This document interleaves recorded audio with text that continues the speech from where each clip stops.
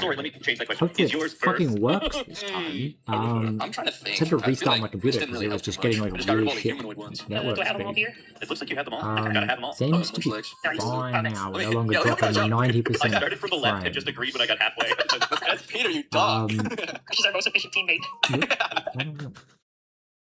I don't randomly have a shit on it. What the fuck? Why is my phone doing this? Stop. Okay. Stop. My phone is being a menace. Okay. What's it doing? Right, I was going on Discord and saying, copy the link and be all like, announcements that, DL, live now, working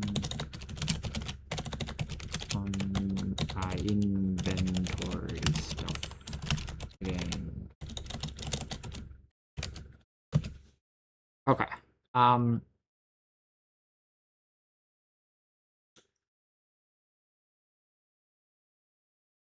So for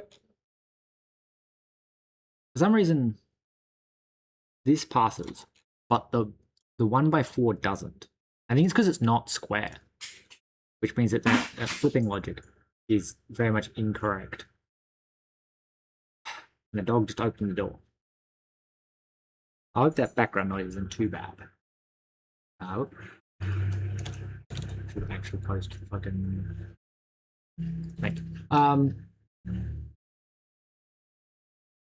Goddamn dog.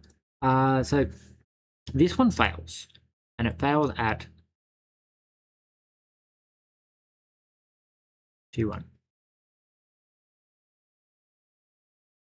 They said 2-1 should be occupied. So when we say occupies, I still need it to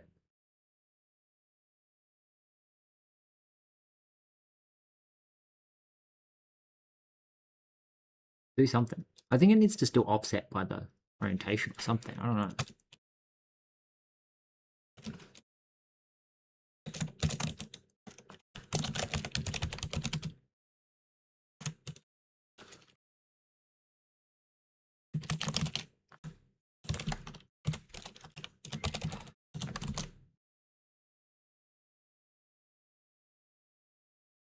Just see what it says when I run this test.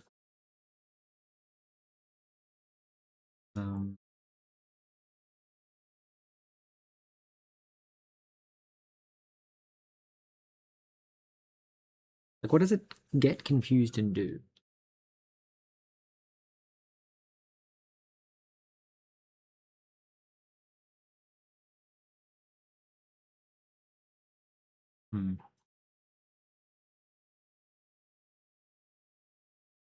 Like, what did it try? So it's checking 0, 0 as -5 and 5.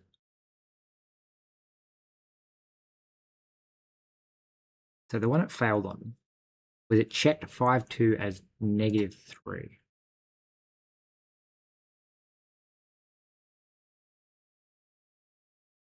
Which one has 5, 2?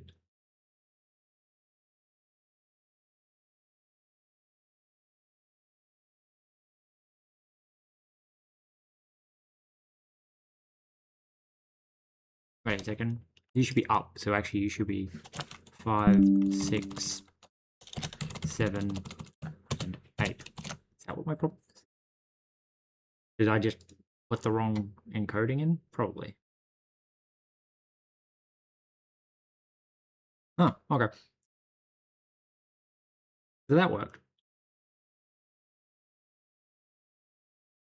I'm confused why the actual example doesn't work then.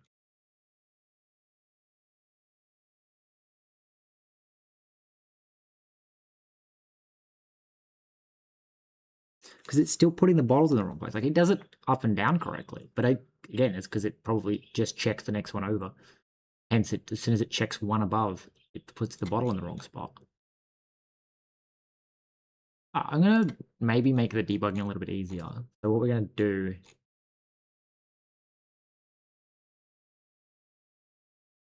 is when we spawn the inventory.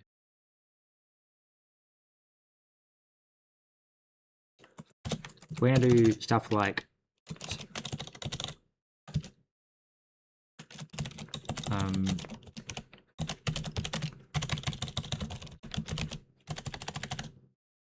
Rain, why are you not working? Pub.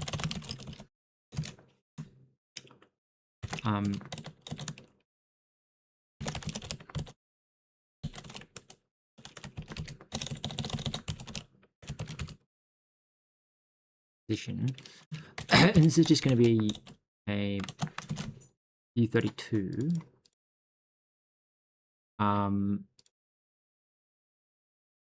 This needs to be like derive, debug, and reflect.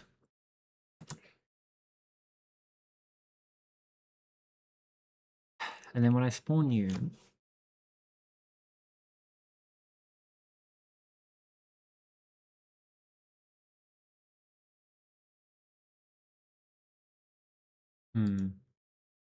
I do feel like I need the items to actually be placed like inside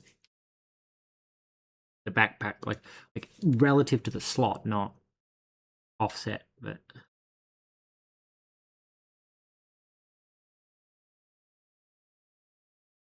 it's kind of annoying to do that. Transform translation times equals.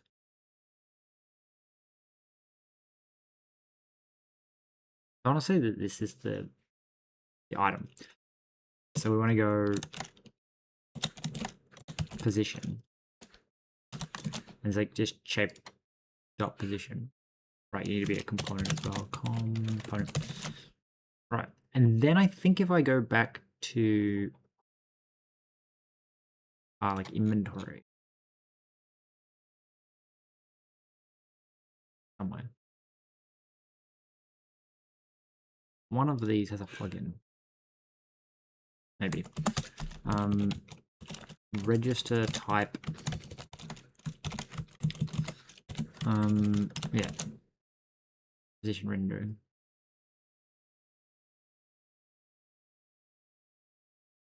Did I assume I can see where it actually placed it? We probably want to register other types as well, like rotation.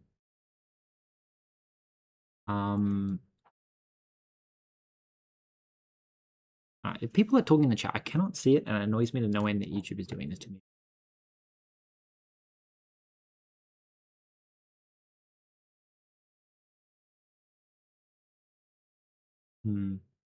Because it says that there's fucking messages, but it doesn't actually show me any messages. I don't know what's going on. Like it says there's 2 messages at the beginning, and the message like 10 minutes ago, but I can't actually see any of the fucking messages. So I do not know what the fuck is going on.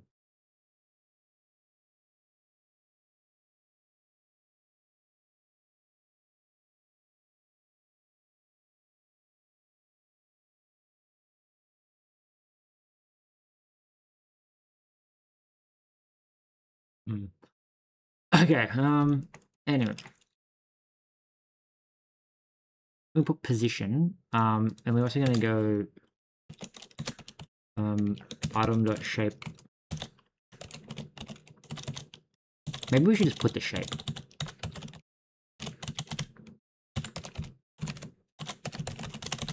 Let's do shape. Don't bother with the position. Get rid of position entirely. Let's do shape. We're gonna like slot.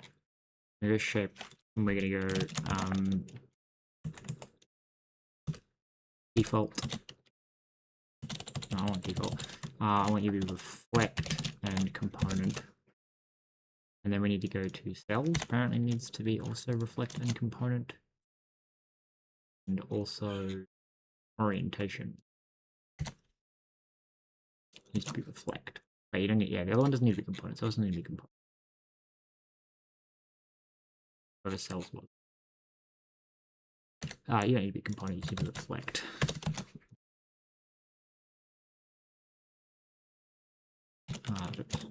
Dot clone. Okay. inventory shape. That should then work to be able to like let me see. God, the fucking sun is in the worst fucking position. It's just shining right in my eyes. Yeah, so this should let me like see the shape and the position that it put it in.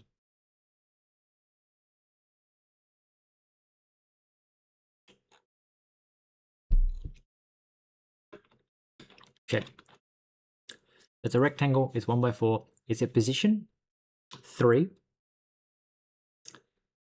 and 1, which is very much incorrect.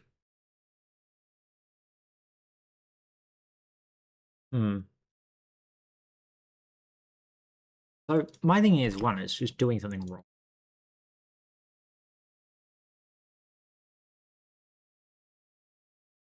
Maybe my rotation logic is wrong.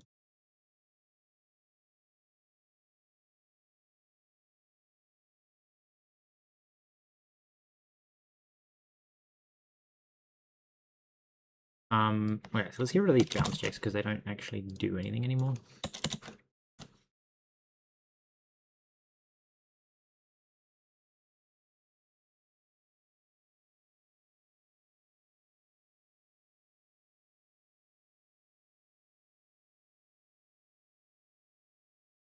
So I believe the transform is purely graphical.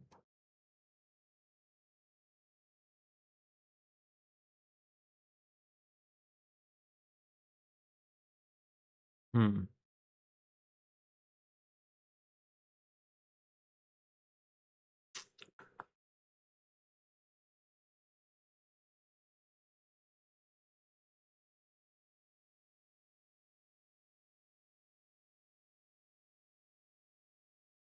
Hmm.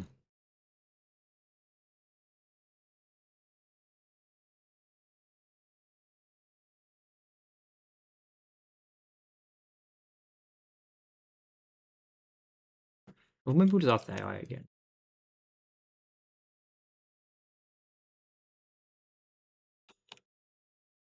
Can you fix the shape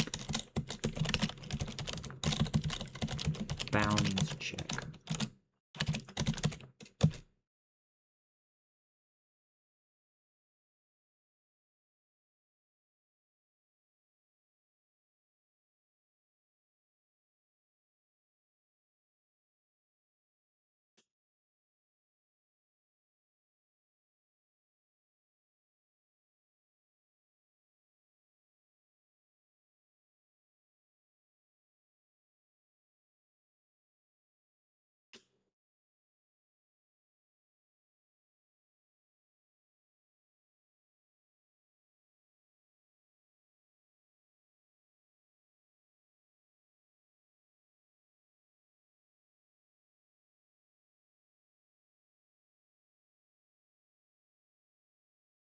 Hmm.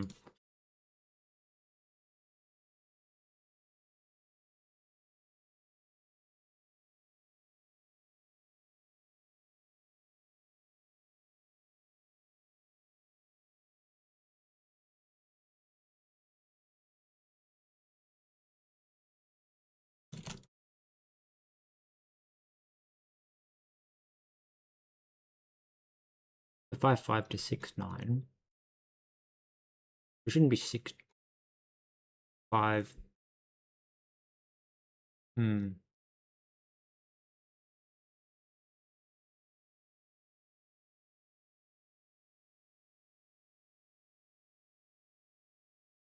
I don't know, does this count? Is it less than? Does my head in that?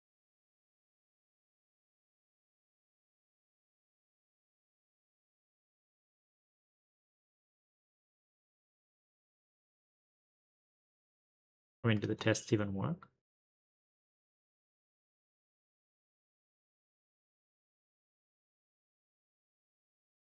Alright, let's see if the AI got it.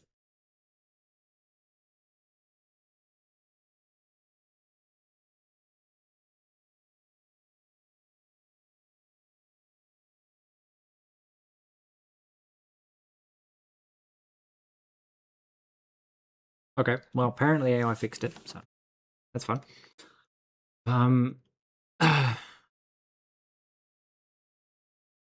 The annoying thing is that the AI is going to like has made it like only work for that one shape.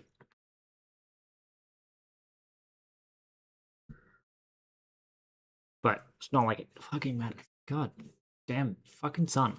I guess we need to add more items. So that I can like test more stuff with items, I guess.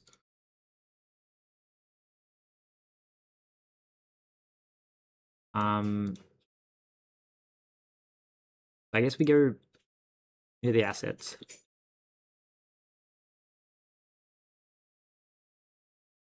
Villain Explorer.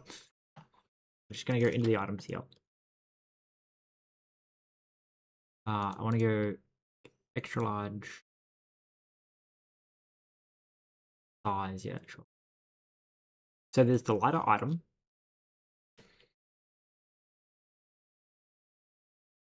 We have a lighter, and then there's this battery. There's a cell phone. I think the cell phone's 2x1. There's a ketchup packet.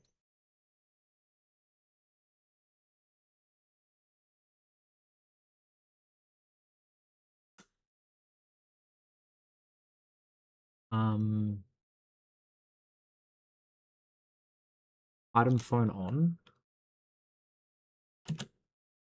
Okay. So go to our assets icons, paste these in. Then we're gonna make some new items. Like new, so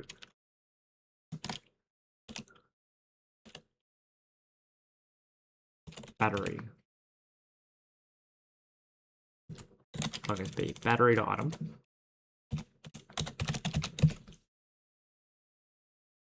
Again, just copy the template. So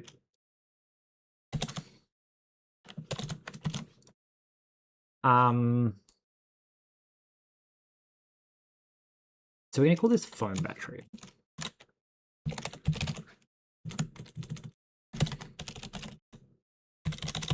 BATTERY. Right. So it's a 1x1 and it's item bat cell. Right. And then in theory this can go into like the type phone bat. Right.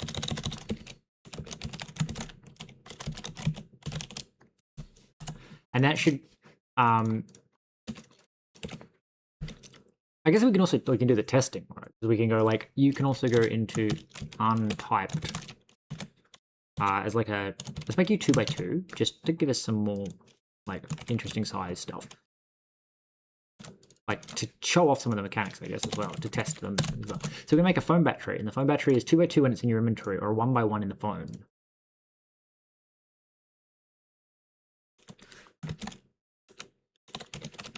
Phone. All right. So then next we would want to go cell phone.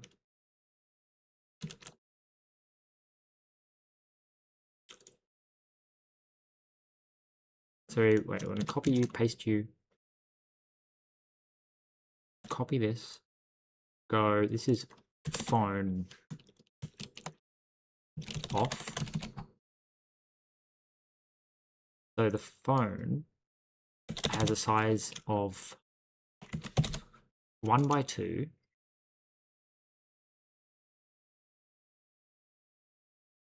One by two.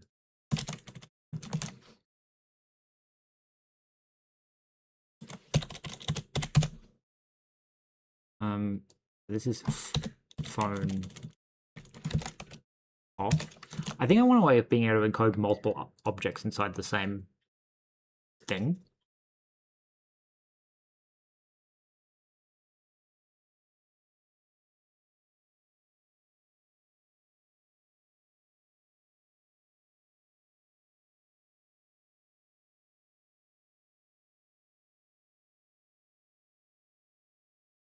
Hmm.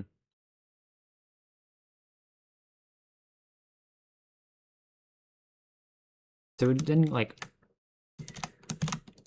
so this item cell phone, and then rename you to on, and this would be item cell phone on,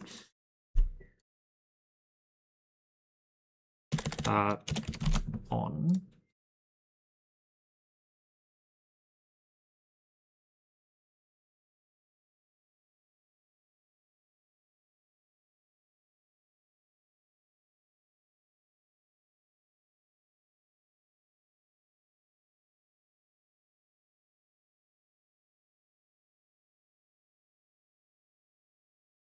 Interesting. All right, so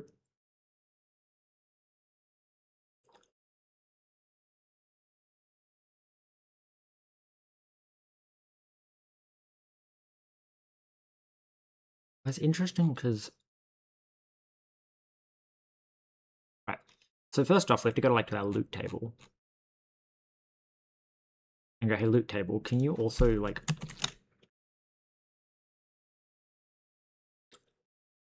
say battery phone and also battery, no, we want phone on and also phone off. So if I run this now, oh we also have the ketchup packet. I forgot about ketchup packet. So we want to copy the phone, paste the phone, rename. This is just ket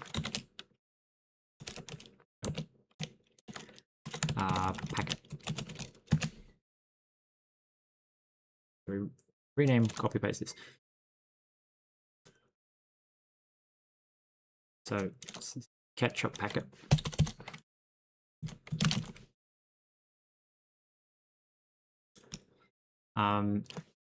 So the ketchup packet is 1 by 1.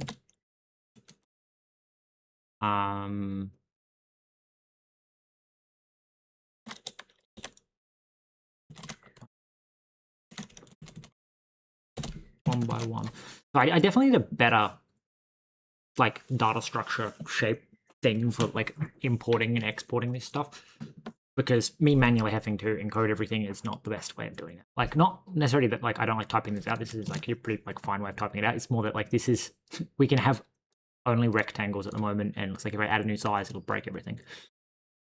Well, I guess it won't break everything, but it would require redoing stuff. Anyway, we want the ketchup packet.png. And then we want to go basic item run.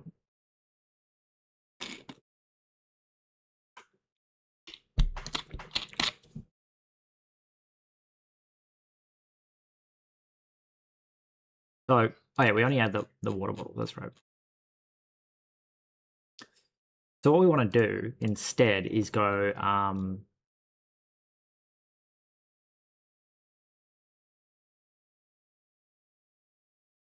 I guess we've kind of tested all this stuff, but all right, whatever. We'll go here, we're going to go for, wait. No. So add that one bottle, because again, that's part of the testing process, is to make sure that we're actually keeping things the same. This adds the empty bottle there. We're going to go for in, I don't know, 0 to, let's go spawn 15 items in. We're gonna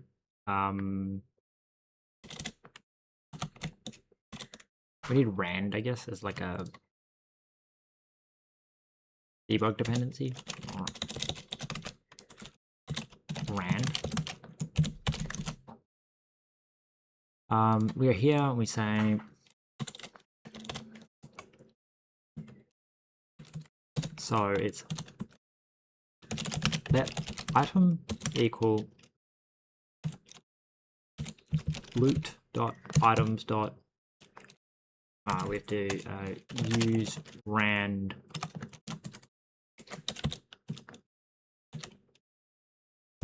choose rand. Oh, okay. RNG equals. It says not to use. Well, like thread RNG is deprecated, so. Oh, RNG just returns thread RNG anyway. I kind of want to seed the RNG so that we can like test it the same each time. But then again, I don't know if that actually it's going to matter that much. Anyway, mute RNG dot expect at least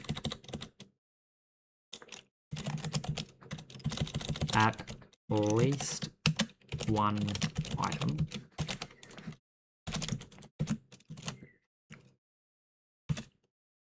All right, so we have the item handle, and we've cloned it, but I don't know if we need to clone it.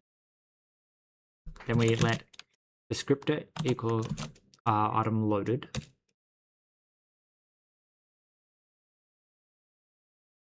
Right, so then we clone the item. Right, so yeah, we might as well clone it here. Then we pass in the item. We give it the item descriptor. Because the item descriptor is going to contain like a bunch of shit in the future. I don't think it needs an inventory. Now, I think one of the things we're going to need to do is say like that the item descriptor spawns itself. In that we're going to make a function that lets item descriptors do their thing. Because primarily, we're going to need it to like not every item needs a loot like that an inventory. So like that needs to be a thing that it does. So we're going to say if let sum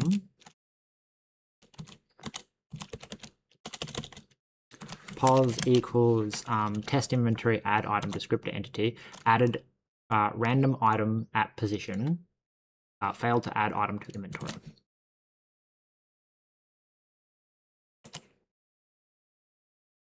I'm not entirely sure why I'm allowed to use choose, but no. Okay, whatever. So when we go back to our inventory, when we run this now, this should spawn us guaranteed water bottle, guaranteed bottle, and 15 and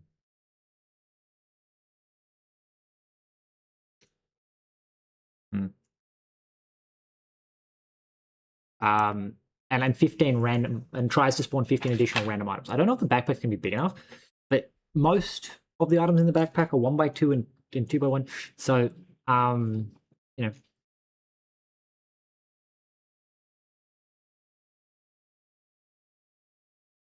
I'm liking the idea is that what I want is that. So this is the inventory data.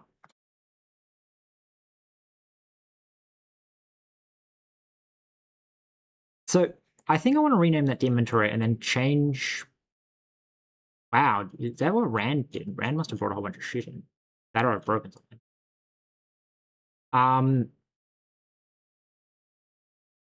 But if we have an inventory, like I want to I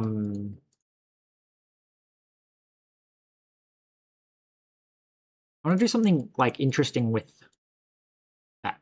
So how are we currently doing it? We're attaching inventories to things, which is so I'm going to rename you. So it's going to call you inventory 2 for now. We're going to go back to the inventory data. We're going to call the inventory data inventory.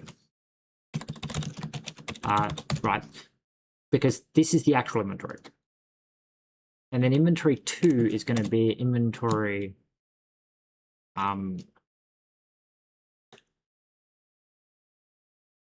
data. Okay, so like I'm just flipping it around because I want the main inventory.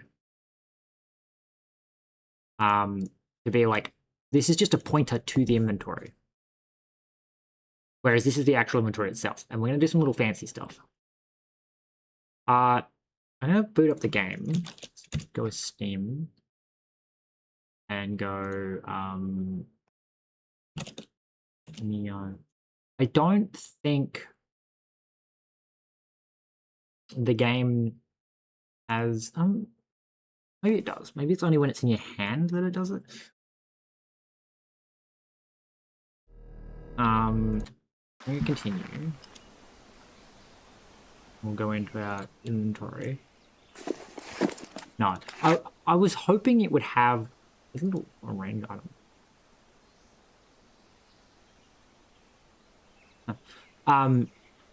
Like the backpack having a little like sprite around it. I don't think that anything does that.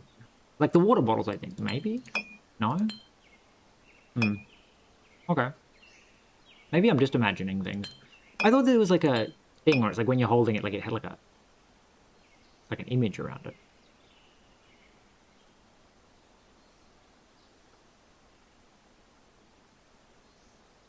What game am I thinking of that does that?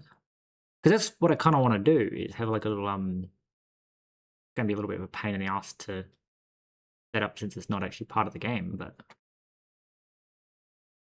I can set it up. Look, it's filled with batteries and backpacks. So maybe I want to add some like more utility stuff.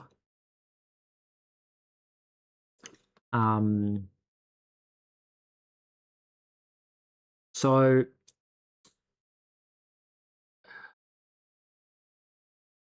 this is the inventory. So annoyingly, everything is the inventory. So like having the mod inventory. So what I'm thinking is probably first I want to like beach it. Which I guess is an optional handle. Yeah, that'll work. Just gonna do that for now. Apparently some shit's broken. Lots of shit broke apparently.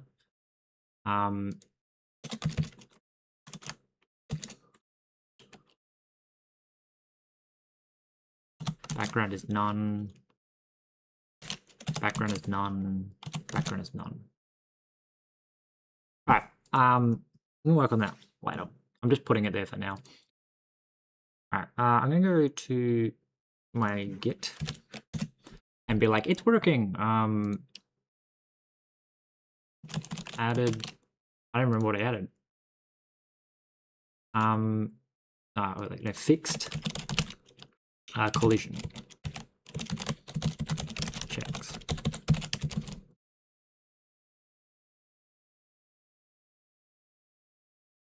Alright, so next I want to go maybe something like mod move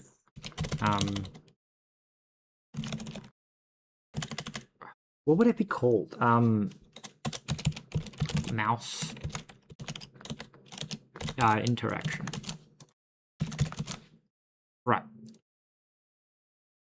So I want to be able to like click on any item. So we're gonna make a mod tooltip. That'll be its own thing. Maybe we should start with the tooltip. Mod mouse interaction. No, it'd be plugin.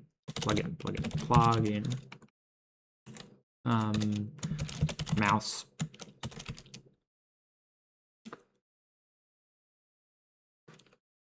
Inventory.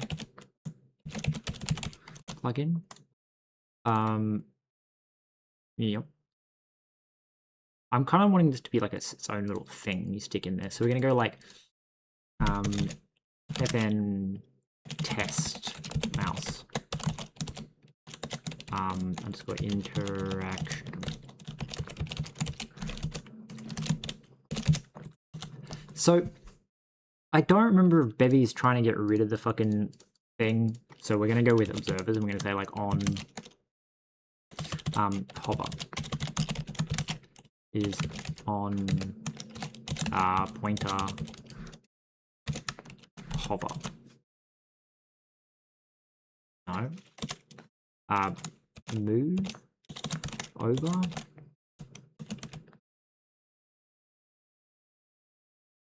Fires a pointer when a pointer crosses into the bounds of a target entity. Now, I want to say that there's a way to be like width. It says bundle, so it would be item. We have to use crate inventory.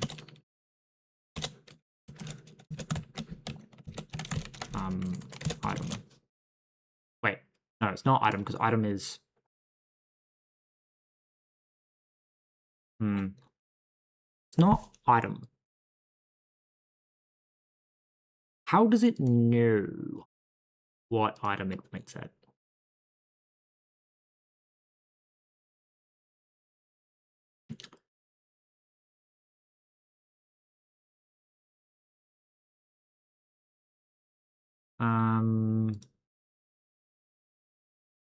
We have the item.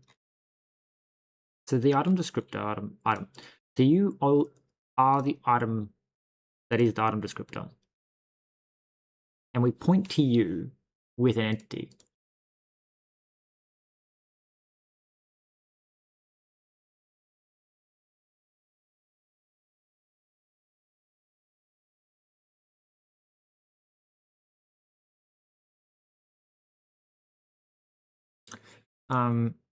We can probably get rid of this whole add inventory window. But,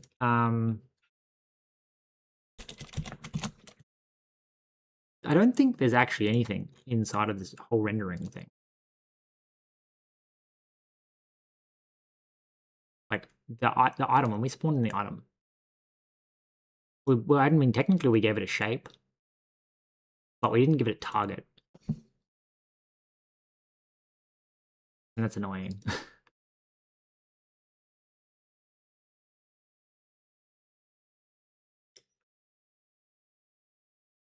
So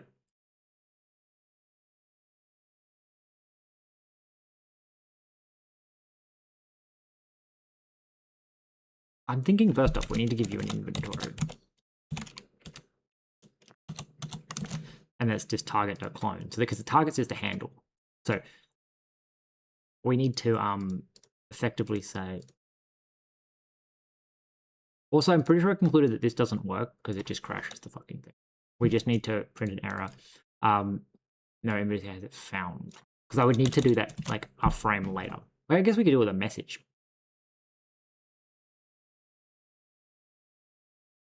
Anyway, yeah, that just caused it to crash because it just kept trying to trigger the same observer, but it never got far enough in to finish spawning that thing. Anyway, so we stick the inventory on you because you're the root. You're an entirely new entity being spawned. You have the inventory. Then we go through each slot in the inventory. Which at a certain point, I feel like the slots may as well just be their own inventories, but you know, besides the point. I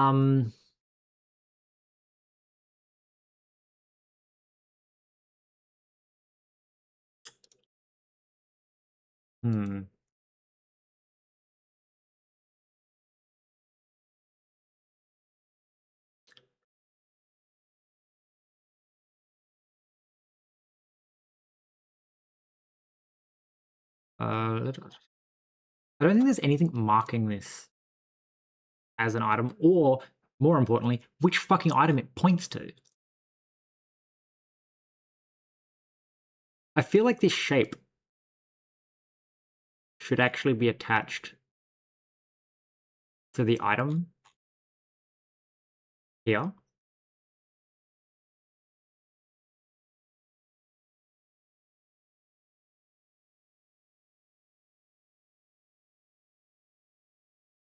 I mean, that would probably be a much smarter way of doing it.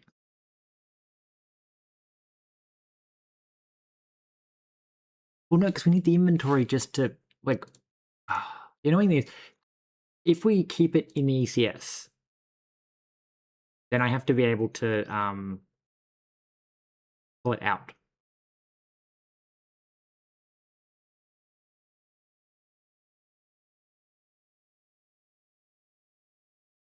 So the item has an item descriptor.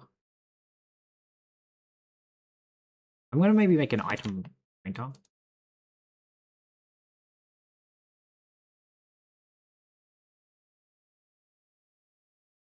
No, I'm going to rendering. I'm trying to think of really like a displayed item.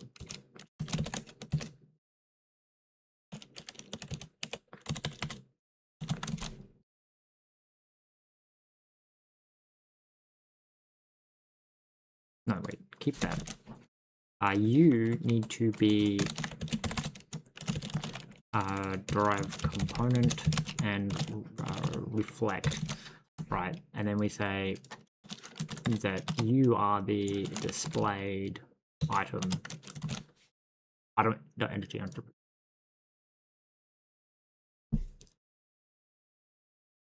Right, because that should then we have to go back to here. Lib, no, it's I don't remember what the fucking plugin is. There it is. It's right in front of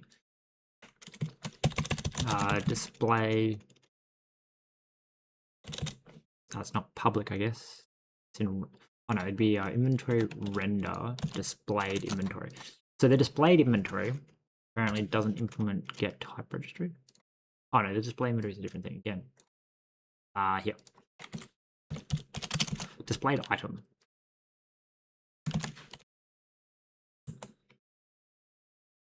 Displayed item. Okay. We probably want to maybe do a relationship thing and say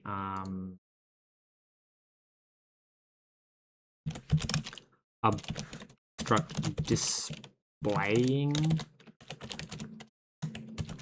item. And this one's just a vector of entities. Alright, so this is derive relation.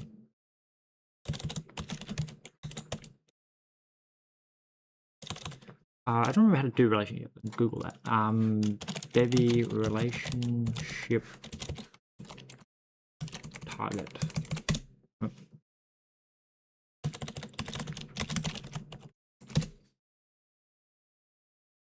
How do I derive it?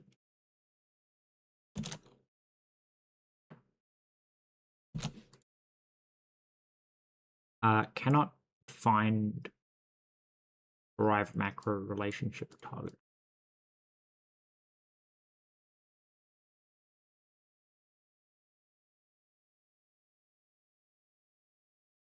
Relationship? No. How the fuck do I...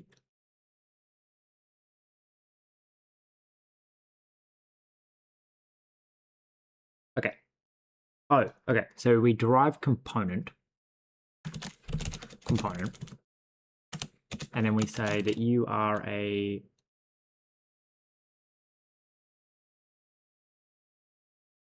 relationship target. Relationship is displayed item. And then you are the same thing where you get relationship. And then you your relation ship target is displaying item.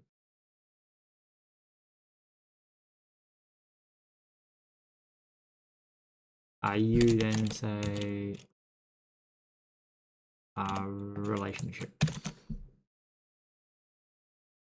Apparently you don't implement default. Okay. That's easy enough.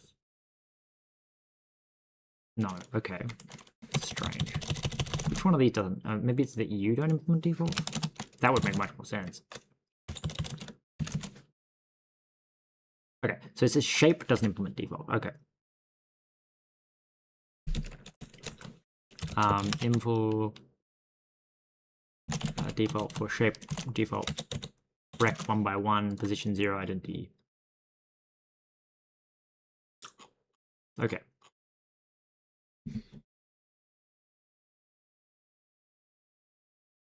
Completely forgot what it's doing. Right, so you display item, which should then theoretically go and attach to our item.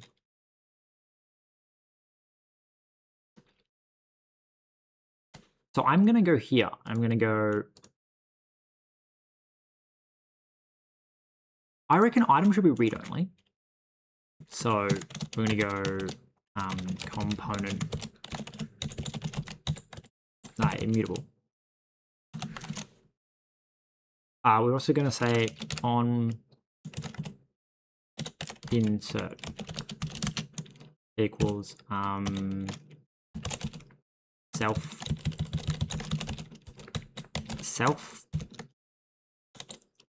set on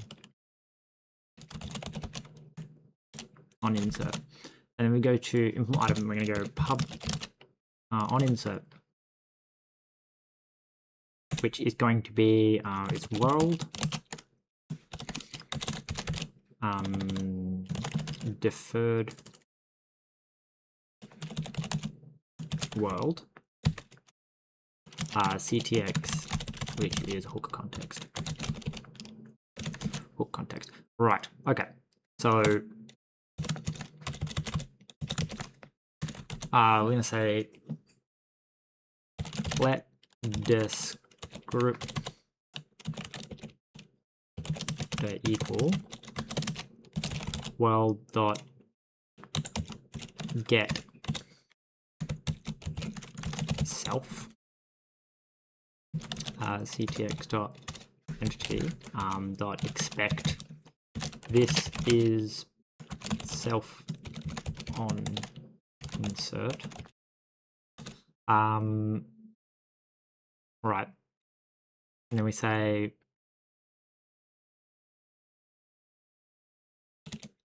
let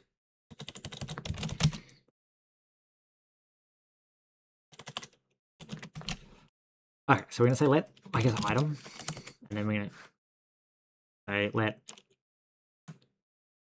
some descriptor equal world resource assets item descriptor get descriptor else item entity has an item component with a handle. All right, so I think this should be fine because basically it's saying like don't load item descriptors randomly. But I think what I should actually do is instead go something like we should add like a marker saying like, hey, this thing hasn't loaded yet, and when it does load, can you fucking do it? For now, I guess for now we'll just continue. We're gonna warn. Right. This isn't really doing anything. It also says just entity. Hello and welcome. I wasn't looking at the chat. I hope you enjoy the stream as we slowly chip away at our progress. Yeah. All right. So what I'm thinking is an item. I think every item needs a name. Even if it's a dumb name, every item needs a name. So we're going to say like, because it just saves me having to do weird shit, like require. Now, I think I kind of want items to have like a two-way relationship with the inventory. But I don't think I can actually do that, which is kind of weird. So we want to go require name. So then we come down here and we say, I don't know if I want to clone the descriptor because the descriptor could end up being quite large. So we're going to be like, let name equals descriptor name. Okay, so that's one thing for now. What was the other thing? I kind of wanted to do like weird stuff, like, well, not weird, but like on spawn do X, Y, Z. The annoying thing here is like this one obviously gets the item and the shape. That would also be the interesting, is if I stick display item on, I can make it adding display item to the actual stuff, which means that you don't need to name this, you don't need to do this. All this stuff can get done by display item. Yeah, we can probably do that. That might be smart. But anyway, for now, let's move on. I think we should be like name, capital N, name, new. So I think you clone it, right? No, can't be borrowed. Okay, dot clone. ToString. Right. So then we go here, and then we go world dot get mute context dot entity dot expect name is required. Okay, and then just equals name. Oh, I think we need to do like this maybe, and then we just make world mutable like that. Alright, so at the very least, when you add an item, it looks up the item's name. Because what I want to do is also have like defined in here, like different things.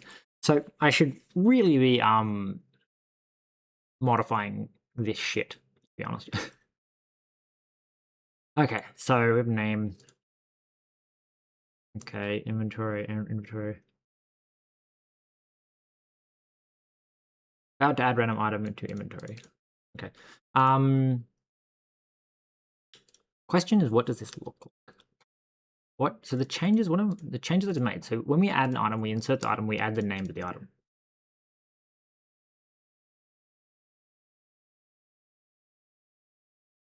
So the test mouse interaction is when you on pointer over,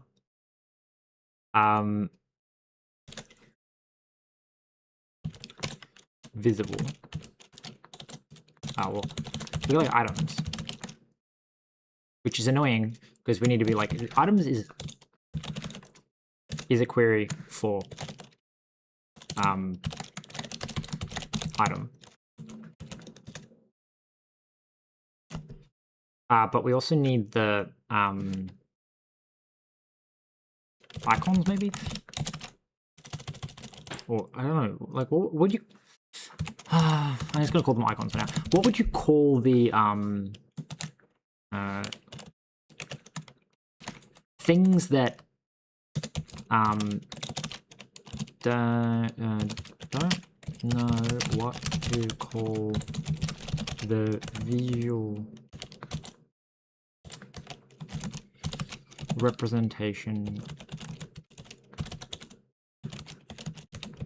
of an item?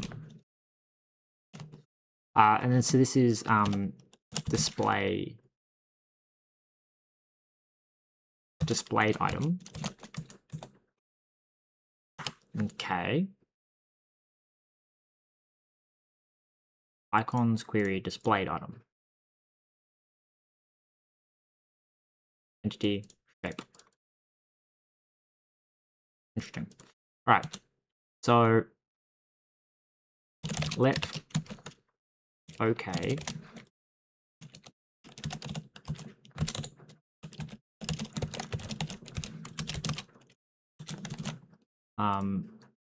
No, it's icons.get hover.entity. Right, so this is check we just hovered over an item icon. Let okay item equal items. Wait, no. Click.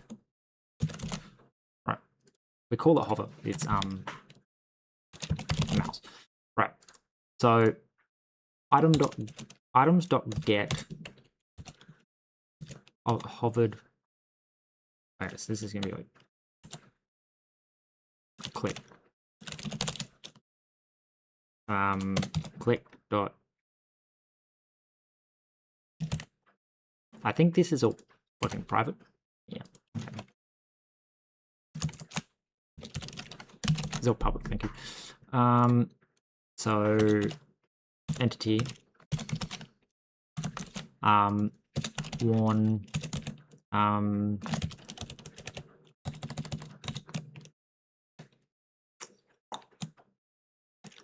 icon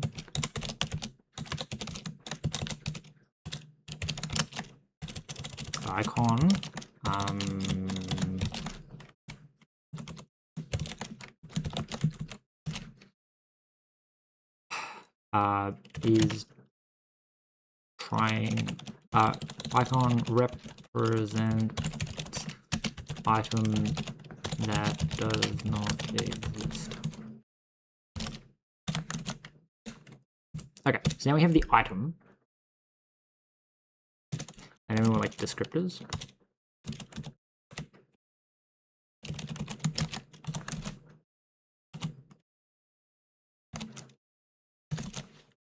Alright, and then we go let some descriptor. Item has a descriptor. Item descriptor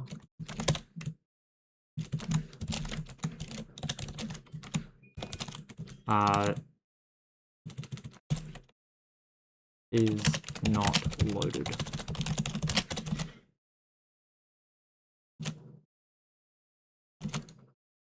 No, I think I just do item descriptor.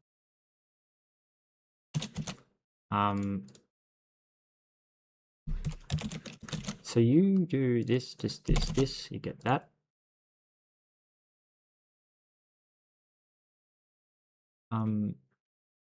Okay, apparently items descriptor is private.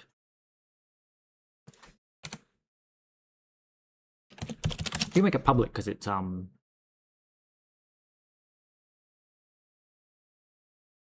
allowed to change it. Like it's immutable, so doesn't matter if I give people access to it. So we get here and we say hey descriptor, and then be all like info.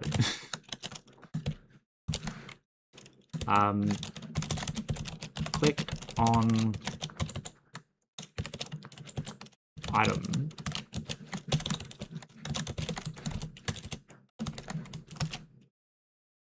with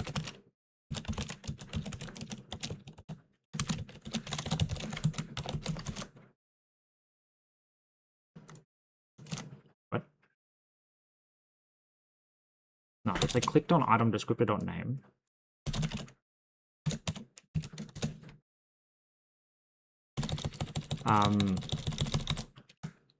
At I think that would be item dot no, clicked dot shape, something like that. This feels like a really bad way of doing this, but anyway, app.add observer test mouse interaction. I feel like there's a much better way of doing this. Like my brain is saying there is a much cleaner way of doing this, but I've just got to get something working. So we go here. We go back up to the top and we go, hey, so we add the inventory plugin, and we like app.add plugins. What's it called? It's poly inventory. Not public apparently. So we should probably add that as part of your prelude, I guess. Pub use create mouse interaction plugin. Prelude mouse interaction plugin. Right. So when I run this, now whenever I click on an item, it should tell me what the item is and where the item is.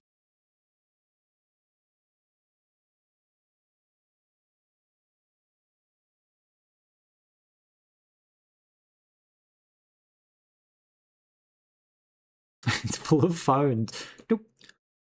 Okay, so apparently it's not working. So am I not adding the correct plugin? Possibly. We'll check that. Okay. So first thing to check is info click.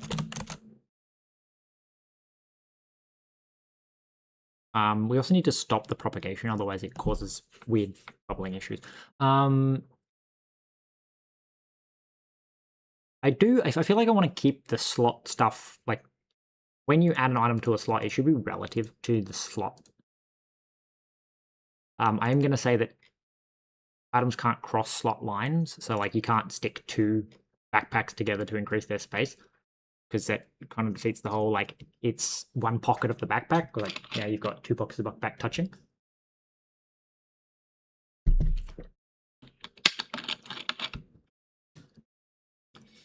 Right, so we're detecting the click, but we're only clicking on entity 0, which is the background. Why can I not click on the texture?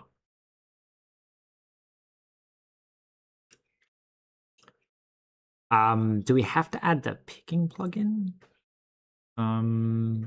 Possibly. So when we add you, we can be like app.add plugins Bevy picking.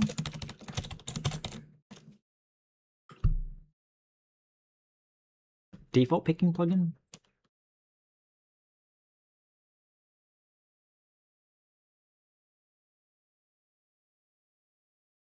Is this it? Like, I don't know, because I feel like this is going to crash because we're going to have two copies of the picking plugin, because I feel like it's there by default. The fact that it's hitting the main window, maybe we need to turn propagate on.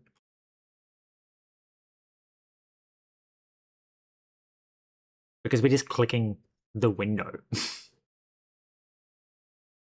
Yeah, so it crashed immediately because we already have the picking plugin. So maybe it's because it needs to turn propagate on, and then we need to turn propagate off when we find something. So we need to be like, click. Then we need to say like mouse dot propagate true.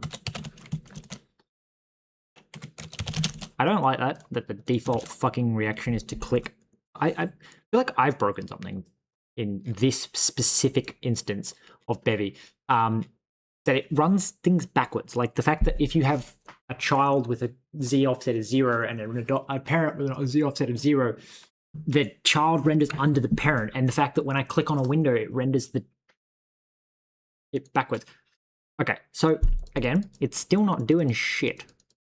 Why can I not click? Okay, so Bevy mouse clicking. Enable.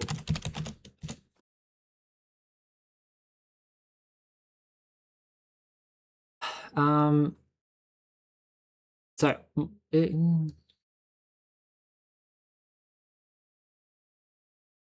I don't remember what you have to do. Like, maybe you have to make it pickable.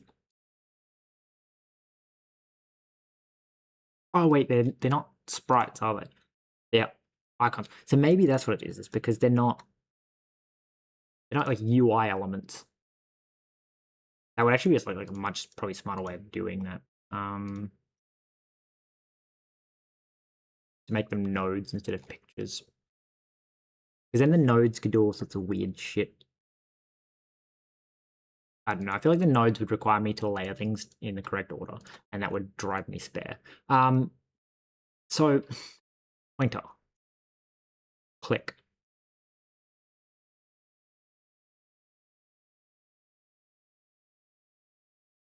For both of it.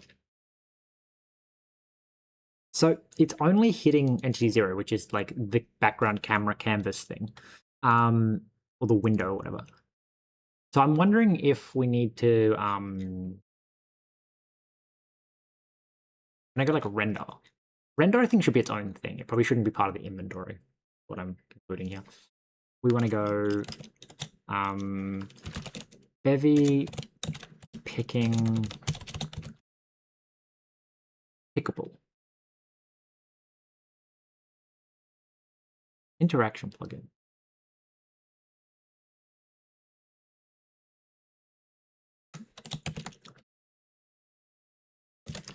Pickable. An optional component that makes an entity and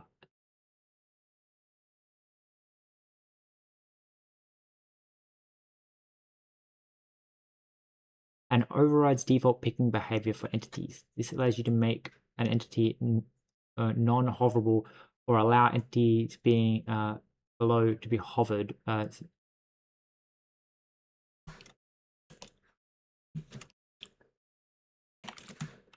Default.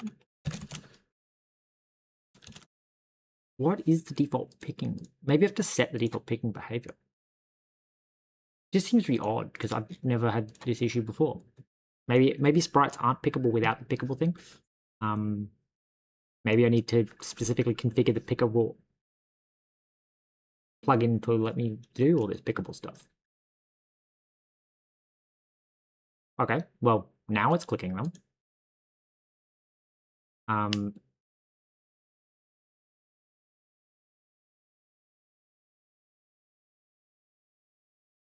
Okay, presumably it's doing propagation. Maybe not. Maybe it's just doing all of them. Anyway, so mouse has clicked to these entities. We do that. We go. So it is saying, hey, like you clicked on phone off with shape. I should really make this like have a custom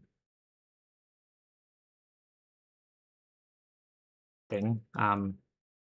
Anyway. Is it like hash question mark? We'll make it like at least laid out nicely. Orientation, rotation 0. Okay, so we clicked on the phone off. We clicked on the phone off. And the phone is at position 04 and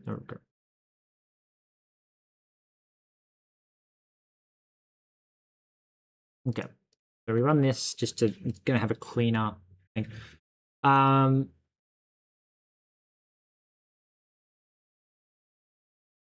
Not entirely sure how I'm going to factor in like the tooltip, but anyway, we clicked on the water bottle and the shape is a rectangle. The position, I am going to go shut the door. I'll be back.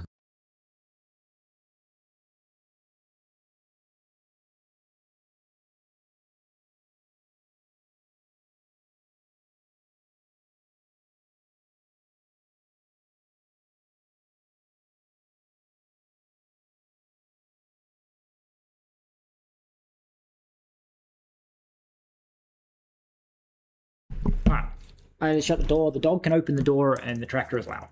But I didn't shut it immediately as soon as the dog opened it because I was like, the dog is just going to fucking open it again.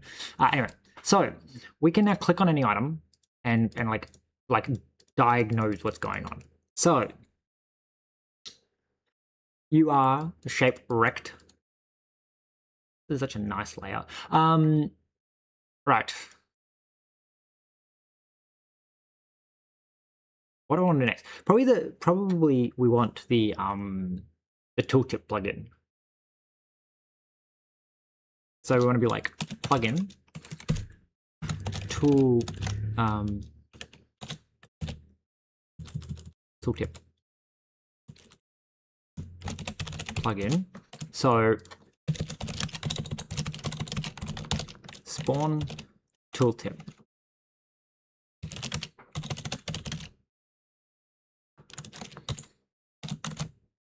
Now, the thing with the tooltip is I feel like I want it to be a UI thing. Not entirely sure why, but something in my brain says that it's like we can... I think part of it is because otherwise you have to calculate everything from the middle of the screen, whereas the UI actually uses the middle of the screen. So let's just do that. We're going to go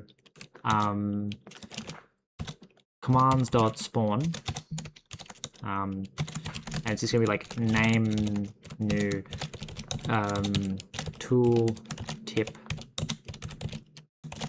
root, right? And then it's going to be node. default. Right.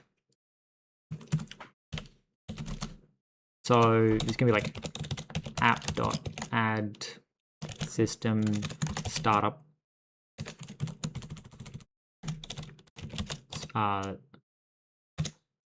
spawn tooltip. All right. So I think what we need, and it's a little bit of a pain in the ass because of how these kind of stuff works, is I need some kind of way of being like,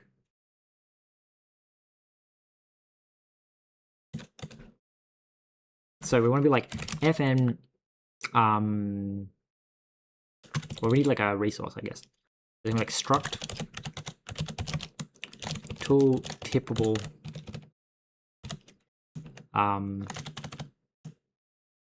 event, right? So it's going to be something like, I guess, struct, enum.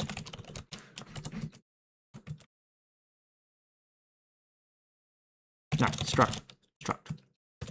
So this is going to be a like a derive.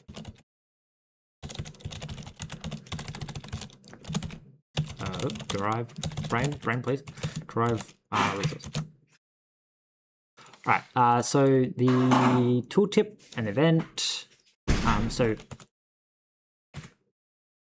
I need something like when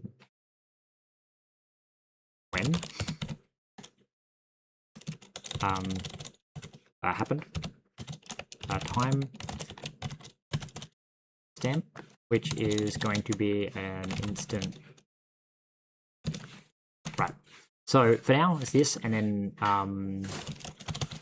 event type, which is an enum tooltip event type. So we're going to say hover entity, clicked entity. Okay.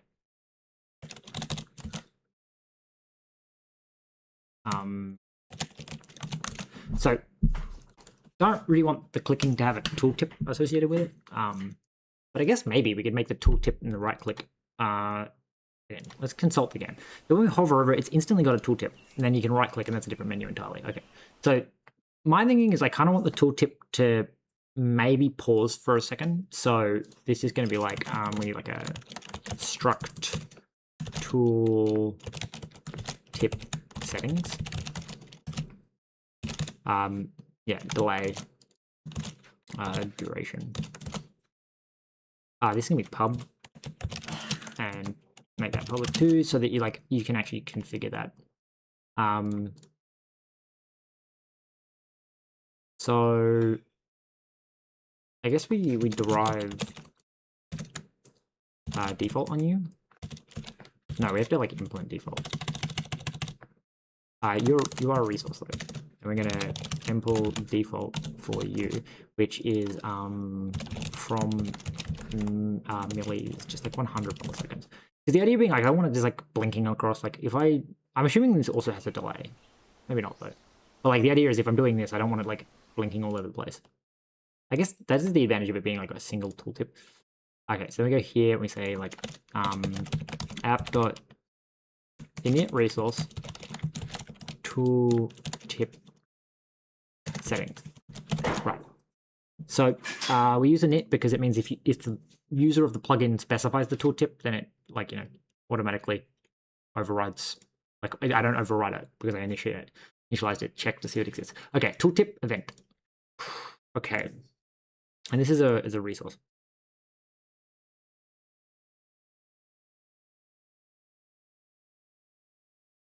Honestly, it should probably also be a message.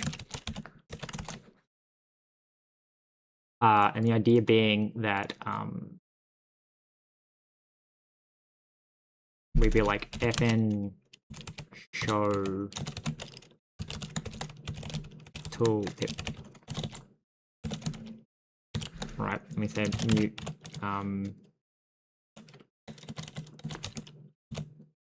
messages. which is like message message reader tooltip event. Maybe we should say, maybe it should be called tooltip action. Right, and then we say settings, and we also say last, which is a local tooltip action. Which is going to mean that tooltip action is like a default thing, which is, I guess, close. And then we're going to import default for tooltip action, and it's just going to be instant now and close. Thank you. So what we're going to do is the very first thing is we're going to say if messages. Well, it's like, no, it's like, can we say like messages dot last? Nope. Dot iter. No, is it read dot last? And we say like if let sum message equals right. So we say last equals message clone, I guess. Can I just make the I want you to be clone and copy. And I also want you to be clone and copy. They literally don't care. Make immutable. Right. So basically we go, hey, if there's any new messages, set that to the last one. Then we're going to say, I guess technically we should just make this option. There. Then we don't actually need a default either. They can go away now. Right, and then we also don't do that. Well, I guess we do, because we need to like be like some message. There is I think a way of being like only overrided if it isn't like take which one. But anyway, we're gonna say if it's like let some else return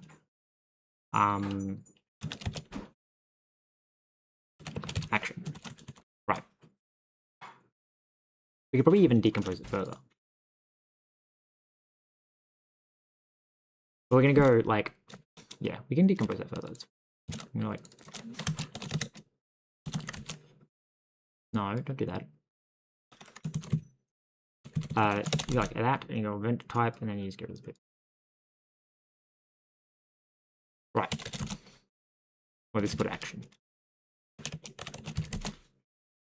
Oh, okay, I have to keep it. Right.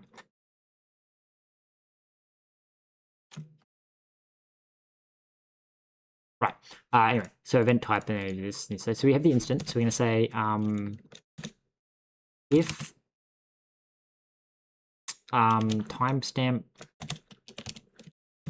dot elapsed is greater than or equal to setting dot delay.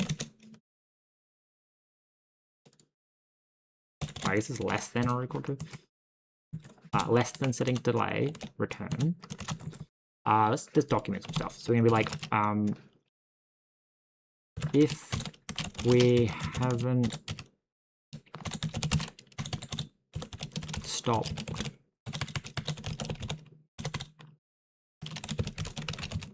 enough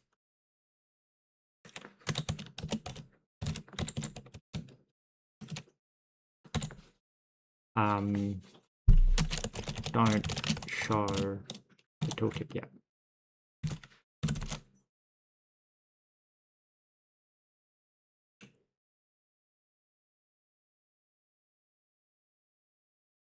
Okay, so this is the if time tooltip elapsed.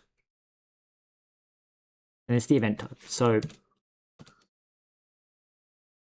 going to say match.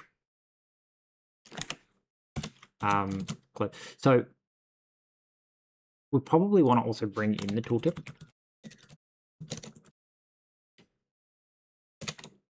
So we want to be like, I guess mute tool tip. This should probably be its own thing, just because it's going to be like used all the time. I think struct tooltip. This is going to be a derive system param, like that. Right. So you need to be a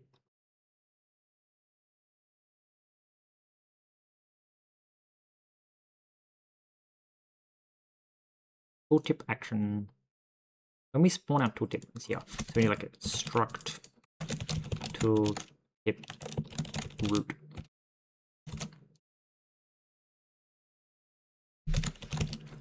Tooltip root, which then gives you derive command component like that.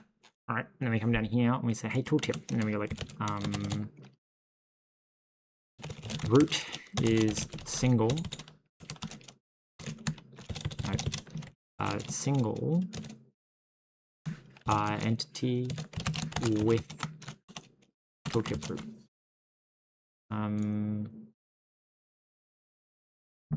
So you need like a W and an S, which you also get. Right. So then tooltip.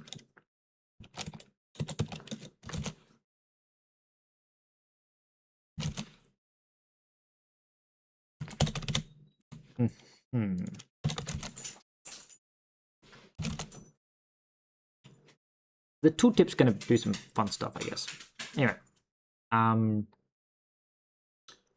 so then I guess we get to do the fun thing of being like impl tooltip like this, and it's going to be like fn close,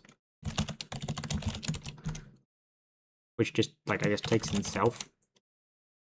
I can mute self, and you do this, and then we're going to go. I guess you can do like all sorts of weird stuff and be like, hey, your entity, and also in like node.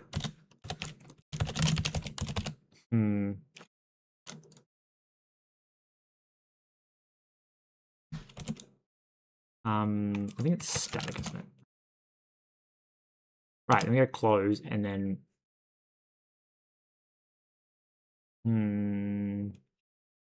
you go like self dot root dot one dot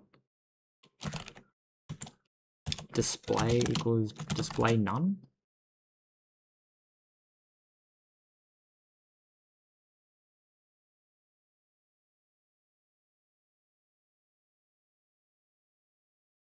Okay. So that's how you do that. So we say, hey, tooltip.close. So hovering needs to grab the entity.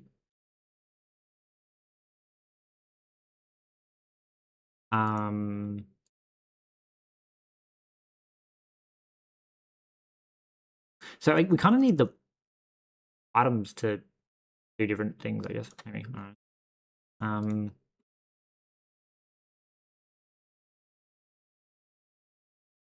So this is show tooltip.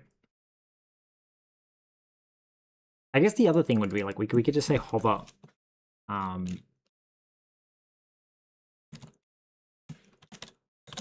mean, it's not. It's a tooltip then, so we'd be like item tooltip, and then this is a handle to an item descriptor. Something like that would make much more sense. You can't be copy. Okay, so it's only clone then. Okay, that's fine. It does mean that you need to be cloned, but that's also again fine. I really could not care. I think I want to go like dot. Is it take? Maybe. If we do take, we have to then say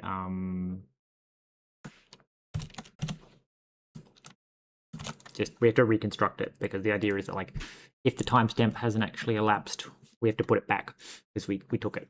Anyway, now we have the descriptor item, right? And then we're gonna go. Honestly, I feel like I want this to be an event trigger because then I can keep this clean. So we can be like struct tooltip event. No, enum tooltip event. Maybe no, it's gonna end up being just messy. Well, it's not. We'll go struct item tooltip, and then we go item. We go hey derive event.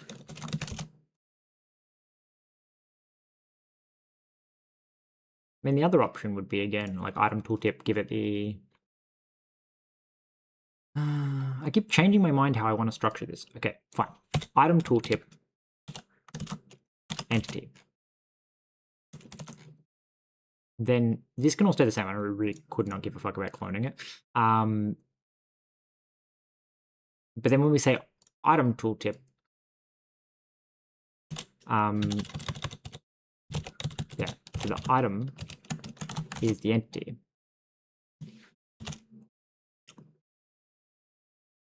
Then there's an entity event. This feels wrong. I think I still want to keep this just as an event. And then we go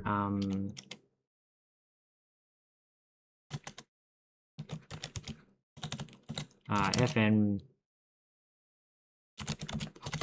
show item tooltip.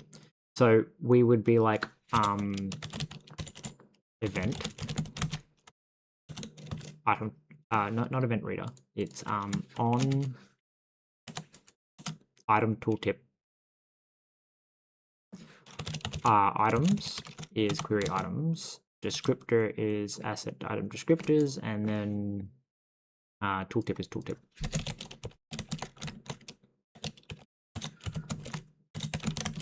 It's tooltip, like so. And then, because the tooltip, I believe, can keep all sorts of weird state as well. So again, we need to import item. So, okay, then we go here and we say, hey, can we say let item let descriptor and then we'd be like tooltip dot item tooltip. And then no, you pass in descriptor, please. Descriptor. Right, and then we can back up to our tooltip thing, and we can go like, hey, this is how we keep track of like custom tooltip logic.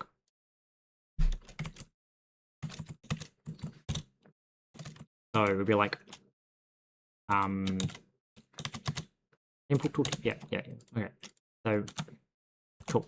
So we have item descriptor, and we have this, and then so can I also make you take in like new commands?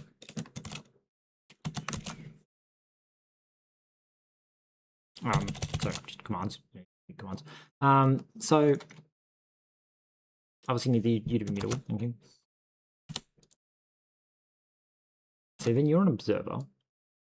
So again, we need to be like app.add observer show item tooltip.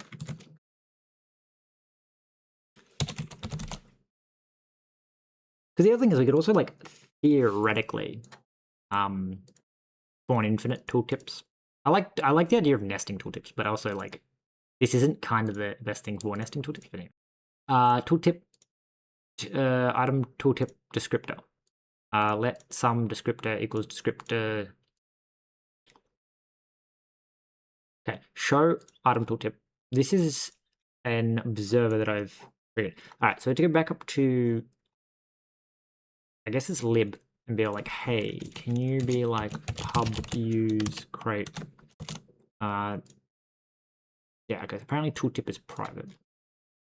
So we're gonna like pub use tooltip plugin goes. Yeah, thank you. And then you can just say like, hey, you have access to the tooltip plugin now. And then we can come up here and be like example, and then go here and be like, hey, so you're the mouse interaction plugin, and also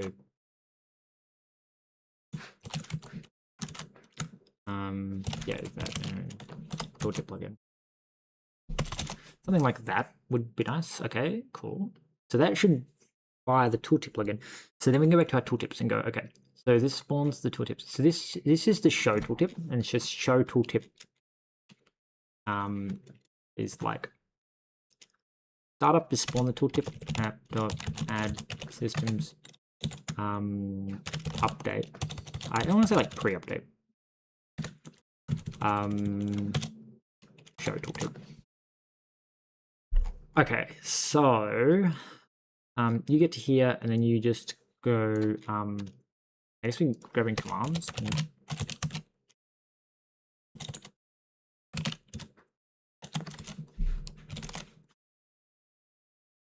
Commands, and then we'd be like I don't know if this is going to work because I think we're going to have 2 copies of commands, but again, commands are weird because you should be able to have multiple copies of commands. Anyway, trigger item tooltip.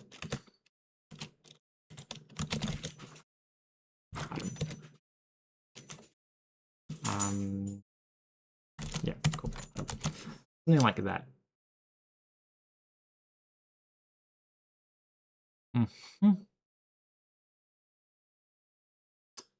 So at the moment, it doesn't actually do anything. I'm just going to feel like print. Oh, I guess like info. Show tooltip for item, a descriptive name. There you go. Because I feel like this is going to build the tooltip because it seems like much more fun. Now, annoyingly, we're also going to need probably more than the descriptor.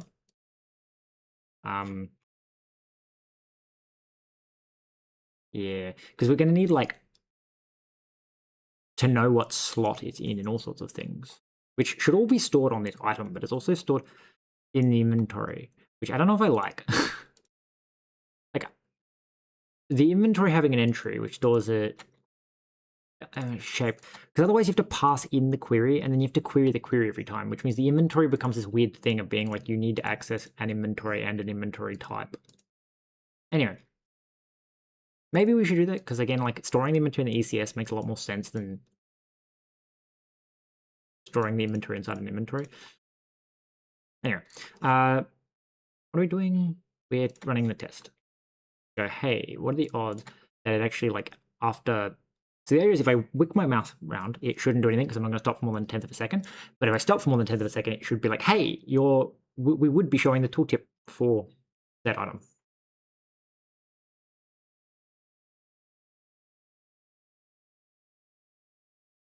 Okay. Oh, that's not good. Did it crash? It did. Why did it crash? Message not initialized. Okay. So app. This is the mouse, which I think is fine. It's the tooltip. Also, I want to move you here and call you mod because then everything's together. It's like its own section is what's happening. Anyway, we need to app dot init message add message tooltip action. Okay, so blib main. No, this run.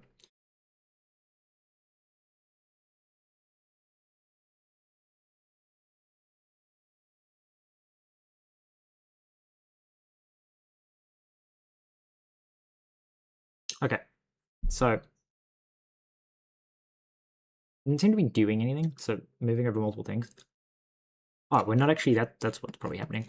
We're not firing the tooltip events. We go to tooltip And we go, hey, this is the show tooltips. And then we show tooltips, and then right. So I don't think messages need to be enabled, which does mean that we can effectively come down here and say, we have commands? No. Commands can't be the first thing in an observer. Mute commands. I just like to have the commands at the top for some reason. It's a mental thing. So we have like commands dot trigger. Tool tip. So we have to go into here and go tooltip action. And then we're going to go import tool tip action, and then be all like close.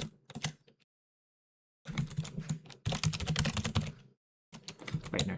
Close does that. So closed returns self, and or this returns self, and you just say instant now, and then you say tooltip. Okay.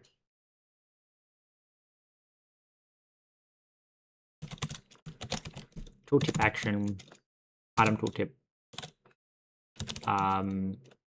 click dot. Wait.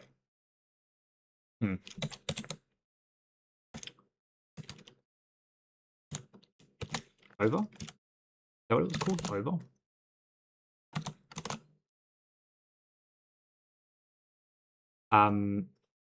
Clicked dot entity. So wait. Oh no, because I need to send that as a message. So it's not commands, it's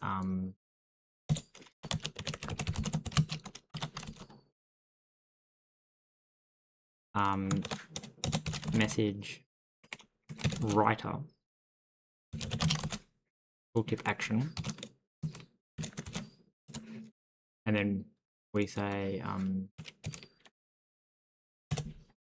action send right. Yeah. Okay, so we action right this tooltip, which does actually mean that we can like really tidy this up and say, hey, we just need to check to make sure we don't even need access to the items. It's just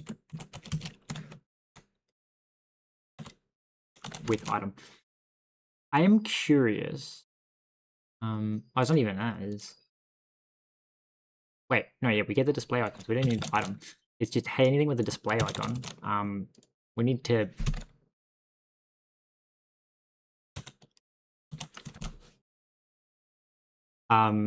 we do need to get the display icon. So we need to be like let item equal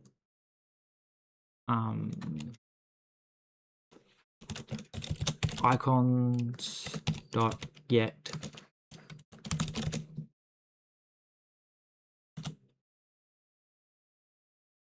wait, no, clicked is there. Yeah, and it's clicked dot entity. Never mind. I was already doing that. Never mind.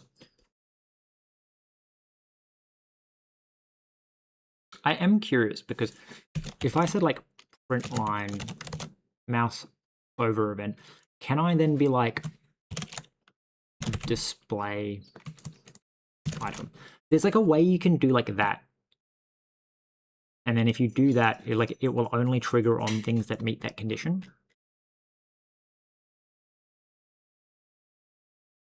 So it's like a, but it might be for something else. It might be like you need to be added or something. No, added's the event. I don't think it's working at all now. Yeah, okay. That was worth a shot. It's just like a way of trying to stop it from like spamming the fuck out of everything. But again, performance isn't necessarily the most important thing at the moment. Mostly because like this is a 2D inventory system, so like even if it was spamming like millions of messages as you moved over like massive inventories, it would still be really fast.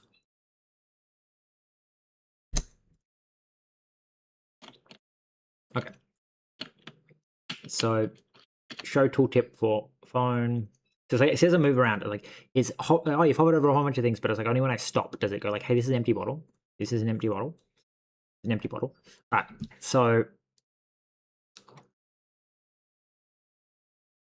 I do feel like maybe I need a tooltip settings debug or something. So I think the tooltip for one should 100% bring in the tooltip settings, because it means that like I don't have to fuck around being like, oh, I want the settings as well. Yes, commands never read. Shut up. Settings, which is like res tooltip settings. Thank you. Because we'll need it in other places too, but like, okay. So then we can be like, hey, settings, don't use setting. And then we want you to have a FN settings.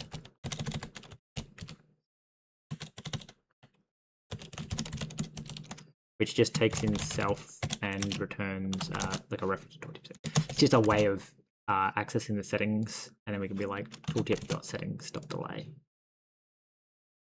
Cool. So show item tooltip, and then it says, hey, item tooltip this. So settings is, I'm gonna have a debug on settings.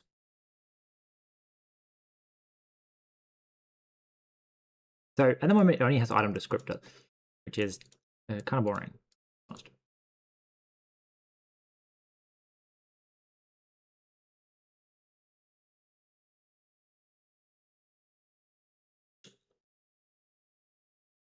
So you have access to the node to do that. So when I call item tooltip, I pass in the item descriptor. Technically, I don't need anything else because I've got the item descriptor. I'd like to render a tooltip, but I also want like a I'm gonna go to settings. I want to say like pub debug info.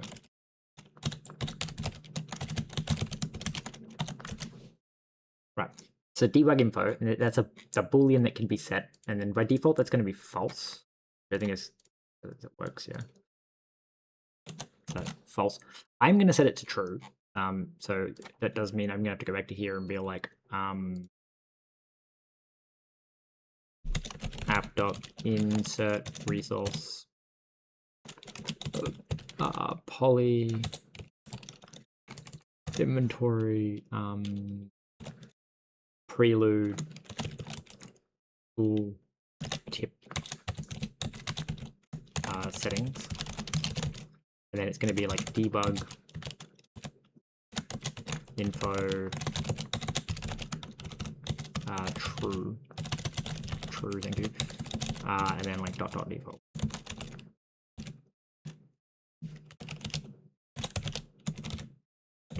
Like that, like that, like that. All right.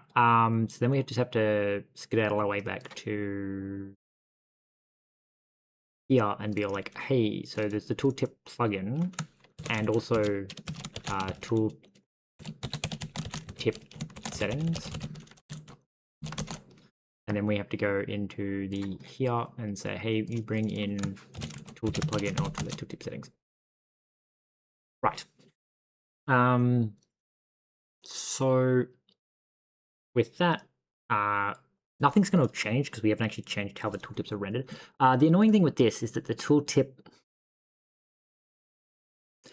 as a tooltip item doesn't actually take in any extra information. So it annoys me to no end. Okay, so to render the tooltip, what we probably want to do is say something like, so we have the root entity. So we're going to be like commands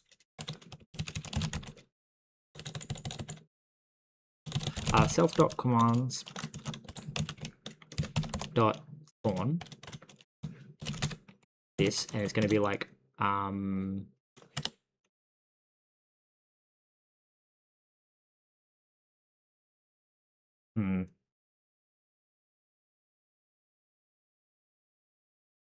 honestly, we kind of need the, this just turns it off, which is kind of funny.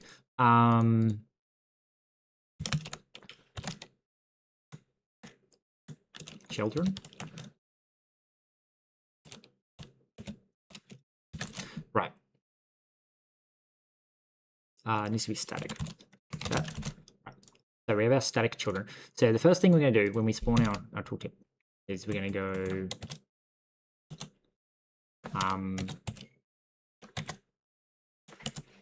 We could probably save like a tooltip mode and then like reuse it, but it also feels easier just to fucking erase it and start again.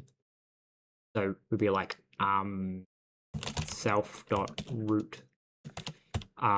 So for we like commands self.commands.despawn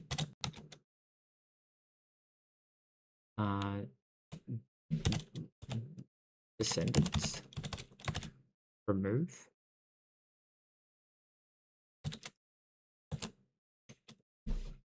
This is that commands, yeah. Why can I not like so I can spawn, right? Yeah, but I can't despawn. I can reborrow, register, remove, run. Dot dot entity self dot root dot 0 dot despawn children. Huh. I don't even need the access to the children. Just something I can do. Okay. Despawn children.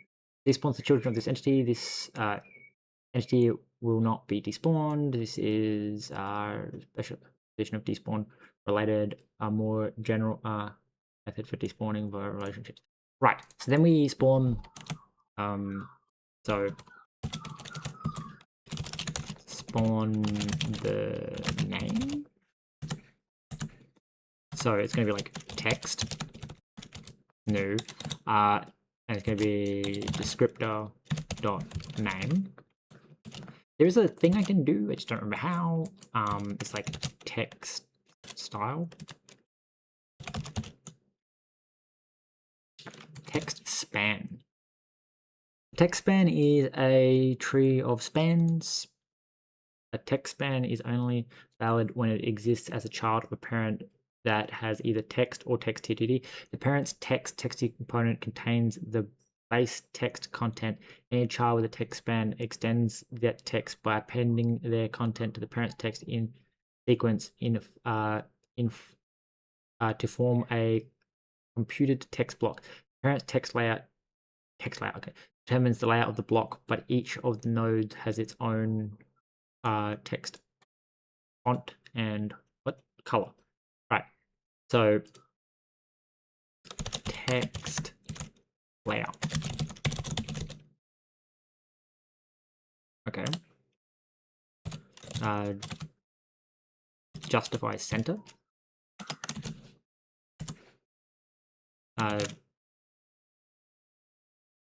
Text layout. It's called justify.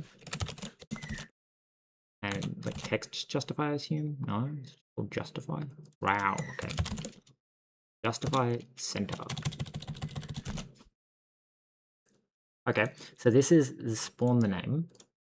Is there like a text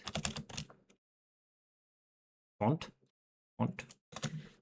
Does this have a size? Yeah. Okay. Font size is, let's say, like 20. This does feel like something that should probably be in the settings so that the user can override, like.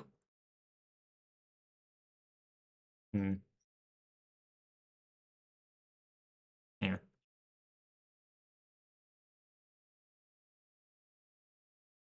It should probably also be using feathers, I think. Maybe, I don't know.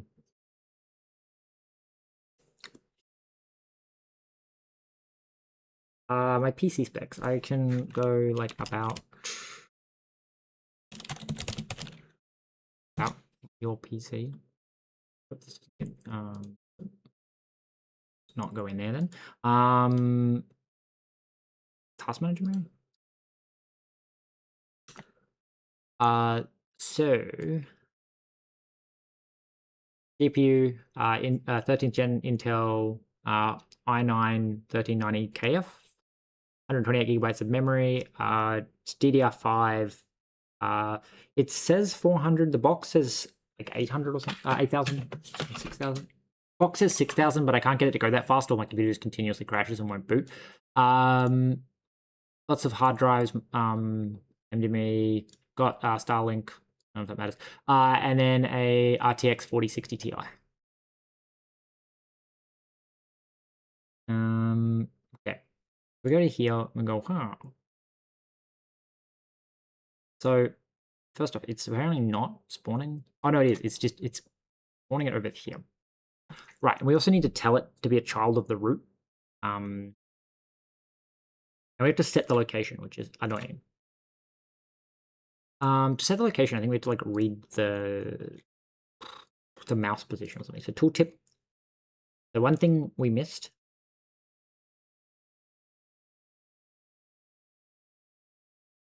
Ironically, I have 32 gigabytes of DDR4 RAM sitting on my desk because I took it out of my computer because I don't know if one of them is faulty or I just had an operating system issue, but like it just kept crashing my computer.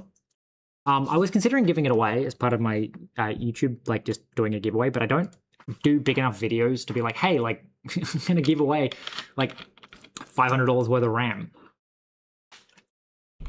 Because what the fuck else am I gonna do with it? Yeah, ironically, I bought the RAM, the 128 gigabytes, because I was going to do a video on the different, like the impact that the speed of your RAM and the quantity of RAM has on compile time. So I bought the RAM like maybe a month before the RAM prices went insane. So I paid as much for the 128 gigabytes as people are paying for like 32 now. So that was fun. I bought, I think I was like $250 a stick or something for the like per packet, and I bought 2 packets. It was like I paid like $500 for 128 gigabytes, and I don't know if the prices have come back down. Let's like have a look because let's get sidetracked. PC. Let me like look at RAM, memory, all DDR4 memory. So yeah, you can buy for like $700 32 gigabytes, and I bought 128 for the same price, basically. Just because I happened to just get it like right before the fucking insane prices happened. So like a child. Comma, child of root 0. I'm gonna just say like entity. You're gonna have an entity function and it's just gonna return root 0. Thank you. So child of that, and then self. I should probably also make that its own function as well. If then clean clear.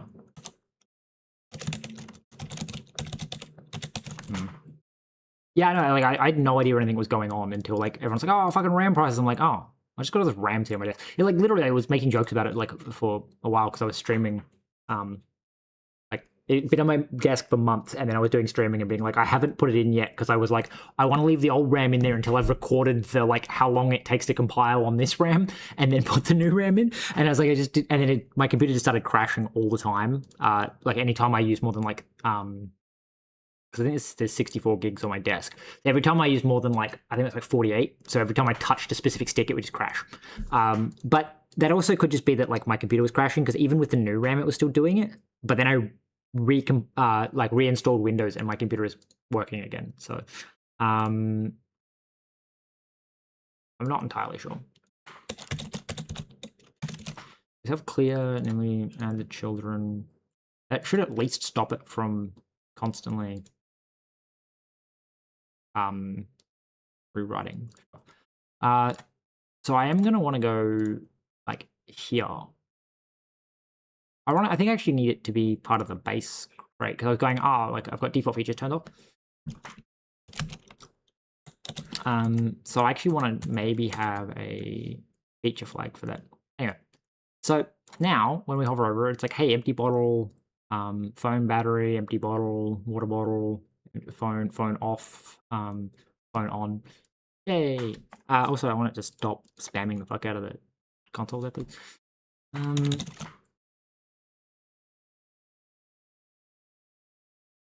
Yeah, Windows is fucking shocking. Windows is doing push window, but like after I recompiled and like, well, not recompiled, went into like this thing and said like rebuild my computer, please, like back to factory. It worked great. It was annoying because I had to re-download everything like OBS and reset all my settings and like re-log in everywhere, but like it hasn't crashed much since.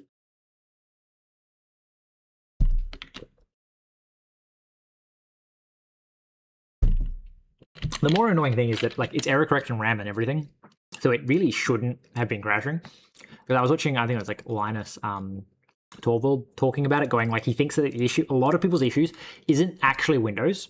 It's not error correction RAM, and then that like Windows has no assumption that like it doesn't check for any of that kind of shit. So if you don't have error correcting RAM, it just crashes. Whereas if you had error correction, like it wouldn't crash because it's like it's just expecting it to be in a certain state. I have completely forgot what I was doing. So we clear this, we clear that, we add that inventory. I stopped it from printing this all in the console. We want this extra information, but again, like there's not actually that much information inside of this. So we're gonna say like if self.settings.debug info.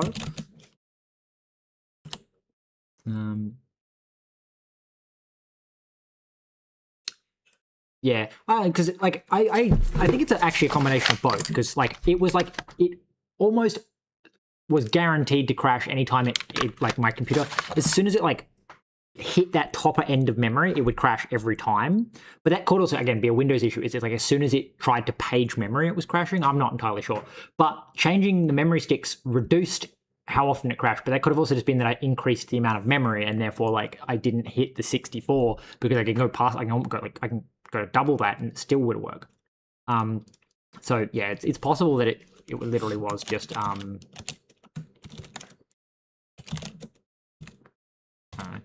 so this is so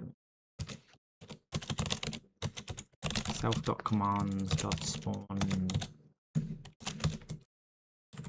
text new. So this is going to be text debug info.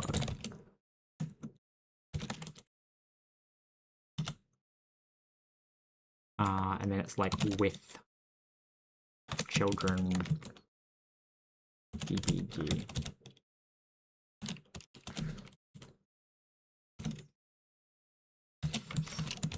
Something like that. So this would also probably want so we want the text layout child of oh, okay, the message disappeared. I don't know if that was you or me. Justify text layout. Justify. Okay, so I don't actually know if I want you justified to the center. Line break, I don't care. We want you left justified.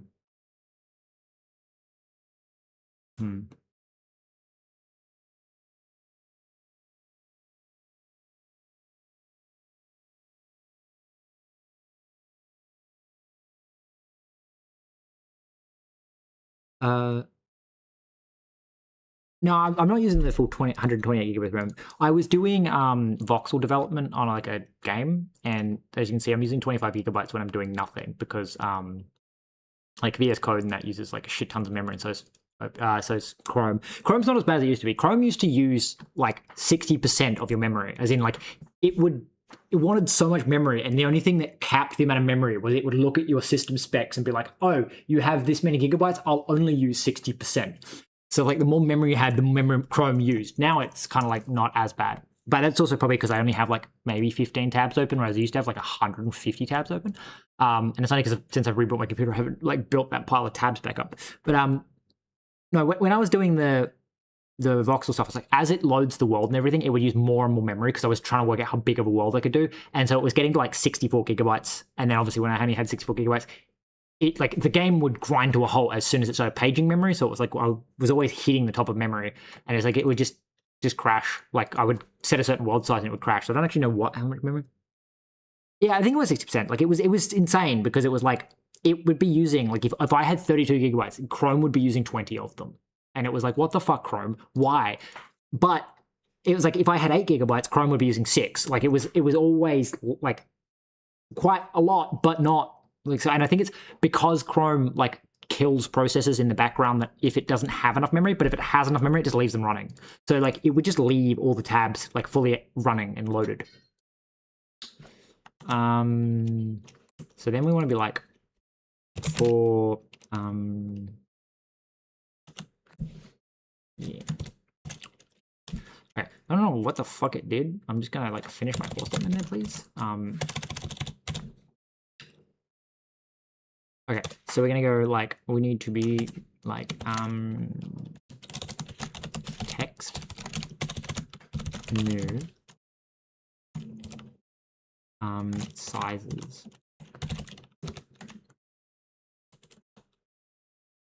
We need to be like dvd.spawn.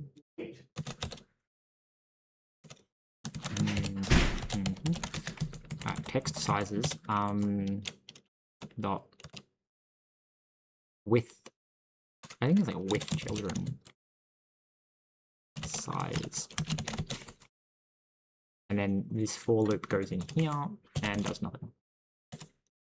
And then you do that, and then I'm going to copy this thing and paste it down here, and we're going to say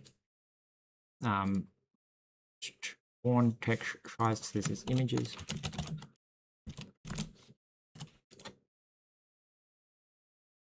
And then that does image.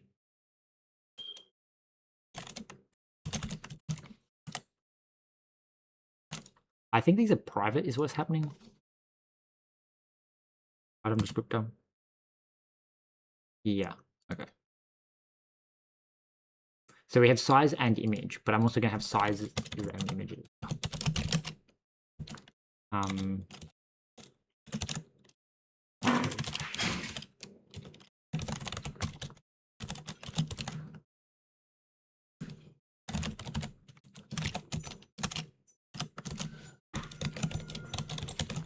Well, I guess it's just called available sizes.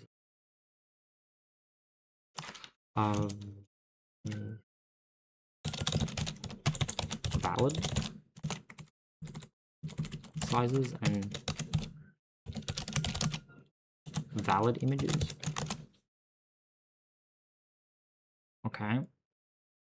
So we're gonna go back to our tooltip. You're like, that's hello. Descriptor dot valid sizes and valid images. Okay. At the moment, it's not going to do anything, but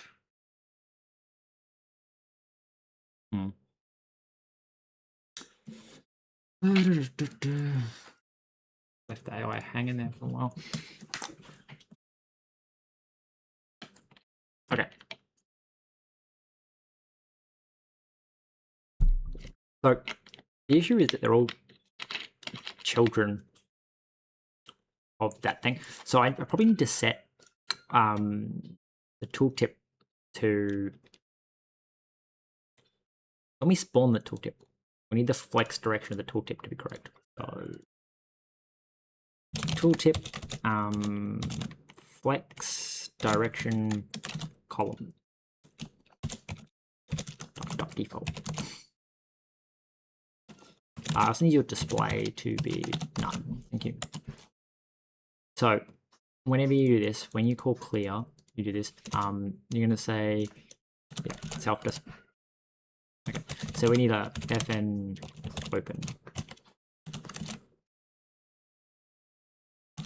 So self to open. So clear self, we open self.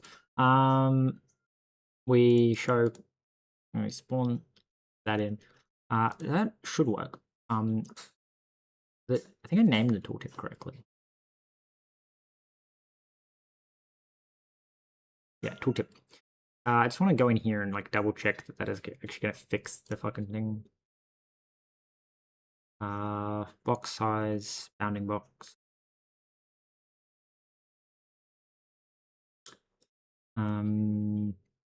Where's the fucking relative pattern? Looking for flex direction column. There we go. It's a little bit weird because the images are still overlapping, but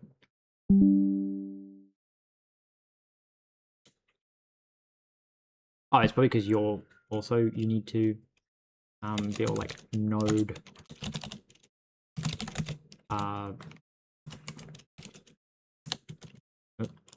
flex direction columns dot default. Right. And you're also fucking node flex direction column. I don't actually care about your text layout. I need them to lay this out. Yeah, same with you like that. Alright, so this should work.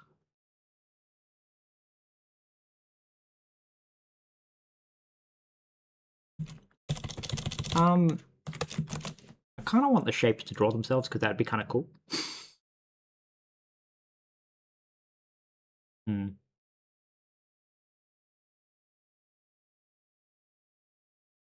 I really want to work on a shader now, but I think we should finish the tooltip at the very least. So we can obviously move the node around because we have access to the node. Now the annoying thing about that is that item tooltips need to be set where the item is. So I'm pretty sure I can do something like cursor.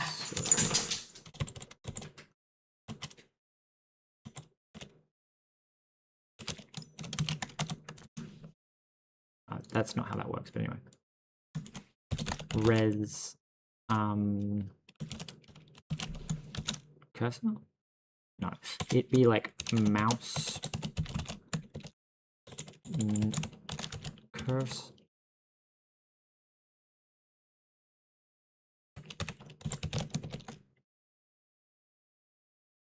Relative cursor position.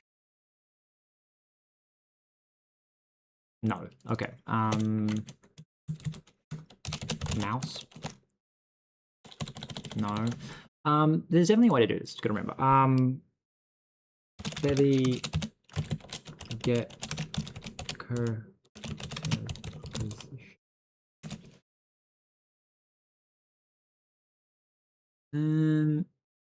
So the camera. No. There's definitely a resource.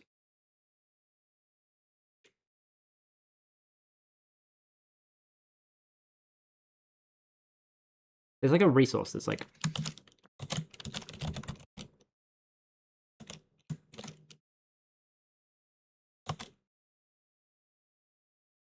but there's a task. No.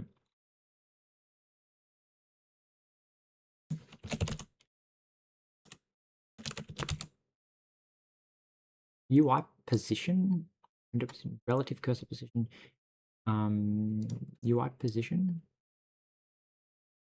No. Mouse.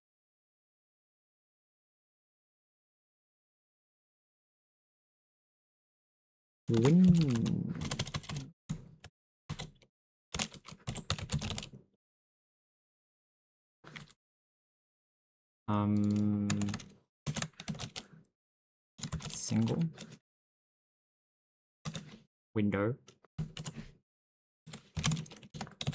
with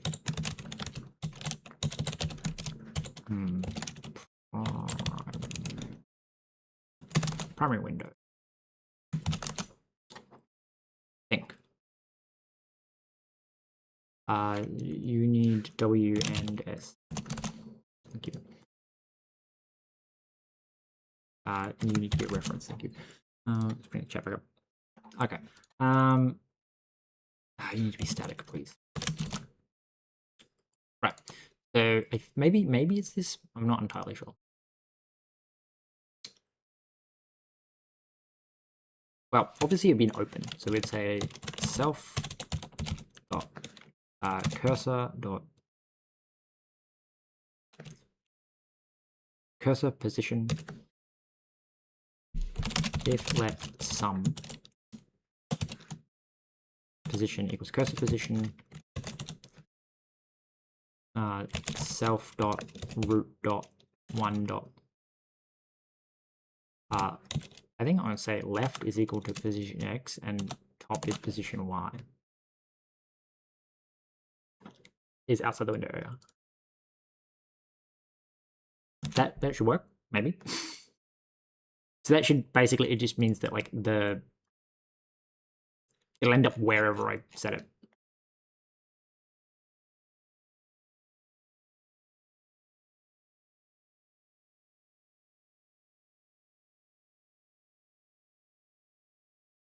Yay, it's a tooltip.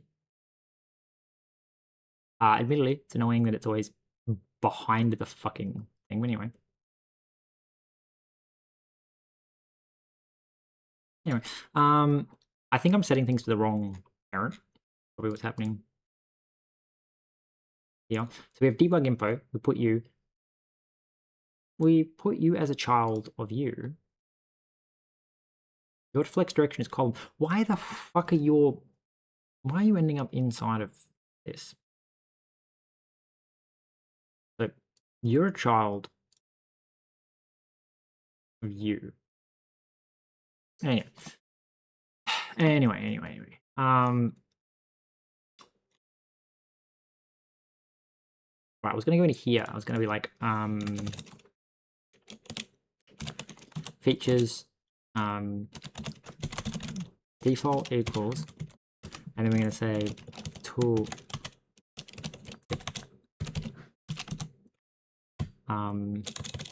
The tooltip is its own thing, and then we're gonna say tooltip is something that you can bring in, and then styled.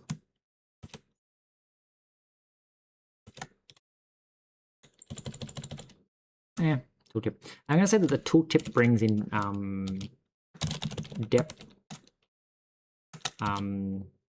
Bevy. Bevy, I'll look up what it's called. Bevy features. Not what I wanted to search. Back to Bevy. Experimental Bevy feathers. Like so. We go back to here and we go, hey, so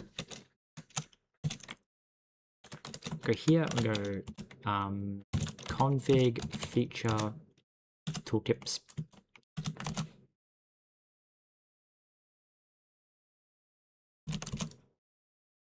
Tooltips is on by default, thank you. Okay, so that should make this work, I think. No, you're complaining because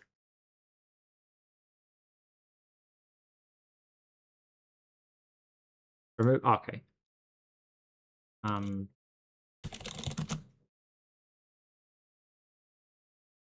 Alright. So that means that within the tooltips crate, I have access to Bevy feathers. So we can go like if app dot is plugin added Bevy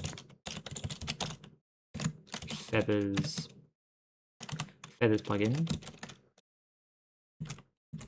If it's not added, app dot add plugin Bevy feathers.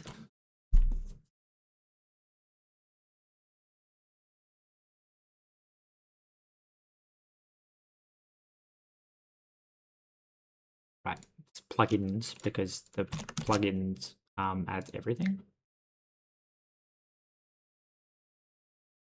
Wait, does this add the fucking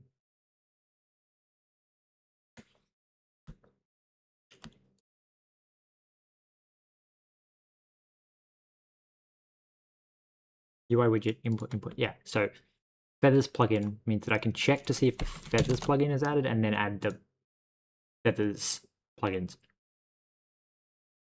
Okay. We check for one and then add them all. Because if you don't have the feathers one, you've obviously not added that. You know. UI relative cursor position can go away now.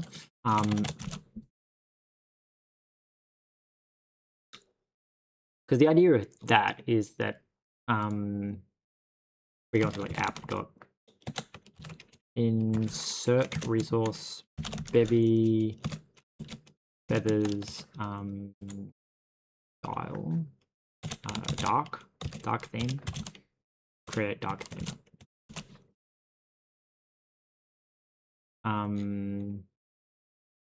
Theme props is not a resource. How the fuck do you do this again?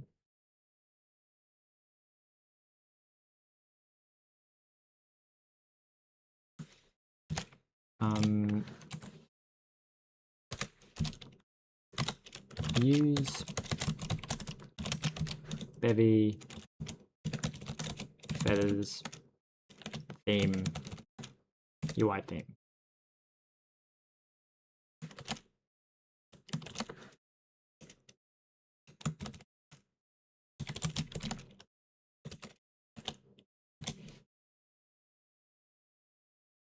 Yeah, okay. UI theme properties. Bit weird that it doesn't just return a UI theme. You literally just wrap that and stick that inside. Anyway, that should initiate the feathers and the feathers theme, which should then allow me to like customize the tooltips, I guess. I don't know. Honestly, I kind of want to be like, yeah, use Bevy feathers. No preload?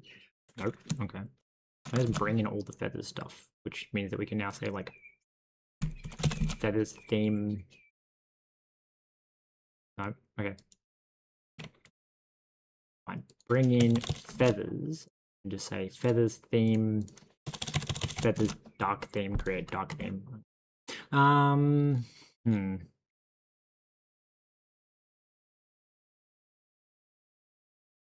So this needs a background color. Theme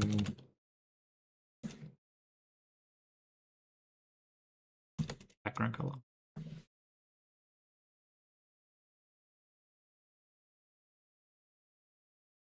Component which causes the background color of an entity to be set based on the theme.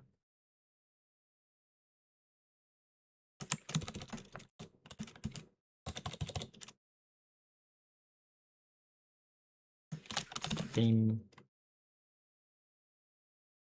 I honestly have no idea how to do this. This themed text.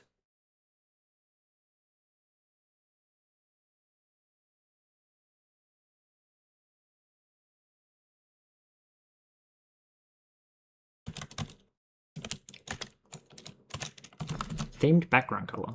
But what the fuck is a theme token?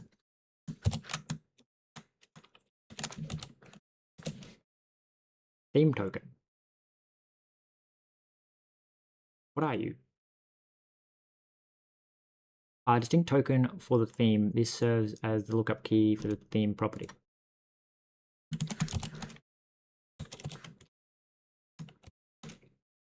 New from static.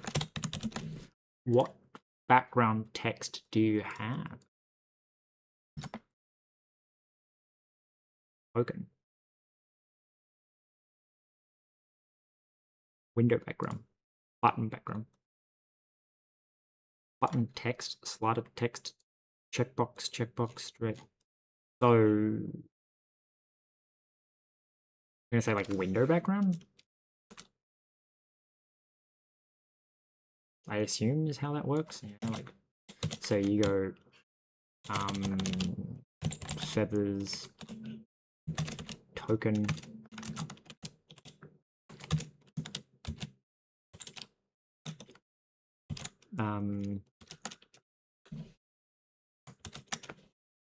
so there's like all these sliders and checkboxes and color panel window. Okay. Window background. That's just going to make it blend into the window. Fuck you. God damn it. I think I can make my own tokens is part of the appeal of that. Like I could like literally use feathers and have my own token set.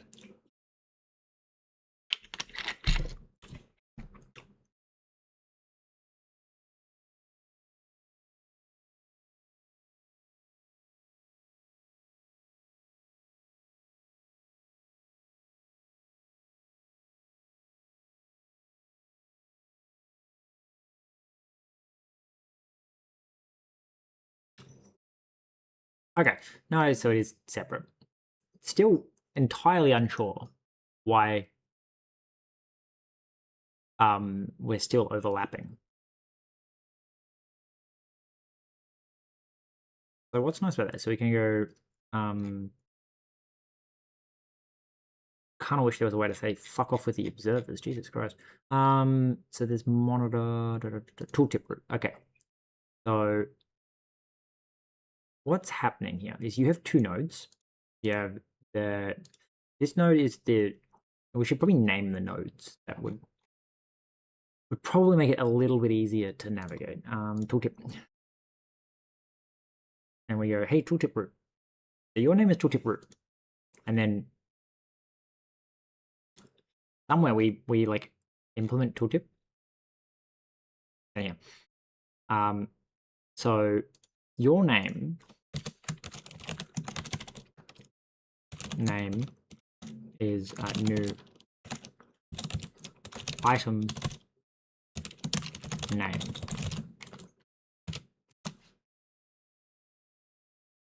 Okay. Your name is debug info. Anyway, so we can continue. So this is the item's name, obviously. Like, obviously. Yeah, phone battery. Okay. Then we go here, and we go, you. First of all, I want to see your background color or something so I can actually see what you fucking are. Background color. No, it's border. Background. Right. So you're like that entire bottom section. So why do you... Oh, I bet it's because the next text down doesn't care that that text exists. So it's like we actually need to go child of, and then I think font size, font layout, debug info. So effectively we want you to be column, and we want to cut you, and then we want to go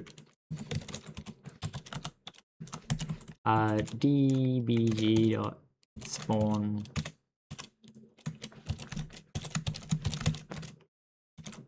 like this.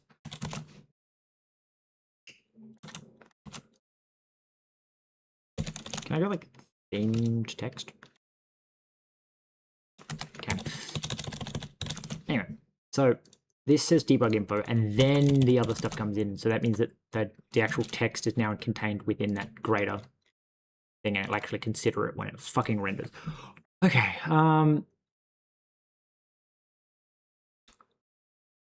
Now I really want to work on a shader to represent the shapes, because it would be really cool, in my opinion, to be able to actually like debug information size. So we have the find the water bottle. So like if the sizes were actually like one, color coded, and two,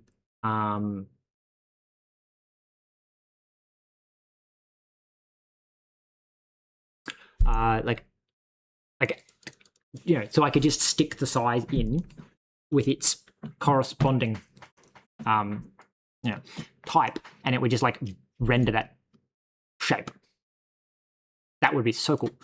I don't know how I'm going to do that, but I want to do that.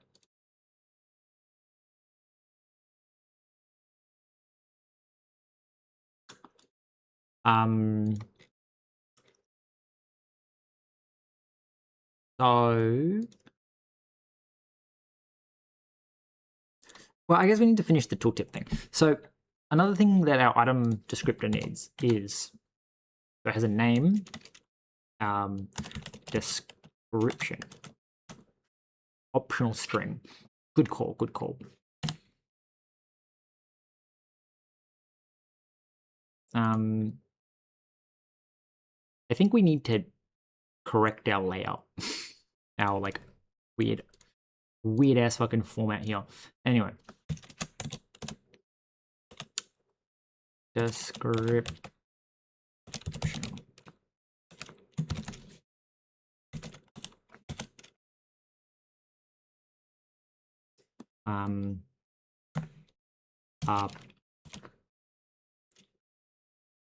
Battery for a phone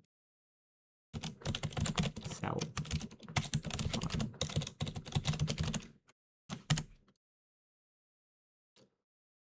Right, so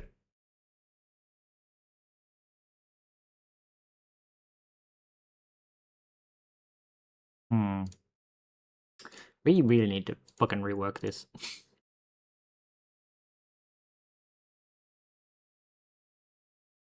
So I think one, we're going to start with a labeling system. So it's going to be like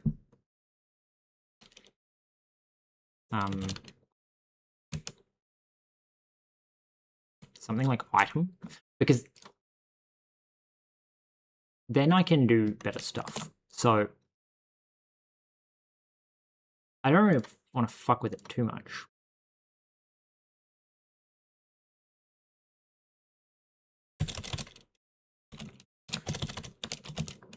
Okay, I'm going to do that, but I'm going to go into my code.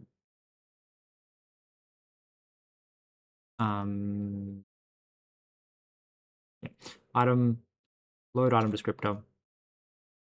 So the item descriptor needs a description, which we're obviously going to just go up here and say like, let new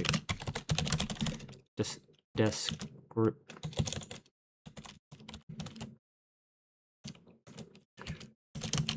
None. Right. And then we're going to go. I definitely need a better way of doing that.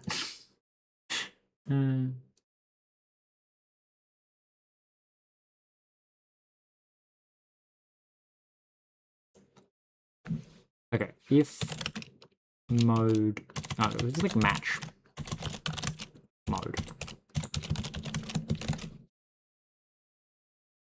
If mode,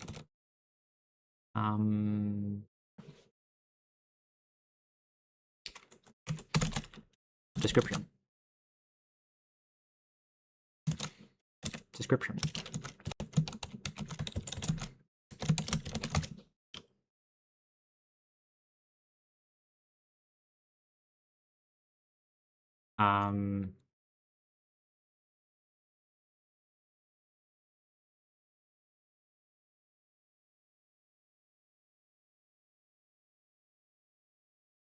If let sum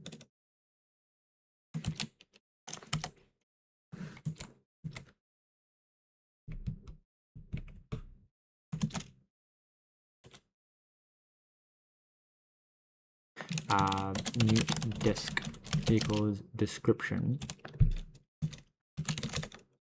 disk dot push line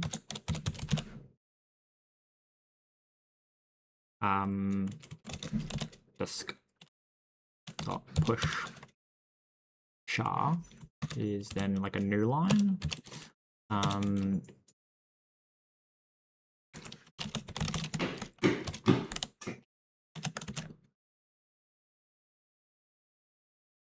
Actually, I think it's the other way. Push a new line, push H string.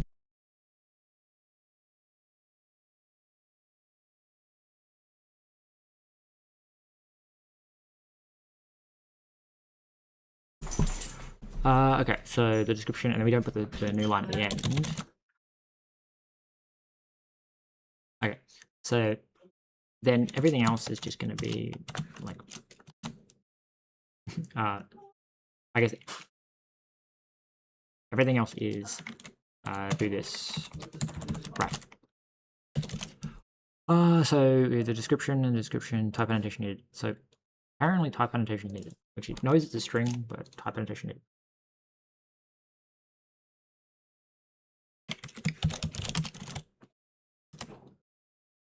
No, there's a thing that's like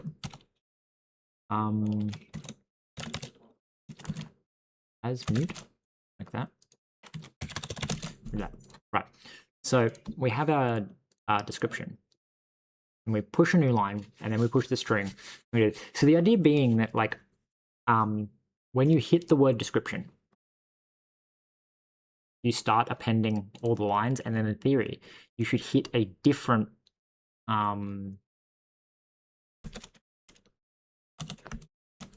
we should error here as well. Error description should never make it error. It doesn't really do anything, but yeah. It does make me think that maybe I should be making the item descriptor and then implementing a function on the item descriptor that we pass in the mode and the line, because then I don't have to do this weird thing where I'm passing absolutely everything in.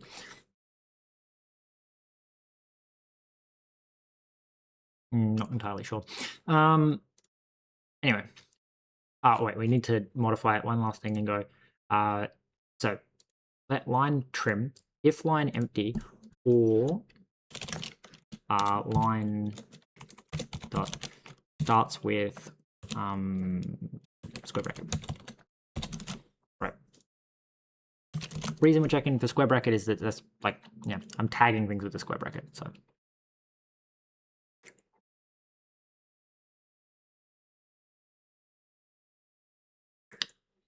I think that should still work. And then that should let me have descriptions on things, but also like the description is entirely optional, which is nice. So phone is an item, a battery for a cell phone.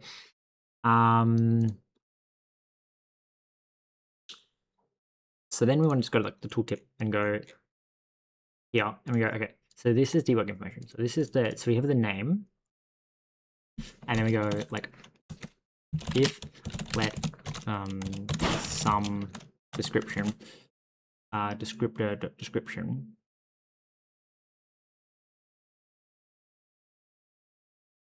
item descriptor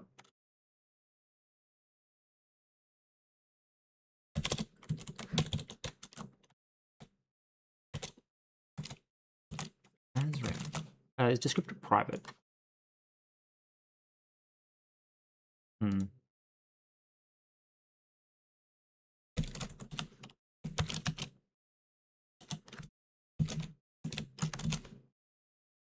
Okay.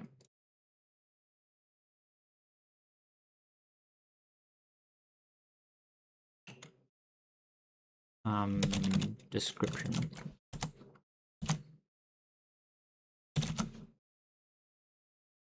Okay, so we have name, item description, text, layout, left justified, font size is 16, and it is a child of entity. Okay. So that should mean that when I run this, like the cell phone should be the only thing that has description, but like it should still have a description. So like it'll have a description. Cool. Because one thing is like we kind of want an item. Oh, didn't like that. Why? Panicked at basic inventory item loaded. Ooh, okay, so it failed to load something. Because this string panicked. Even higher up. And it said failed to load asset item asset loader, but it missing size width. Wait, what do you mean missing size width? Oh, did I not update the change mode? And therefore it wouldn't have changed modes. And then if it didn't change modes, it would have then proceeded to look for a descriptor where there was no descriptor. Okay, set mode.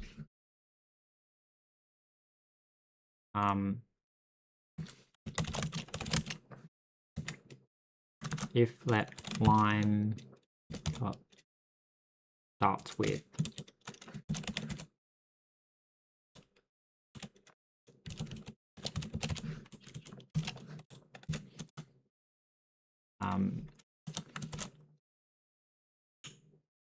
this is just whether you skip the line. So as if it starts with name, you don't skip it because the name's on the same line. It really needs to be overdone, but I don't want to split my focus too much in regards to like I want to commit and do a git commit and then fuck with the file format, not do what I normally do, which is forget entirely, fuck with the file format and something else, and then all that go like, oh god, it's all broken. And also like close others because I'm getting annoyed that there's so many open. So we hover over the cell phone, and the cell phone doesn't, the off doesn't say anything, but does the on? No. So it's not finding the description, which is interesting. I should also probably get it to stop telling me all these added random items.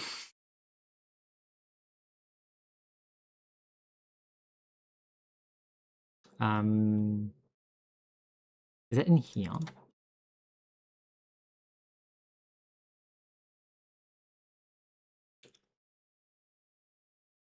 Okay, so we're gonna say don't bother about telling me you succeeded.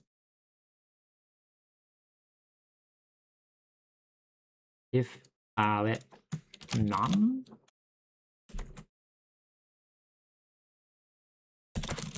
Right. Okay. So that should at least make it not spam if I go to the console.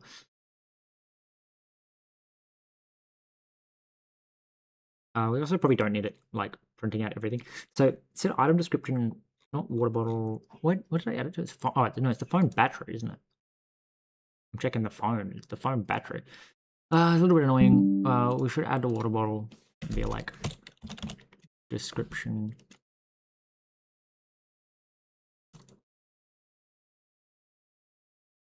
Description. A bottle full of water. Okay, let's try that. Also, interestingly, can I turn hot reloading on? I believe I can. If I go into my TOML and say features, Bevy file.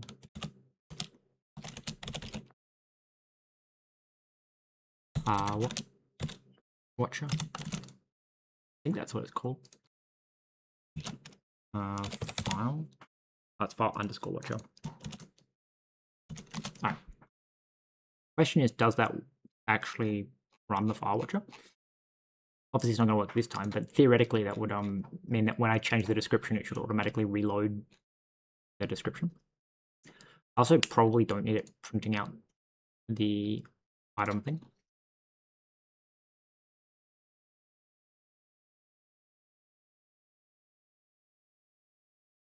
So the phone battery. Hey, a battery for a cell phone. We should probably also insert like a blank line, but anyway. I should also insert the position when I sent the thing so that the tooltip actually appears over the text. As you saw, like I moved away and then like because I didn't send a close, the last thing it said was to open the tooltip. Anyway, let's not bother with printing what you loaded. Added water bottle to inventory. Something is printing something. Okay. So you do this, you do this. Okay. So we definitely need to modify the tooltip thing.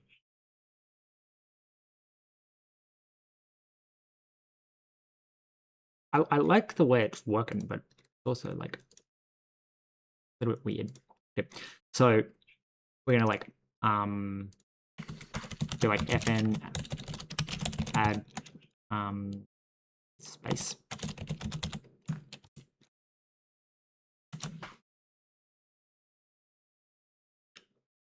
So what I think is, first off, can I have just a current?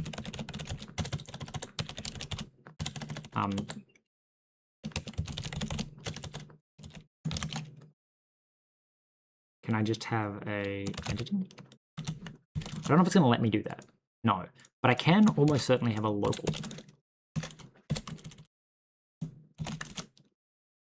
Like, yeah. And I believe local is like entirely state-based. Yeah. Entity doesn't have default. The answer is fuck you.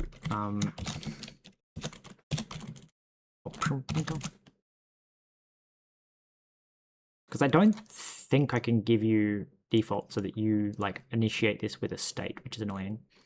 But what that lets me do is I can go like add space, and then it's like self dot pointer, and then we go pointer, which is if let some else. No, don't do weird shit. Else self dot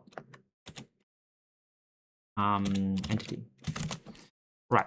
So you literally just like grab the pointer if you have one. Otherwise, you return entity, which is good and fine. So the idea is you add space. You say node and you say height, pixels, size. Can't use self inside. Okay. P equals self dot pointer.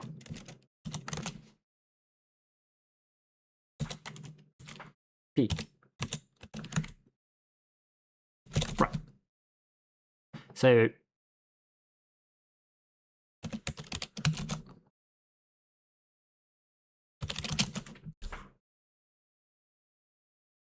actually, no. You should never have access to the pointer because that would allow for fuckery. I mean, I guess maybe, but the idea is that you can call add limit pub settings.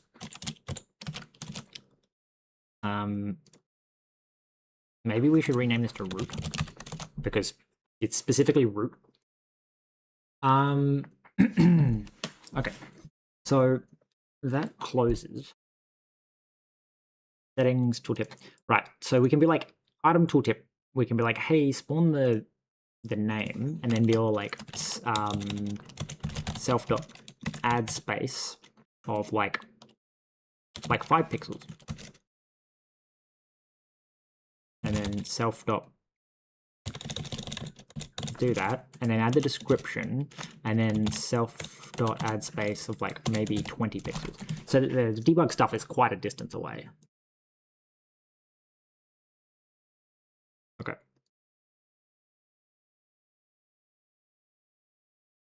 I also, again, I want to like probably save the location at which the tooltip was sent the information.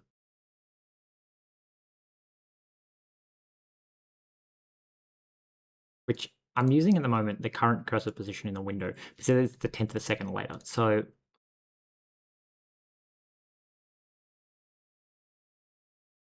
did I make you a resource? Yeah.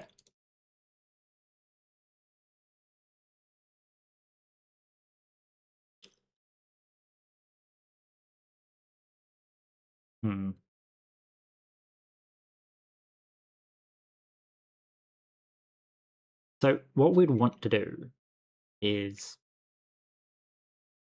go item tooltip. Do you have the entity, and also we want a location.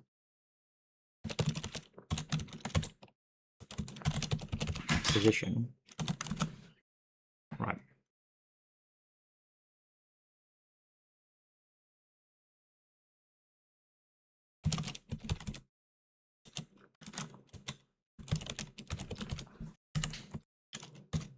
Okay, so I'm going to say let position equal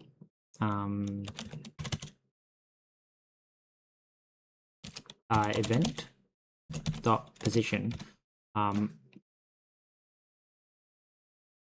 It's not where else. It's like unwrap or and then want to be like, actually just pass in event dot position. because then I can say like it's an optional event or position, and then location.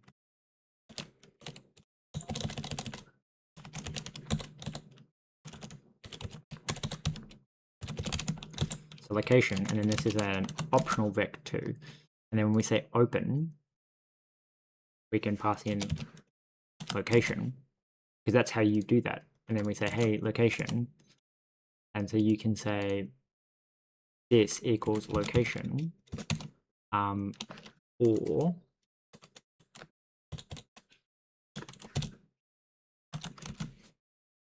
the current cursor position, otherwise just open it where it was last.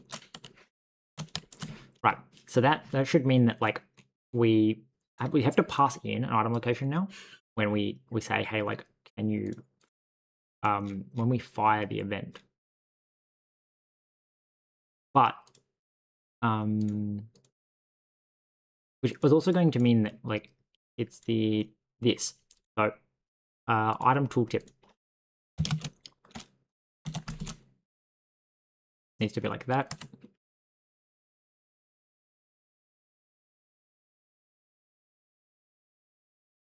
Sure. Location.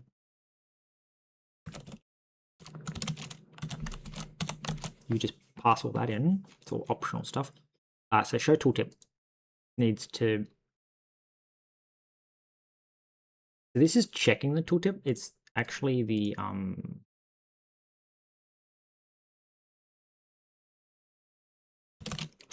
position.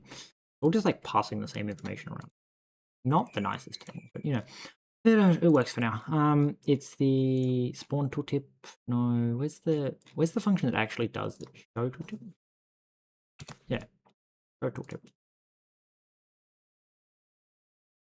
No, what's the observer is the one I want. Show item spawn tooltip. One of these is a fucking observer, right?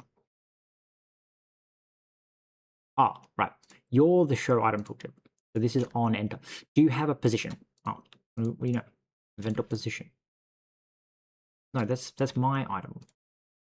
Is it you? You're the one. Okay, right. So first off, you need to not be in here because this is 100% not where you go. There's no mouse interactions at the moment. This is gonna be clicking and placing, but anyway, okay.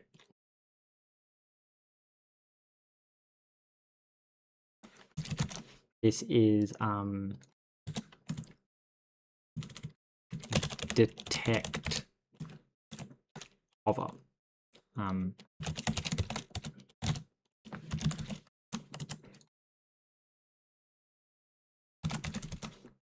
Right.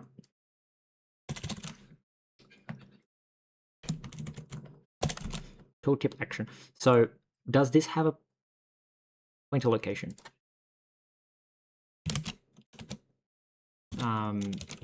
Mouse dot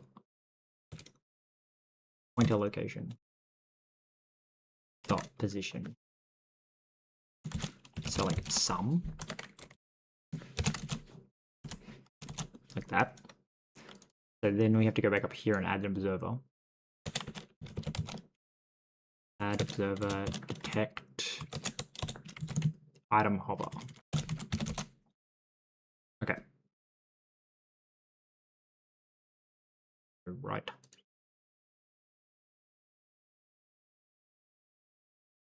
All right, so this should mean that the tooltip always ends up like where we overlapped with the item. And this is like only when it enters, right? Into the bounding of the target. Okay.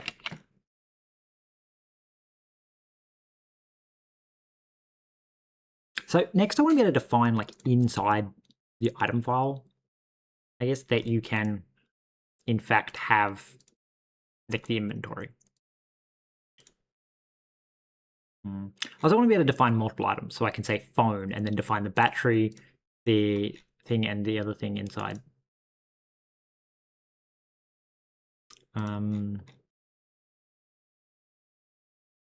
Lib. what am I doing? I'm testing to see if it still works. That's what I'm doing.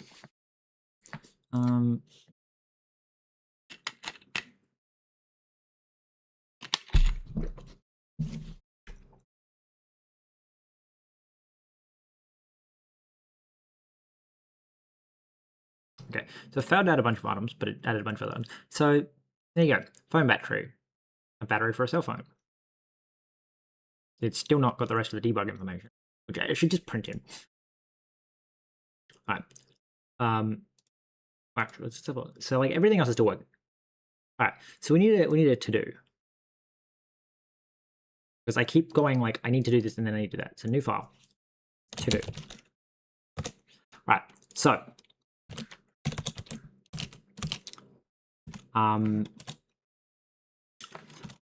allow click to pick up item.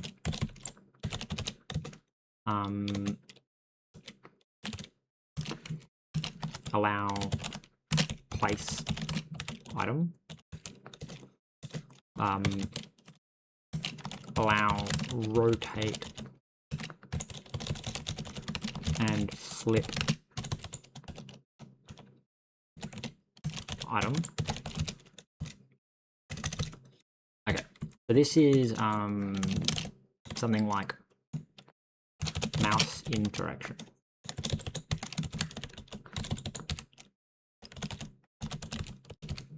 Mouse interaction.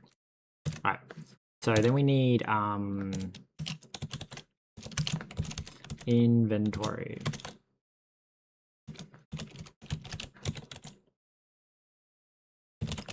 So inventory needs shader to render shapes. Change color of cell based on type. Add mapping of cell type to color. Okay.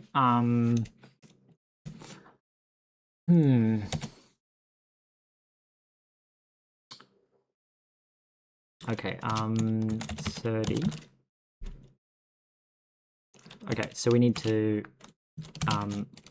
allow multiple items per file. Allow defining information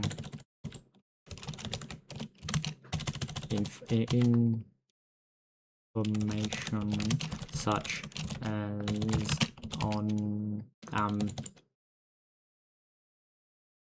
inventory such as sub inventory.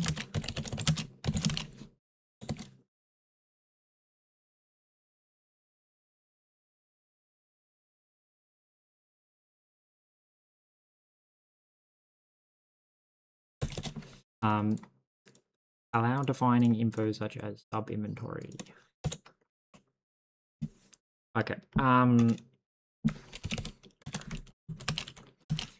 Make more robust. So it doesn't not break in future.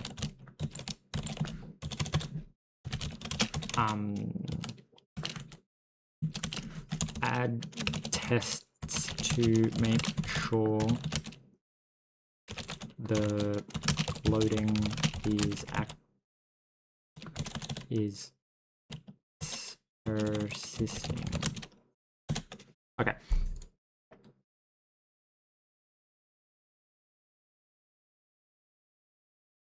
We definitely need a better format, but you know.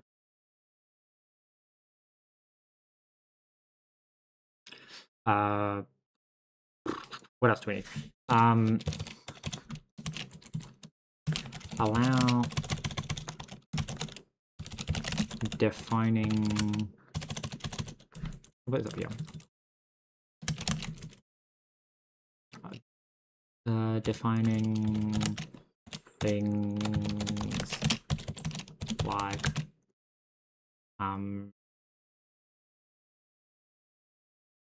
allow defining item meta.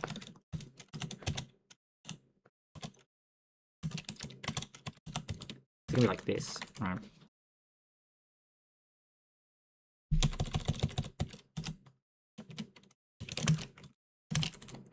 So it's gonna be like allow define so like sub in sub inventory. Okay, so we can define a sub inventory, which is gonna be like the water bottle having a thing. We're gonna on add script question mark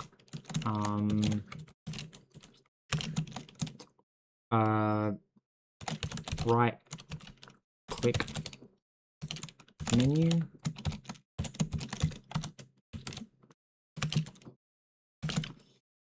script to run on menu item. Right, that seems like a lot of work to do.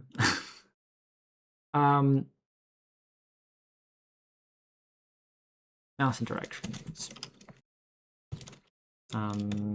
Like add some stuff to like tooltip.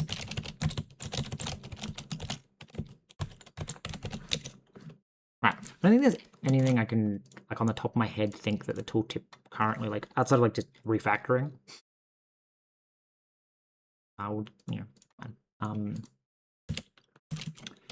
refactor.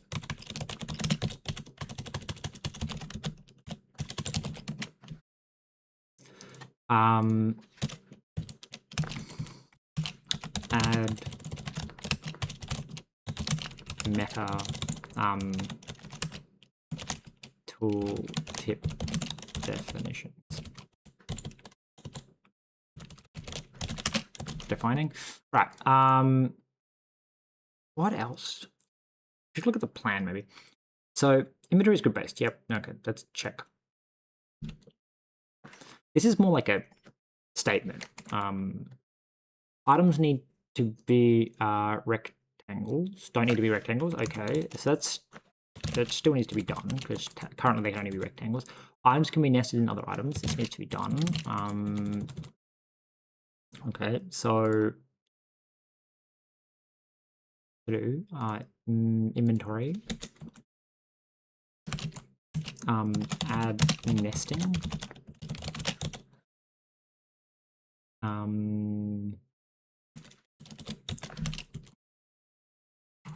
I need like another symbol, tilde.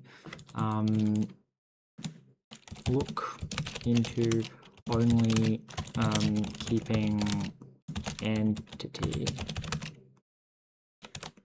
in inventory. Look into only keeping entity in inventory.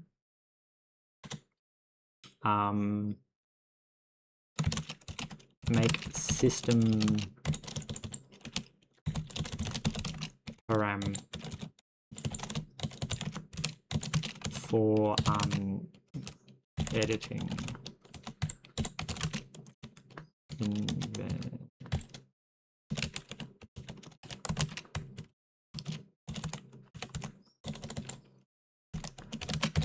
I don't know about this. Inventory needs technically this one's going to be like weird, like both of these kind of thing. We'll put it here. Be like add save load inventory.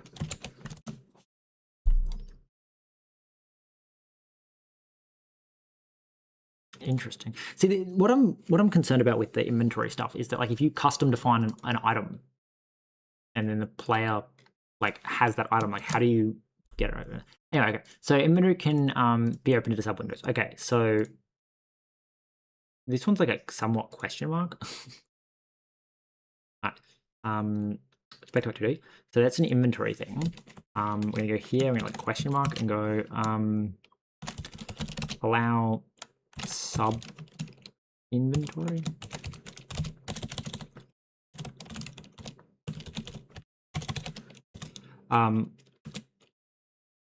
This is gonna be like a here and be like allow moving inventory. Allow position.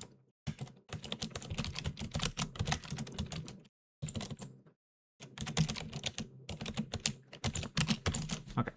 Allow positioning inventory. So items can require slot up. So somewhere in here, and again, like this is like a question mark thing. Items can be different size and shape depending on slot.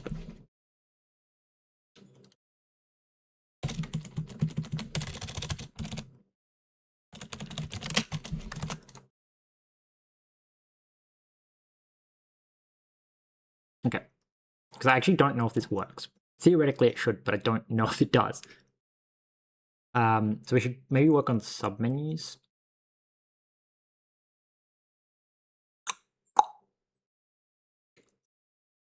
So we want to go okay. So we're gonna be like add submember 1.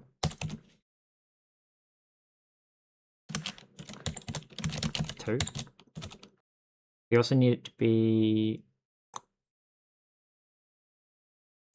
change color of cell based on type, add map to cell type, add nesting. That's a 2. Look and don't allow sub images. Items can have different sizes. Okay, so this would then be 3 because like the battery should have a different size, but it's hard to know. Okay, so we're gonna have like a dash maybe and be like debug info.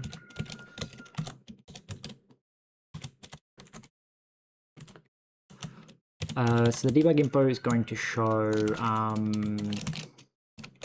show size based on slot. Show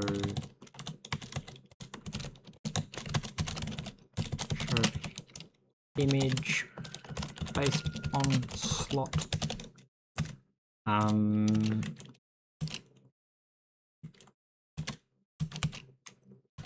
am I double spacing these in? Alright, so we show the slides based on slot, show the image based on the slot. What else did I want to... There was something else about debug information. I don't know. That's all I can really show for now.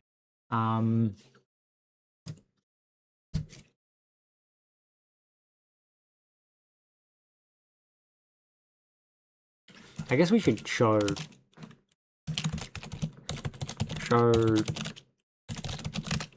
current size, current shape slash slot type. Okay, that's another thing I need to go here and be like, show image of item. Maybe. I don't think this shows an image, does it? No, it does. Okay.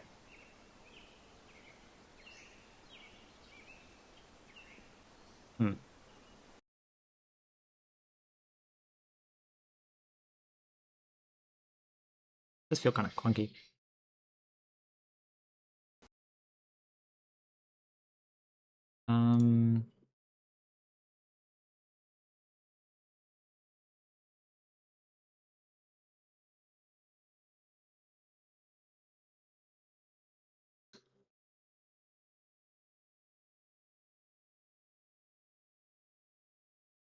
So tooltips, I guess tooltips also needs like a bunch of other things like so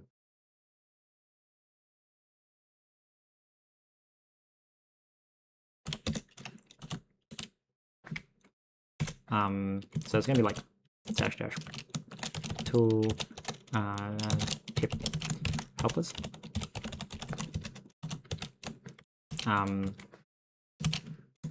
Add label.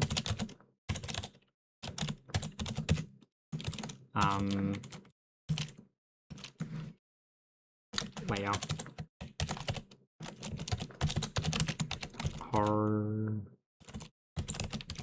Horizontal.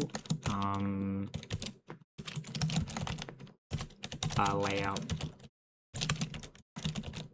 Vertical. Add image.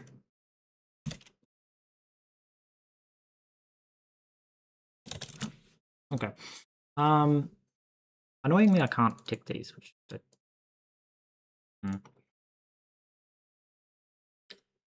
right. So we're going to say, I think mostly what I did was here was add tooltips. Okay, let's untick this. Added, yeah, create to do. Then we're going to tick this and we're going to say added tooltip.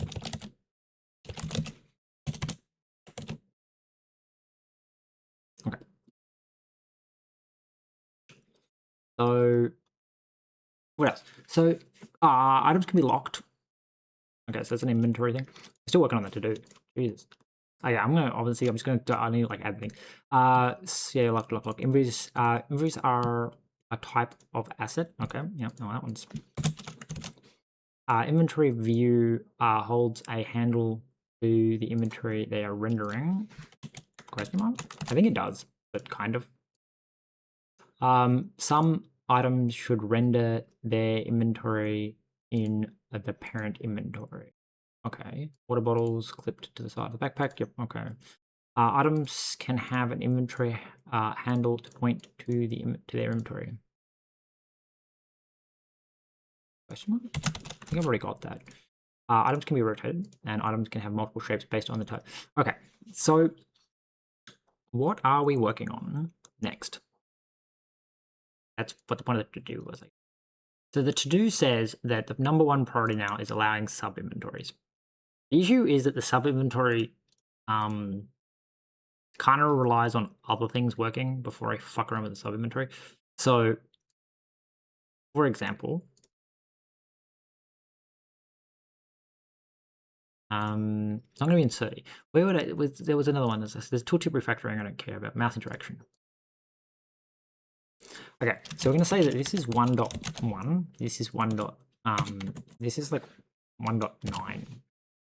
Right. This is 1.2 and 1.3.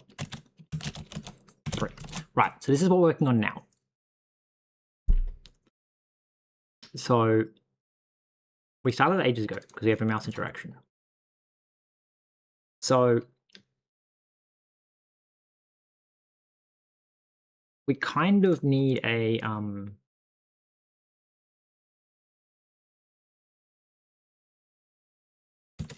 struct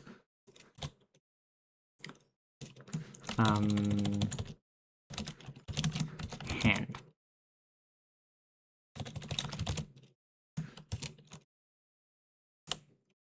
Which I guess is an option. Display our entity. Right?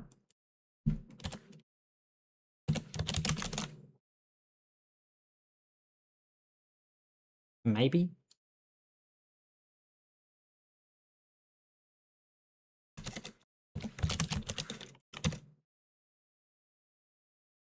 Okay, pub struct. Okay.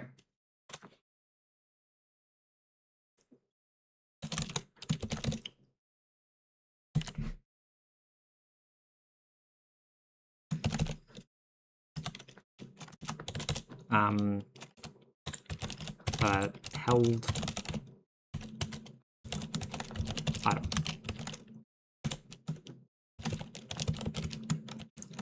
Option entity. Okay.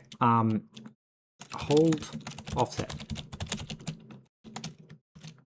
I vet. So, right. So we're gonna go like pub fn pick up item, maybe. I have no idea. Okay. Click.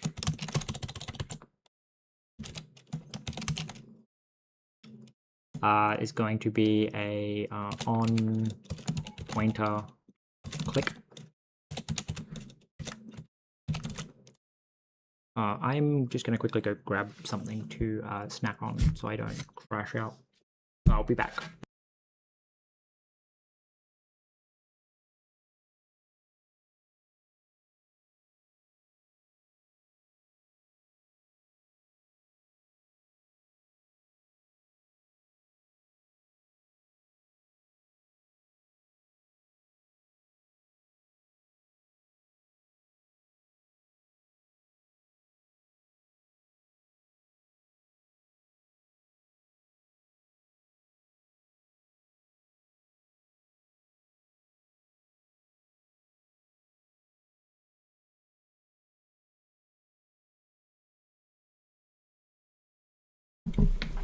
Okay, so when we click, we can pick up an item. Now, I do kind of feel like the hand, well, it's going to be a resource, obviously, because there's only one hand.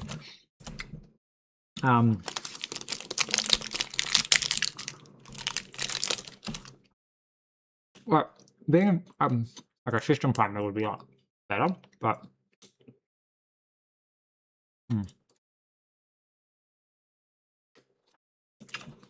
it's like too much more complicated for me to work out how to do it. So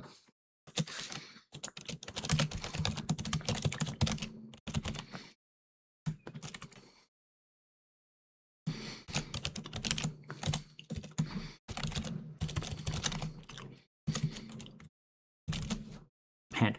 Okay. So next, I guess, is to work out the item.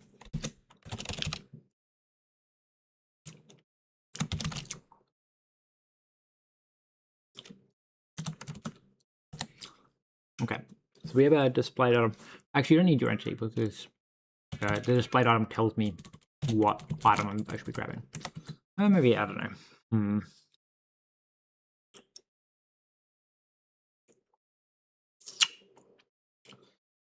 So I guess the first thing to do is go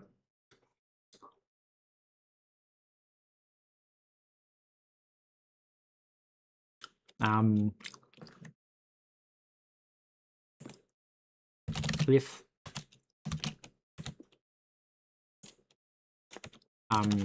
hand dot held item dot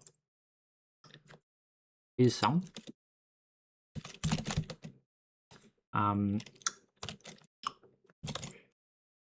warn drop logic not implemented yet, cannot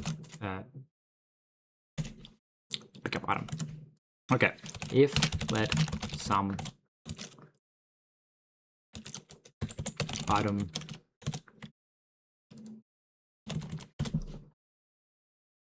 items equals, okay, equals items dot get click dot entity, else apparently it's okay. Return. Right, so if you don't click on an item, just, you know, don't do anything. So we have the item display item. Okay.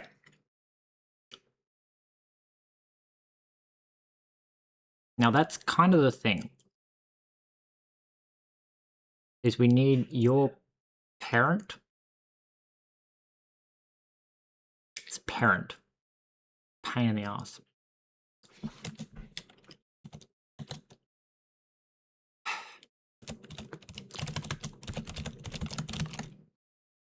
Because I need the inventory you came out of so I can take you out of that inventory.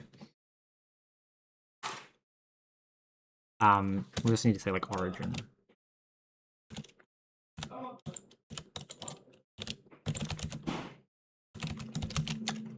Which I guess is going to be a shape. Right.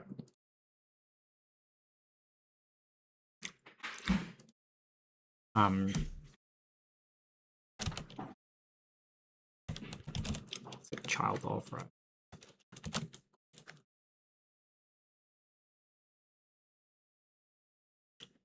So we grab this item and we say like let imp equal parents dot get the root ancestor where r something r reading r item equals r.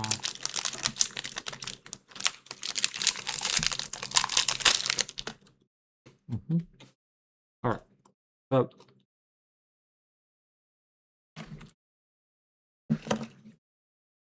I do need you because I need to work out your root.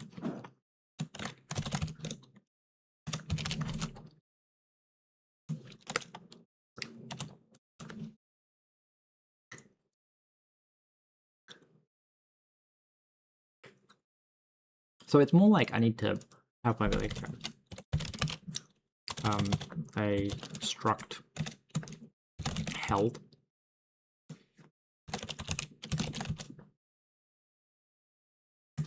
item.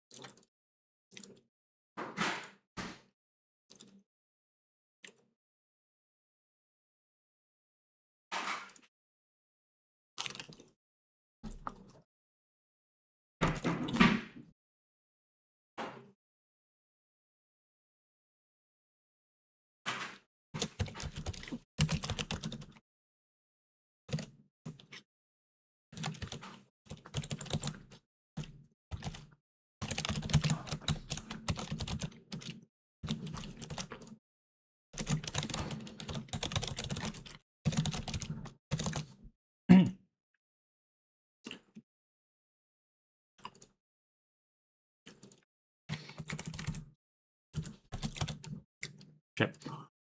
Sorry,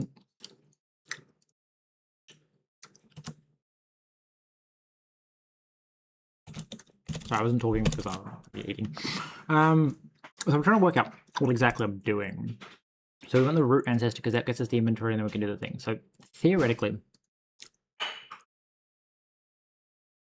yeah, I think you hold the shape for some reason. I want to say that the display item adds the shape. Oh, it has the shape. Huh. Okay. Fair enough. So for now, I'm not gonna to-do remove item from inventory. Right.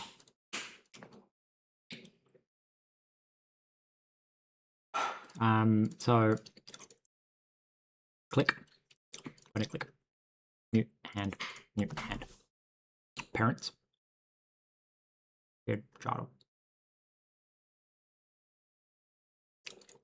mute hand. No, if we need the resource and hand on it. So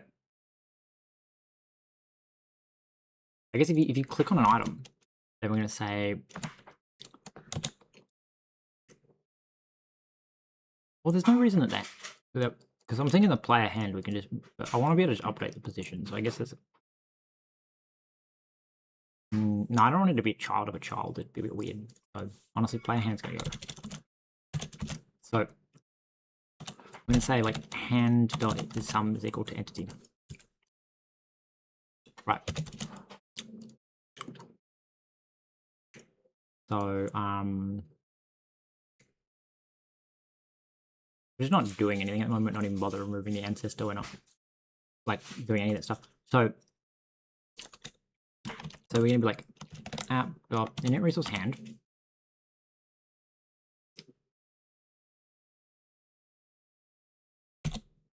Alright, so yeah, I guess pre-update. we go pick up item.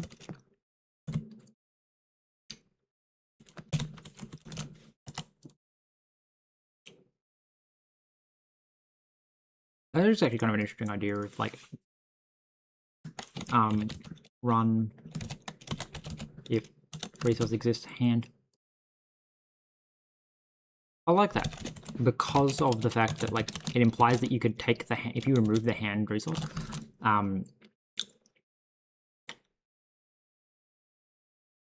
No method named run. Says pick up item. Oh, because this is an observer. Never mind. Add observer.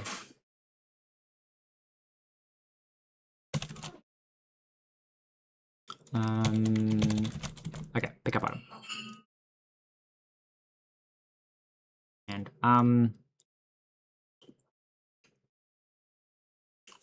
so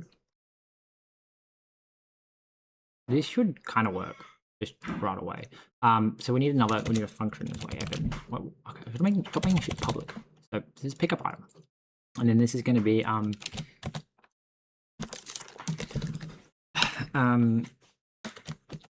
update hand.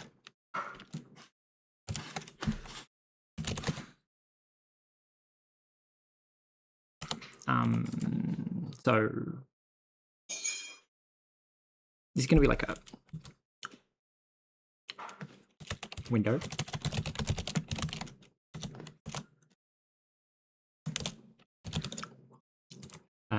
Not window, single window with primary window. And we also need the hand, except not mutably. Thank you.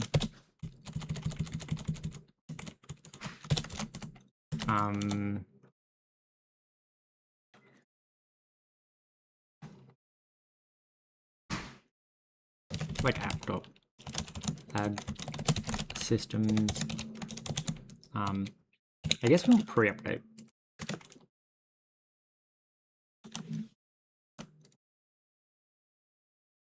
Don't care. Run if hand res hand dot held item is some. There you go. So to update the hand, we also need to go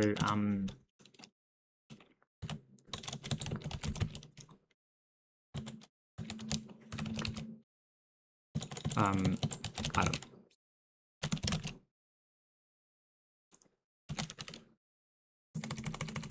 Query mute transform. So we update the hand. The hand is a single item window hand.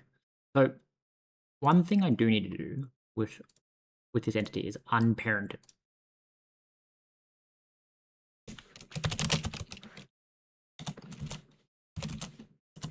So then we like commands dot entity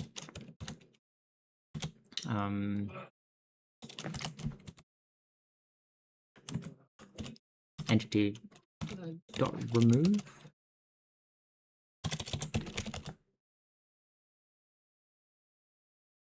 parent in place. Okay. Maybe I want to run this post update. I don't know. Pre-update seems better for some reason. My head. So we're gonna go like update the hand. So the hand does this, hand does that. Okay. So we're gonna say let some item equals held item else return.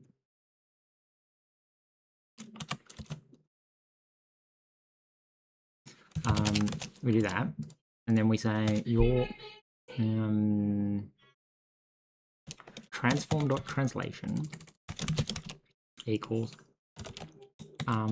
window.current position unwrap or default dot extend apparently it thinks that my inventory layering can get really deep. Okay, so transform translation equals window cursor position.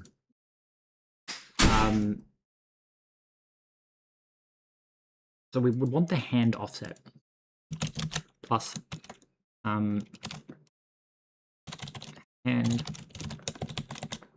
dot offset. Now we do that like that because you annoyingly are going to. Okay, so yeah, we're going to change hand. So we're going to go held item.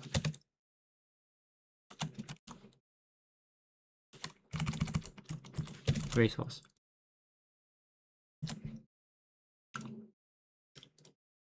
Right, hand is no longer a resource. Held item. And also, I'm just going to do that actually because it seems like more fun.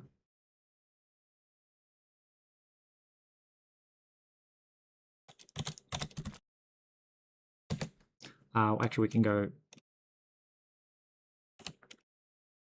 Well, you go hand, and you just be hand.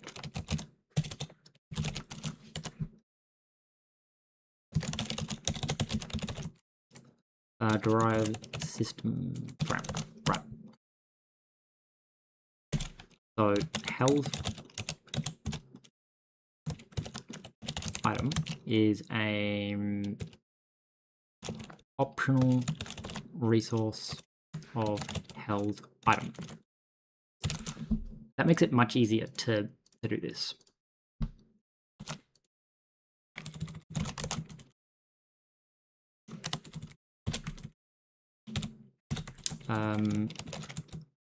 So we're going to say W and S, and I think, are you W and S? No, you're just W. You don't need a state, you just hold W. S lifetime is unused parent. Right, so we have a hand.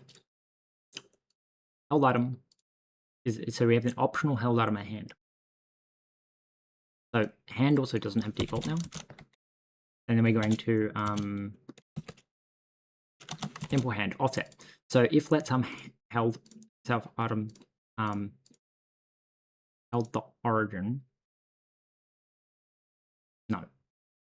Held item origin is for when we will let it go and have it go back to where it was.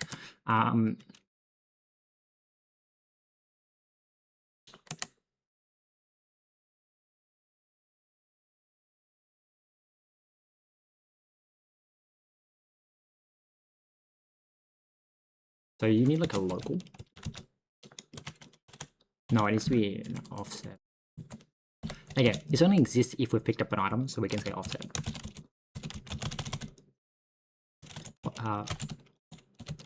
Held offset.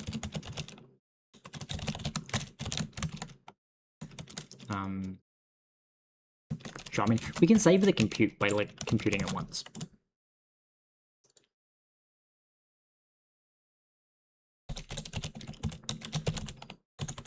So offset just returns if let sum. So then you instead of being res hand, you just say hand. Held item is sum.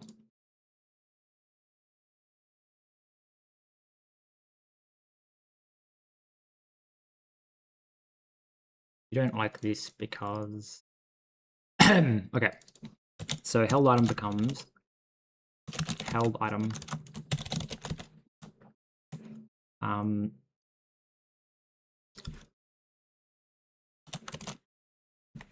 sure.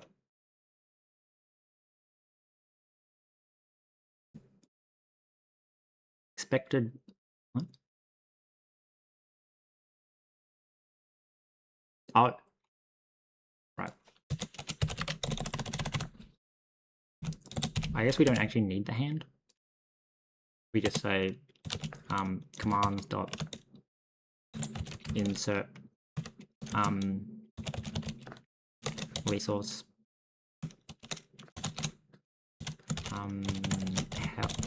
held item held offset vec. 0. We need to calculate what the offset is, but I can't be bothered right now. Entity and origin is item dot shape. Not actually where the origin is, but yeah. Dot clone.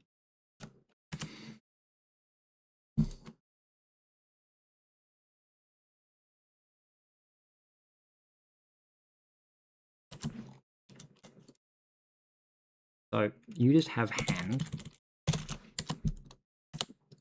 and then you do this, and you say, "Hey, get new item." So this item, which is the held item, and then we say transform, and then we say item dot entity gives us the transform, and then we say hand dot offset. So up here we're going to say hand dot offset. I'm apparently borrowing something twice. Okay.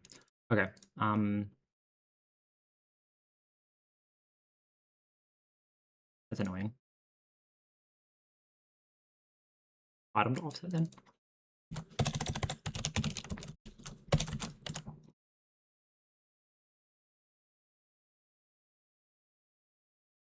And then we just change this, I guess, to being held item, and then it's just self dot held offset. Okay. So when I run this, it theoretically should like let me pick up the first item and then just like have it stuck to my mouse because I'm not actually checking anything or anything to put it back down. It's not even being removed from the inventory, it's just being stuck to my hand.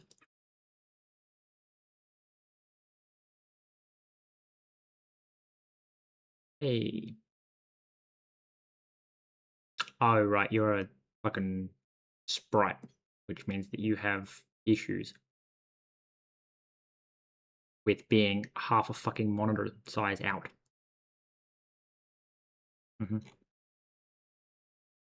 That's fine.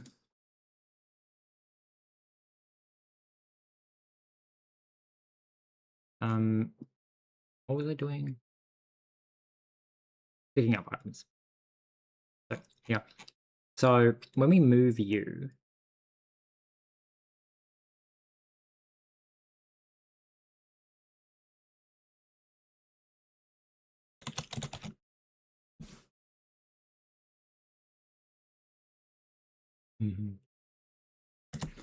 so it's just that sprites are different. So we need to like let half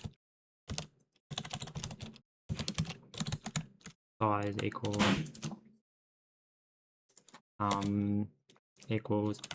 window dot size divided by 2, and then be like negative half size plus this,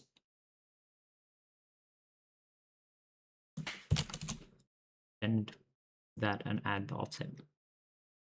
Alright, so that should fix that, maybe.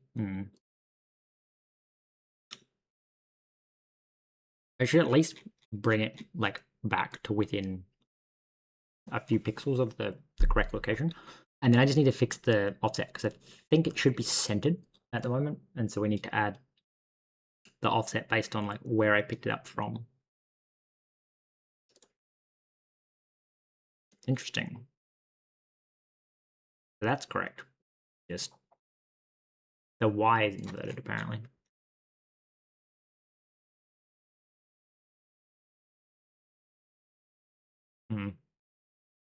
Okay, Y is inverted.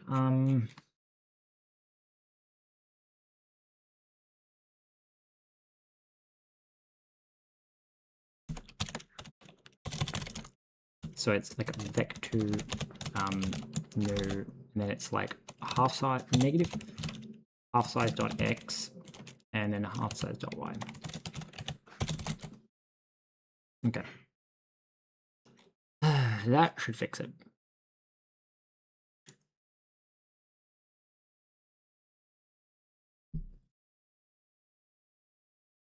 Alright,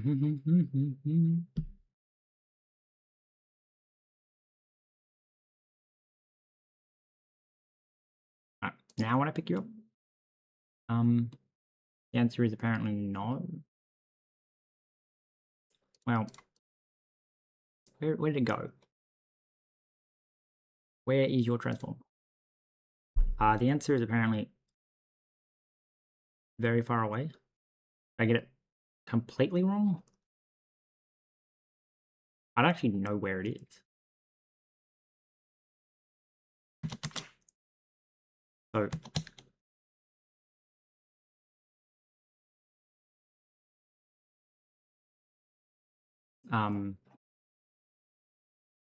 what the fuck? X was correct.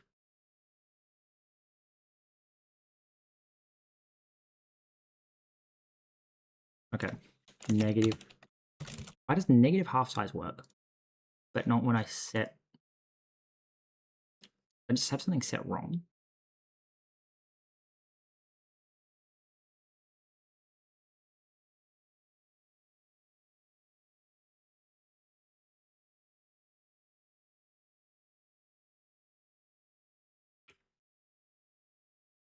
So X is correct.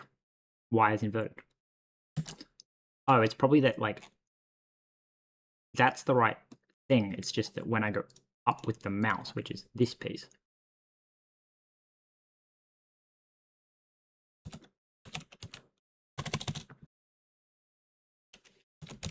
Dot map.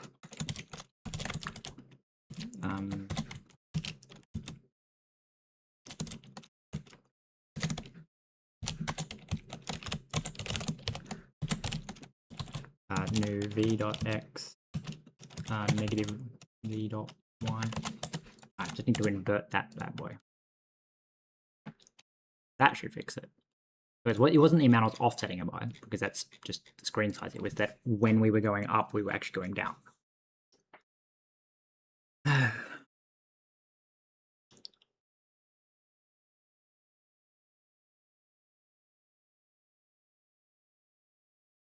Okay, so when I click here, the answer is apparently no.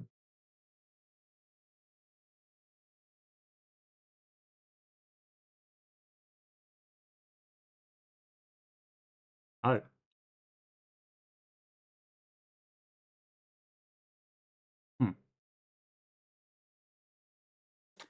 So you're in the wrong corner then?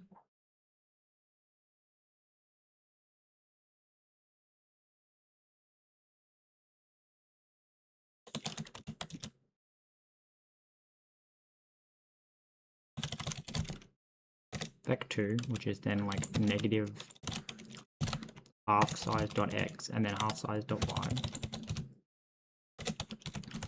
Okay.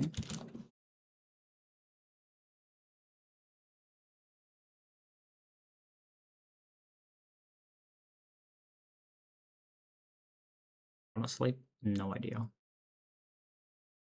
Why am so fucking hard?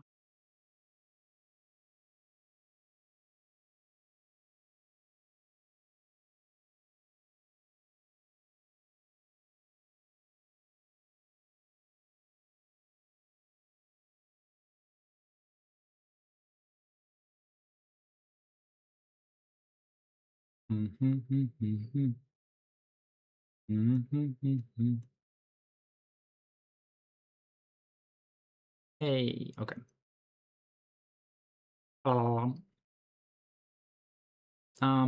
Why it lags behind? I'm not entirely sure why that. Is that because I'm pre-update? Maybe. No, it can't be pre-update. Right, like we update hand. I mean, it isn't pre-update. We move it. I guess maybe potentially before the. I think it's just it takes a like Bevy's a frame behind with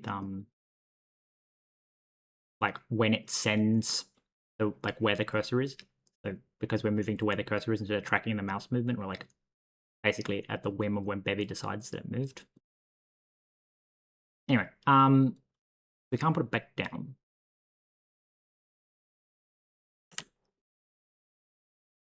So at the very least, we need to like locate its position when we pick it up. So this is pick up item. So okay, item, click, entity. So we clicked it. We probably want this entity's offset and also the window. Ugh. It gets very clunky.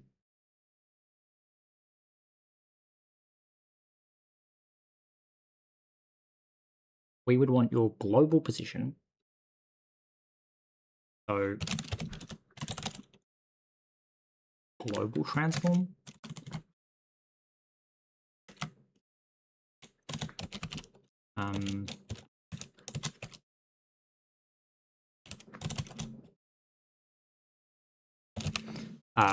We want your transform, and we also, oh, we have the position of the click anyway. Now, I think we have to do this horrible fucking monstrosity of a,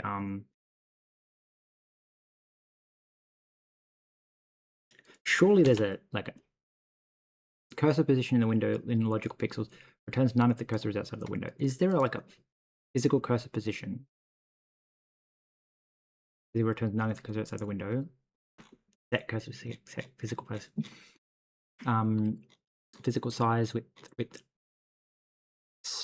start drag move. Set maximize. Nope. Okay.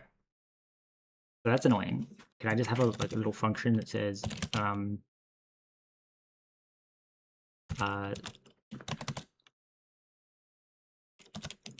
window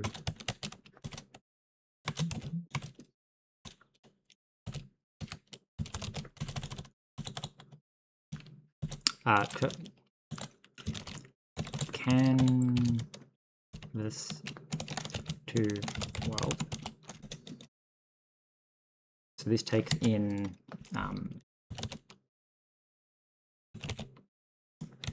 cursor as a vector2. Sure. I can give you the window because I don't care enough to not window, which is a reference to a window. And I think that's actually all you need.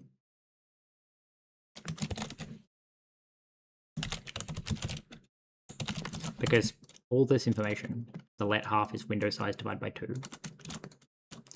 You return a vec. Okay, vec2.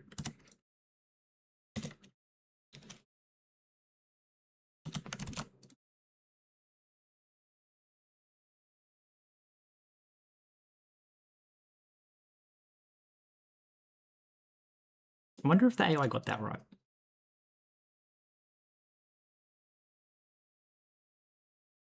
We're gonna be like cursor canvas to world dot extend 100. Like reference to the window.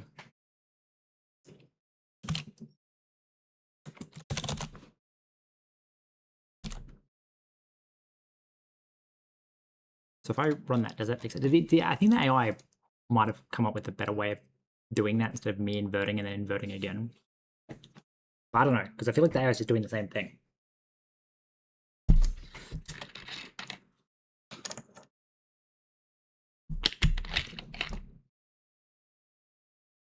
Yeah. Okay.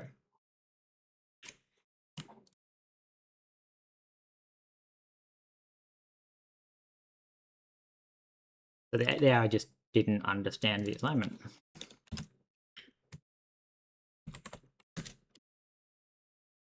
Half size. Negative. Size.y. That should fix it. Now the issue is it should also probably take in the camera position so that like if the user of the plugin moves the fucking camera, it doesn't just break. But at this point, it'd probably be better to be using UI instead of sprites because UI is in the same coordinate system, so I wouldn't need to be doing that. Yeah, click. Okay. Dun dun dun dun dun. Okay.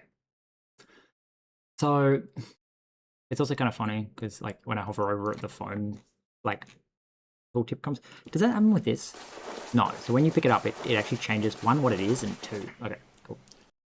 It's actually kind of cool that it does a little like render in the background what it can be. All right.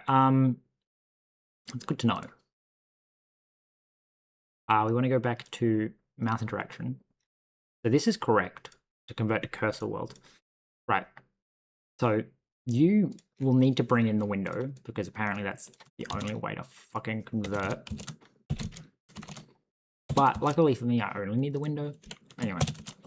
So we then go offset equals what's it called? What did I call it? Canvas to world. So that's the position of the cursor. And then we say like transform minus, and then give it a reference to the window. Right.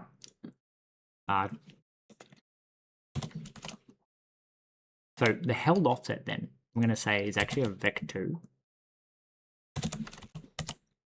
And then we go, hey, you do that, add that, and then extend by 100. Okay. Dot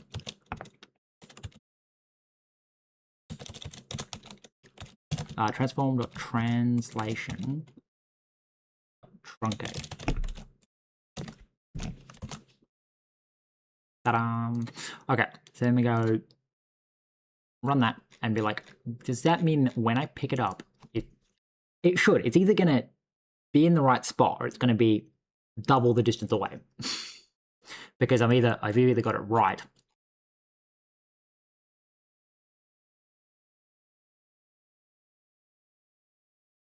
Yeah, okay, cool. So like I either had it right or I had it wrong. Or I had it like 180 degrees. Like I was subtracting the wrong one. But yeah. So now when you pick it up, it picks up from the same location that you picked it up. Which is so nice. Right. Which means that next is just to add like a little bit of a put down logic.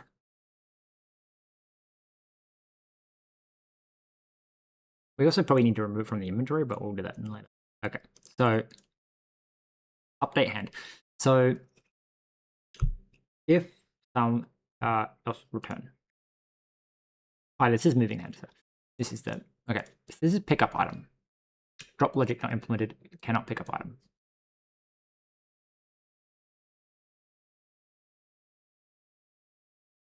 So I feel like maybe just because of the complexity of this, we want this to be like a completely separate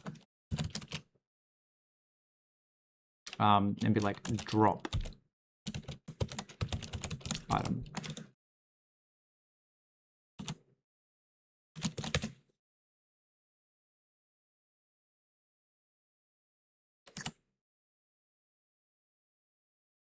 So we would need to work out like inventories.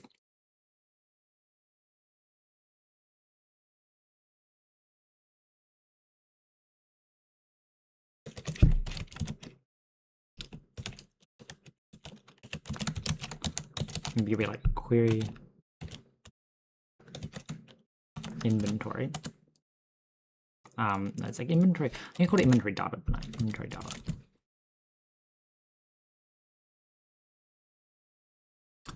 Probably not the best name for it. Anyway, so this is all the inventories.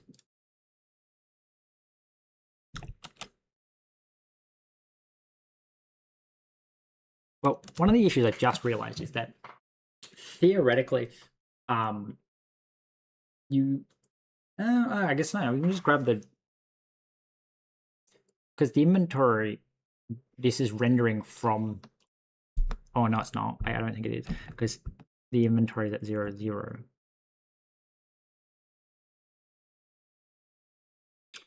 and there's no way to know the size of the. Oh, there probably is a way of knowing the size of the inventory, but the inventory is 0, 0.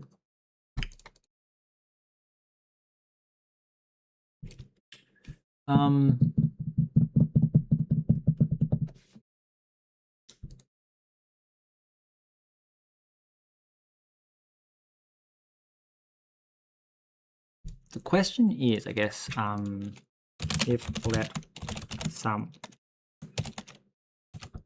held equals hand.held item. No, let's let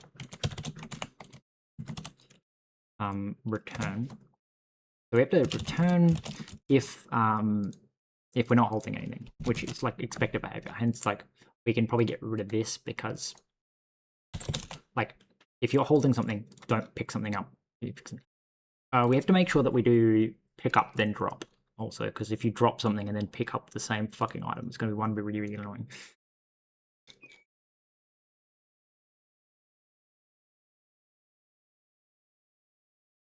Oh, you only run if it is sum. No, this is update hand. So pick up item. Ooh, yeah, that's an interesting point.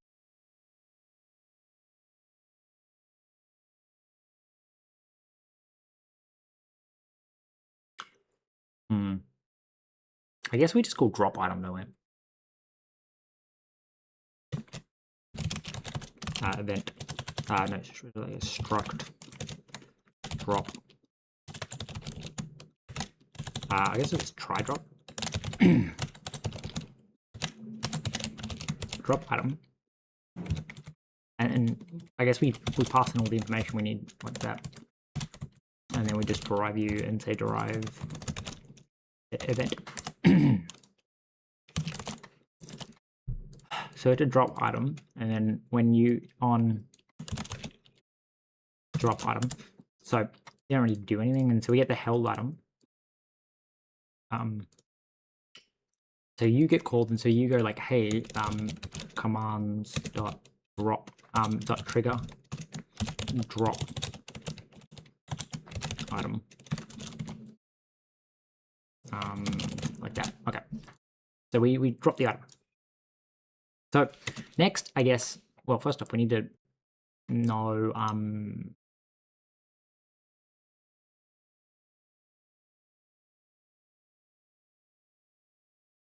that's annoying.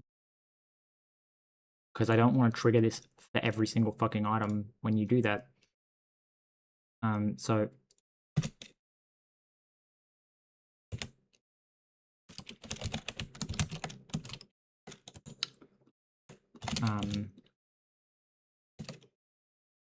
right, so that actually goes like here. So we need to go like inventory. Right, and we need to go if click dot right, no. If inventories dot contains click dot entity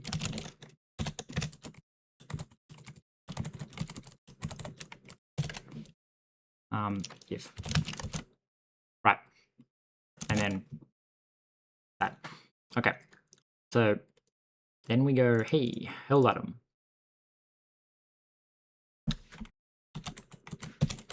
We go let okay inventory. Now I kind of want to go like something like print line dropping item into inventory. Trying to drop item into inventory.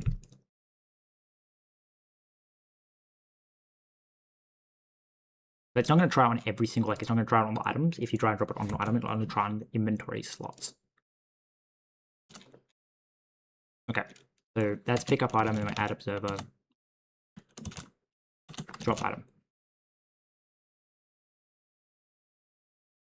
Okay. I should really commit this. Add pickup item.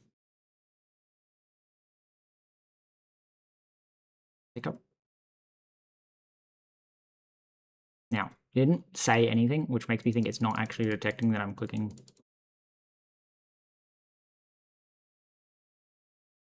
Oh, I think that actually the inventories aren't even clickable, are they?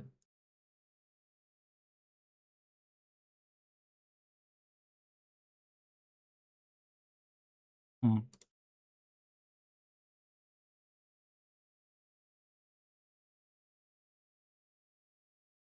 Okay, so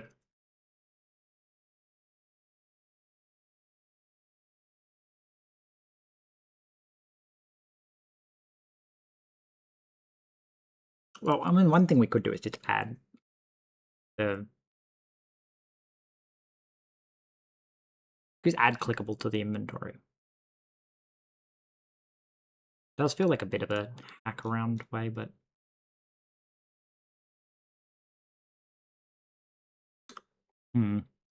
also, actually, technically, it would be this that's being clicked on, because this is the thing with the sprite. So I actually want to know.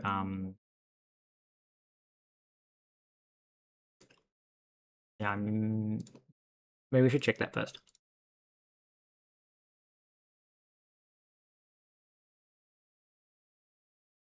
So common. This is pickup. Do we have the root thing? Okay, so we want to go let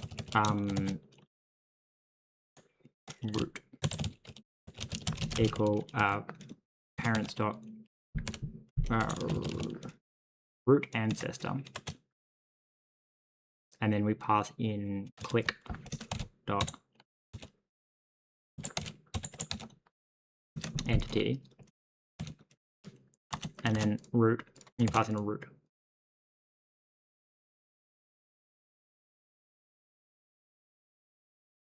Okay, let's see if that works.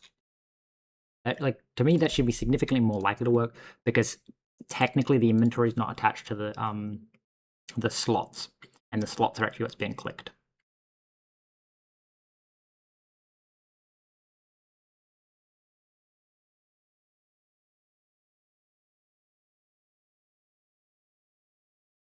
No, it's still not detecting it. Is it detecting anything? I think it's probably getting stuck clicking on the fucking bottle that's directly underneath it.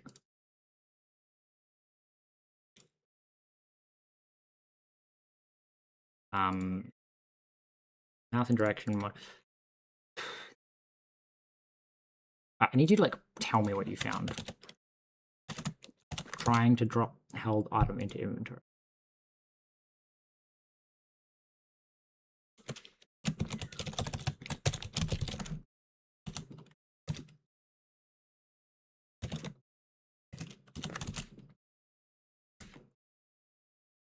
No, it'd be really funny if their root was all fucking 0, but it can't be, because it checks the if you don't have a parent, so even though 0 will always be checked, it's not actually the root. I guess it's its own root, but it's a different thing.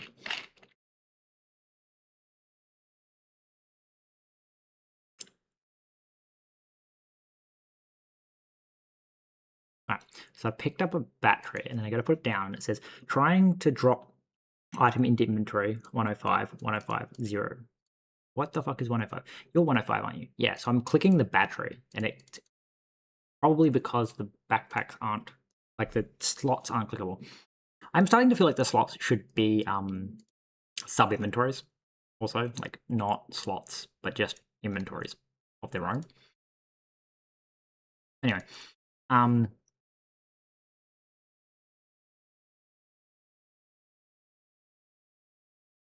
what something inventory, backpack. Anyway, when I spawn you, I would like to say, can I make you clickable? I don't think so, because I'm curious if you get the bounds of all your children. So I'm going to say you're pickable.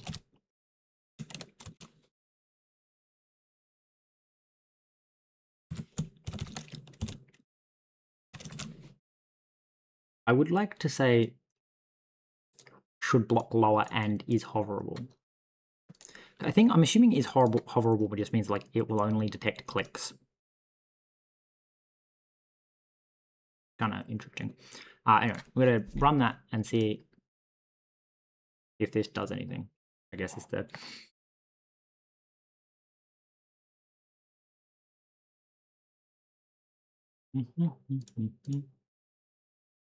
Okay.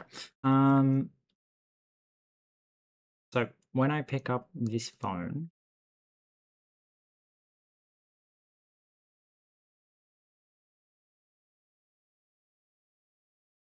right, so 106 again is the item that I'm currently holding. So it's not letting me click the backpack because it's saying 106. Okay.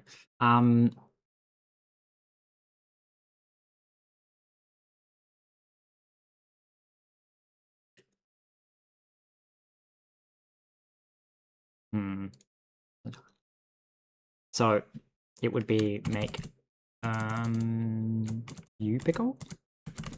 Oh god, if you would fucking please. Wait, slot room. Where's the slot? So wait, this is the slot then.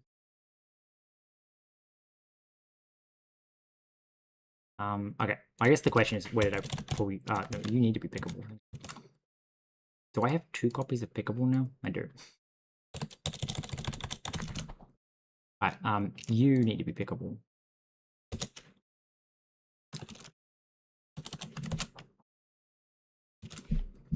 Alright. I think this is different to what I had. I'm fucking getting very confused now.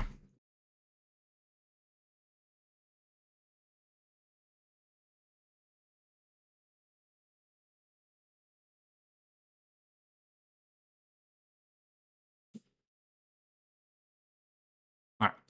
So when I click, the backpack is not getting clicked. Okay. So I'm going to say one thing. You're pickable. So when I fucking pick you up, I can bring in extra information, which is nice. I can say, hey, mute pickable. And I can say, mute fucking pickable. And I can say, hey, mute pickable. And I can say, hey, so pickable. Dot. Should block lower equals false. And pickable dot is hoverable equals false. Thank you. I don't actually know what your default values are, is I guess the other point. What are your default values? False and false. No, let's ignore. Default, true and true. So maybe it's because I've got should block lower turned on, and therefore it's just blocking lower. And it's only because the window actually is its own thing. The window is just special.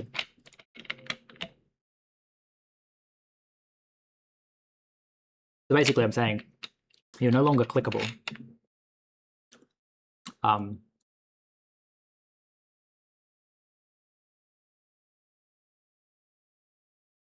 When I picked you up.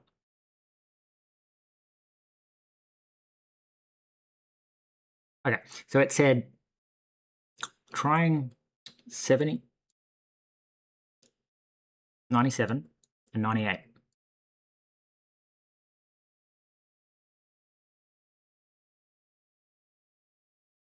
Both of them have a root of 97. So it is getting to the backpack, I think is what that's telling me.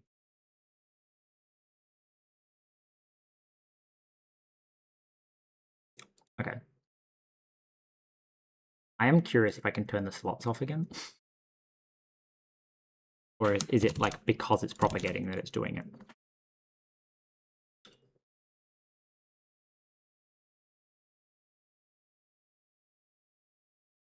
I have to remember to turn it back on now when I drop the item.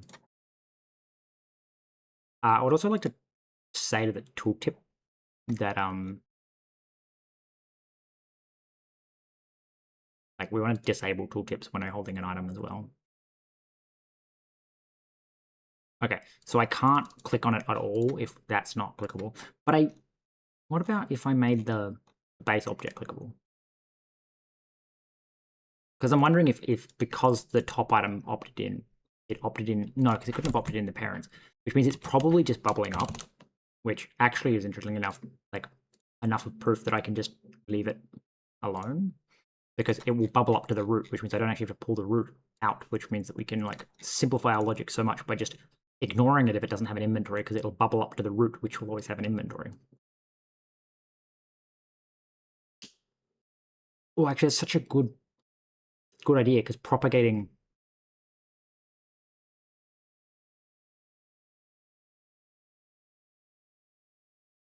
Okay, so first off, let's turn the slots back on. But I'm almost certain that the slots are propagating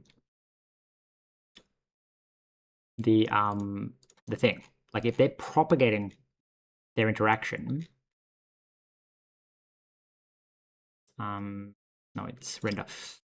If they're propagating their interaction, which I think is what's happening, that's why it's hitting both of them, right? Which would mean that I can say like, don't do the root. Don't bother with doing the root. Just do that and go, hey, if inventory contains click dot entity, then click dot entity, trigger click dot entity, and then I want to turn propagate off, because that would mean that if you clicked on an item that has a sub inventory, it'll hit the sub inventory first, and then it will stop propagating when it hits an inventory. That's interesting.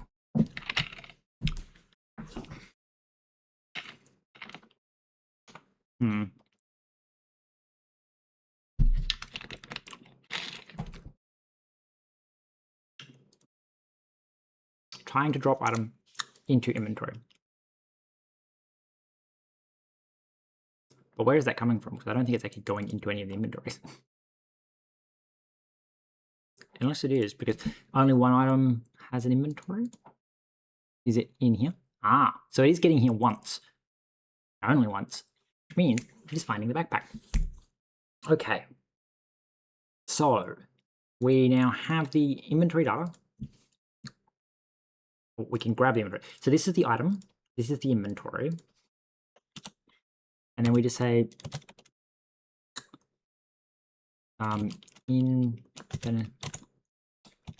inventory.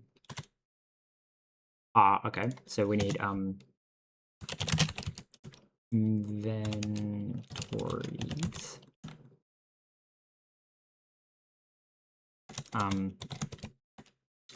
Assets. Resmute assets inventory.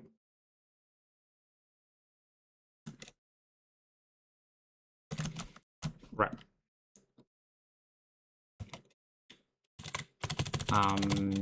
Inventory. So, right, let some inventory assets get inventory.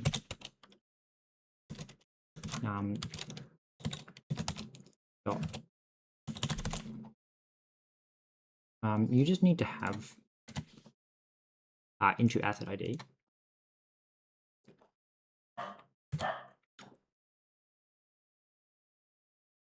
Yeah, you need into asset ID. Do I dereference you into? No. Okay. So I just need to go to you because you're annoying. Say, hey, you're deref, please. Just act like a fucking handle.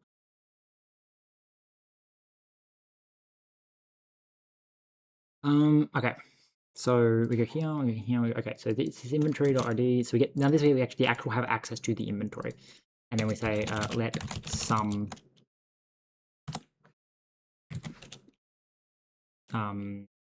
added equals inventory dot add item at.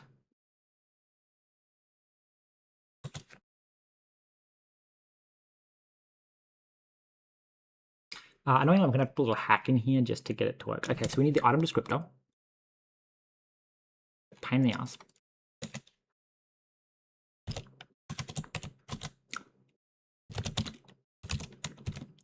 Items So we need to query for the item and descriptors, which is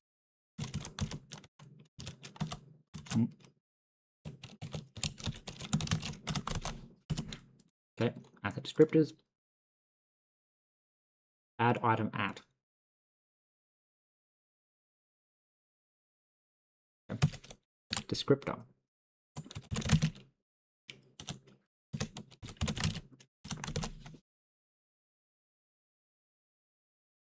Okay. Descriptor, health entity, no, not origin.position. Though that would be kind of funny. It's held dot. Oh,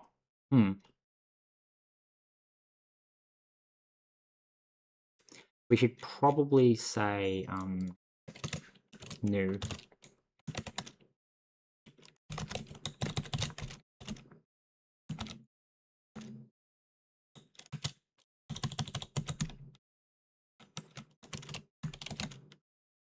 Well, it's like orientation.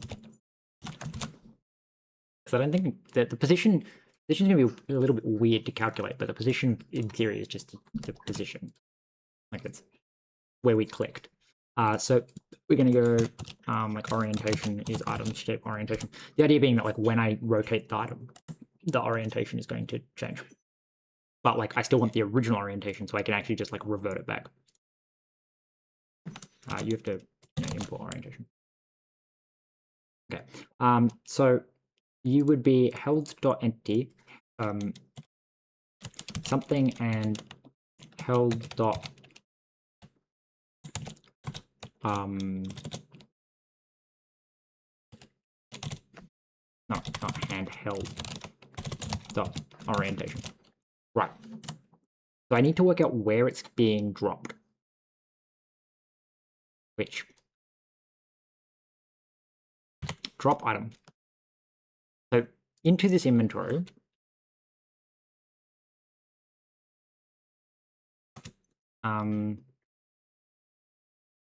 position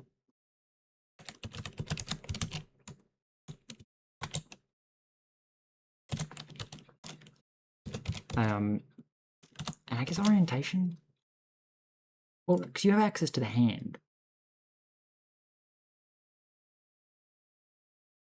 Right, just the new position then, because that's information that I need from the like click event. All right. So if let added and okay. So that would be click dot position. Okay. Then I would like you to say print line added item to inventory at position.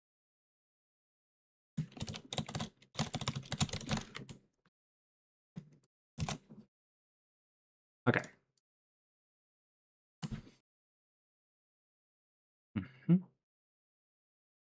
So that does that, and then theoretically, if you get to here, if you successfully did it, we say, I guess commands.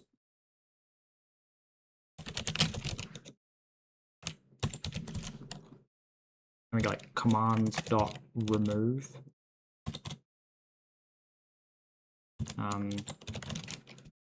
Remove resource. Held item.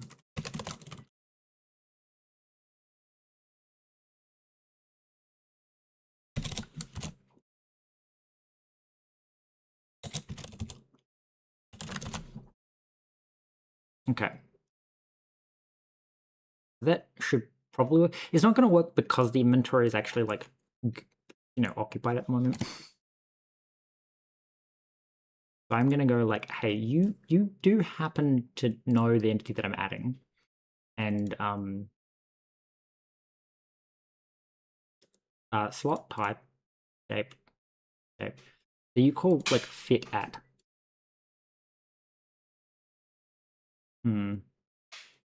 Okay. We do need to like calculate the position it's trying to put it at. So I guess one thing we could do is like not spawn so many items, and then we should be able to like put things in different places. So we're going to say like like position, like so. Except we want the position to be like, I guess it's 7 high, 5 wide, right? Like 5, 7, because that's the size of the backpack. Which would mean that if we just don't fill the backpack all the way up, we should, in theory, be able to like put an item into the corner, because basically we're effectively hard coding where we're trying to put it. So let's only spawn like 5 additional items. So that should like hopefully leave that top corner free. And I've hard coded it to try and put it in that top corner, which is kind of funny because at no point does it check to see if the item is already in the inventory, and we never remove the item from the inventory. So theoretically, like you can't put it back where you picked it up because it's still in. Yeah. All right. A little bit annoying because what it's saying is I can't put it there because it just so happened to have spawned enough shit that's big enough to fill it. Like if it was like literally 1 cell less. And I haven't added any ability to rotate things. Maybe I should just add the ability to rotate things. I'd rather know that this is working first. Yeah, okay. So when I pick you up, when I put you back down, you're not working. Why are you not working? So trying to drop into inventory. I guess this is part of the issue of not having it tell me like when it's failing. Is so trace. No item held. Ignoring drop. Inventory not found. Ignoring drop. Inventory asset not found. Trace item not found. Item descriptor not found. Failed to add item to inventory at position.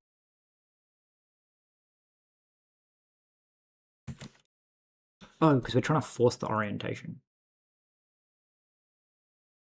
Yeah, I need to really just add the ability to. Okay, so we're just gonna copy the game. Go. Let's scroll wheel to rotate items. So let's pick up item, drop item. FN. I mean, update hand kind of works.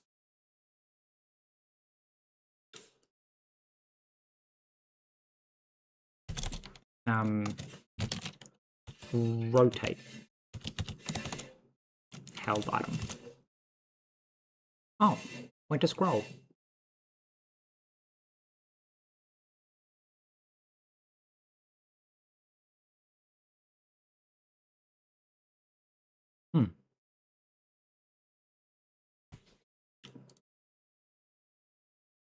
Alright, so apparently the orientation needs a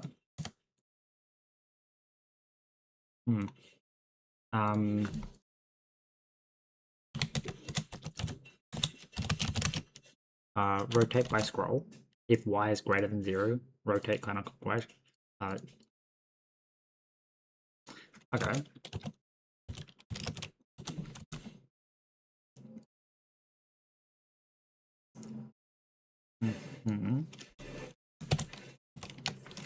I like keeping these the same because technically, like, identity is just, again, a marker to say to me, like, as of, like, when I'm implementing code, is don't fuck with the rotation that you got given. So rotate clockwise. Well, actually, this is CCW. No.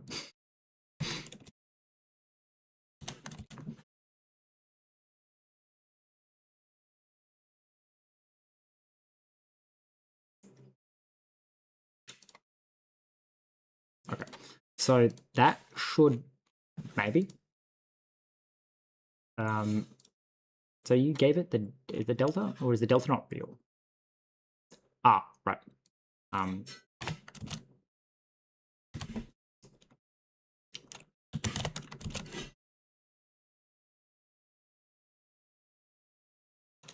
Yeah, cool. Can you not? Excuse me. I changed that. This now takes in an F32. Stop trying to turn it.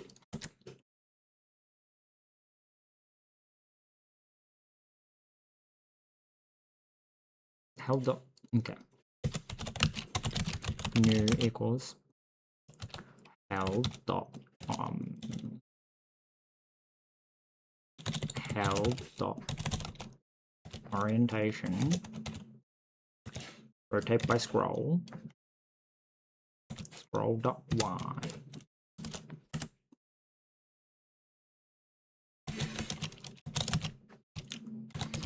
Oh, have I not got you mutably? Is that what's going on?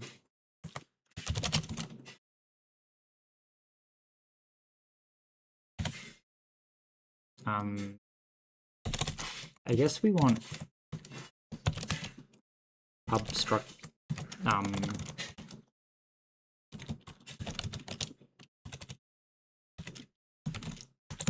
and mute.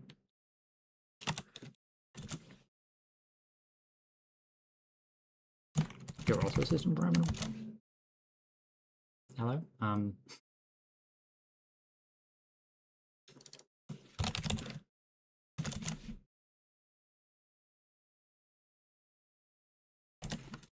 Okay. I mean, what do you mean it does not need to be mutable? I'm mutating it. It very much needs to be mutable. Okay, so on scroll, new, held orientation, rotate scroll orientation, held orientation equals new orientation. Now somehow we need to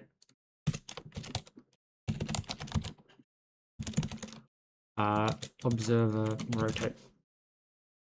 We need to actually like update the image, but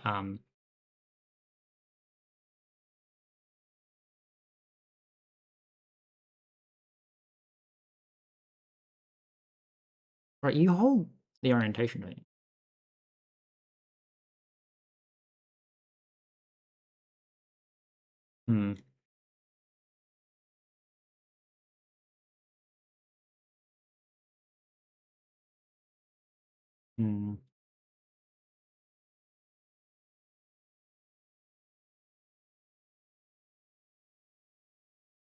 How do I get you to update your...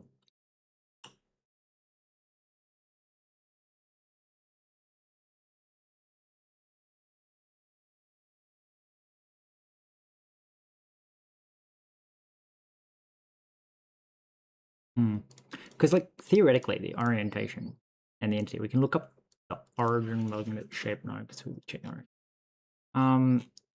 Do you move around? So, I mean, this would let me, like, at least attempt it. So when we drop item, can we just, like, print the additional... Failed to add item at position and orientation. Okay, so again, we can at least check that dropping is working. Because at the moment I'm still unclear if the dropping is actually even working.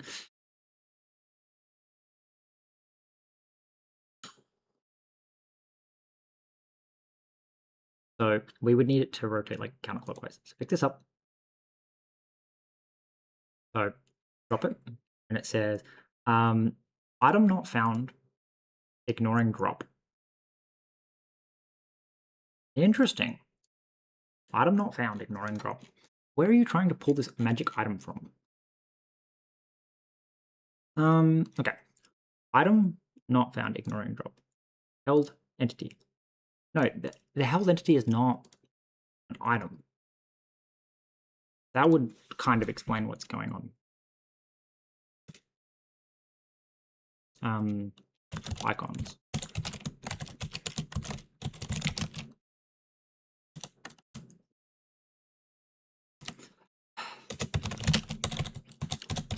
That icon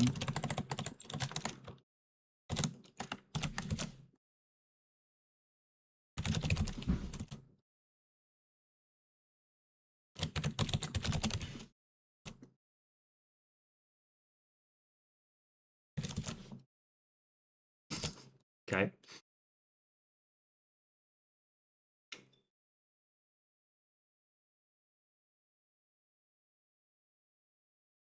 Interesting. So I'm thinking if we update the shape of the thing, it should like propagate.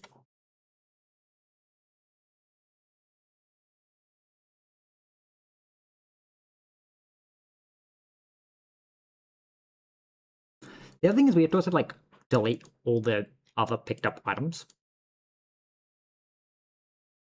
Oh, there's so many like edge cases for like, I'm thinking if you pick up an item and you have multiple copies of the same inventory open, it will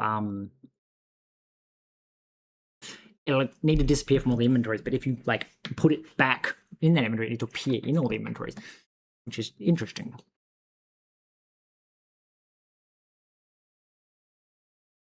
Okay, so you should work. So it won't fit at 90 degrees.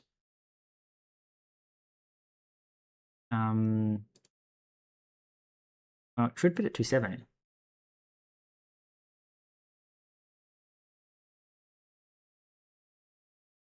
I should make the return more information, I guess. So I'm really annoyed that I keep scrolling back down to the bottom of this thing instead of the one that's actually supposed to be. All right. So when we say add item at, can you return more information instead of just an option? Can you return like a result?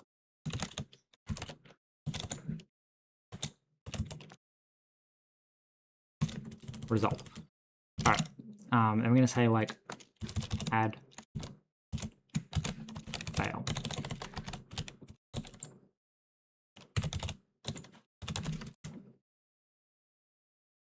Okay. Then we need like an enum. Enum add failed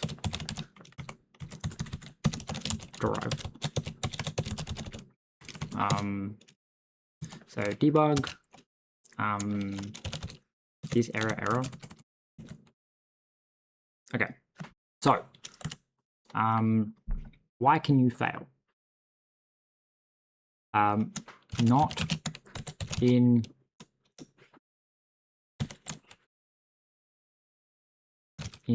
bounds.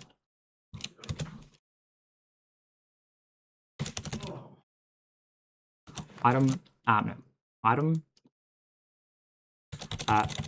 attempted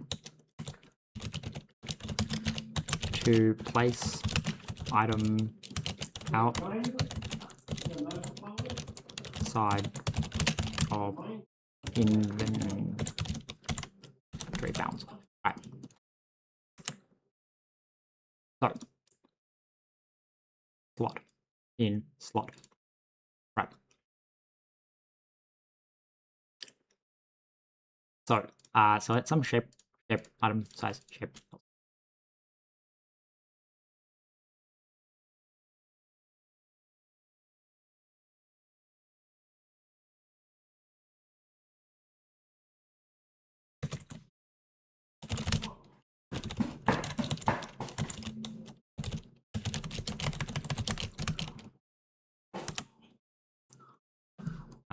Let mute error equal. Now I'm gonna have to give like each error fucking weighting. No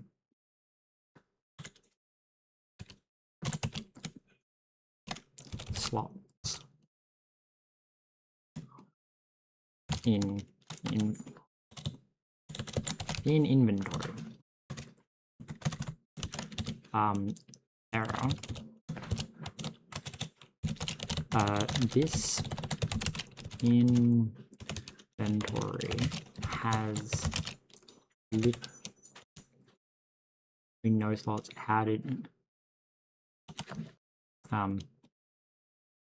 add at least one before adding items. Okay, so get to here. If self dot slot dot is empty,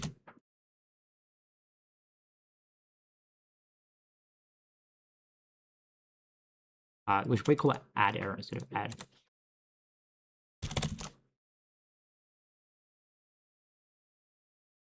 Okay, add failed. Literally no slots. Okay, and then you're going to be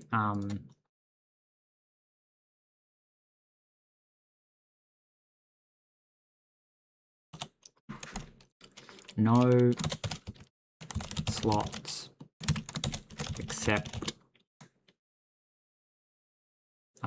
this item.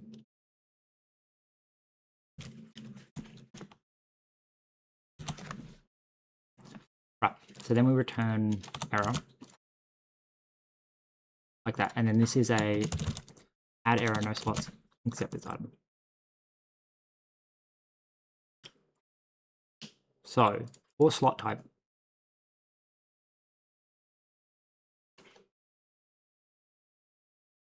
I feel like this should be like a vector,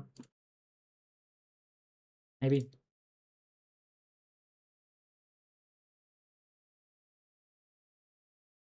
Like a vector of add failed.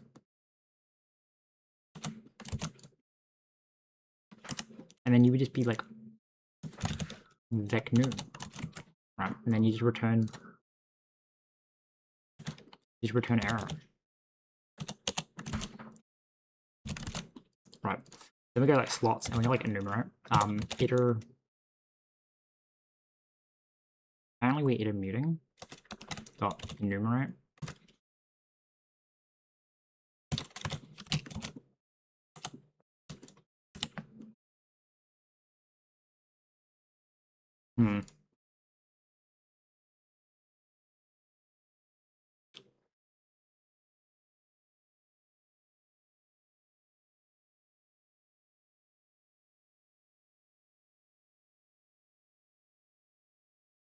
Okay, so for okay, so I like how I'm adding this entire enumeration just so I can return.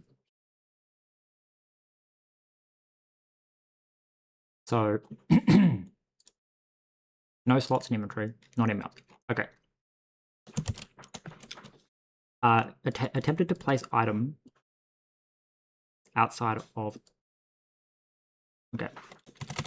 Slot 1. Slot. Attempt. Request. Location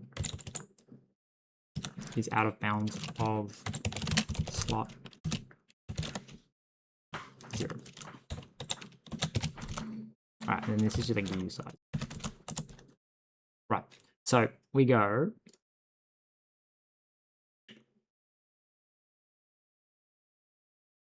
I guess instead of checking.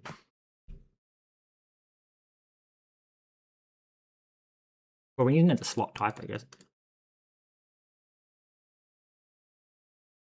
Position orientation, if slot fit at shape.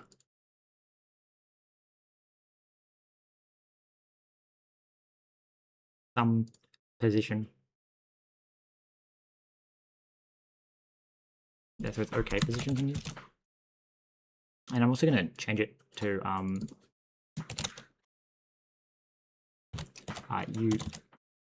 U size, U32, and then we can just like pass in I. That.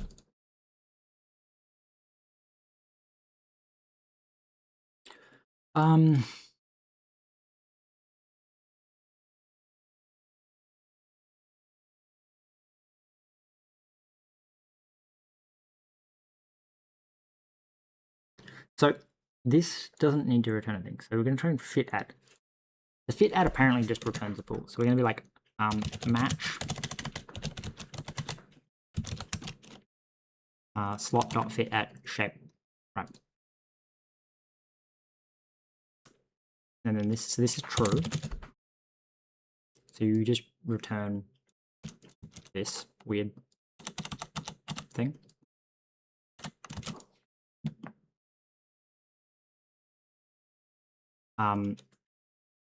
And then you just apparently push not inbound slot. This is incorrect because it's not actually what it's supposed to be doing, but anyway.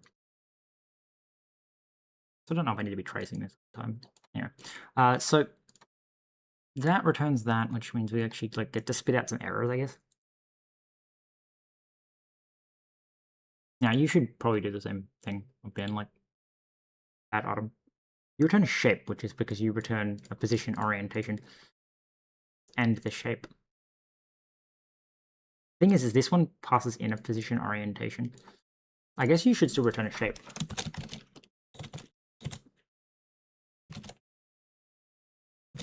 Right, because you're basically saying what you did.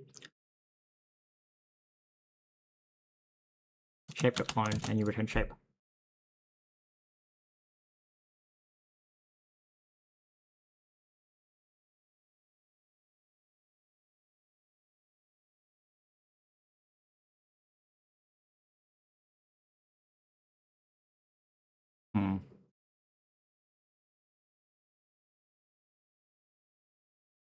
See, size should probably return just to cells, but anyway, we'll get around to that.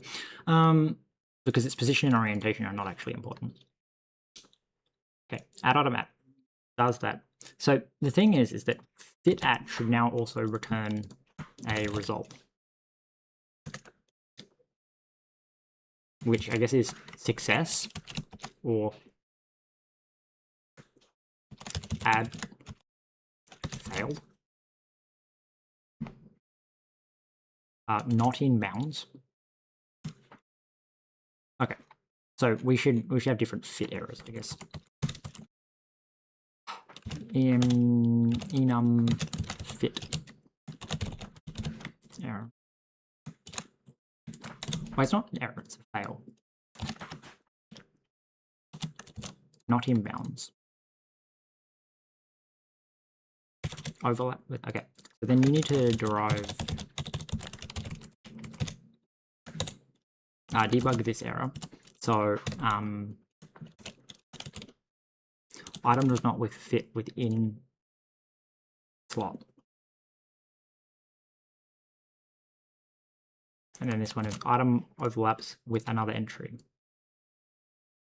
I think this is just going to be a usize, and we're just going to like return the index of the entry that you hit. Right, and then you would be a fit failure. Right, so this is a fit failure because you're out of bounds.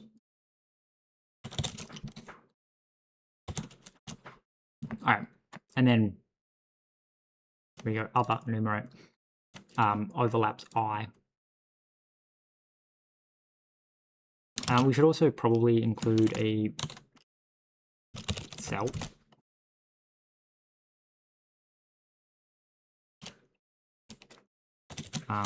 With at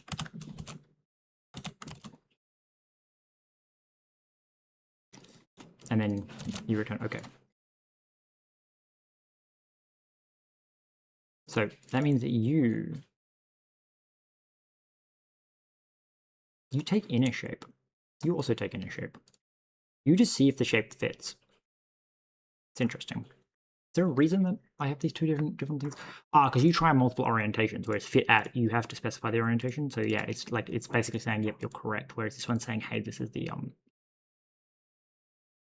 this tries every cell and orientation. All right, so you return a result, which is fit failure.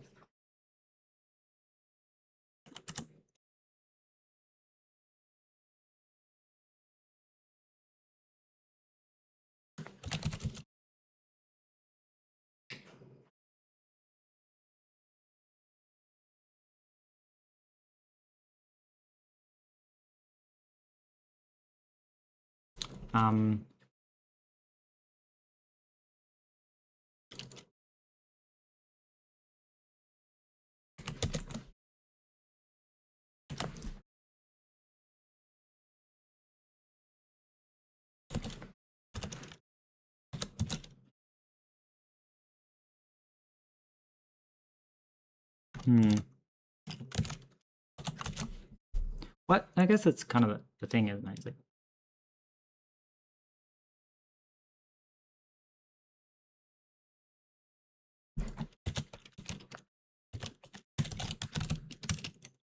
match self dot fit at.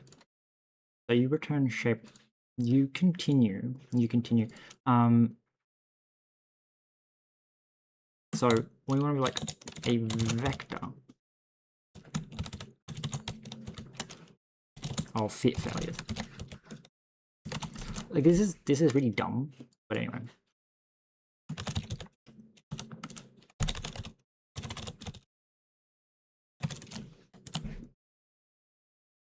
If out of bounds.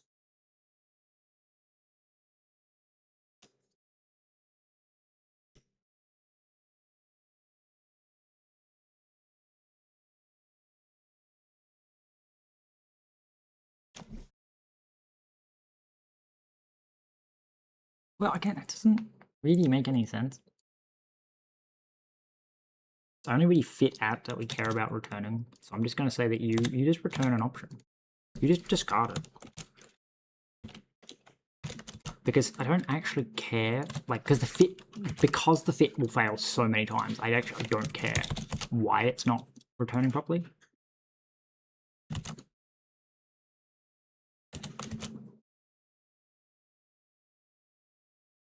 And we're like, if let okay,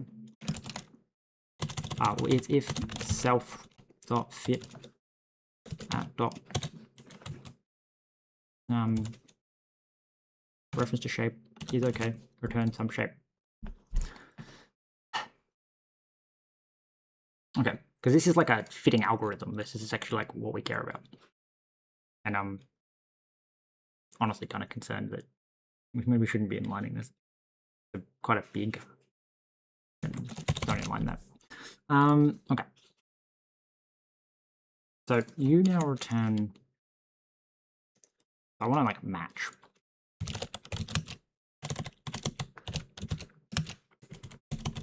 You.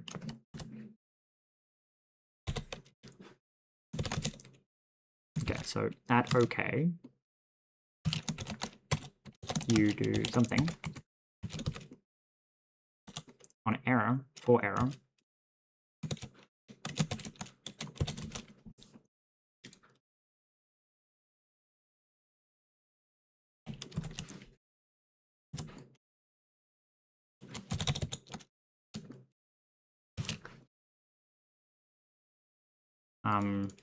Okay, wait. Let me mute error. Message equals format. Oh, yeah, we can just do that. Just variable it.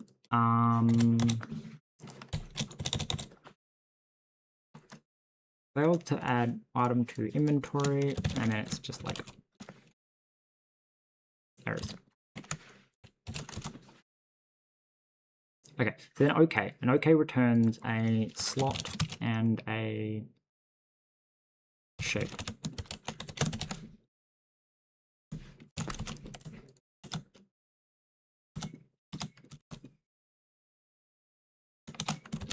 Okay, so added to inventory at position in slot.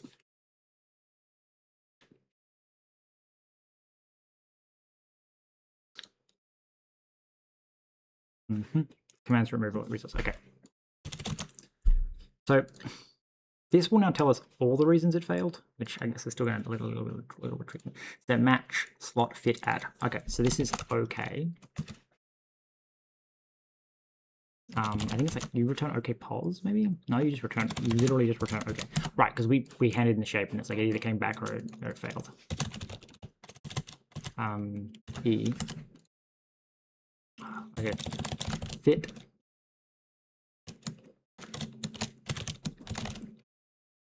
So do I have to go get the fit failure? Excuse me? Where is fit failure? In like slot, isn't it? Would like have to import it? I think it's probably private.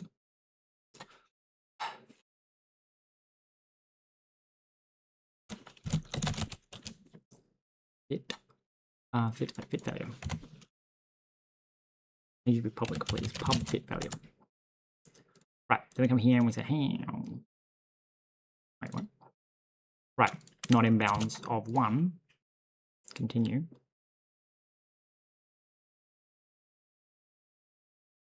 Wait. Fit failure, not in bounds.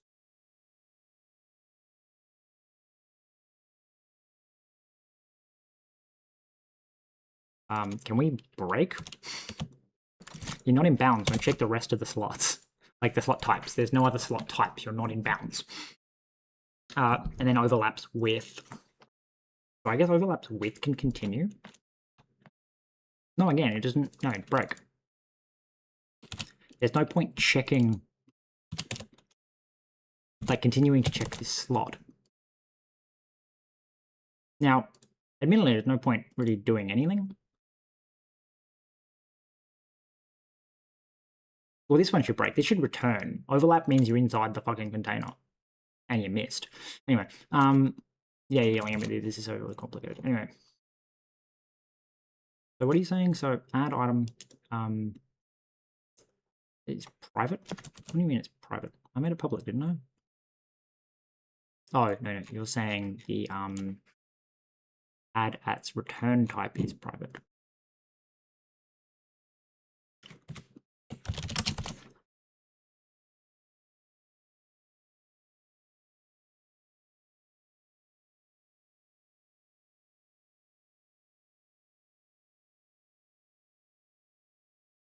Well, both of these just break.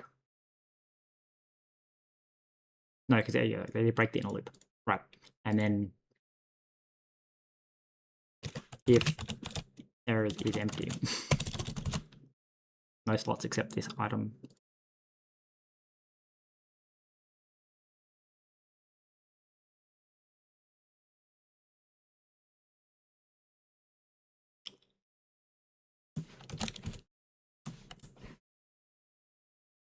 Cool.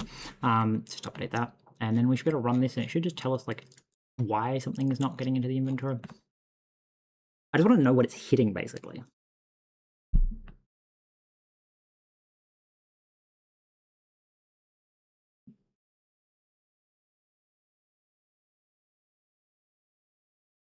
So if I pick you up and rotate you, put you here, there's failed to add item to inventory, not in bounds of 1, not in bounds of 2.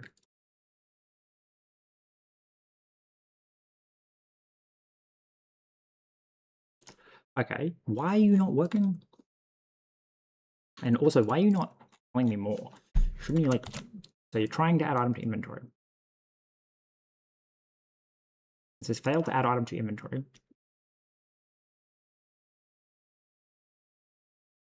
Error, not in bounds. So when you get here, can you tell me more about what you tried to add?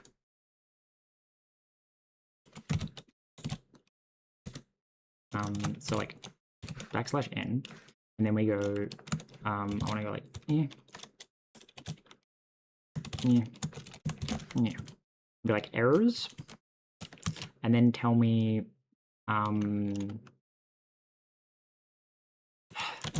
click.position and held.orientation, and also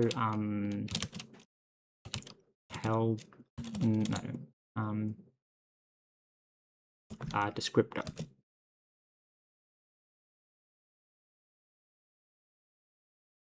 Name, I guess? I don't know. Probably put that first.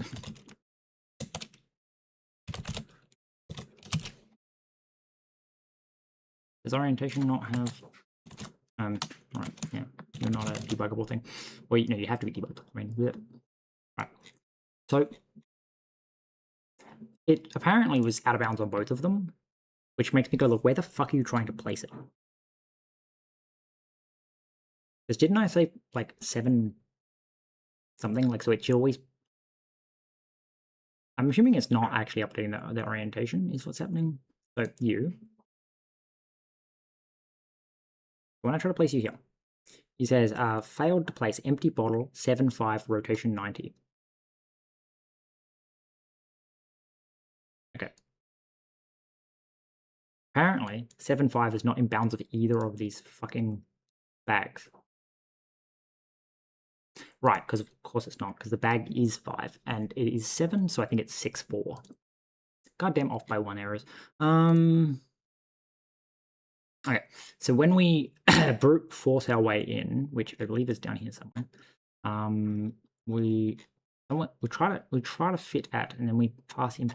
What is it? It's the click. So when the click happens, like a pickup, click. So it's 6, 4. Okay, that would explain why it's not considered inside of either bag.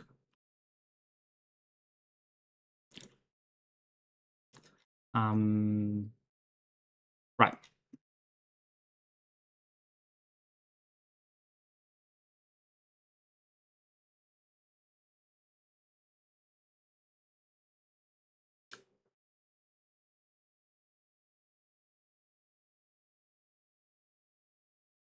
Okay, so when I pick you up, and I go, place. Oh, to click on the actual bag, don't I? So it says not in bounds of 0, not in bounds of 1.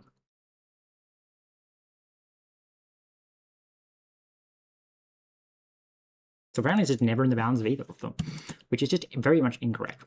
But anyway, so we need to get it to like return what the bounds are, I guess.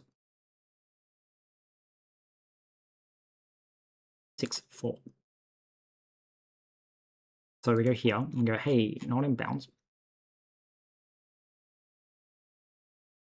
So we need to go wherever our like slot logic is. Oh god, it's so bad. Not in bounds, and then we need to say AA BB2D. Right.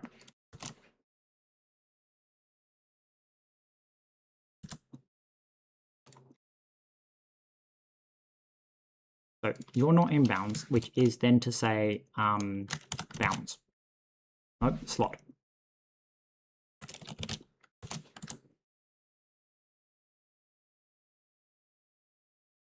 I guess we need your bounds as well, don't we? AA, BB. So item 0 does not fit within slot. Something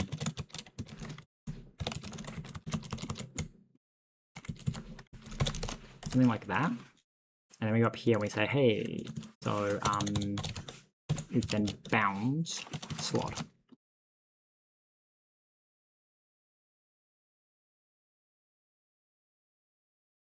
And then I guess we want to copy this. I'm going to go up here. I'm going to go, you return not in bounds. Item slot. And we go here. And we go, hey, you. So slot index. Item bounds slot bounds.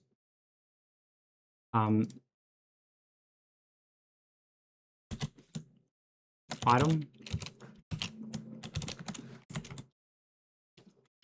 does not fit within slot bounds. Not fit within slot.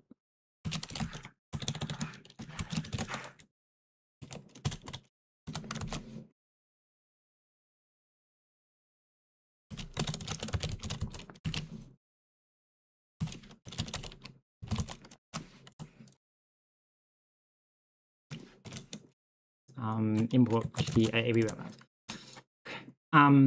Okay, so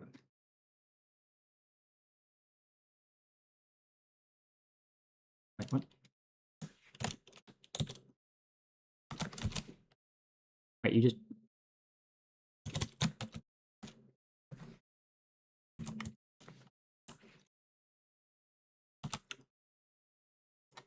possibly this is what was going wrong.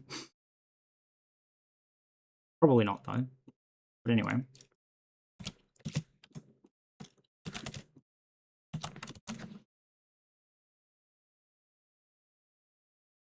Overlaps with item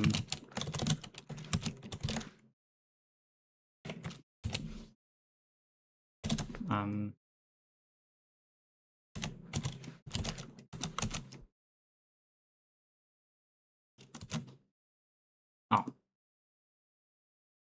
Okay.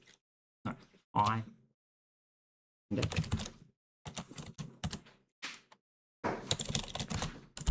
Okay. So there's a chance that what's happening here, that you need to be like that. Okay. Honestly, I don't know what's going on. Possible that because I fucked up, they were just like saying 0 and 1 because that's what I was hitting.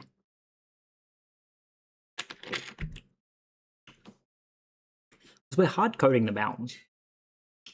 Means it should just not work, you know what I mean? Okay. Warning. Failed to add item to inventory. Not in bounds. Slot index is 0. Bounds of the slot index is 0. Min is 6.4. Max is 8.6. Well, that's interesting.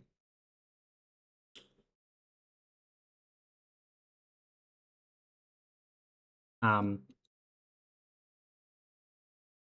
yeah, no, yeah. Slot bounds is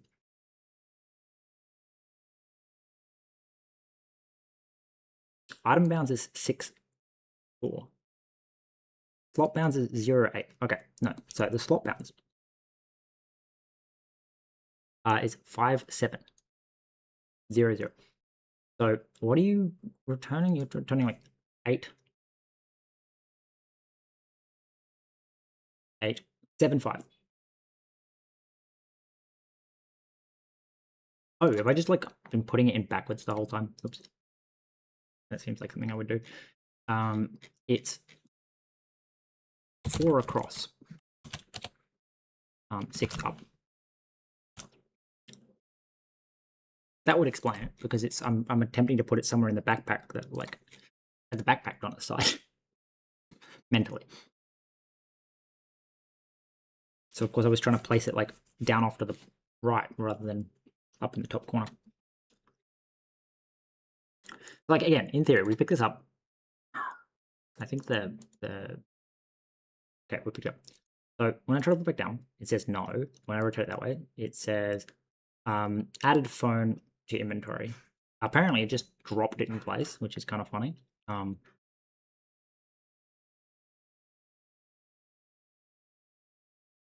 it worked.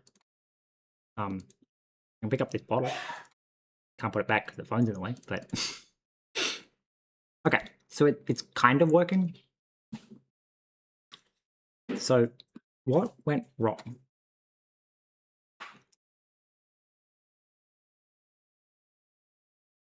Well, for one thing, I think we just unparented, don't we? Wait a second, I don't even reparent it. I just slot shape. We added it and then we removed the held item. But we don't actually reparent. So first off, how do I even check each slot?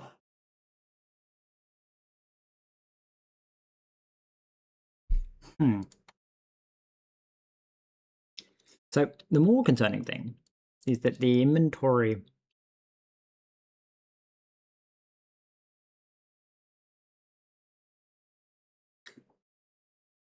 so I'm kind of thinking it needs to have multiple slots because it's like otherwise it just gets a bit weird.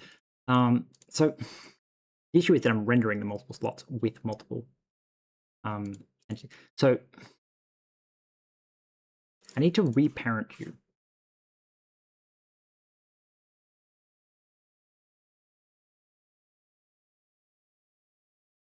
I mean, the obvious thing to do would be to delete the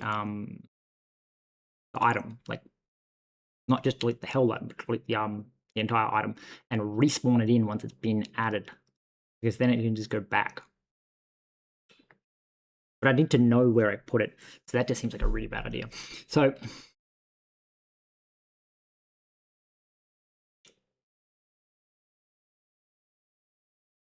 here's the thing: is if we mark slots, which I actually don't know if we do mark slots somehow.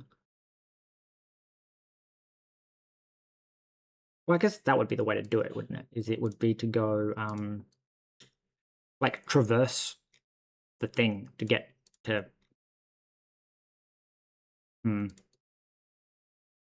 Because I need to somehow set your parent to the right slot. Do you, by any chance... No, because there's no... The inventory, again. Inventory has no idea, like, the rendering potential. So, annoyingly, match slot fit at... like, all that's happening is I'm no longer holding the item, and therefore the item is getting, like, left floating. So when I drop the item, what do I want to do? I need to reparent it. I need to update its position, its location, and also reparent it to the correct entity. So what did you actually return to me? You told me the slot and the shape. And the shape contains the position. So we can be like commands dot. Not really.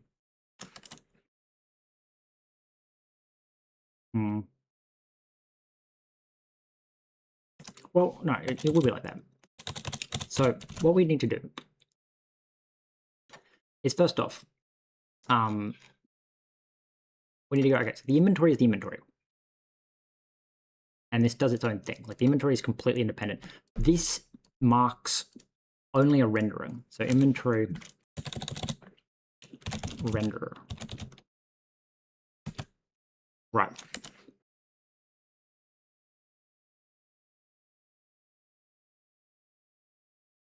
Now, my question is, can I say, like, relationship target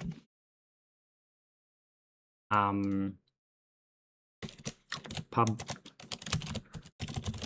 struct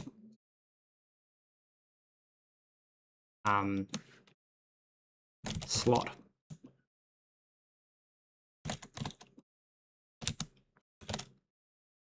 render? I'm curious if it can be both. That would be really bizarre. But we're going to say relationship target render slot. And then we come down here. So we say, okay, first off, inventory. It's the handle to the inventory. Right.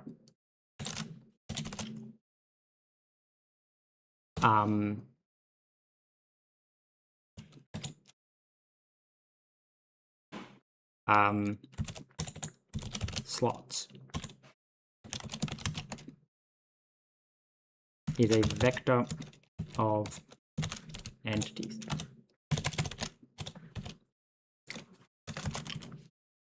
Right, and then you would be relationship target. Right, something like that.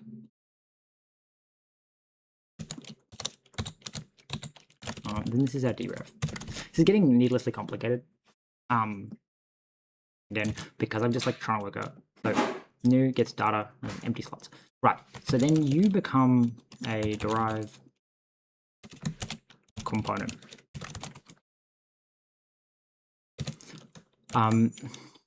You're also a relationship.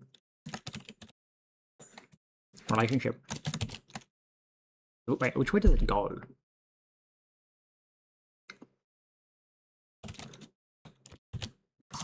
So I think it's actually your inventory renderer, and then your relationship is...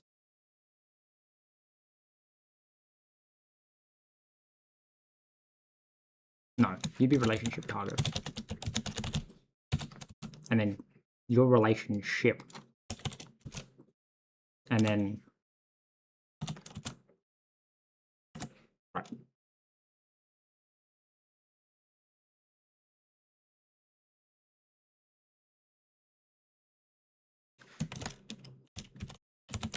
Maybe. I have another one somewhere. Relationship. Okay, so that's inventory render. Which one am I on? I'm in inventory. This one is the one that's done properly. So display item, displaying item. So the relationship target is the one with the vector. Just copy this back over here.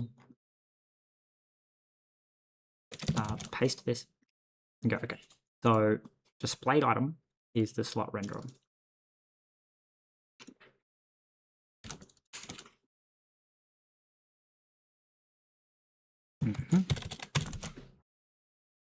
Actually, I don't think you need the index. You are just literally a slot renderer. And then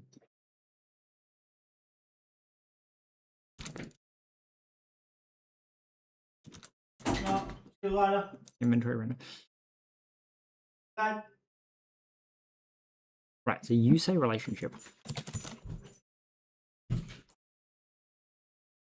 They both say relationship? Maybe that's the thing. Maybe they both say relationship. And then your relationship. No, wait. No, you're the one that's actually correct. So Dad.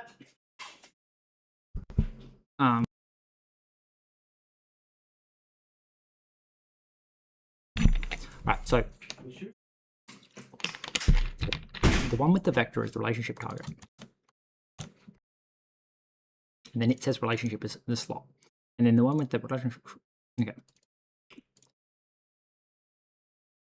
And then I'm assuming you say relationship. And then we can go year.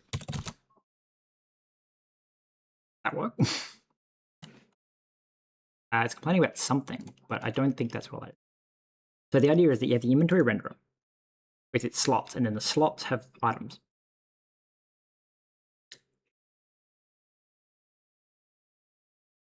This seems kind of bad, but also kind of like whatever.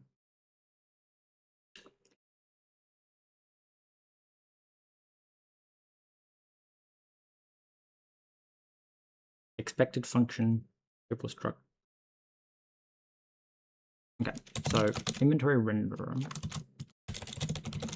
new.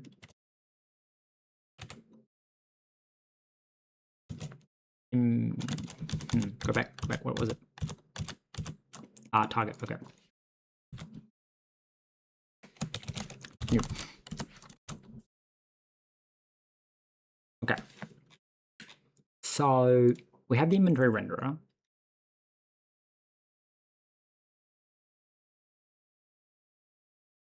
So this adds inventory window. So we can actually get rid of the add inventory window because this is old tech. It doesn't work. I'm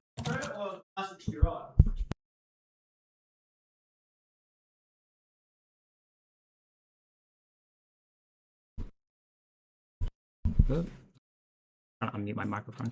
So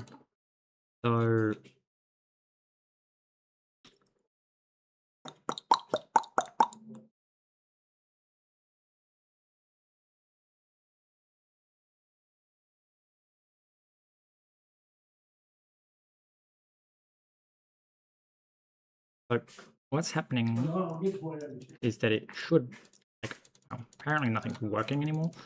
That's fine.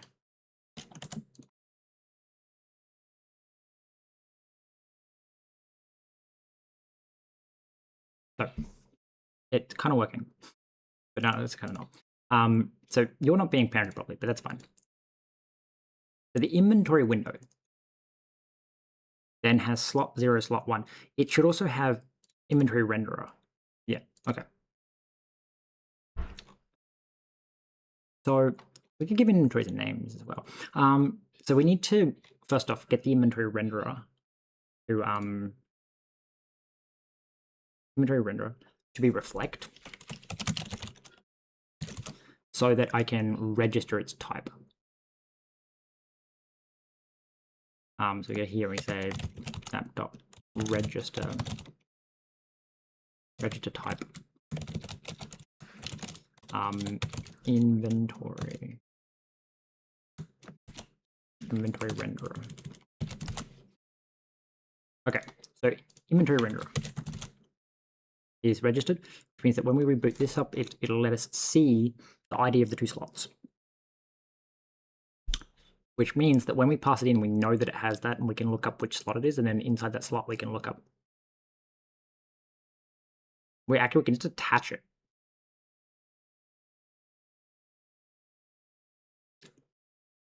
Hey, okay, so in here, we now have our inventory renderer, which gives us a strong handle and a type something arc. What? All right, this is complaining. And 0 slots.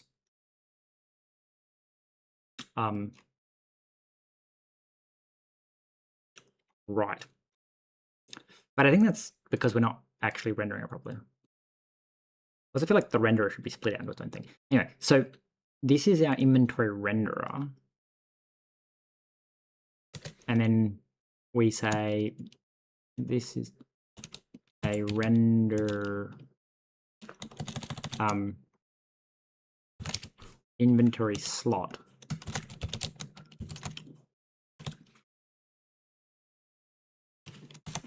It's not how that works.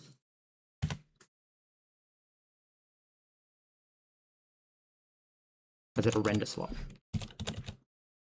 Slot render?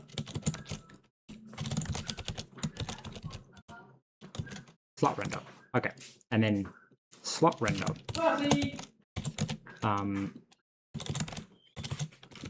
No.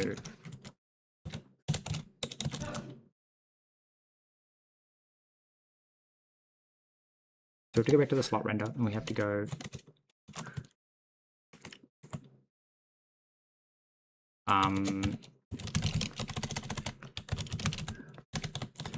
import slot renderer new. Nope. Target.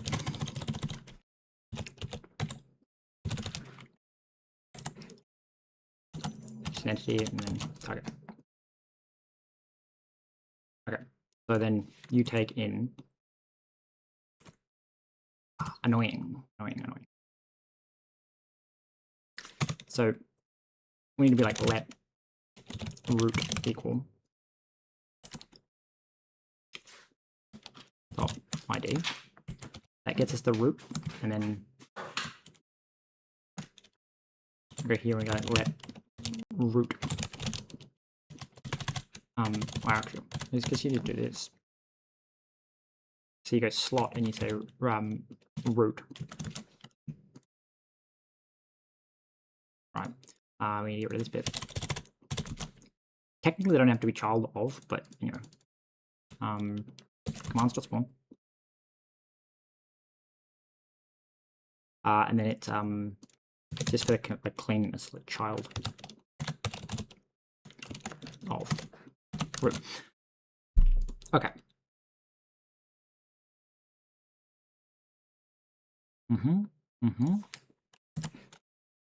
Right. So now when I run it, it should know its slots. This renderer is getting really out of hand. And then the slots should know, because again, if we go back to our slot, which I think again weirdly isn't actually a slot. I'm really confusing myself by using the same names over and over and over. Okay. Anyway, so we have our inventory window, and then inside of our inventory window, we have slot 0, slot 1, which is 59 and 97. And then in here, we have our inventory renderer, which says that it's 89 and 97, which means that we don't actually need these to be children, but that's actually so good.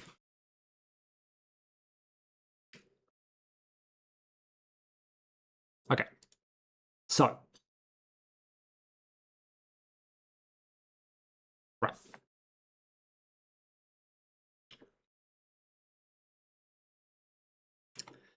So, what's next? So, we need to go, what the fuck do you guys have? So you're a display item.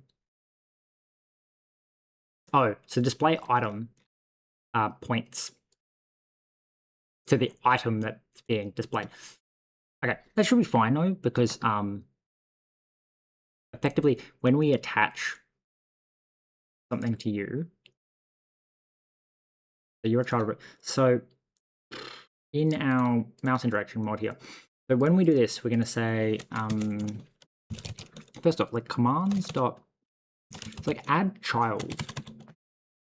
Okay, so be like entity. So we have access to the inventory, right? That's not it. Okay.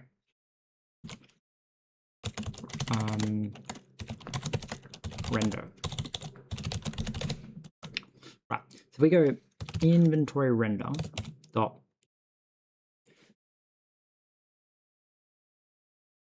we actually have the inventory renderer.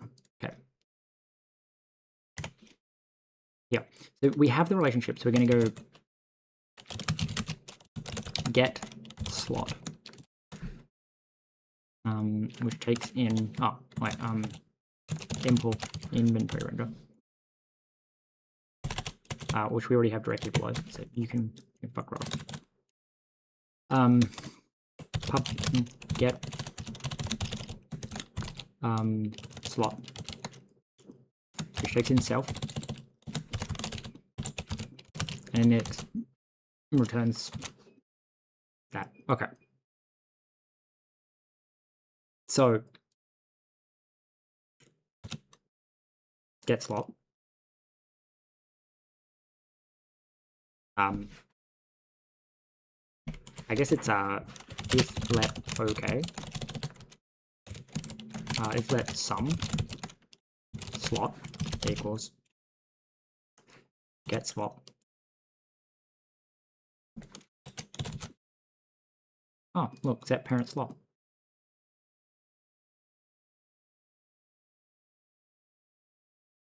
I think it's because it's the other way. I think we have to go.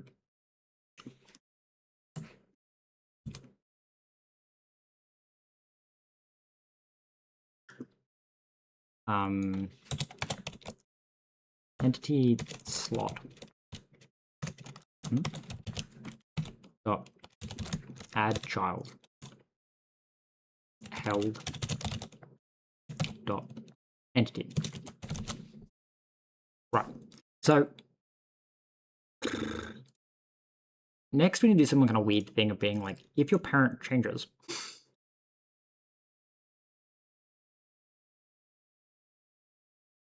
Because I think that like, if your parent changes thing would mean that we can detect this and then put you in the right spot. Or like whenever you gain child or something, we can put the items in the right spot. Because theoretically, well, here's the other thing, is we need shape dot position and slot, which gives us our shape. Which means that we need to go so this is the slot. It would be so much better if I could go the other way of saying held, because that's how you do it. Held dot entity, and then you dot insert, and you go child of slot.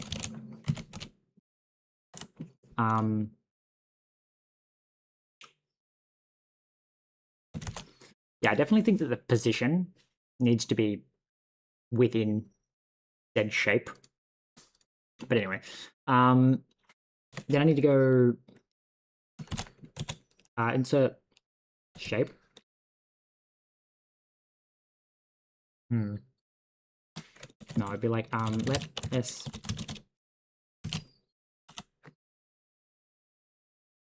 No, let s equal shape. We have the shape. No, shape, yeah, shape's where it went. Okay, so we can just pass in shape.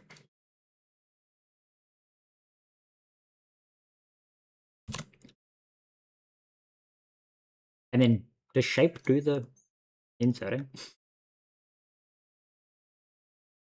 Because shape has a position and a rotation, so we could like just convert shape into the right thing.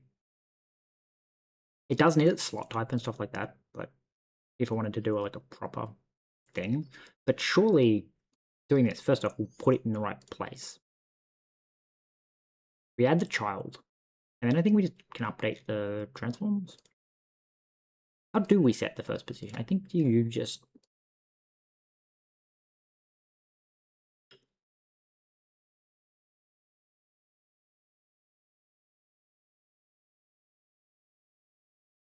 So this is with the shape having what it does.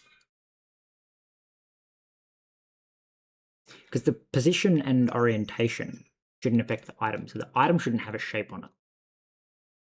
Like that. Yeah, it's getting a little bit confusing to follow what I'm doing. I really need to refactor everything and just like work on the fact that I've got it somewhat working, and then like work out what doesn't need to be where. So what I'm thinking is that if I stick a shape onto it, so we need to go find shape wherever the fuck shape is. It's like item. The fuck is shape? No. Slot. Shape. Right. Shape is a component. Shape doesn't do anything. Okay. So we're gonna go derive. Not derive. Component. On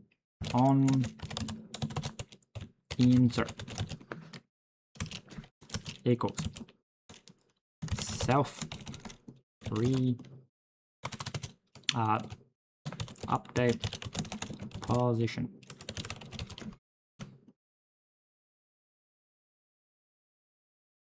So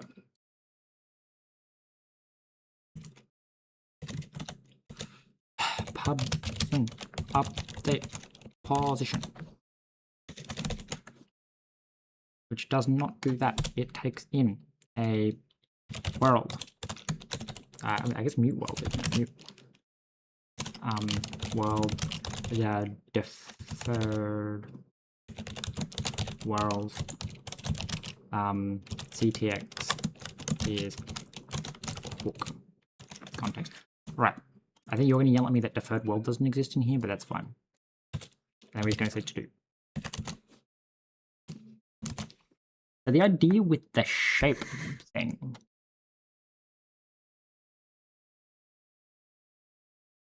Oh, wait, it probably also shouldn't be in quotes. I don't know why the AI keeps wanting to do that. Update position, yeah, deferred world is now like not existing. Okay. So what we want to do is say let shape equal world dot get self ctx dot entity dot expect this is self on insert. Right, so now we have the shape. I gotta stop putting these little braces in. Right, so now we have the shape. We go let we need to grab like config data.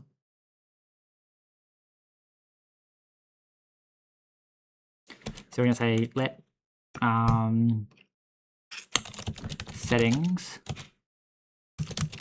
okay.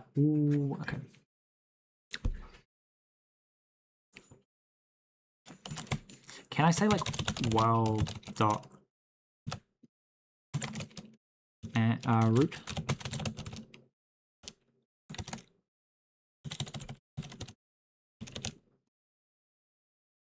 Get by ID.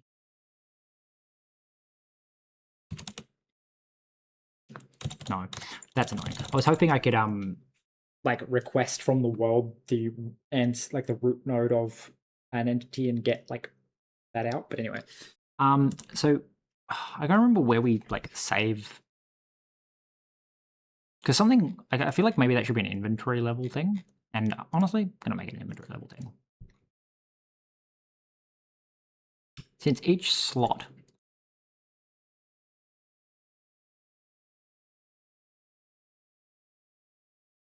each slot seems to point to an inventory, yeah.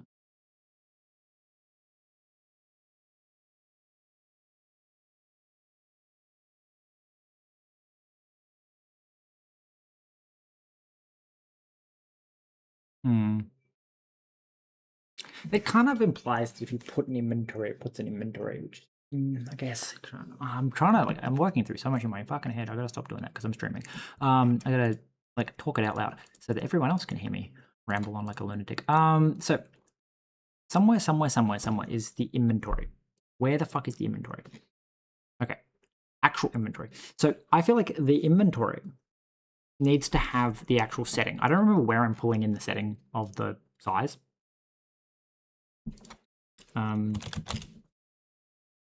It's like cell size. Where is this coming from? Default inventory cell size. Right.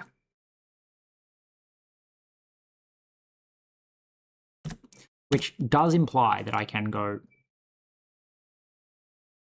to an inventory.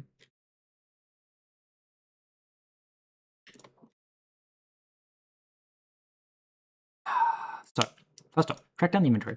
Go, hey, can we go like pub struct inventory style? Pub cell size. Background.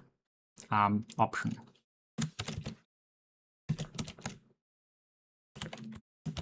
What was the other thing that I was inserting? I think it's like, oh, pub struct. No, pub cell image.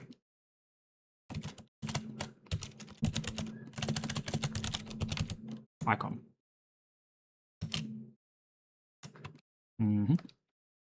Okay, do that. It can be optional too. Alright, so then we go back to here. And we go. So then you're going to have a style.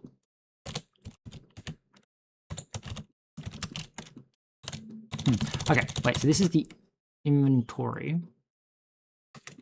No, because I was going to say you can have an attached component, but that doesn't work because this is an asset, not a name. So, style. Oh, no. Okay, so you would be a, so derive asset. Right, so the reason I'm making this an asset is because then I can say, this is an inventory, and when you say to render the inventory, you either attach an inventory style handle or a default one is used. Because I think there is such thing as a default handle, which means that I get to go, hey, back to like lib here. No. So this is the poly inventory. Okay. Item descriptor. The poly inventory plugin. Where's the one that has the like slot stuff? Here. Inventory render plugin. Okay, right.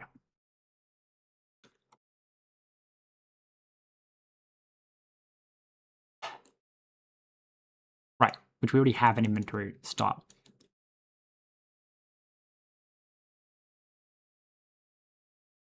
I like how I'm retreading all this ground because I've completely forgotten how any of this fucking works. So we're going to go back to here. I'm going to go here, inventory style.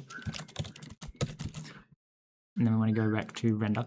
So first off, I need to split render into its own fucking thing. It's getting too complicated to have it be like a sub thing. Mod render. Right. No, don't do that. To the other one. I'm going to call it rendering. And we're going to go here. That. Alright. So then inside of rendering,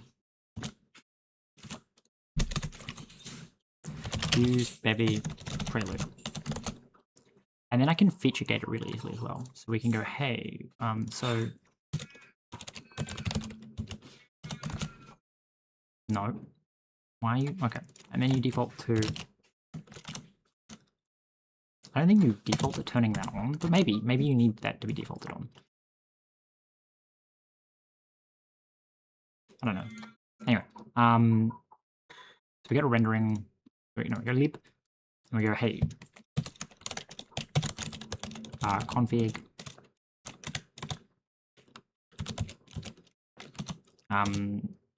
feature, rendering. Right, so if rendering turned on, then we go here, and go, okay, so inventory, rendering.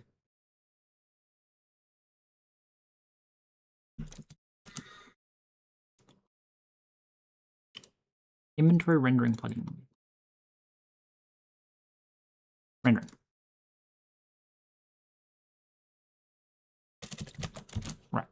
So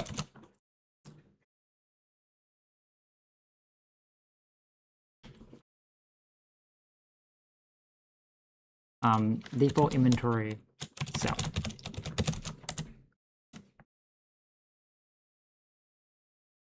Right. Actually, I'm just going to say pub default inventory style.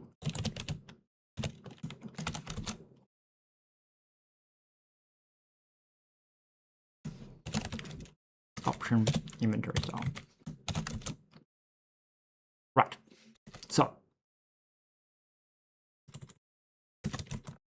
impl plugin. Right. To do. Question is, did I rip that out? Hold on, okay. So you're doing this.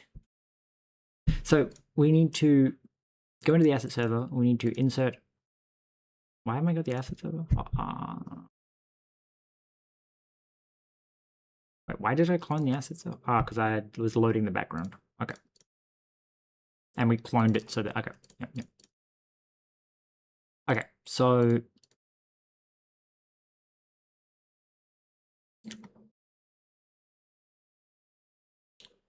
I'm gonna do a couple of things. Inside of our rendering, I think we're gonna have like, we're gonna break this down more. Mod style. Right, and then that's where you go. Style goes in here. And go back up to mod here, and we go, okay. So the first thing we can do is go app.init asset. And then style, inventory style.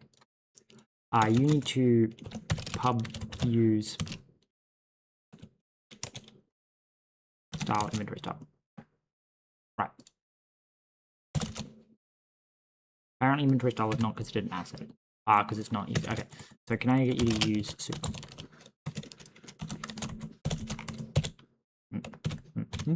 Okay. So we have this. And then so inside of our thing. So the first thing we do is we instantiate this.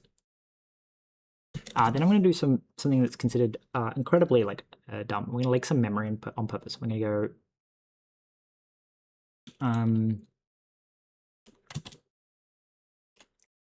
we're going to go like style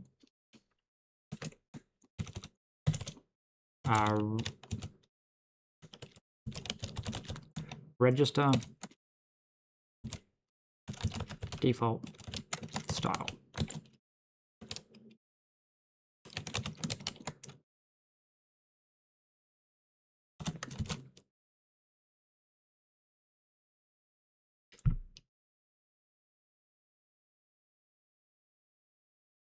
Right. So we're going to go in here, we go pub register default style. But it's not public. I'm going to say pub with a crate. Right. So register default style. It's going to say, hey, if let insert resource. No, that's not how that works. If let some let style equal default style unwrap all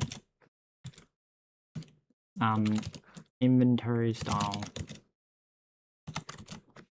I'm going to say like 16. Yeah, 32 will do. Right, so that is how your style works. And then we go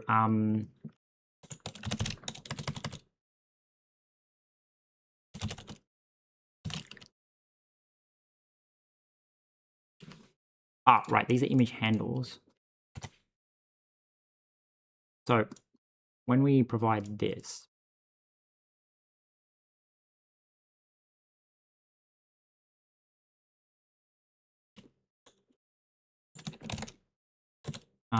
default cell size,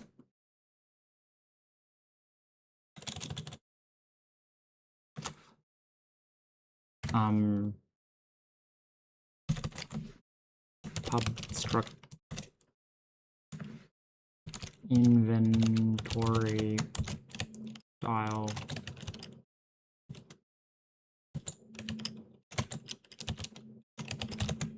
asset.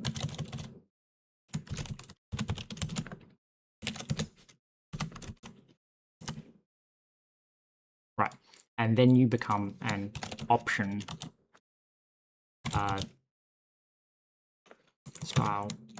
Just include it again, please. So you become an inventory style asset, and then that's the same thing. So you register that, and then you're an inventory style asset. Otherwise, you become that. Okay, so then we're going to say let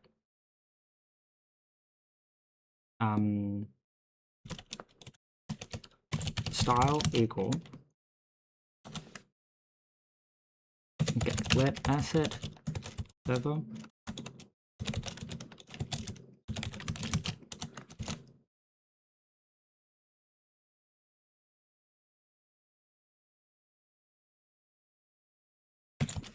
asset server dot load path, asset server dot load path, and then we say app dot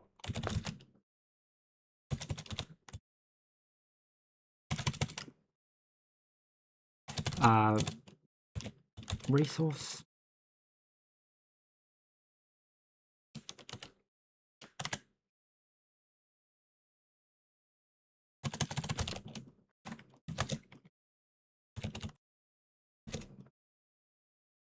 dot assets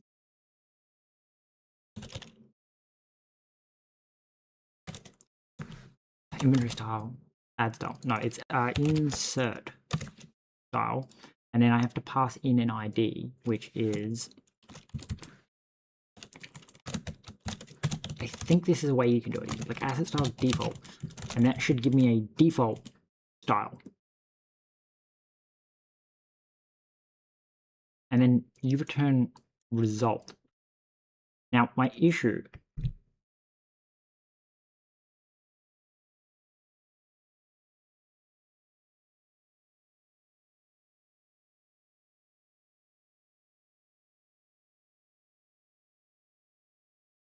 so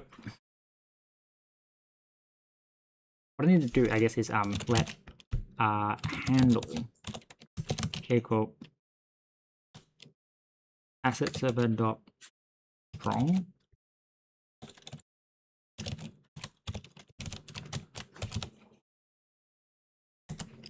no, is it let mute assets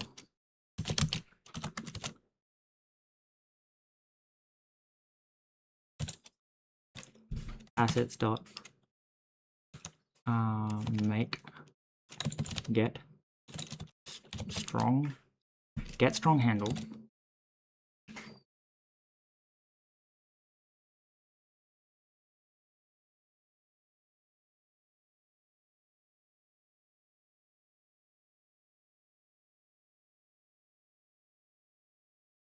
okay, so we need to be like assets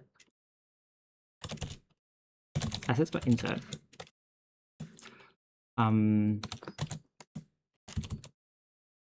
asset ID default.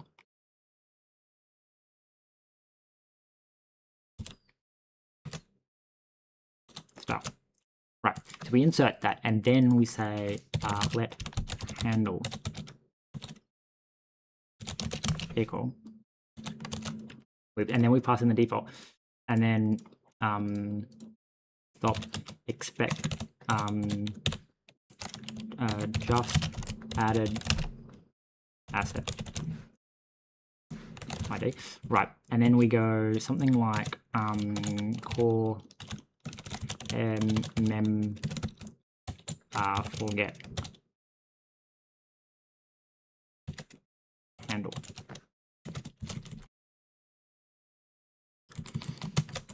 So we go like forget the default handle so it doesn't get unloaded.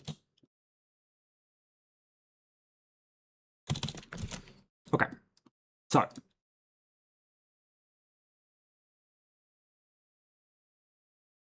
let's register the default style. Then we come back here and go, hey, default.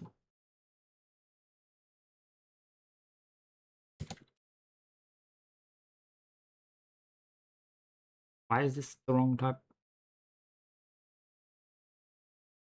Okay. Default inventory style. Thank you. Okay.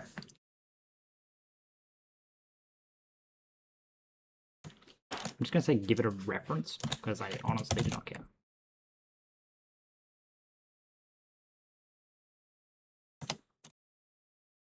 No, don't clone it first, just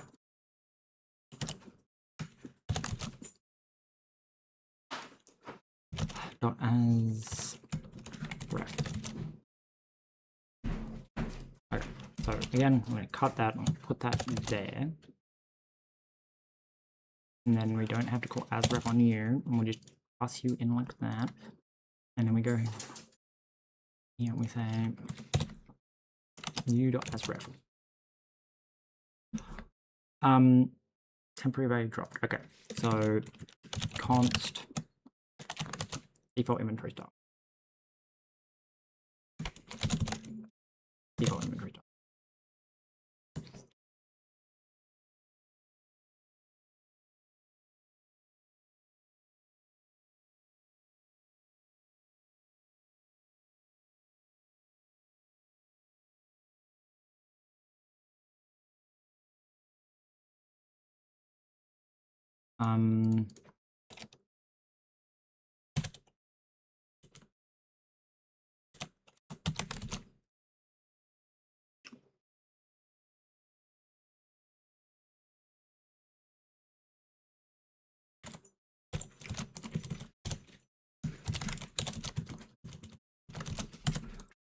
Okay, that should load our default style.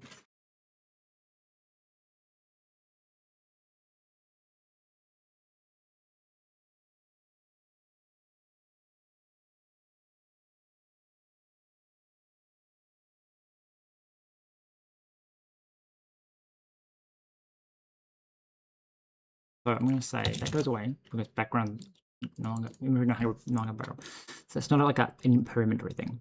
That's a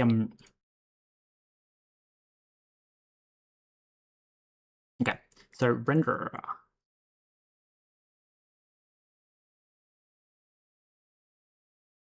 I'm gonna go like mod render, and then we can move that in here and go back to our inventory and say, hey, don't bother with the renderer. And then a lot of the shit's gonna apparently have a fit because something's missing, which is probably the renderer display item. It's interesting.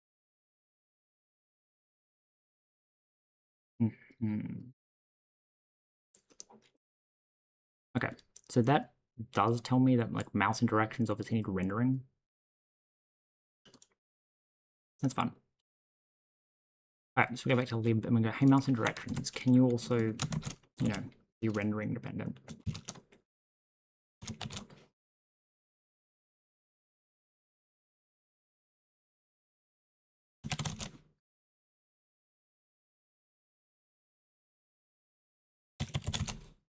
Okay.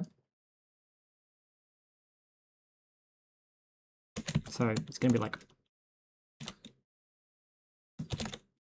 this, I guess.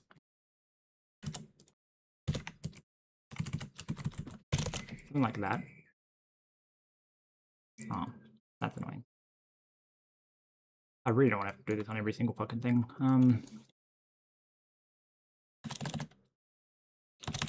Whatever.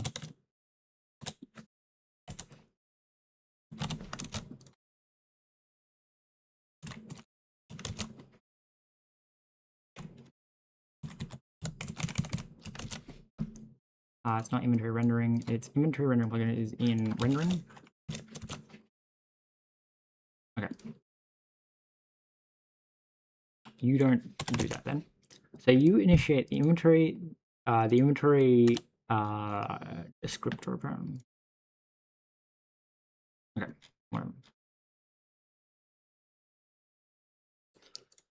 Rendering. Okay, so you don't like this because apparently I'm... Okay, can you use crate inventory?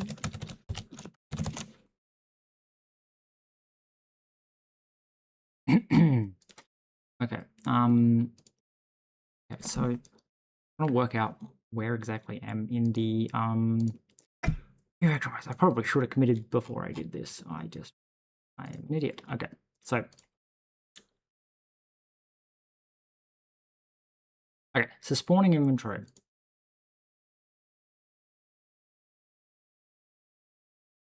I think I should not call them slots, but anyway. So inventory. Slots is private. Okay. Pub event slots.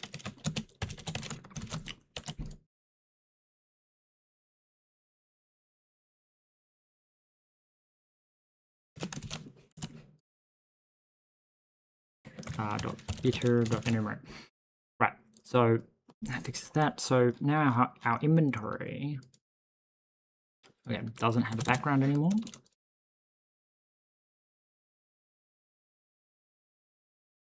It doesn't have a background.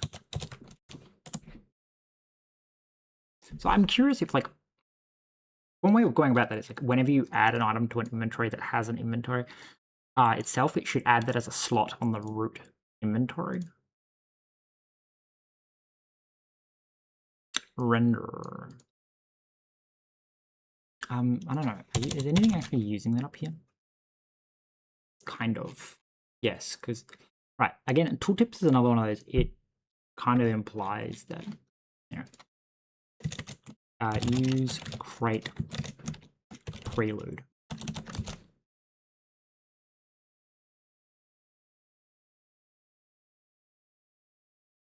Okay, so it's probably still complaining that it doesn't exist, which means that we go back to go to our main lib. We go to render mod here, and we say mod render. We go prelude and render. Call it render prelude.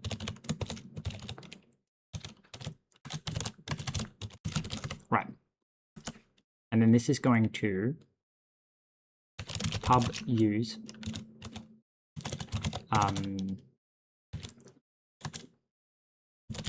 super render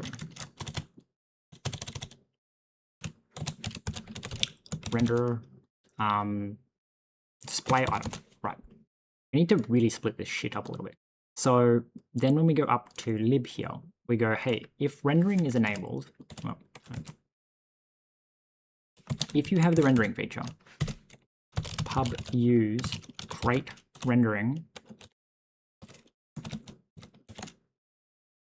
render prelude. Everything in the render prelude. Which means we go back to our render here and we say, hey, your pub to the crate. I could always make you just public in general, as a way of being like, if you want to pull just the rendering stuff in, but I got too much work at this point. Same with you. The tooltips does tooltips. Okay, so we're gonna say use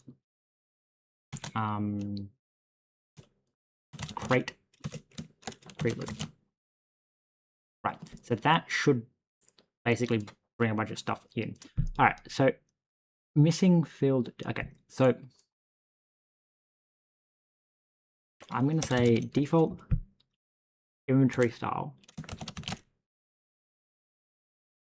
is sum font size. What the fuck? It just made up a whole bunch of shit. All right, so we have to go back to our rendering and say that your prelude contains pub use. Okay, pub use. No, just can you use super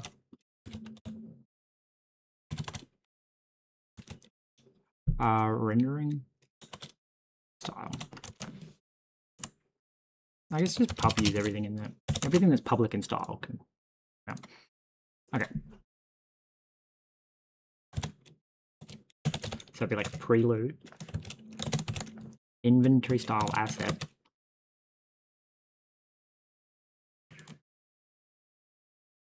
I think that's it.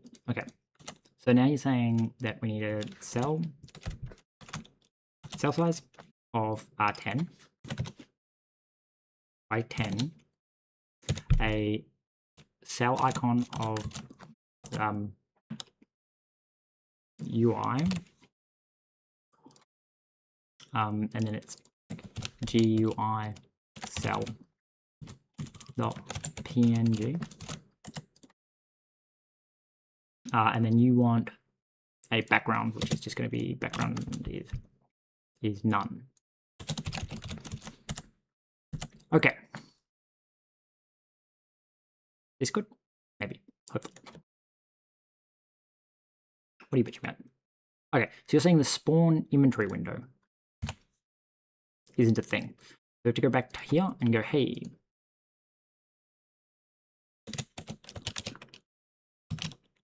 can you just use super?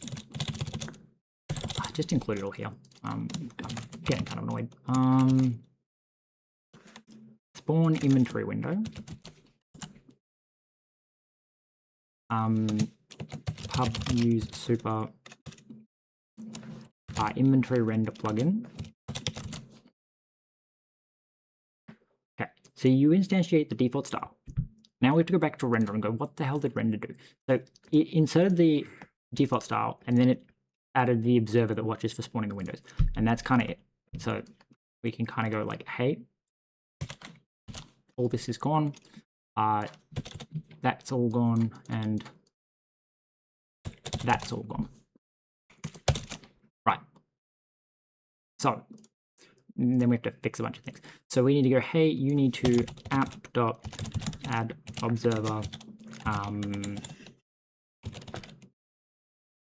render spawn. It's not public.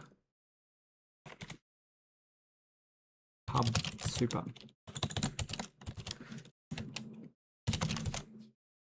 Spawn inventory window.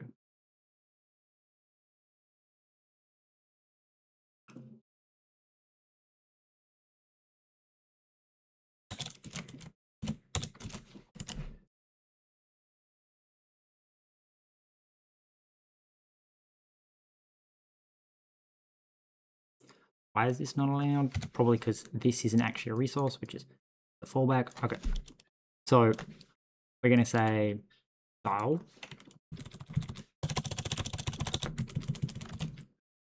Styles is res assets inventory style. Okay, so we have the inventory, then we say style, and style is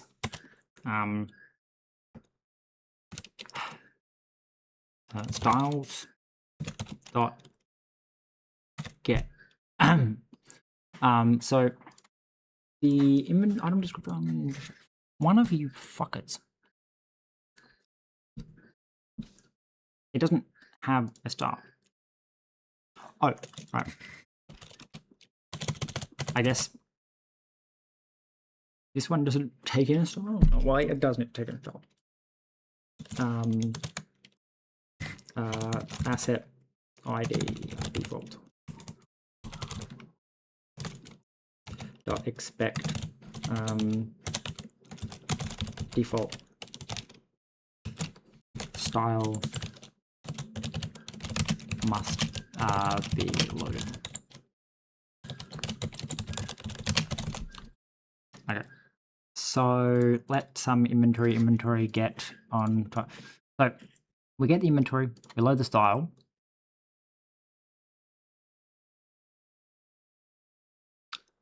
I don't know if we need to necessarily do this, because in theory we could just put the window, and it's actually like the act of adding this that causes it to do all this the spawning stuff. But that's like a lot of work. Anyway.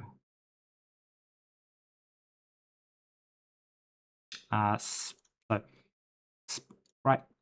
So style.background.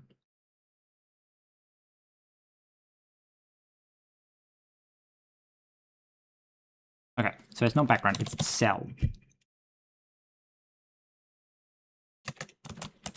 And I think I can leave that, right? Because no, it needs to be a handle to an image, which is so annoying. So I guess if it's empty, we should just like load like a we should go to GIMP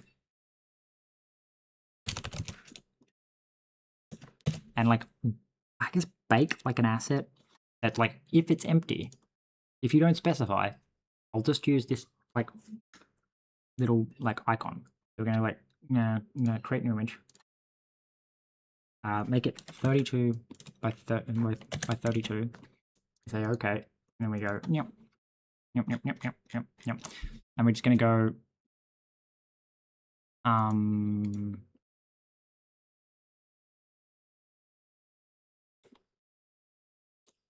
pixel.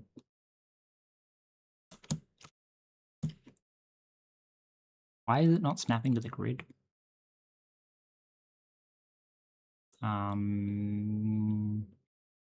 Image configure grid 1. Why is my opacity not? Oh, because it's a. Yeah.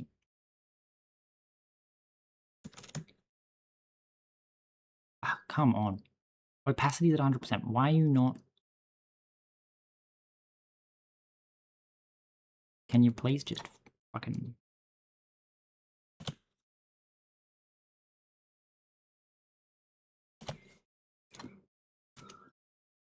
Okay. Gonna like. Yes. File. Export as. Full. Back. Cell. Go to YouTube. Project. What did I? Am I in the wrong YouTube? Is it YouTube? No, it's got to be this YouTube. Projects. Projects.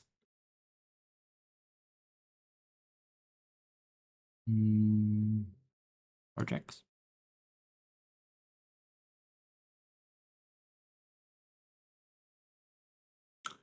The fuck did I call it? It's called like BBG.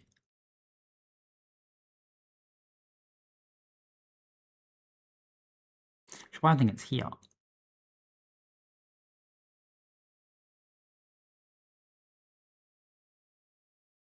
It's because there's the voxel name. Yeah, it's BBG.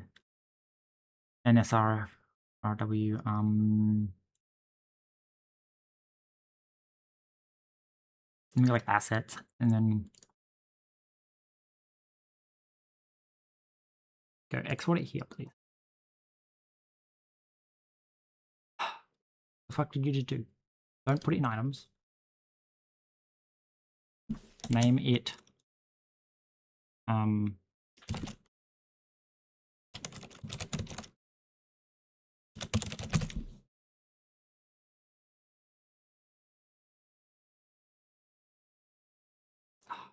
.png. Thank you. Export. Okay, so we come back here and we go assets. Oh, this is even the right one. In here. Then we go new folder. Fall back. And I guess we can rename you to cell now because you're inside fallback, so it's just called cell.png. Okay, so I'm gonna say that that always exists.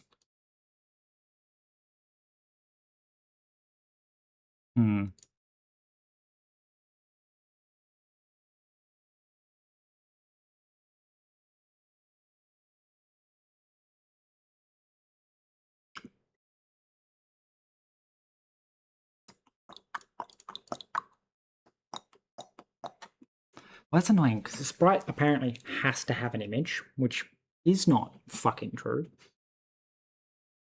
I guess we can unwrap or default.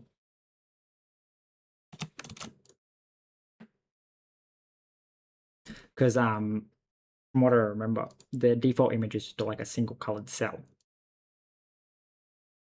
and then the custom size is style cell size by slot size, and then it tiles.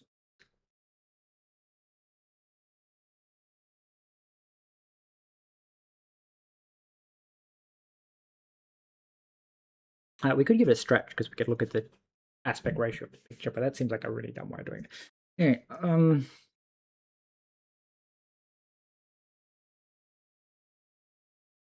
I guess, do we check to see if it works? If this works, I'm just gonna commit it and be like, don't touch it. Because I was not expecting to have to do so much of a fucking rewrite. Just because I was getting annoyed. I honestly don't even remember what I was doing when I started the rewrite. Something's panicking.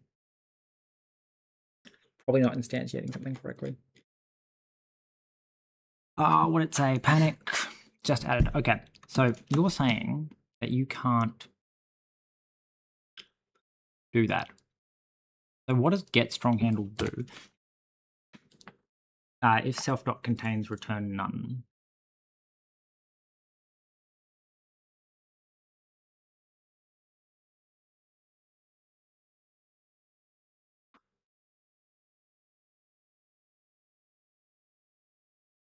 Okay, so apparently I can't do this. Which doesn't really make sense. I'm pretty sure the default just, yeah, uses the default UUID.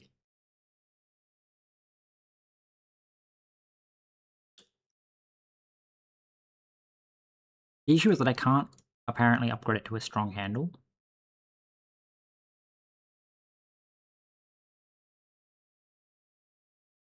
Can I like unwrap and go like, hey, maybe it's just not actually getting inserted properly? Can't imagine that's the problem because that would be really weird.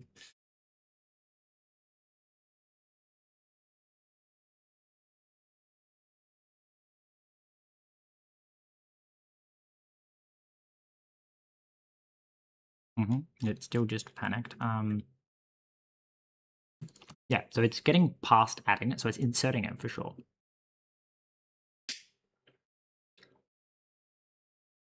So we call insert. Maybe because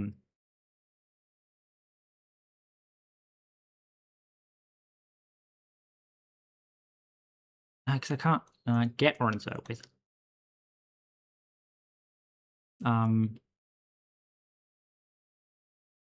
contains that with your UID.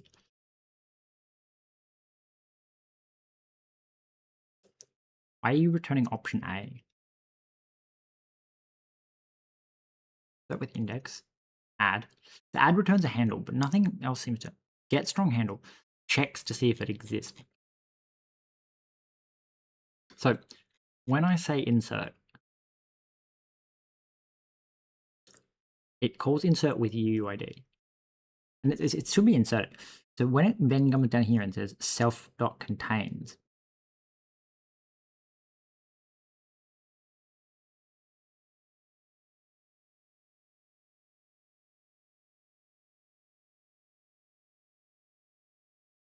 oh, okay. Well, that would explain that. Does that mean that UUID handles don't get unloaded? We can hope. All right. I guess we get to find out because it should say that it'll get to the first time trying to load something and it'll crash because it'll be like, hey, you don't have this handle that's supposed to exist, which is the default handle. So I'm guessing that UUIDs just aren't done with strong handles and therefore are never unloaded. Okay. Well, apparently that worked. Everything's kind of back to where it was, being kind of funky and broken. Anyway, ordered render rate module. Right.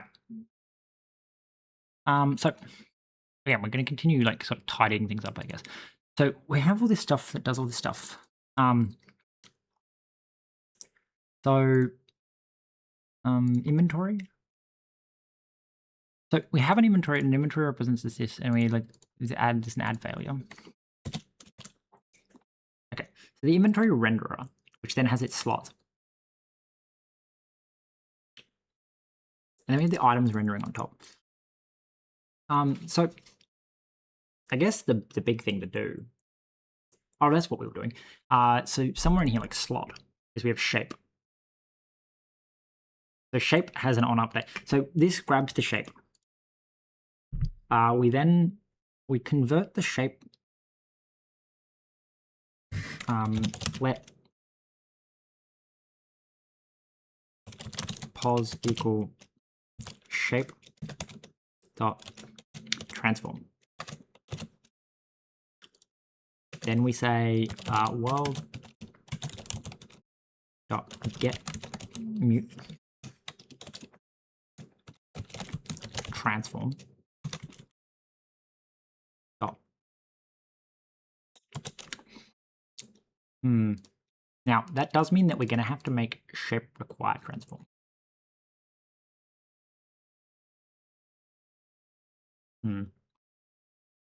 We could also, like, I guess, try. Wait, no, it's just it is that. Yes, we're like if let sum transform equals position transform shape container. So I'm just going to say, like, hey, if it doesn't have a transform, just don't apply the shape to it, because it. The idea is that the actual item in like the ECS item that it's pointing to is shaped in position. So when I pick up this item, because it's not actually checking above it, which is going to be that, like, we kind of effectively should be checking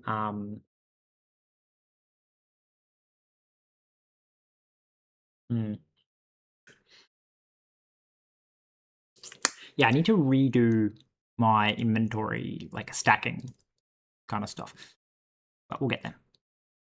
Where am I going? Running it and seeing that when I drop something, is it going to fucking do it?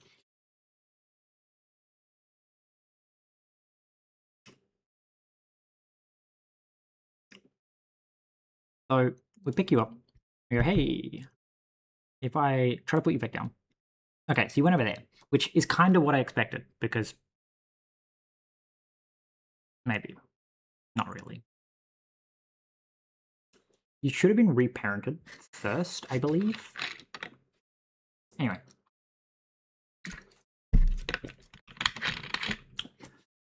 Can I please, like, print out what's happening? So update position, we're going to say print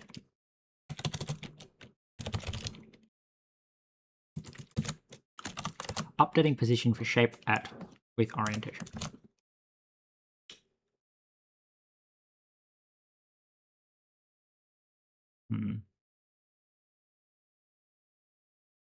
That's kind of my annoyance with it, is that, like, I keep going, well, the item that's in the bags, because we can render multiple bags at the same time, that specific item shouldn't have a shape, so to speak. But then it does, because, like, it depending on what cell it's occupying. Interesting, yeah.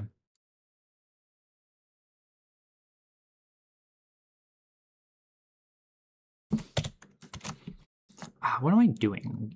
What did I change? I got it to tell me something, right? Go back to inventory, go back to slot. We go updating position of shape at with orientation.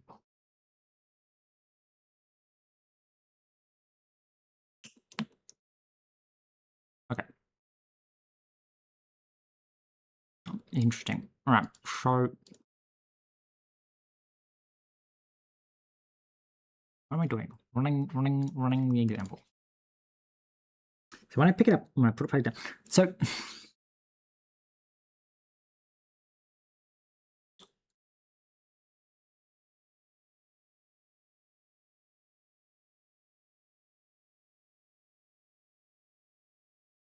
when I say, hey, put this back, it said updating position of shape 4-6 with rotation 90. So we need to actually say, like, what we're updating it to, I guess. That doesn't seem right.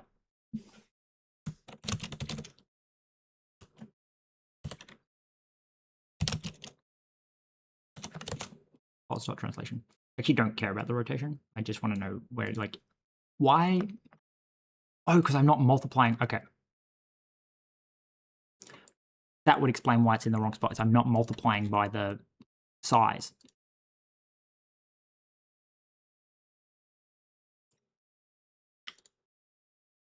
Right.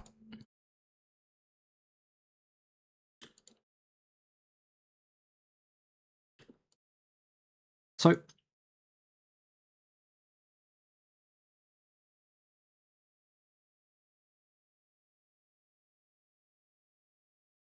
what we need, I guess, is like, so you've just been parented to the thing. So we should be able to say, like, let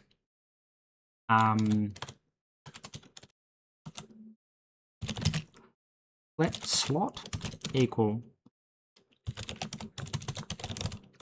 world dot get ctx dot entity dot expect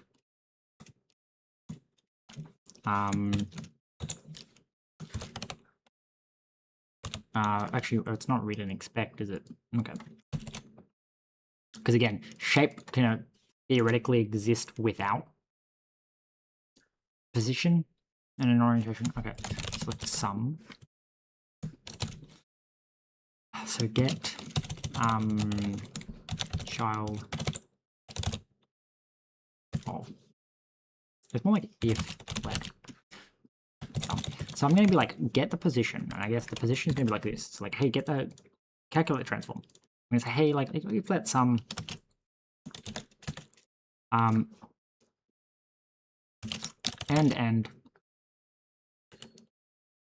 let sum inv equals world dot get. It's like, it's render slot, right? Render, no, slot render. No, other way. Yeah. Okay. So you get the slot render, and it's from slot dot get. Right. So and let some style equals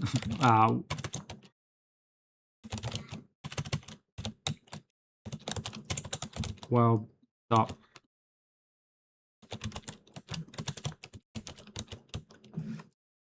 no, world dot get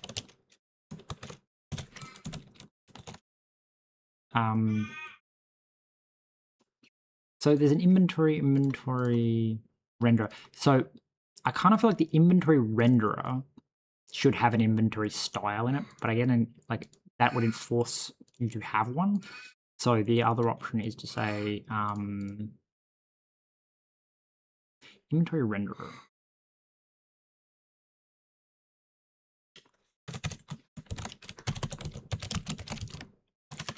Struct inventory style.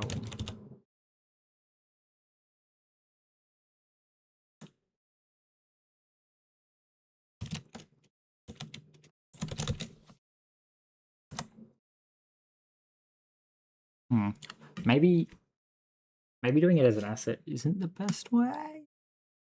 Maybe. Maybe not.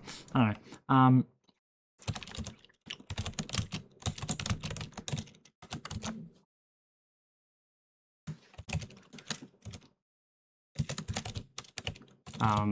Then it's like create rendering inventory style. No, first off, don't put it here, because here would be a really bad place to put it, because it's really hard to fucking flag this out. Rendering. So style. That's the thing. I'm choosing at the moment. I'm choosing to use like render assets, because then you just have like a handle to the thing, and then you can call like, hey, render it with this.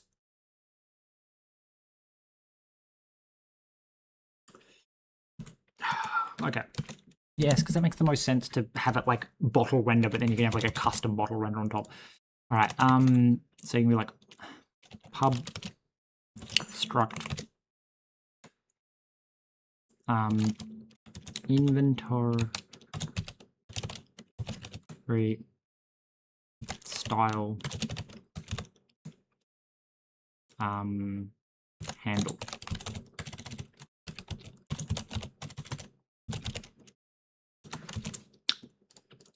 Right, and this is a component. Okay, so we grab a component and we say, hey, you've got a handle to an inventory.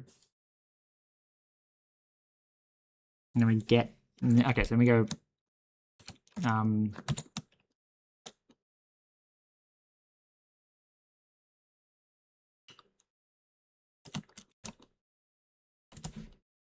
right, so you should only be doing this.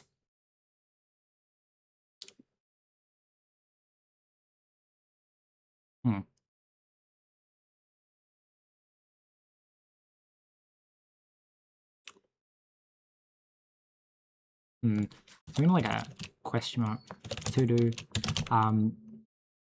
This is only relevant for render.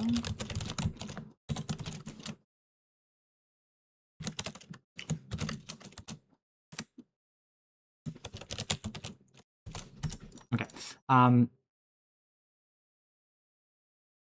So you need to use crate rendering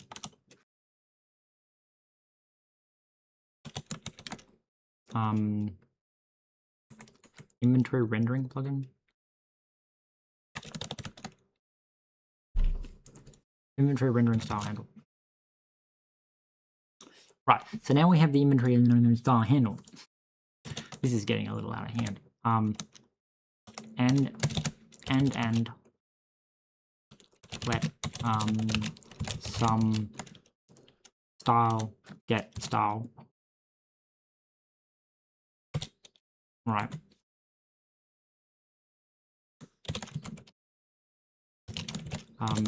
Again, inventory style. World resource get, and then it's like style.id.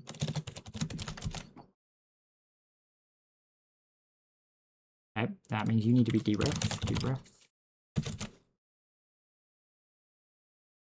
Okay, go back to you and go, okay. So you grab that out, and then you grab the style out, and then you say, hey, pos.translation. Not dot translation. Dot translation times equals style dot cell size dot extend 1.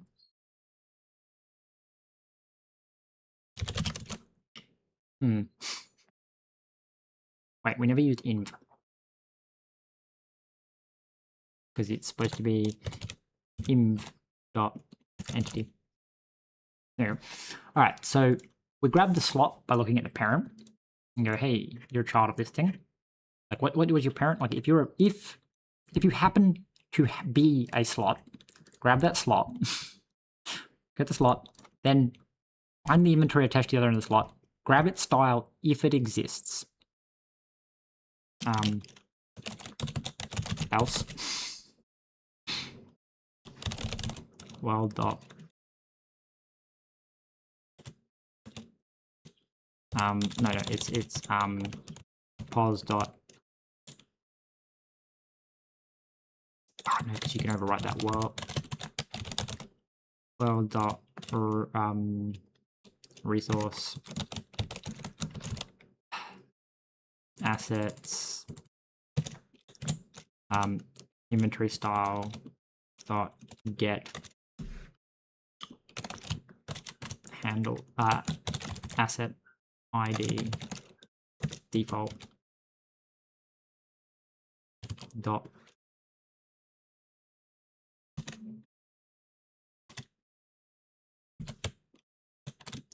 I'm gonna say expect because I actually want to know like default asset default style should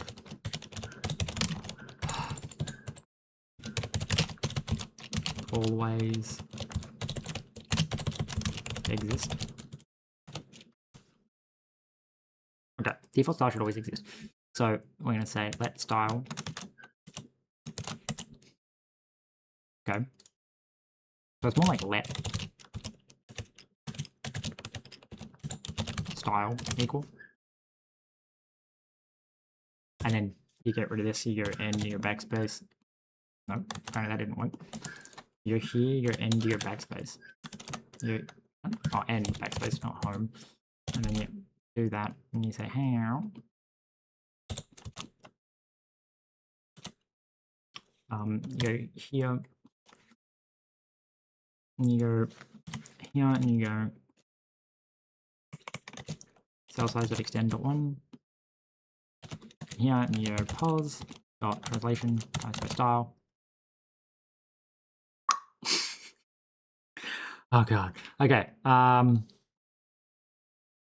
That's one hell of a fucking like list. And then it's probably gonna default. If they end up really big, that it implies that that somewhere in that fucking horrendous chain of shit it missed. And then I have to go back through and like debug it to work out where exactly it missed.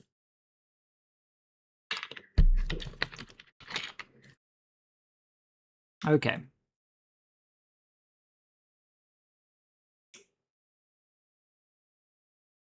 Right. If I pick you up and then put you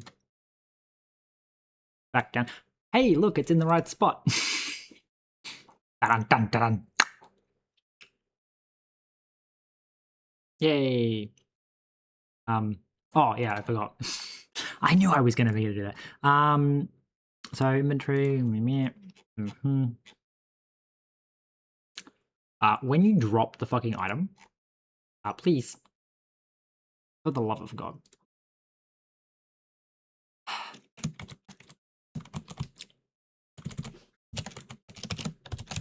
Mute.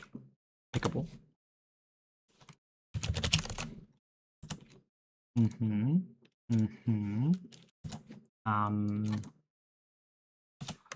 Yep. Why you keep giving me what I want and then like immediately not doing it? AI, come on, thank you. So hey, yep, and to insert, and then want.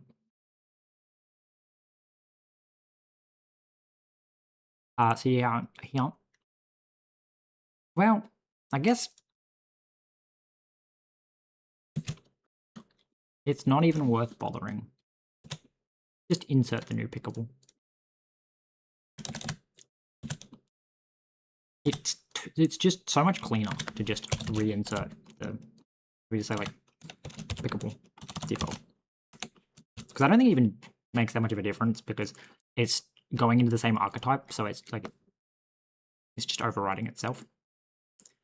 Might be slightly slower than physically overriding it, but yeah.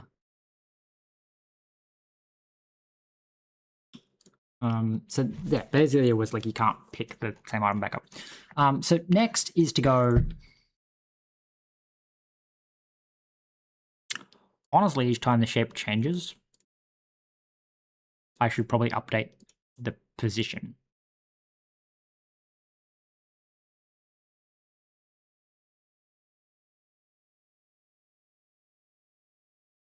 I don't know. We'll check. It's like this lets you just pick it up anywhere, and when you put it down, I guess it like checks to see if it can go anywhere.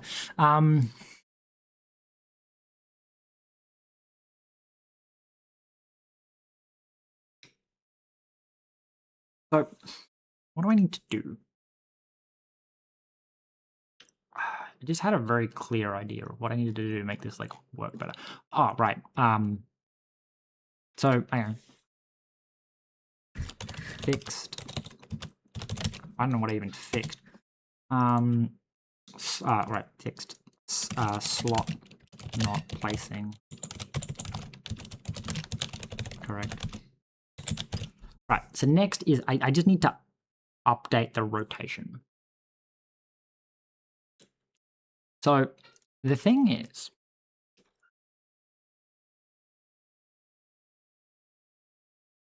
honestly, it actually makes even more sense. And also probably would have been way easier than the monstrosity of a fucking...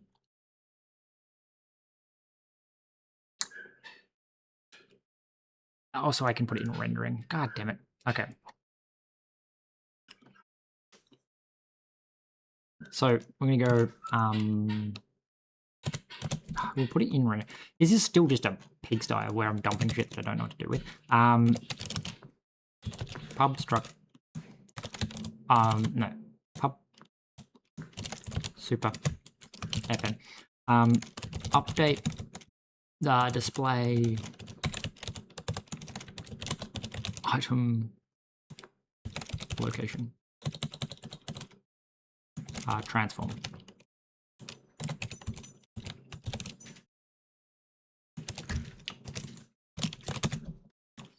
So, what do I need? We need to go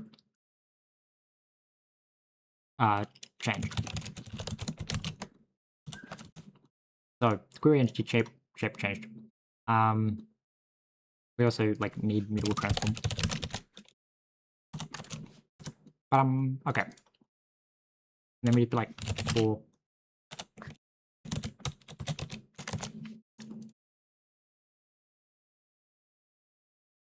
entity shape mute transform.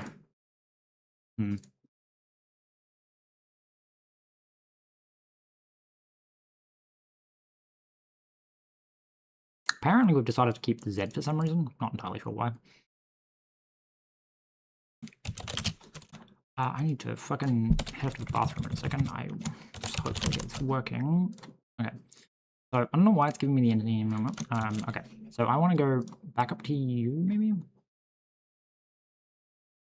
And we want to go, hey, app.add plugins to update.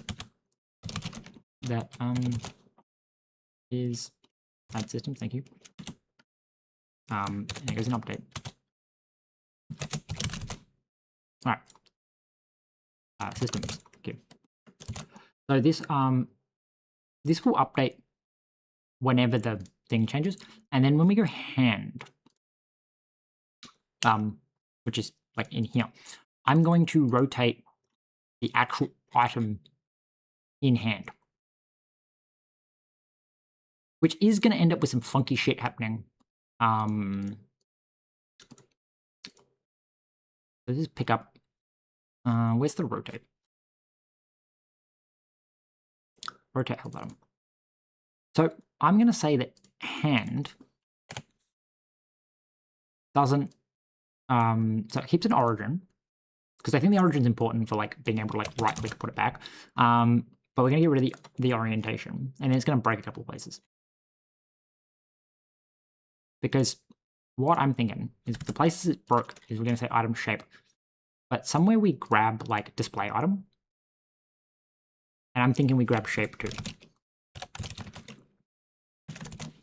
Because, wait, does display item have shape? Oh, it does. Okay, first off, display item, no shape. No shape. Okay. Shape attached directly to the item.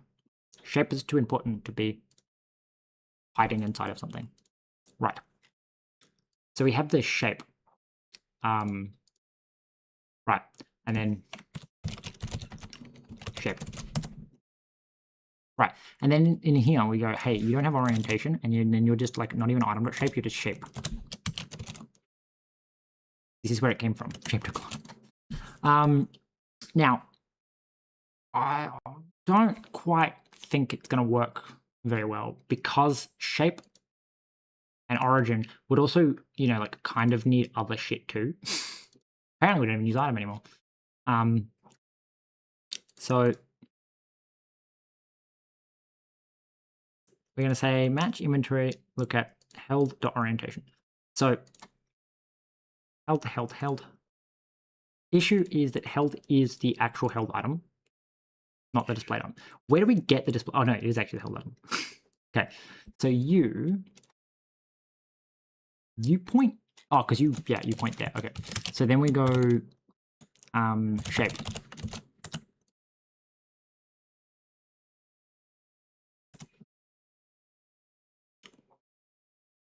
So then it would be like icon shape, and then everything else is the same except that you become shape dot orientation. And then you're also shape dot orientation. Okay. So when we rotate you, we don't. Well, we need this because this is the specific item we're rotating, but we need icons, and then it's mutable group mute.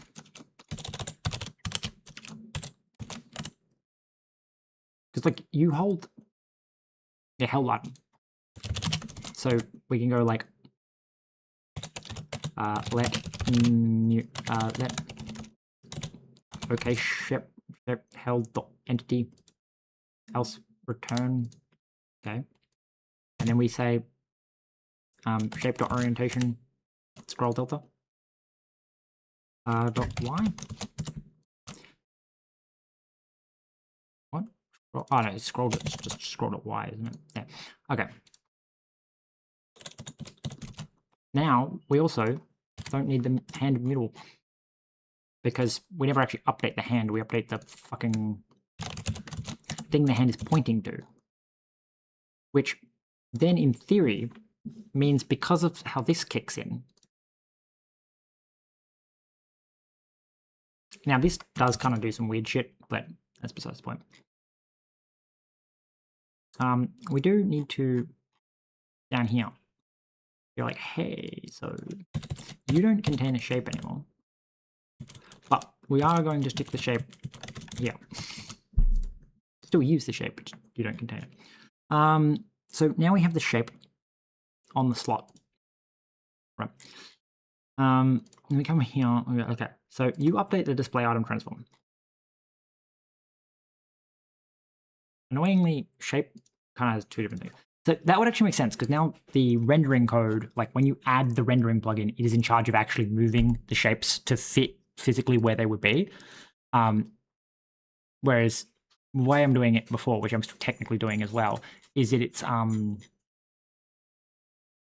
we also need to multiply by the okay. Well, we're just rotating it at the moment, I think. So that's fun. Kind of like it shouldn't matter because it's only the one in my hand that ever gets rotated at the moment. But the idea is that oh yeah, something it's overriding them. But anyway, we pick you up and we go, hey, I also think the other one has that problem. I think. I'm not sure. Maybe it doesn't. But like I'm pretty sure it's like, yeah.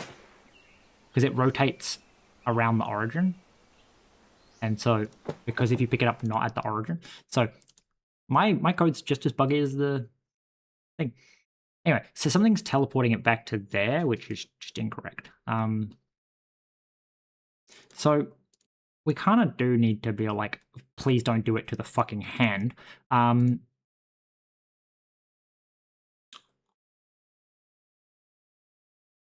what was that? It was in the render code, and then at the bottom of the render code.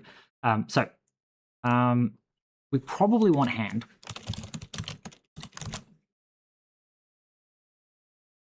Which is like interesting because that does imply that you can't do this without the hand. That's fine. I want to explicitly skip the one that you're holding. Oh no, because it. Hang on. Yep. I don't think because I want to skip it, updating its translation, but I don't like because. Oh wait, no, that's an ordering thing. We just. We just make sure that we do it in the right spot. So, please don't bring in the hand. Okay, so we just have to. My brain is just making noises now. So we go back to here. We go update the display item transform. Must happen. So we must update the hand. So this happens in update, and I'm guessing we're doing the hand in pre-update or something. So when do we update the hand? That's in here. Rotate held item. Changes its rotation within there. So we update hand.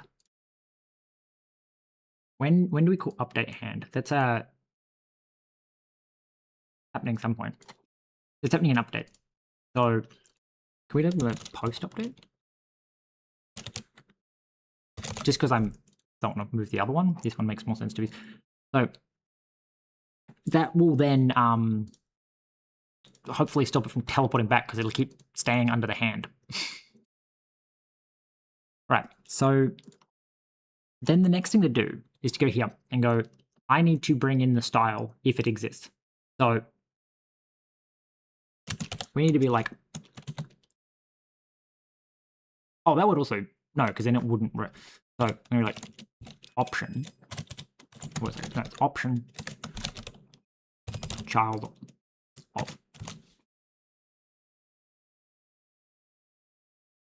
That's interesting because that does imply.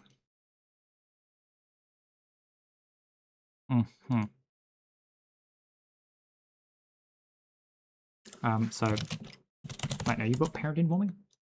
It needs to be a reference. Right, so we have our parent, and then we're going to go slots, query slot renderer, and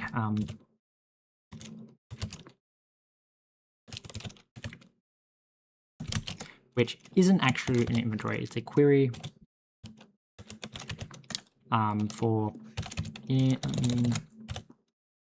inventory style handle. Right. So we say, hey, parent, and we go, hey, so let the transform happen here. And then let's fix the other thing first. So we can go let if let sum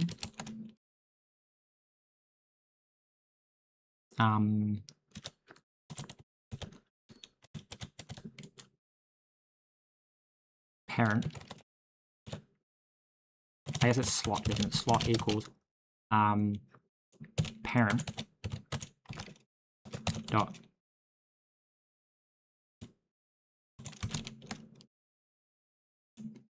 and then it's like new line and some let some slot equal slot dot get slot and stop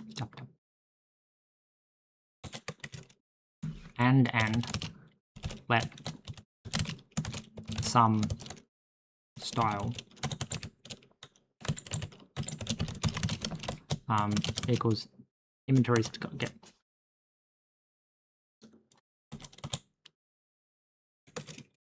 and so then we have to go like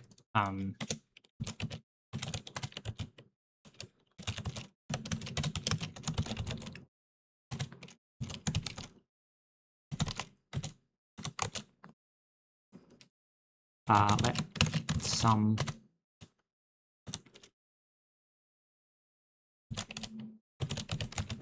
style equals styles.get style.id.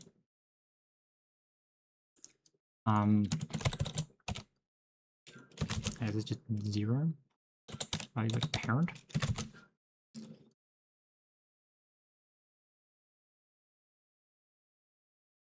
Oh, so you need to be okay. And then you also need to be okay. Apparently not dot inventory, slot dot entity. Right, so we grab the slot. All right, this week's your parent, okay. And then slot and get the slot and then style and then inventory and then get the style and then the transform.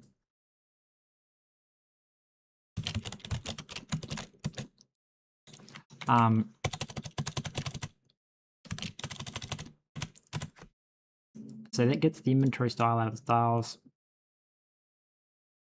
Actually, I think this one should technically be inside because it's, if you get to here,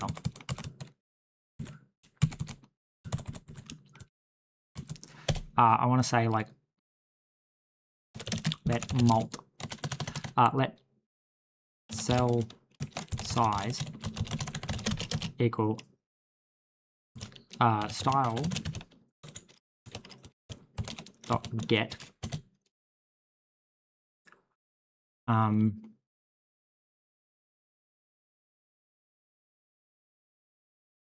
style style dot id else or else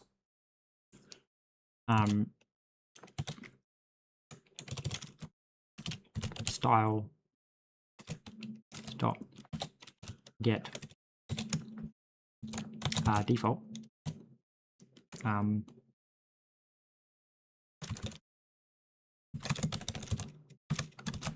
default. Okay. Dot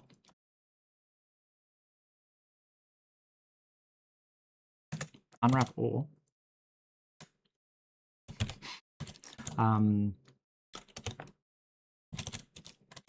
super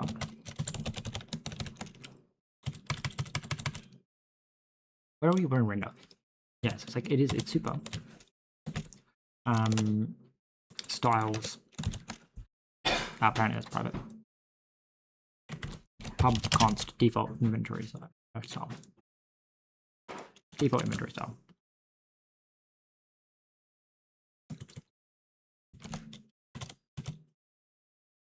Dot cell size. You need to be a reference.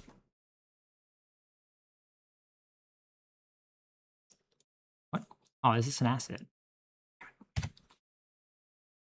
The answer is fuck you.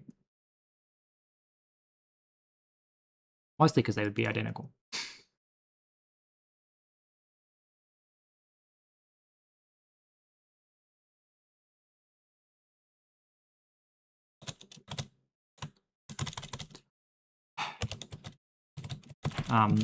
Okay, like dot map v dot cell size dot unwrap or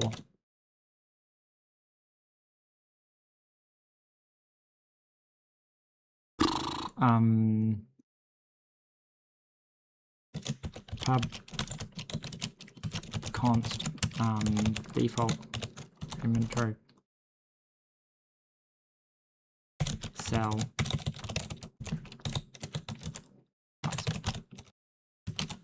right, and then I want to change you to being default inventory cell size. Right, then we come in here and we go, hey, or super style default inventory cell size. Right, so it's a little bit stupid. And then we say transform times equals this extend to that. And then we can go else. And this is the state. And we say new transform.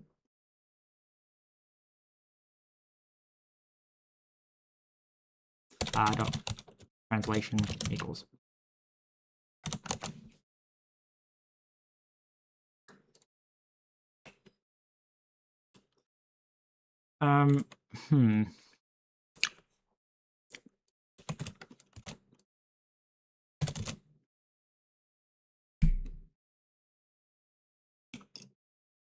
Maybe.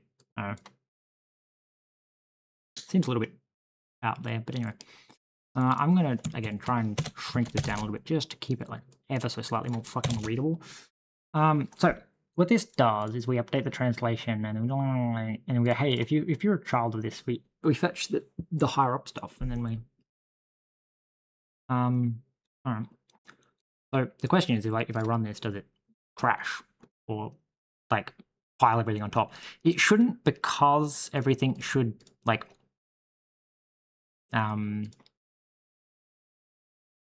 get overwritten. Like it should put everything in the right spot. So even though we're doing it multiple places, not quite. Oh right, yeah, I think I'm doing something wrong over here. Anyway, think of that way. Something like that. Okay, so not entirely sure why everything's in the wrong spot. Probably got something to do with the shape.transform.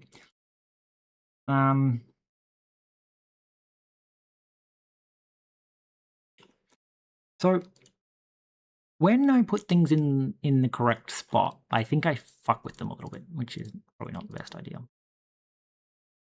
Maybe what I should do is say that transform takes in cell size, so vec2, and then you can like actually just return the correct thing.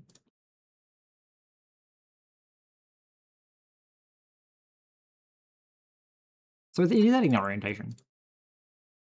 So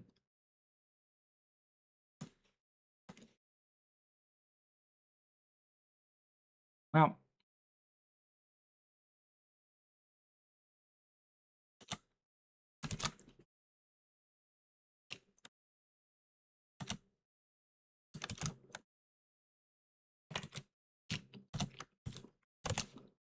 okay, it's a little bit interesting.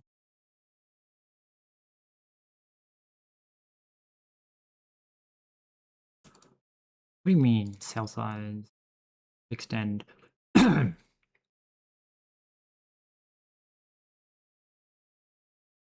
I'm not quite sure why you're having issues with that. Anyway.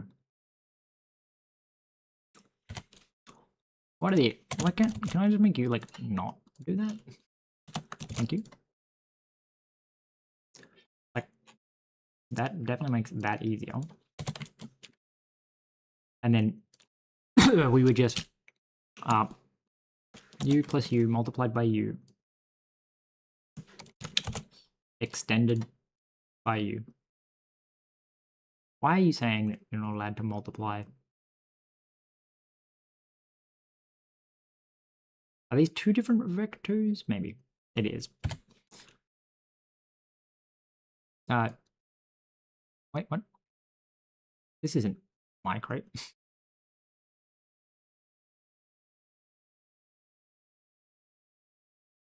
This returns apparently a crate vector. Just not entirely sure. Let translation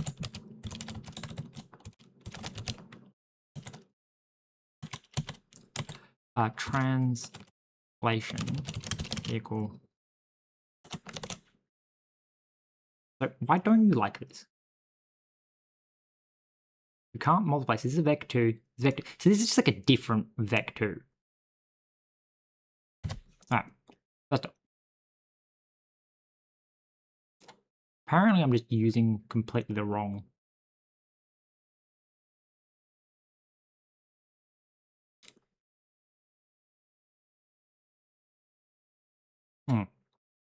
Not at all following why this is not working.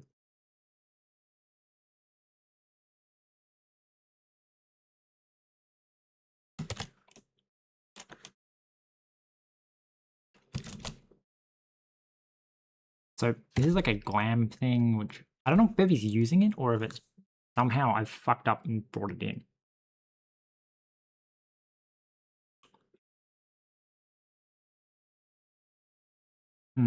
I feel like I've imported it somehow, like explicitly.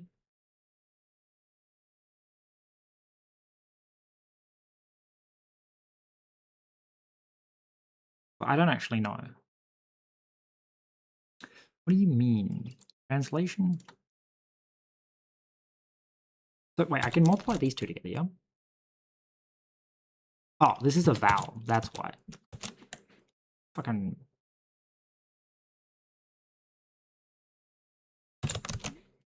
vec2, please. There we go. So add those two together, multiply them by that. and do that. So I'm going to make you take in a cell size, making it much harder to accidentally fuck up and put them in the wrong spot. So update position. Honestly, this can go because it shouldn't be.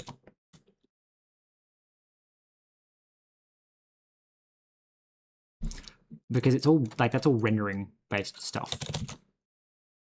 Now, I don't know if I'm allowed to implement shit like transform in other places, but I guess kind of, you know, transform, and then we're going to pass in. I guess you just return. You can just return vec to 0, and then you would return cell size. I guess you just get rid of this and this bit. And we go to the end here and we'll get rid of that. Okay. So you return that and we say let size equal that. And then we say let new transform equal size. For some reason we're keeping the Z. Not entirely sure why that's happening, but anyway. Right. You just don't do this. But what were you doing differently out of curiosity? Oh, right, we're not. Yeah, okay. That perfect sense. Okay. So for amp descriptor, image, continue.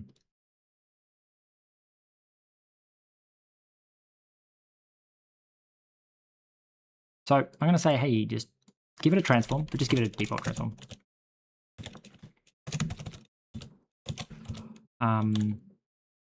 Identity. Thank you. Which it means we could just make display item have all that stuff properly. Okay, so get rid of all of that. Clean all that up. So giving it the offset. Right. Haha. Right. I really need to pee. I will be back. But what we need to do next, let's like put a big note at the bottom here. Make all shape positions relative to parent, not root. Right. So the idea being that like what's happening is I'm putting them at a certain location that is not anywhere near where they actually are sitting in the bag, because the position is like absolute, which means that it adds the bag's movement, which is dumb.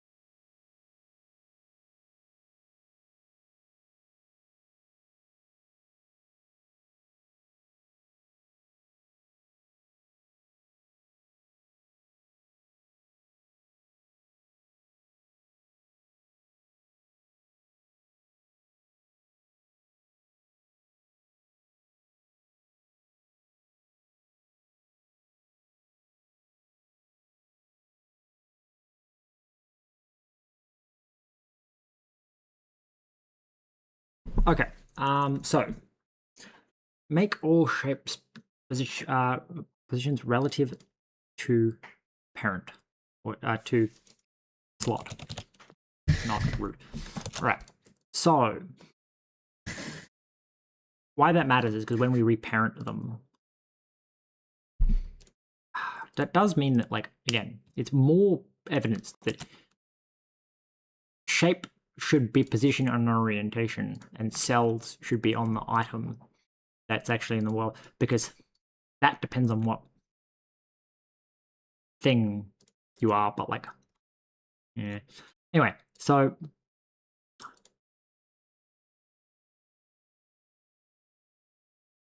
when we run this, it's going to have everything like really scuffed again.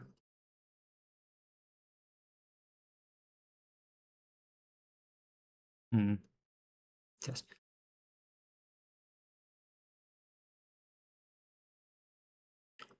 I mean, well, apparently a bunch of them are missing entirely. When I put it that way, it should put it back.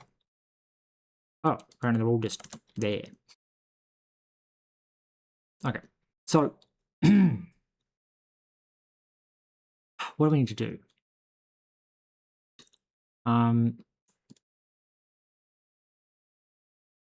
Well, for one thing, when we go back to inventory, so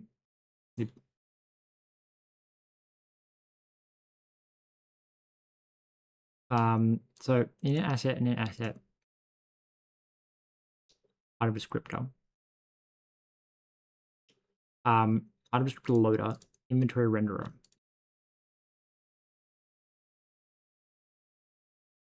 That I feel like shouldn't be in the inventory. Anyway, where's the rest of the fucking logic? The slots how we actually fit things in. So it's gonna be an inventory. New. There's a bunch of new inventory stuff. I also feel like slots should have two variants.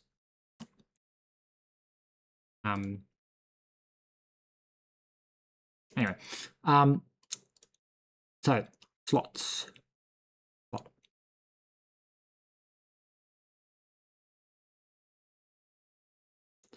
Okay, so what was it? Why we were in to do? Make all shapes positions relative.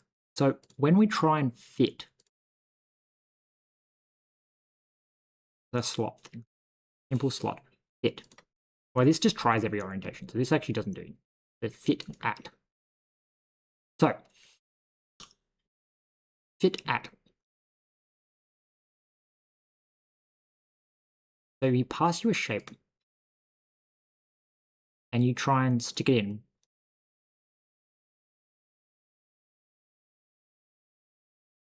And you check the bounds. Right.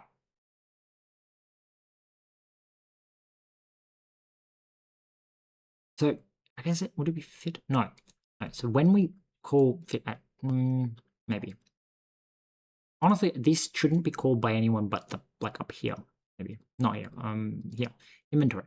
So add item. Also apparently it's like a massive rewrite.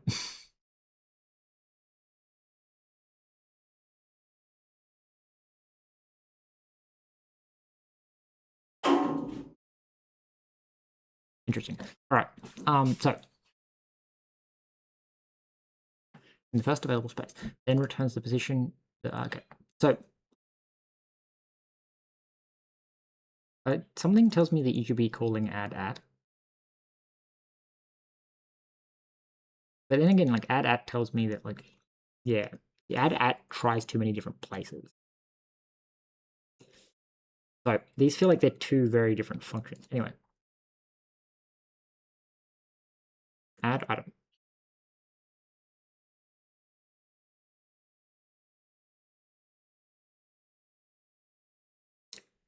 So when we give you the entity, you say for slot and you for some slot, and you say for the slot type if the item, if let, oh wait,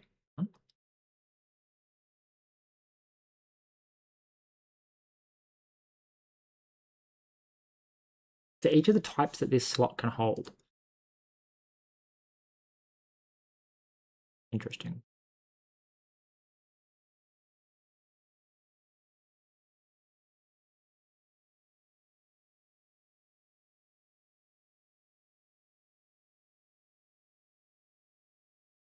Hmm.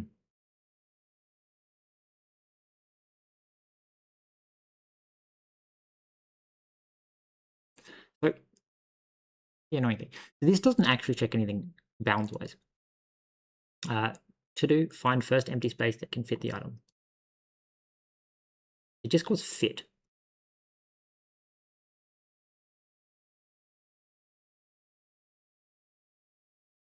For this slot.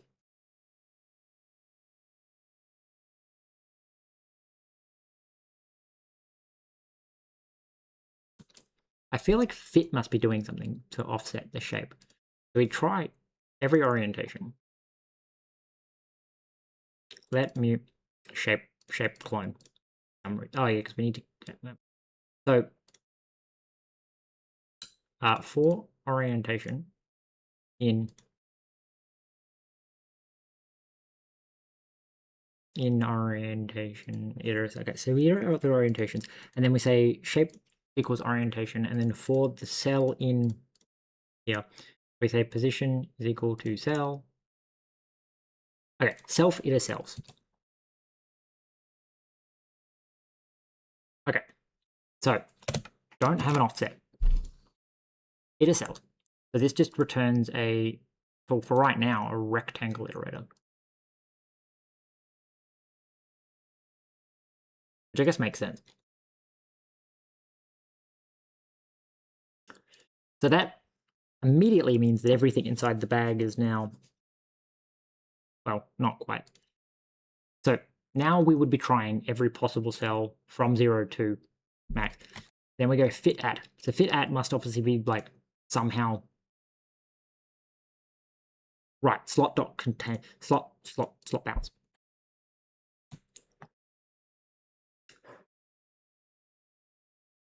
So slot bound is just AABB.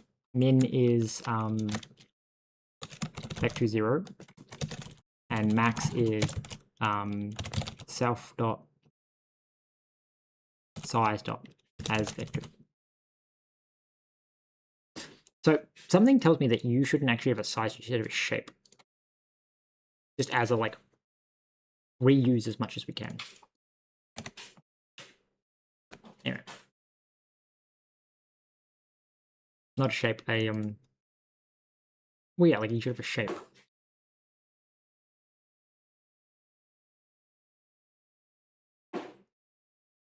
Hmm.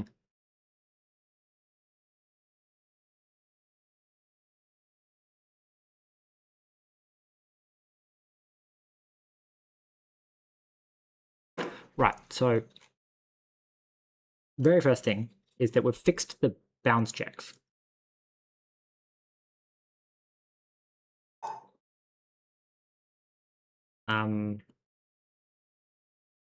I think. So when we fit, we no longer offset. But so now we do bounds checks. We say entity bounds.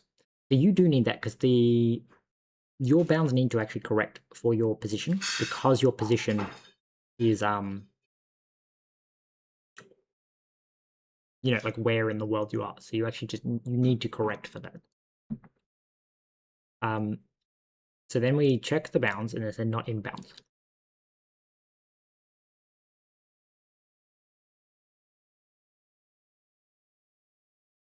Right, and then we say for I in entry in iter entries, enumerate other bounds. So then you do the bounds checks here.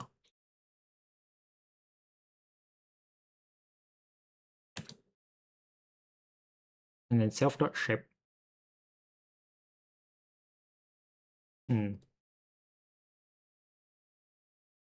So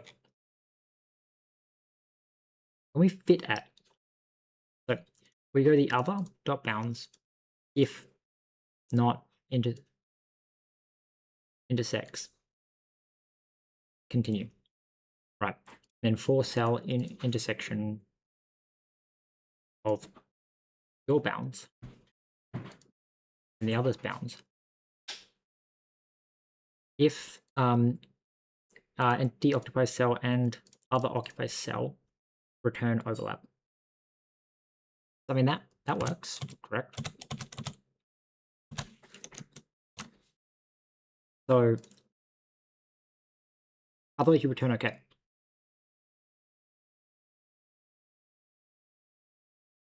So the question is, I need to be like inventory, and the inventory needs to correct. Like when I say inventory something at, right, because when I run this, I'm assuming all the normal stuff's going to work now, but that other bag isn't because it's going to be outside of bounds. No, everything apparently ends up at 0, 0, and then everything just vanished. So first off, slot 1 has no items in it, which kind of makes sense.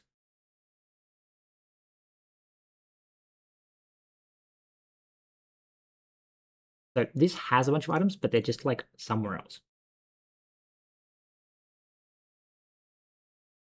Where the hell are they? They're just at 0, 0. It's probably that their fucking Z offset's wrong. Right. So we just need your Z to not be 0. That would be appreciated. So this is updating shape, and I guess they're just like just say that they're Z equals 1.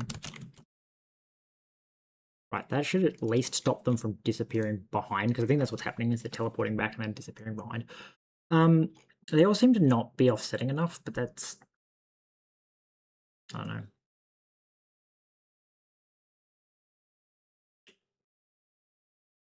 Yeah, so see, they're all really close together. Slot 0. So this water bottle is at 0, 0. Position 0, 0. Now, interesting, I think I can reposition them, and it should actually move them. So you're at 1, which means you should be 1 over x and 0 in the y. But where is your transform? Is it just 1? Yeah. So why are they not getting... Is it because that changes? No, that changes couldn't possibly be running before they got their parenting. Which probably means that somewhere in this realm of a mess of fucking... Right.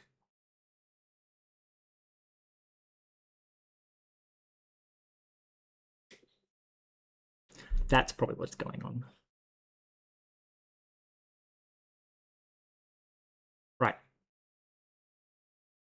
I reckon it's because if they don't have a parent, we just don't run the check. No. Which one's failing is annoyingly the fucking question, isn't it?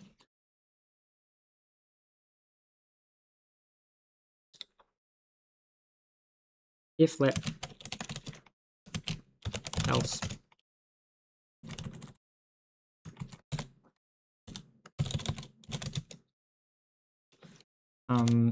warn no parent.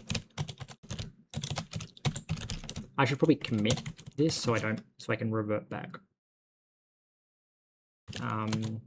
Safety. So then we go if, no, it's not if let. It's grab this shit, move it up here. We say if let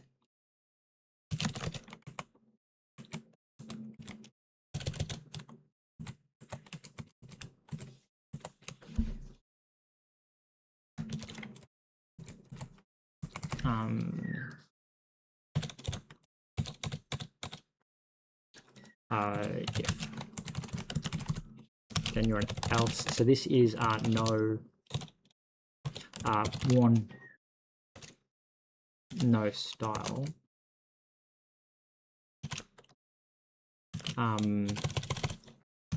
Else one no slot.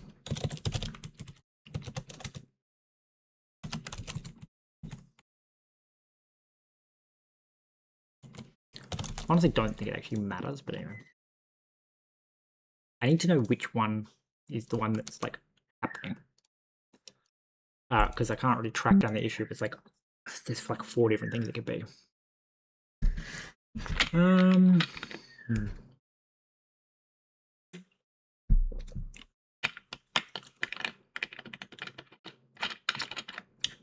Okay, so now they're way more spaced out. I think it's because we're hitting the default cell size, which tells me that it's no inventory style handle found for inventory using default cell size. Right, but you're not actually supposed to do that.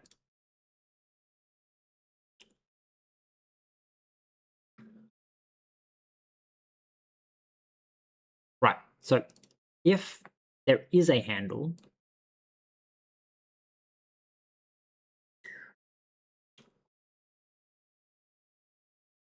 otherwise you use style get styles dot id, no, asset id default.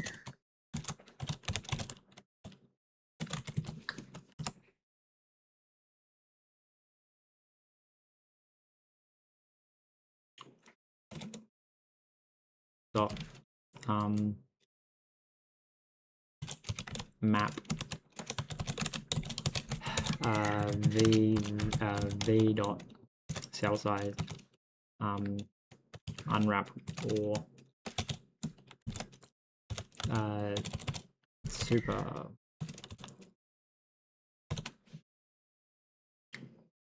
style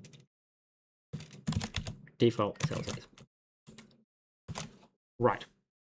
This is a monstrosity, but it has no slot. But that's the point, is that like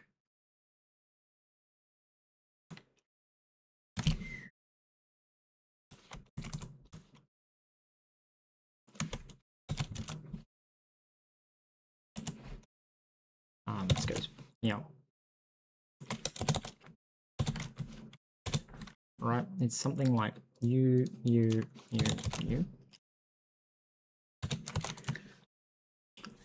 Right, I think.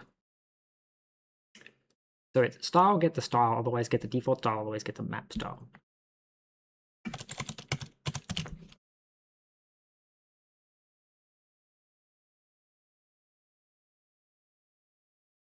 Right, you don't go here, you go here.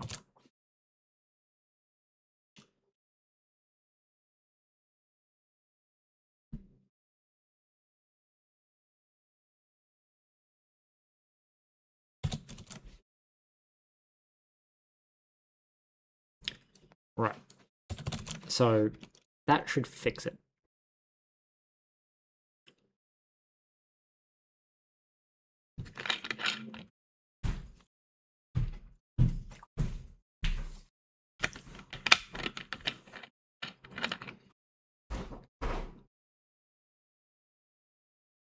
Okay, so everything is kind of working in that it's all packing in there, and then if I rotate you that way, you can be placed back on. Now the question becomes, well, we're going to work out why that water bottle's not working. I think the reason the water bottle's not working is because when I say like inventory add item, no, it's add item add. I think add item add needs to offset back like for each thing. So for each slot, we calculate the shape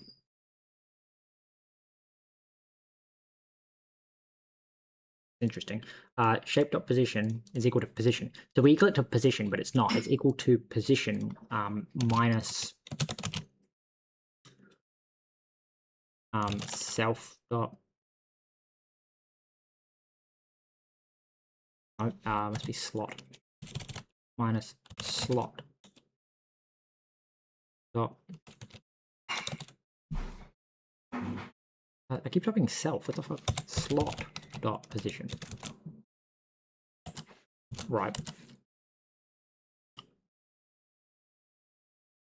So the position we're trying to insert it, and we remove the slot's position to re-correct back. That should then let us like insert items at a specific spot.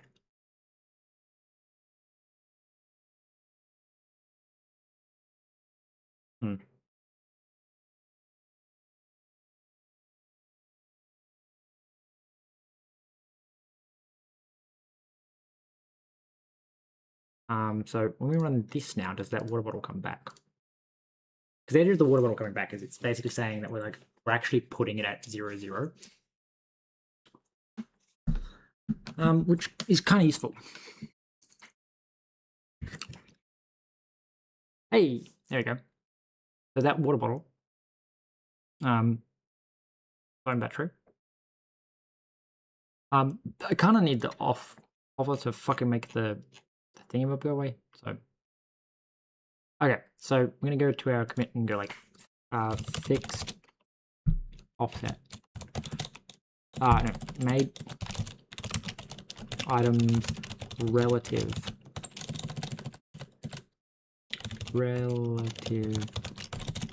to slot. Right. So we're doing tooltip. Fixing the tooltip, we're saying, hey, detect item hover. Detect item hover exit.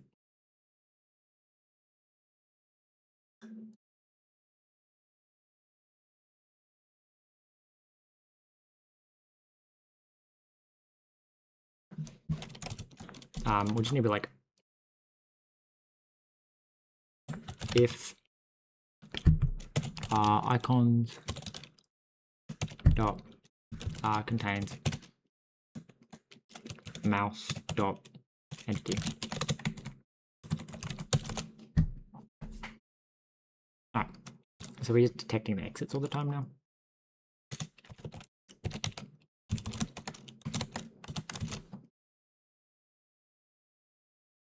So that should just stop, like, unless you actually hover on it with the tooltip. Now the tooltip just won't appear, hopefully.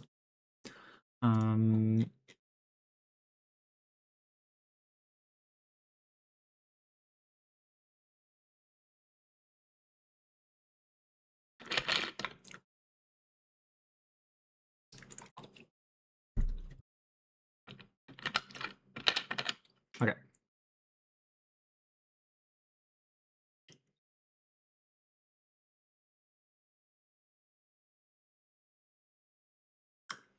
Okay, so I don't know how I feel about that one. I think I must have been sitting like right on the edge of something. That, or it's the it's possible that the what are you the tooltip is probably blocking the item underneath, and therefore like it's blinking on and off as the tooltip's appearing, and then so I need the tooltip not to block. I don't know how to do that. There's a way to like make it not blocking, but anyway, we should maybe it doesn't seem like it's gonna be too hard. When you spawn the tooltip, wherever that is, spawn tooltip, it's like blocking? No.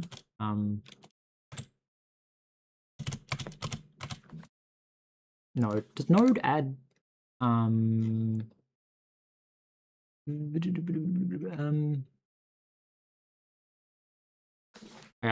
Google that.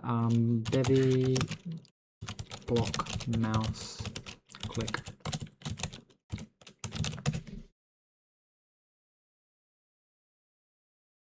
No.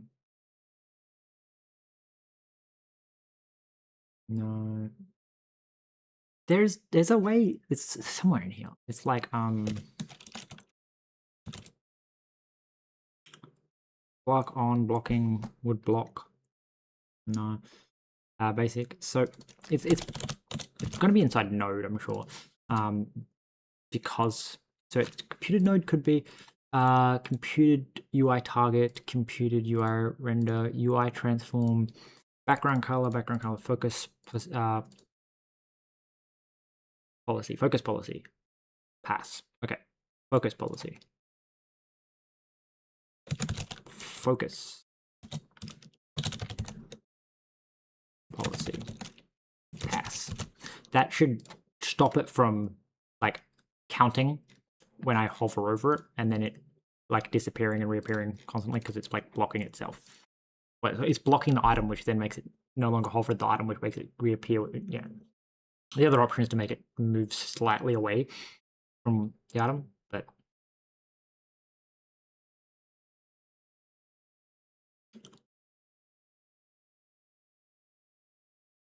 ta-da! Okay, so we can pick up items, we can put items. Again, it's gonna be buggy because I keep saying it. I haven't removed the item from the inventory, so technically it's still an item here that's being blocked by this item. And also, we only ever put it back. Also, apparently right-clicking crashes the whole fucking thing. So that's fun. Why the fuck did it crash on a right-click? Honestly, don't care. Not my problem to fix right now. So, commit that and say, fixed tool tip glitch.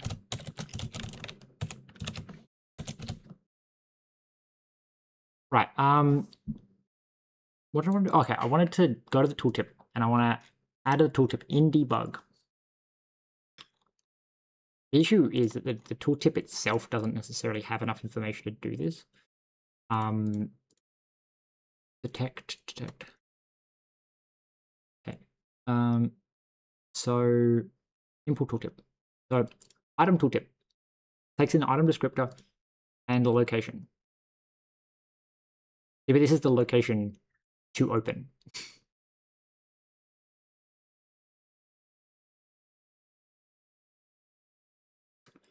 I want the location of the tooltip, of the item.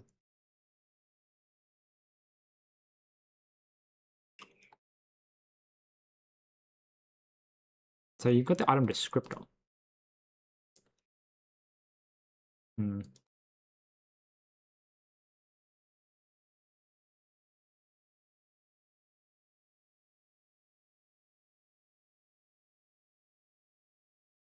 Show tooltip. Because the issue is I'd have to pass in the additional information, like no matter what I do. We trigger a show item tooltip. So we have access to the item. Asset. No. We do, but like whatever calls it, it says item entity. So show tooltip. Last optional tooltip action. That's the entity, and then we just grab the entity, which means that we have to detect the item hover. So we're gonna go like, hey, yo,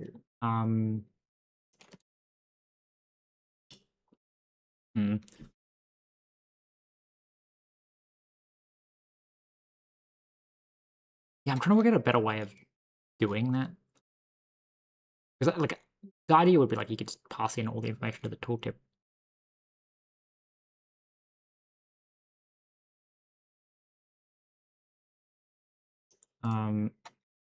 The smarter thing to probably do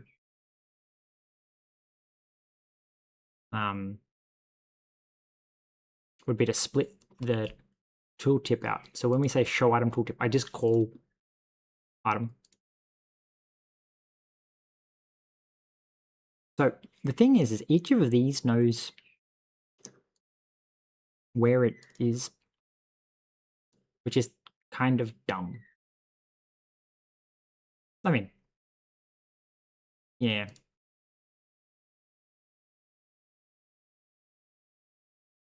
Because this is the item and where it is inside the inventory, but it's not actually holding that information.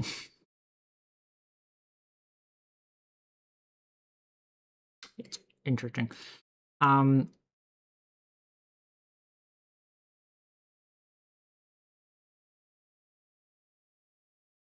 So our tooltip, what we would probably want to go is like item tooltip and just take like all of this information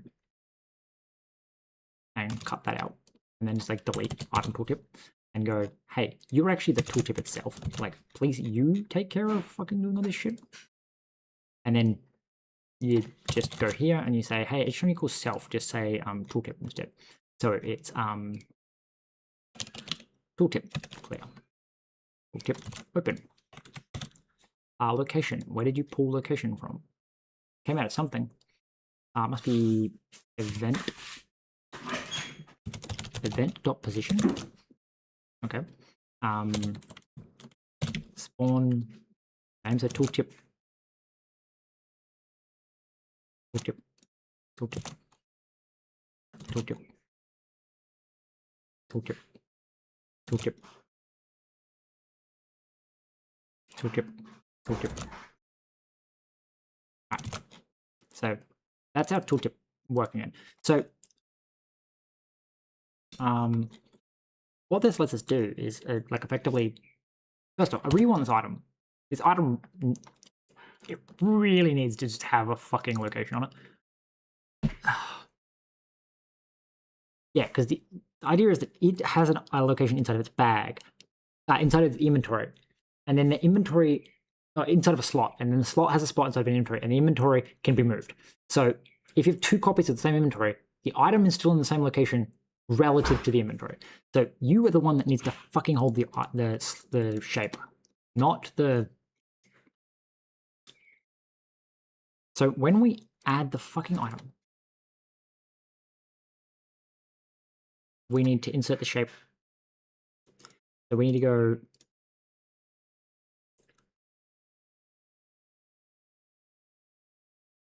Well, that's even more confusing because that does imply that I'm gonna have to go back and retroactively like back prop the modifications. Anyway, so where do I spawn the item? Obstruct item. Item descriptor. So no. Somewhere. Inventory. In inventory, we add, okay. So we add item at, and you pass in the item descriptor and the entity. And then it returns the result and the shape, yes? Yes, the result and the shape.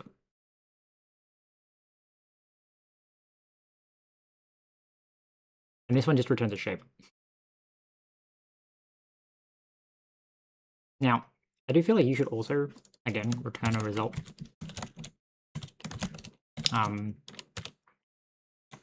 View size and a shape.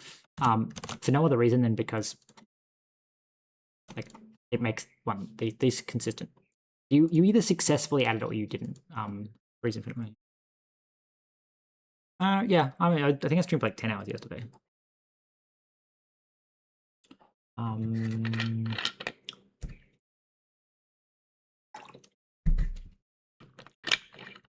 So what do I need to do?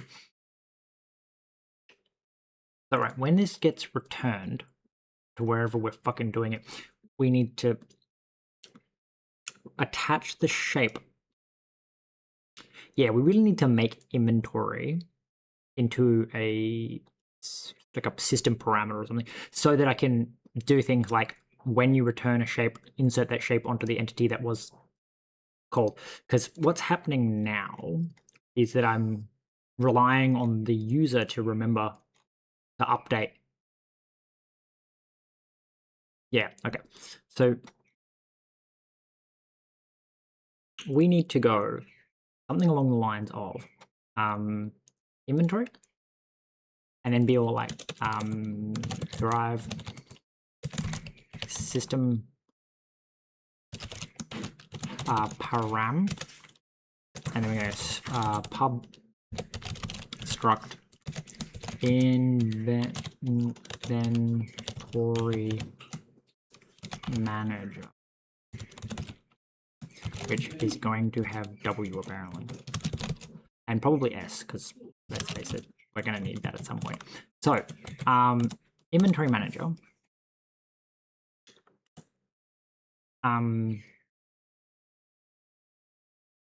Is the system parameter that gives us access to all this stuff. So it is going to have the inventories assets, which is a res mute asset inventory. It is going to have commands.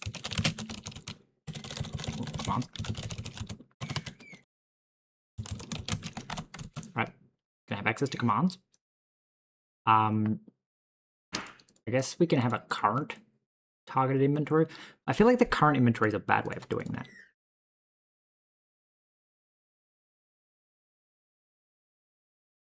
Like, I have an idea of how to do a current inventory, but I don't think like you want the inventory to persist across instances. So, so what you'd want to do is go something like pub struct inventory command, right? And this is going to do this, and it's going to give us a manager, which is then going to be sure. Yeah, so you get WNS, and then you go inventory manager WNS, and then you have like a current inventory, which is not an option. It's just going to be I guess it's S. I don't know. To a mutable inventory. Right, so we keep access to this so we can still access the stuff inside, but the idea, I think, maybe. Otherwise we could split this off into other stuff as well. But okay, so we need to go probably make this into its own crate, because into its own module, because this is going to get a bit complicated. So we're going to say mod manager.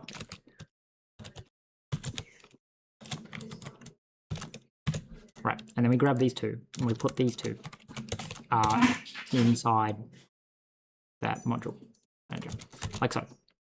And then we like use super. Like that. Right.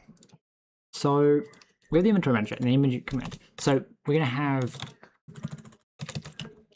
impl inventory manager. Right.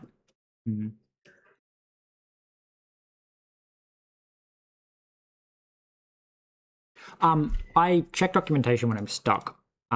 You don't necessarily see me do it because, like, I just have another monitor. But I'm mostly just at the moment, especially. Should I close that tab?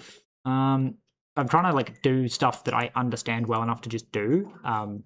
I mostly do the documentation stuff when I'm trying to do stuff that I don't understand, which I somewhat steer away from on stream because of the fact that like I don't find reading documentation particularly engaging because I'm reading, which means I'm not like talking about what I'm doing. So we're going to say pub open inventory.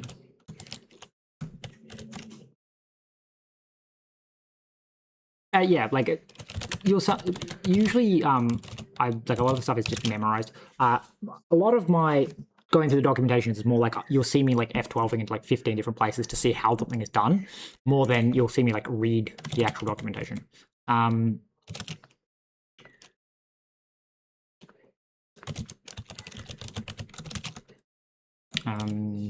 Inventory. Somewhere is something. What the fuck is it called? It's got an inventory renderer. I guess technically I'd want to hand in a you take in a handle to an inventory, and then you return me a inventory command. Same lifetime, which then passes in self. Let current equals. Okay, well, I guess you return a result, an option. Inventory commands. Self inventory, get inventory. Something like that. So, get mute inventory. So I don't think it's going to like that, which then means we're passing current. Then I think we just like keep the stuff we keep. Right. So there's something about option. Ah, yeah, and then you say some. So when you open an inventory, so it can't do that because it's found. Yeah. So it says may not live long enough. So it's gonna be like A, new A. I think it doesn't like this because A.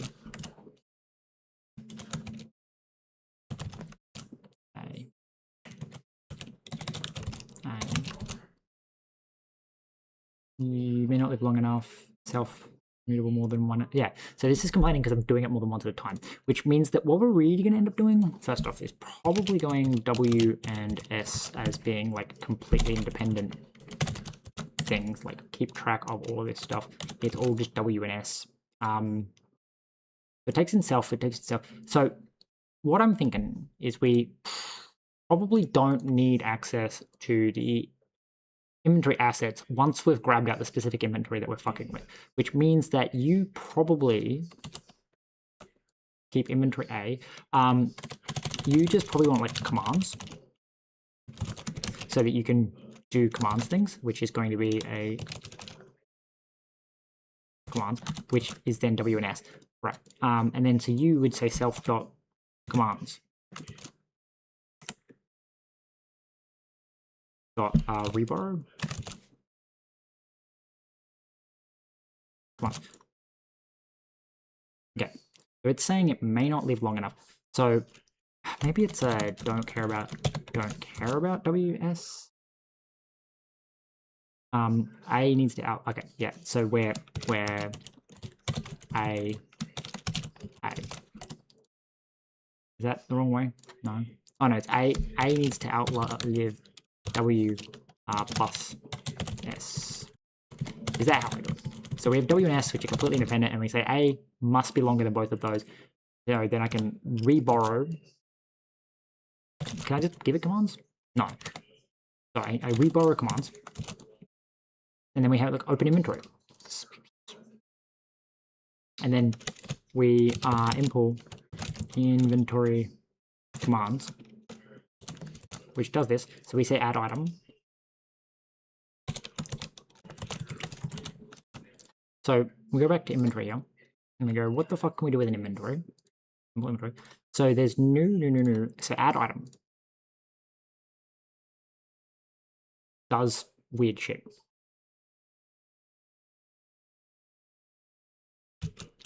So we need like access to like the item descriptors and shit like that. So that's good to know. So add item, which I think we need to give it like maybe a handle.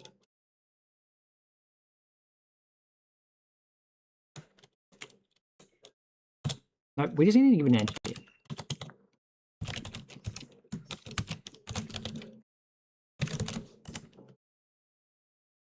Add an item to the inventory. In first available state, this returns the position where it's placed.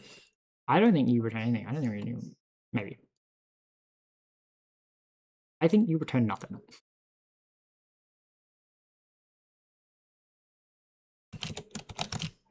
You return result.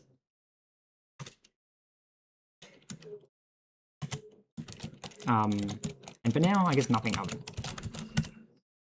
So, and then you would return error. When we add the item, there's a whole bunch of things we need to do. So I guess we go with like enum add fail, right? Like that. We're gonna say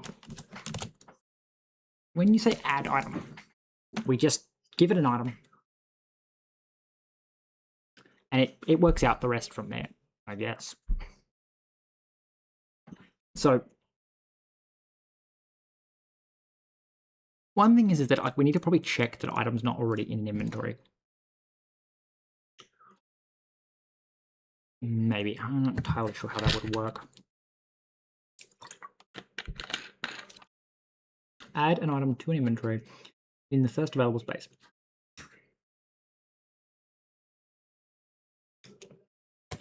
So we pass in this, which means that this needs access to items, which is going to be a -a query for so I guess we need item and shape. Do we need shape? Maybe. Do we need shape? Brain? God. Wait. No. I think you are the world, and you're also the world. Thank you. Is that how that works? The query needs to be W and S, and then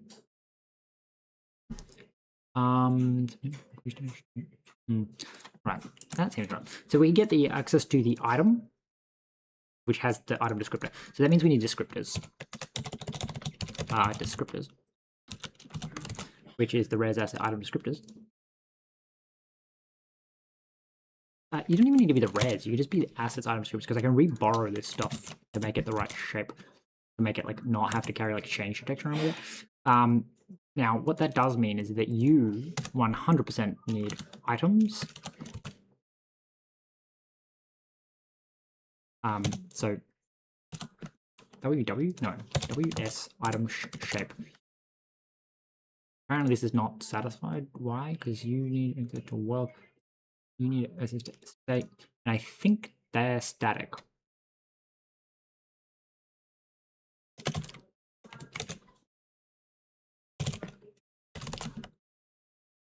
Correct? Okay. That seems correct. That means that you get to have items, which is a reference items, and you are a reference. You may not live long enough. Do I have to go items.reborrow? And then I borrow you. Why? What type did you spit out? Oh, okay. So we just own this query, but we reborrowed it. Also, S, please. Okay, so this may not live long enough, because when we reborrowed this, which make the generic argument, can I make you W and S? No. So something's not living long enough. Now, it's almost certainly items. If we just nix items, you work. All right. Now, why can I not reborrow items? Something has a generic. Something has a generic.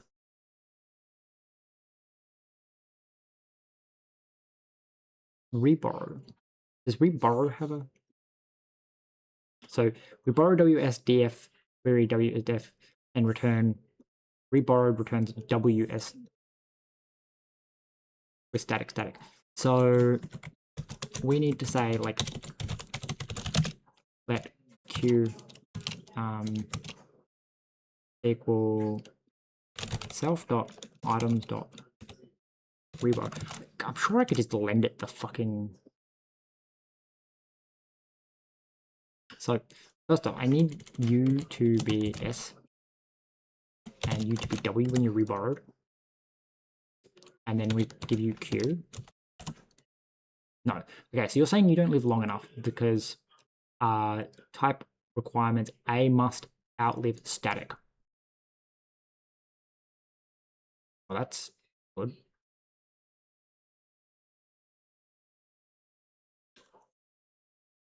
So something is very wrong with you. World state, query state. Can I say s? Like, does it have to live for s? So this may not live long enough. W.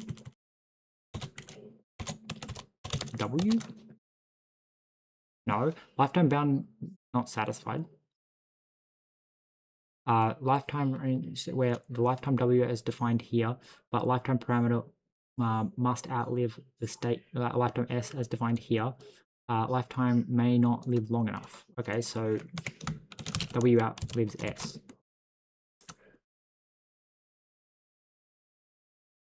No.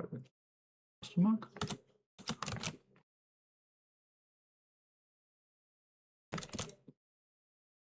No. Lifetime bound not satisfied. Must, okay, so requires that S must outlive static.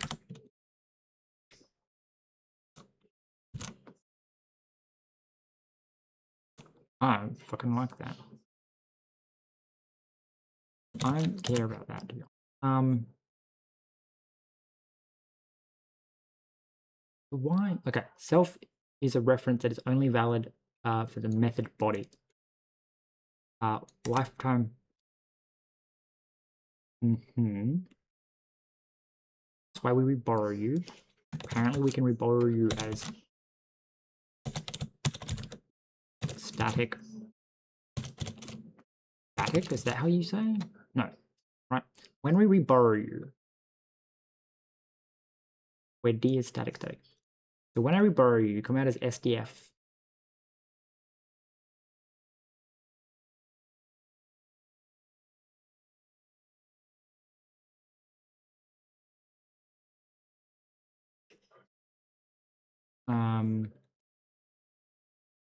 Why are you not liking this?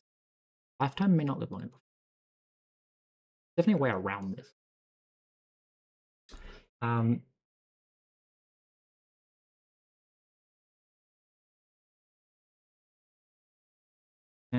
The current query will be unusable while the new one exists. Yes.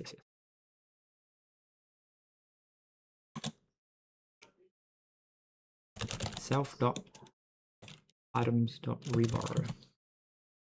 Maybe it goes let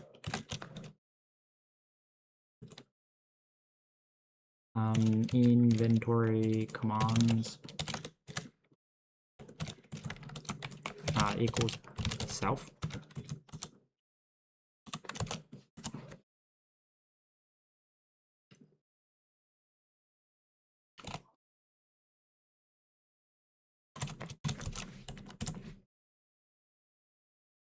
Okay.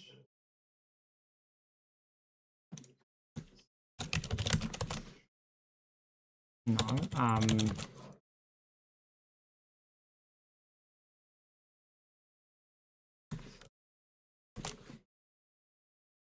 Okay, so expected. No, inventory command. Inventory manager.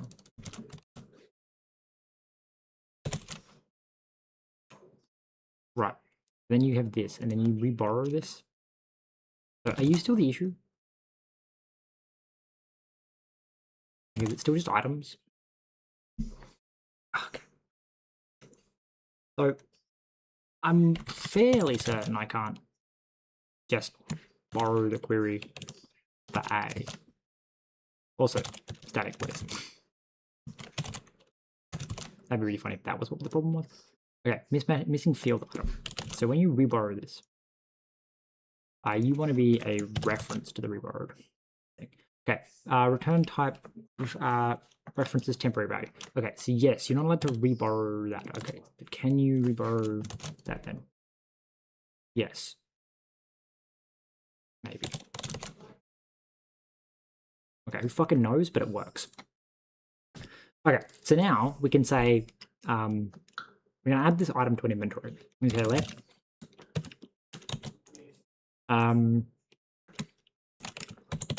okay, item, shape equals self dot items dot get item.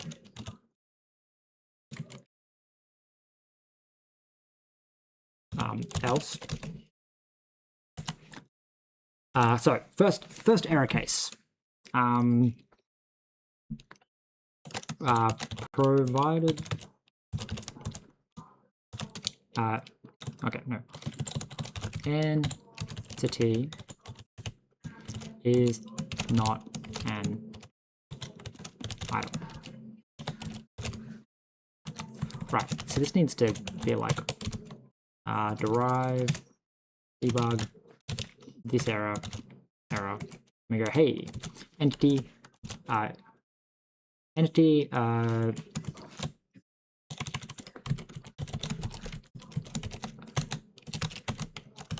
does not have an item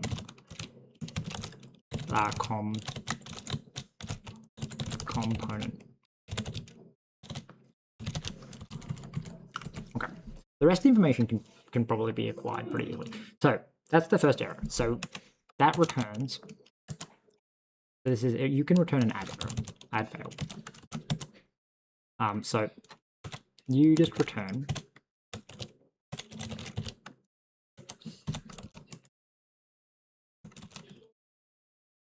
right. So that would give us the item.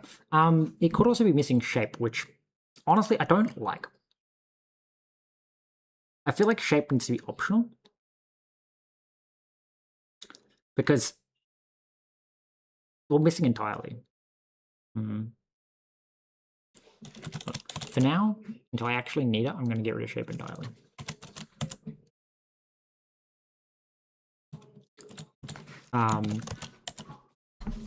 But only because, like, theoretically, the shape is dependent on what slot you're trying to put it in, not necessarily what slot it's coming out of, and therefore you don't actually necessarily need this. So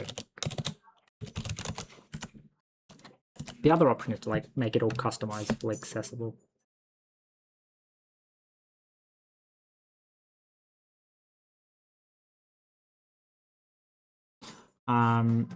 What was it? So we have the item, but then we have to get the descriptor. Right. Honestly, we're going to probably give you an into item descriptor like thing. So this item does stuff.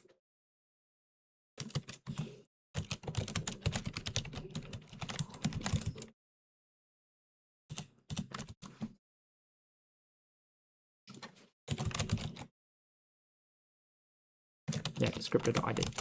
That's how you turn this into an item descriptor. Actually, it's for a for a reference to item. Cool. That means that I don't have to fuck around with this. I can just say, hey, get me item. What? I said ID A. So item and item. Oh, we just pass an item because it is already a reference. There we go. Okay. So next we say the next error is item descriptor not found. And then we return the handle to the item descriptor. Why return the handle?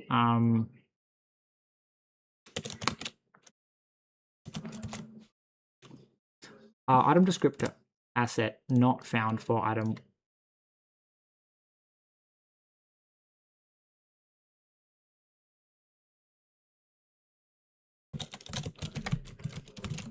Zero.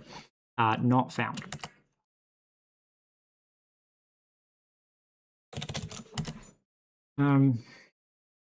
This doesn't have as display. Now, if I remember, handles, like there's still a like clone weak, isn't there? So there's strong, and then arc, and then the fun thing with the arc stuff is that it keeps track of like index ID, asset index, and stuff, but it also keeps like asset server map. So like if you have somehow unloaded something that was at one point loaded, this would tell you that that item is in fact unloaded. It's fun. So you return not okay. You return error. Add failed. Item descriptor not found. And we'd say item dot descriptor dot one. Is it the weak? Does weak exist in dot? No. So I think they got rid of weak handles at some point. I just do not remember it happening. But you used to be able to like you'd use like a weak handle there so that you don't keep the asset loaded. For things like reporting issues, and it's like it doesn't actually fucking matter. Just a handle. Okay. Expected enum. Okay. Then we get to here and we return. Then we do to do just so that it shuts up. About okay. So we go, hey, we self item get this, and then we self descript. So we get the descriptor. So now we know what the item looks like. Yes. Like no, we can interrogate the item. So the next thing to do, I guess, would be to go into the inventory and go like for slot in self dot current inventory. Well, I guess we just add item. So I don't know if I like that one, but self dot current inventory dot add item. So the item type is descriptor, and the entity is item.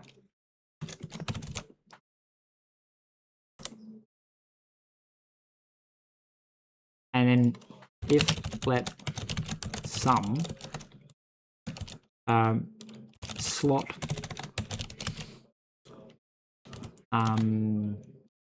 position shape equals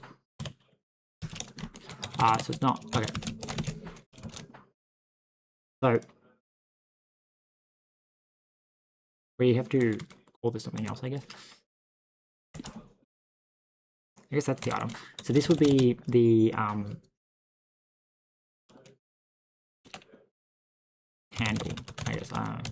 Just calling it something else so that I can keep the name item available to be like item. Right. So it'd be like if let sum. I guess this just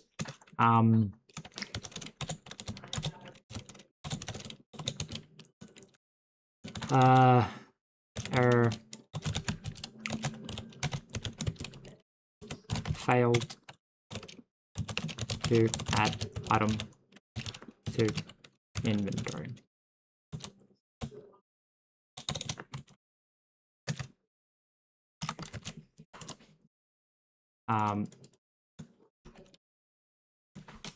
Add time to inventory.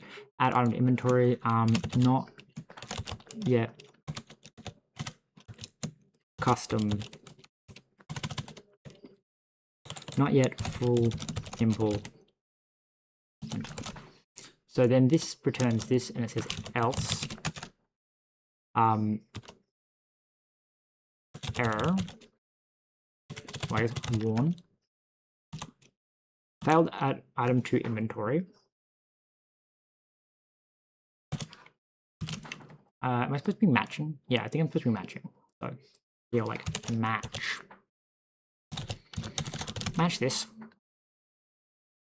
And then you go here and you go, okay. And you say, hey, added to inventory at position in slot. It's the other way. Added to inventory in slot at. So name slot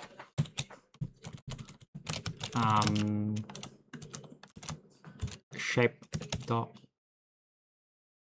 position, and then we just return OK. Otherwise we return. Now, I don't know why it's yelling at me.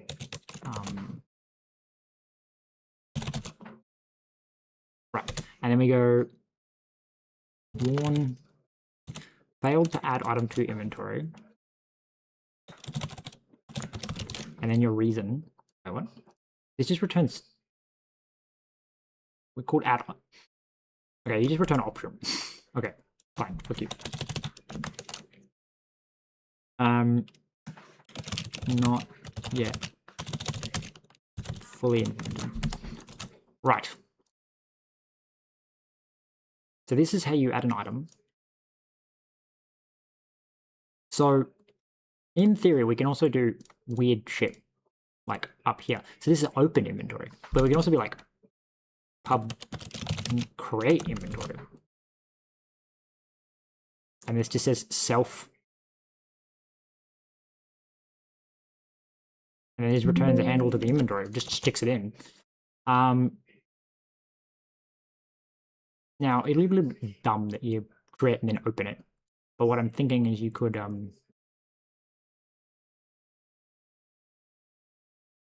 yeah, that'll work.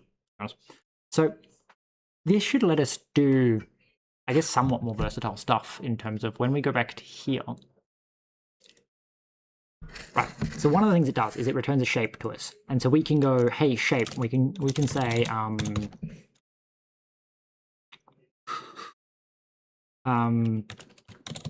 we can go like self dot commands dot entity item dot insert. So shape.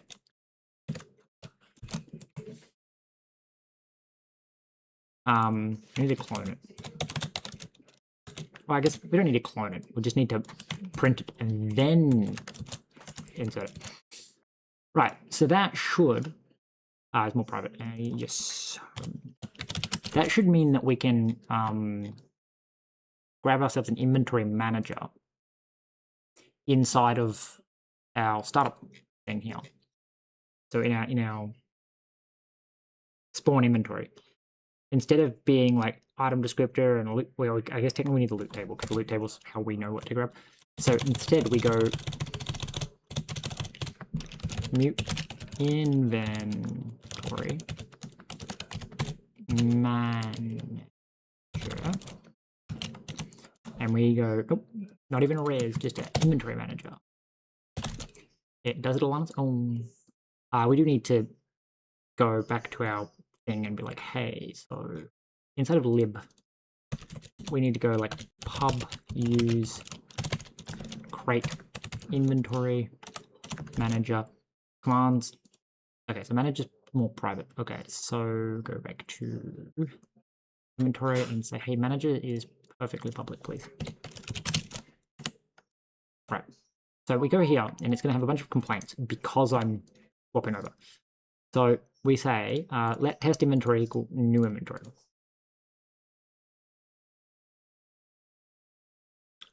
And then we say test inventory add slot. This also lets us like hide a whole bunch more shit behind a whole bunch of other shit. So we can say like inventory manager dot create inventory, test inventory. And this is our like let test inventory handle equals this. So this gives us access to our inventory, and then we say let test inventory equal inventory manager dot open inventory test inventory handle dot expect just created inventory. Right. So now we have our test inventory, which we need to do. Right. So for some reason we have a bottle inventory.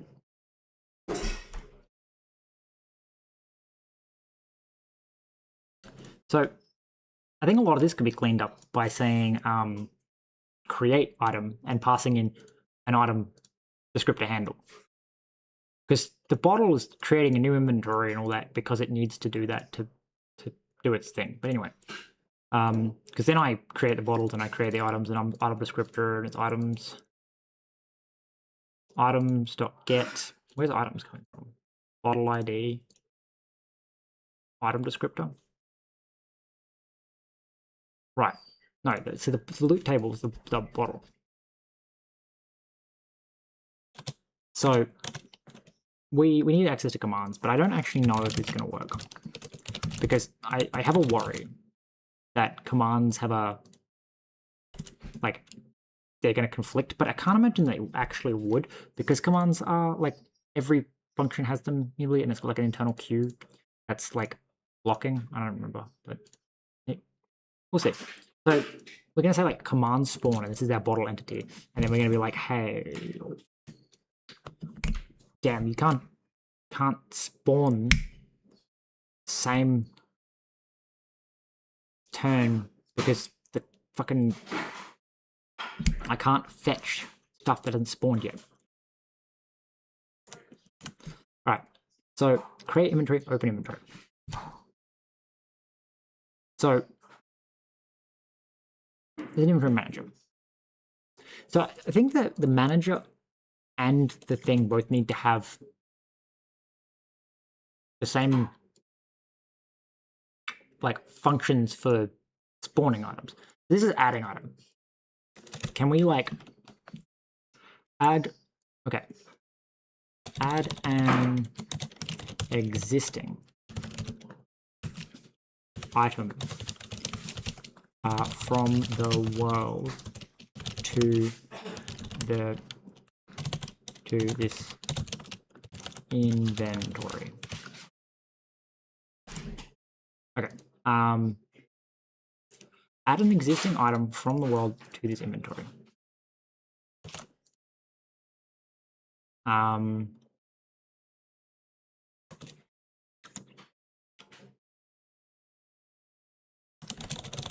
Like the trick would be like to make it check to see if there's another inventory, and then if it is, to take it out of the other inventory. But anyway, then we're gonna have a pub create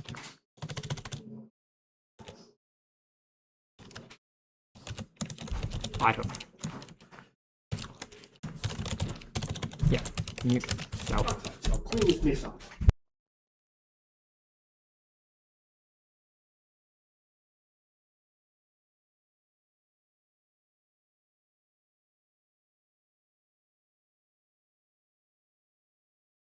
You need to tidy that up. Descriptor. Okay, so we're going to have an item, which is going to be a handle to an item descriptor. This is going to result entity. So I'm going to say add fail. Still, because I don't think they're that different, and that they're going to need that much of it. But the key difference here is, so we need to go to what it was doing in our. I guess we should call it spawn item, not create item.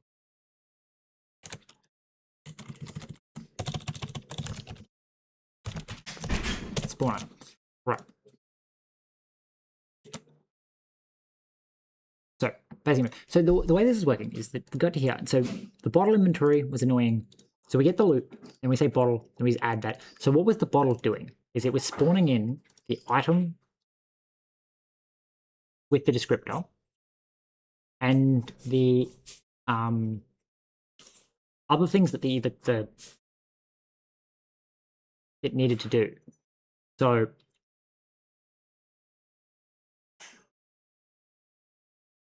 we effectively just need to spawn the item and then run add, but without doing the.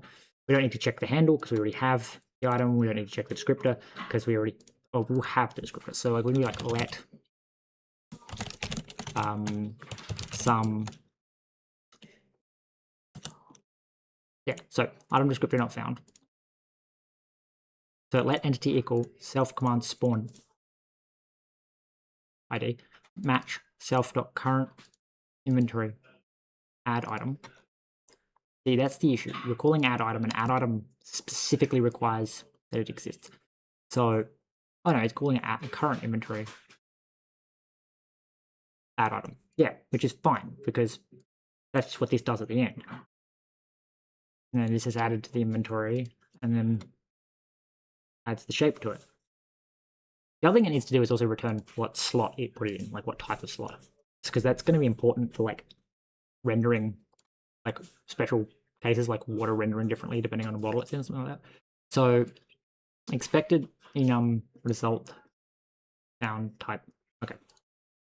So first off, very confusing. Did you put semicolons at the end of this? No. Why are you complaining? Okay. So item. Right. So we pass in the item to get the descriptor, otherwise the descriptor is missed. So then we spawn in the item, which this isn't going to be the best way because what we actually need to do is probably have the item descriptor have a spawn thing that it can do that is dependent on like some rules in here. So it's more likely we need to go item descriptor, how we get the item descriptor. We're going to import this and we're going to go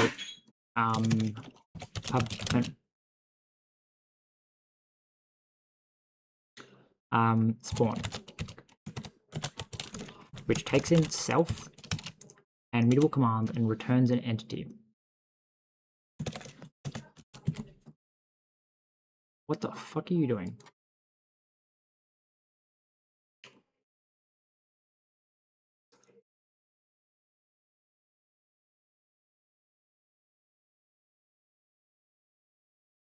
Well, handle maybe? Wait, no.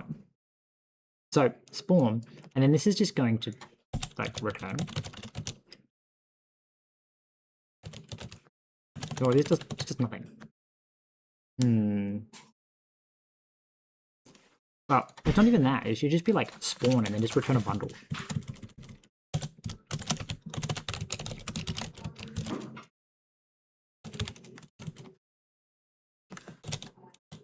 You just don't do anything. Thank you. Then we go back to our manager. And we go, hey, so you call spawn with that, and then we also pass in. So we spawn it. We spawn this plus descriptor dot spawn. Possibly. I don't quite know how I'm going to go about that, but the idea would be that like this would be the bit where like the beer bottle inserts its inventory and shit like that. Or not the beer bottle, the water bottle inserts its inventory. It does it in here. At the moment, it doesn't actually make a difference because nothing's got any kind of special spawning behavior. But yeah. So we spawn this item in, we grab this, and then we insert that, and we do that. Then once you've picked that, you do that.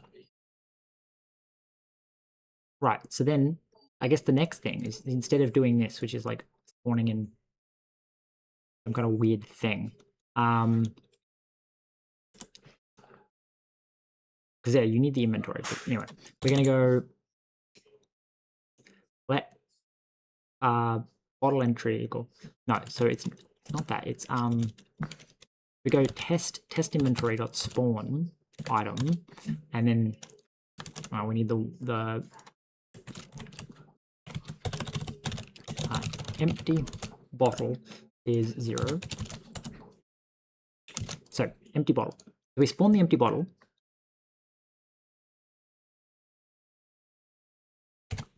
And then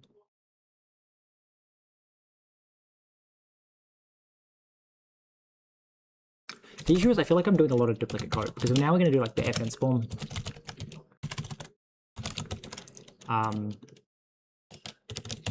bottle at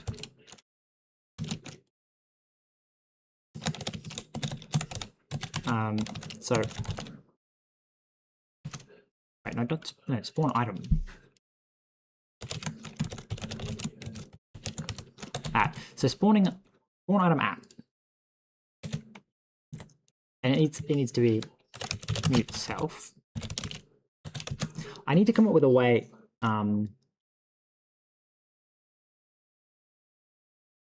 item descriptor, and then it needs a position and an orientation, and this returns I guess an entity as well.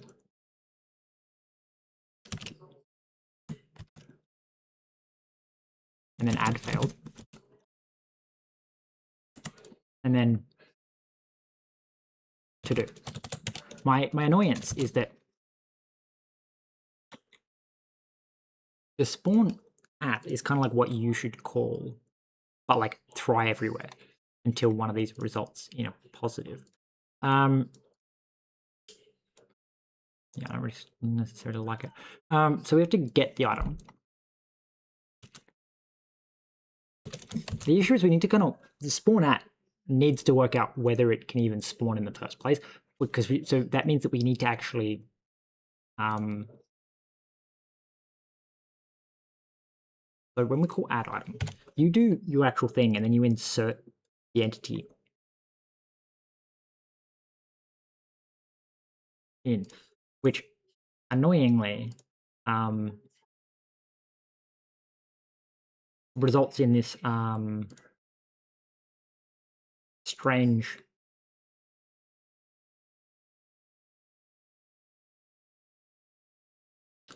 like I have to like double dip basically. I need to like make sure that it's going to work before I spawn the fucking entity, otherwise I'm going to spawn it and then despawn it.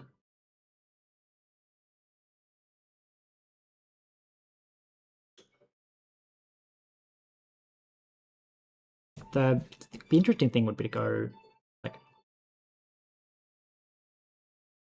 self current item.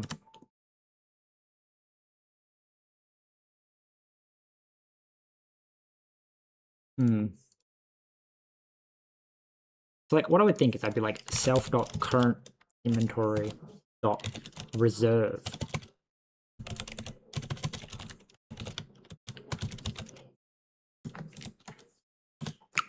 Well, I guess that's kind of the trick, isn't it? Is if it returns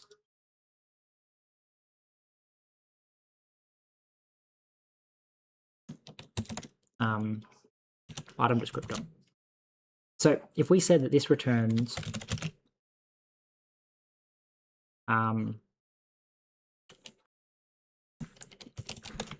slot and shape, right? And then we go reserve this item, and then we say like self dot current inventory dot add unchecked slot shape. Well, technically the shape isn't necessary. The shape, again, in my head, what I'm thinking is the shape, at the moment, you don't need to pass anything in to get the shape to work. Okay, so So I guess we would go this, and then like question mark. And then you would say, so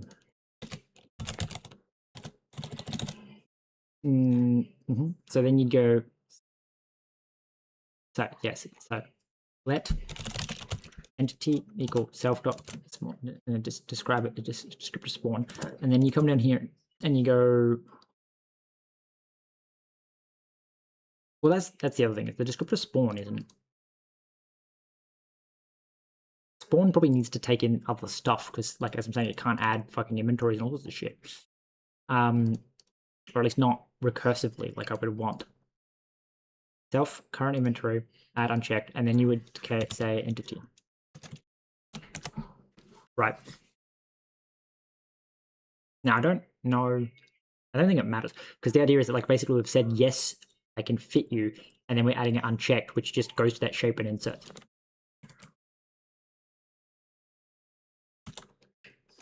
And then this should just return okay, entity. Wow. Entity. Right, I think. Because then we're going to come here and we go question mark that up. So then we go to current, which is in inventory. So inventory needs to add unchecked. Now, add unchecked is still going to check.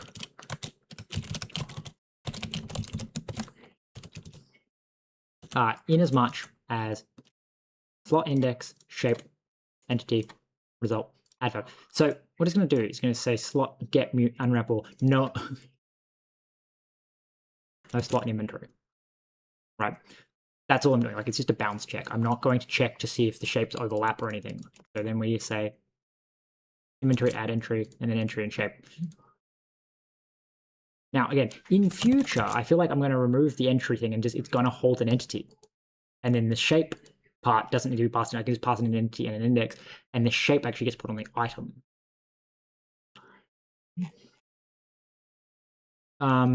So slot, shape, self, current, inventory. So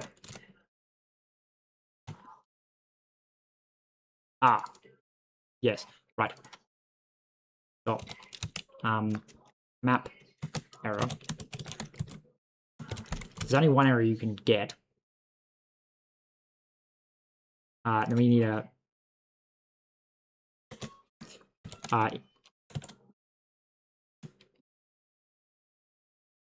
item description not found, not yet implemented. So no slot not in inventory, slot index. Item what the no, why does it keep making shit up? This inventory has does not have enough slots to fit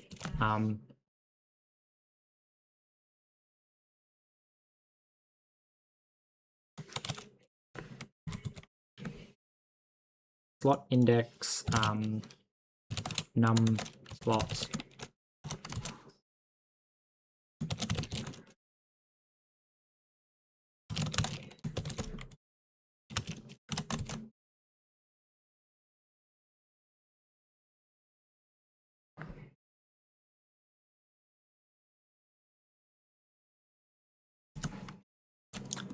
And then you slot.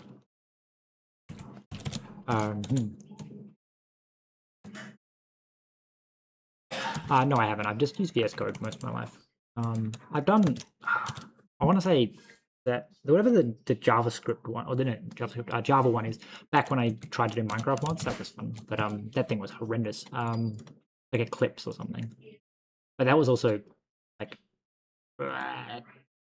10 plus years ago at least. Probably actually longer. I'm getting old. Anyway, so slots and then the slot index, slot number of slots is slots.len. Okay, cool. So that passes that up, and then so now the only thing we have to do is like we have to reserve item, and Yeah, from what I've been told is like the Java like ecosystem is really good, but like locks you in where it's like it doesn't work with anything but their stuff. So it's kind of like it's designed for the corporate thing of being like they make all their money by effectively locking you in. But yeah, they made a good product apparently. It's just getting dated, I guess.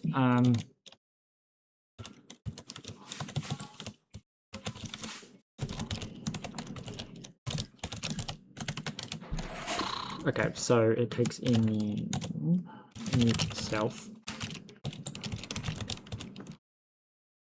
item type. So you return, yep, and add failure. So if slot's empty, no slots in inventory. For slot, if slot enumerate, or slot type. Yep, continue, try, else continue.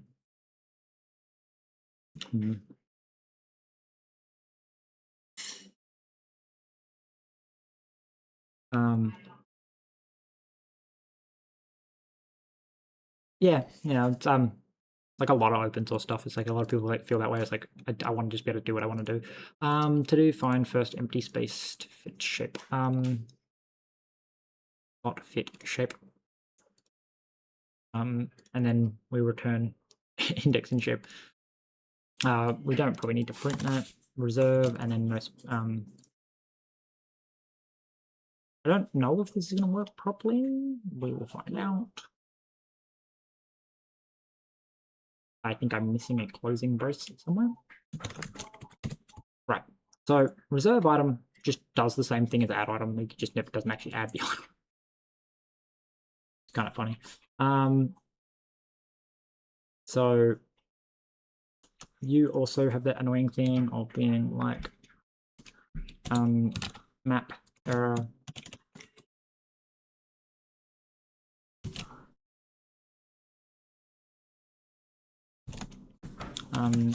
Add failed. Not yet.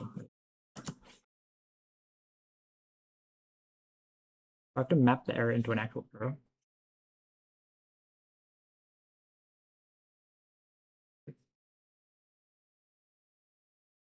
Oh, no, I need to actually accept the error. Don't care. Right. So, right. Now, the issue is that spawn at needs to reserve descriptor. That's reserve item. And then we go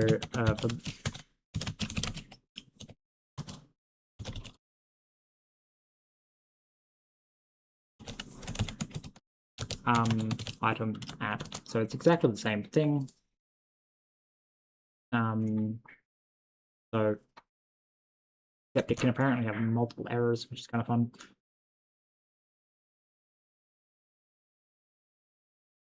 Honestly, do not care about returning multiple errors at the moment.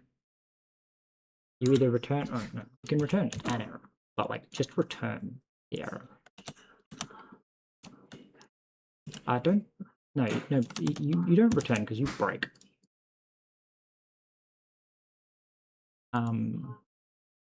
So he's gonna say like let yep, error equals add failed item add failed. I don't think that's the correct add failed, but anyway. No slots in inventory.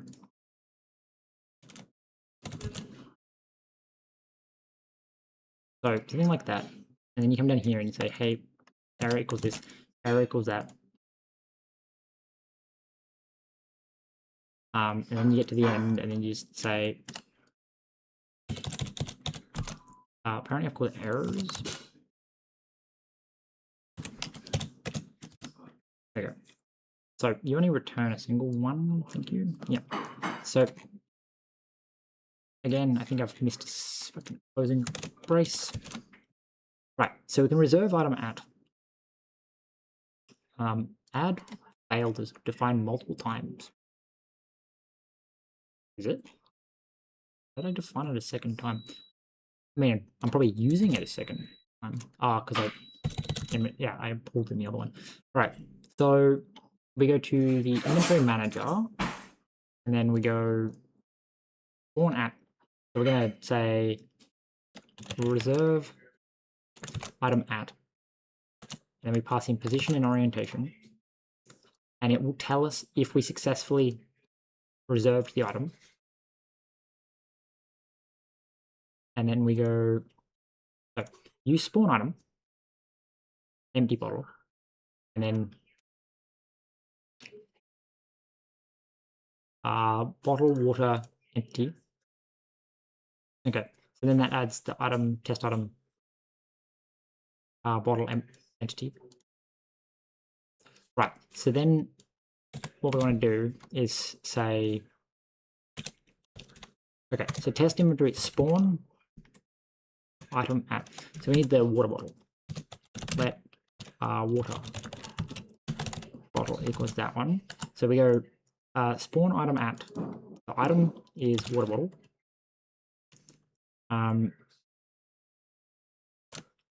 It's 1.8 identity.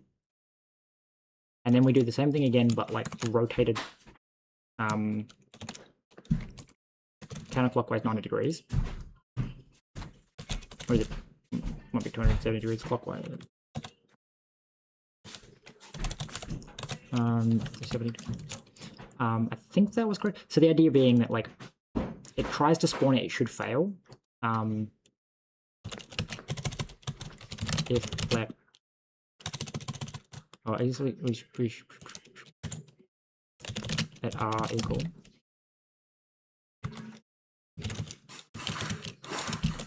So we want to know that it failed. So we're gonna be like info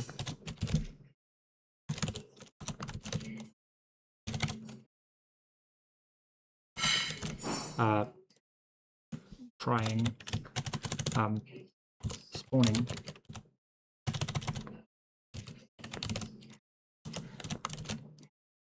okay, so that's just to make sure that the orientation is correct, and then the rest of this I think I'm just going to call done. So then we want to spawn the inventory renderer and pass in that. We're not going to bother with the random items because it's going to take even longer to get working. Test inventory handle. Spawn inventory renderer. I don't think I want to do this. I think I want to trigger a spawn window. Target is test inventory handle.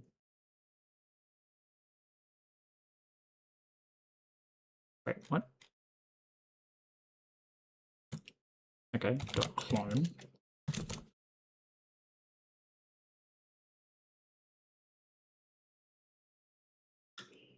Lifetime may not live long enough.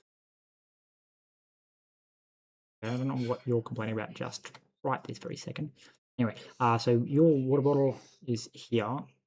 So I feel like I need to give you like references because I don't want to be cloning these all the time because it's cheap but not actually free. So like it's better just to pass them as a reference. I'm literally just using them to access stuff. So we're going to open the inventory. Why is this not working? May not live long enough.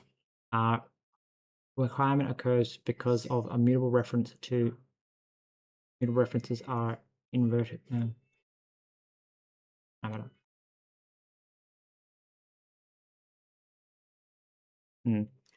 So we create the inventory.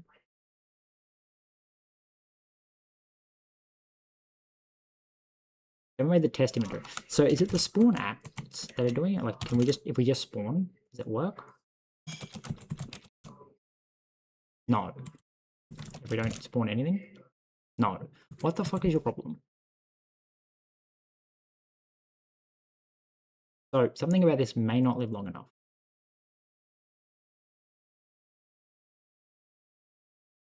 So this is the test inventory handle. That should work.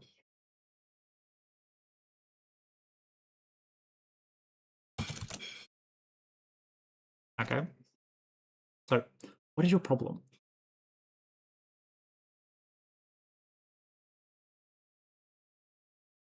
Why are you not playing nice? Why have you? I have you, but you're like underscore, underscore, underscore. So when I call open inventory,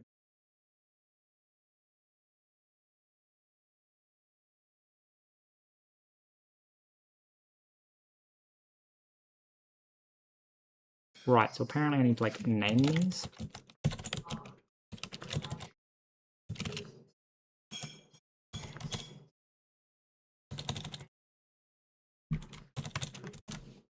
I don't get it.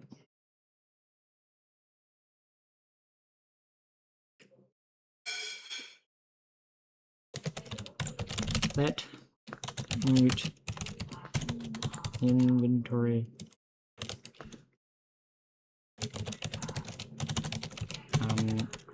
manager equals inventory manager, except I want to say that you are W and S. But I can't declare them here because otherwise I don't think spawn inventory works. Like I don't think you're allowed to declare W and S like this. Lifetime may not live long enough. W, okay, consider adding the strain. W must outlive as. S must outlive W.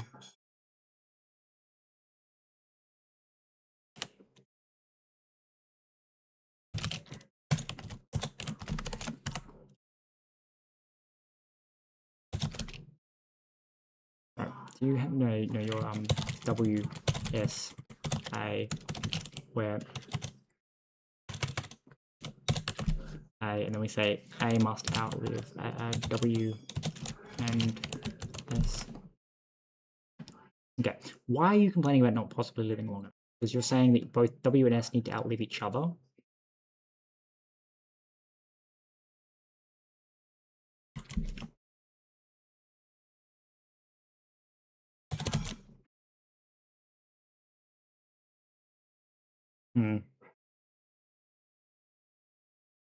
Explicit lifetime required for type.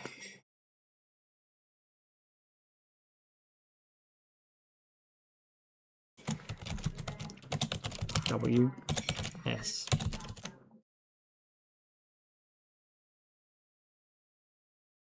Inventory manager does not live long enough. Borrow value does not live long enough.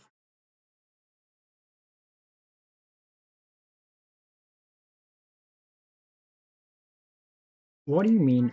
Who am I borrowing and why am I borrowing? What function is causing this issue?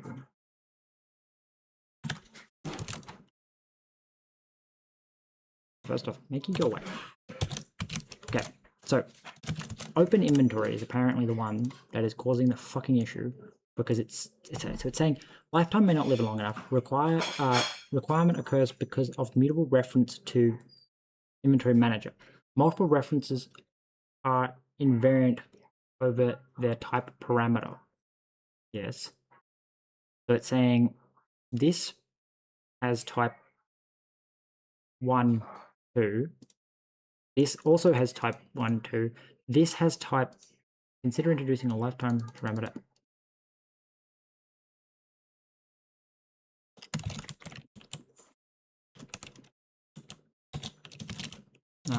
So W, S. I don't think I can just declare these, can I? No.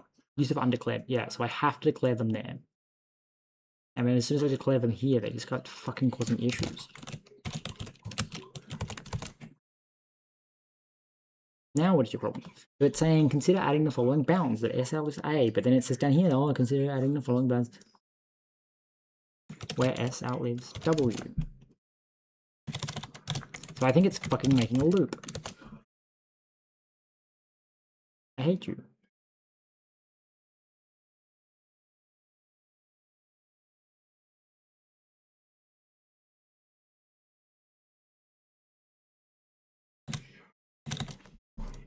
Can we say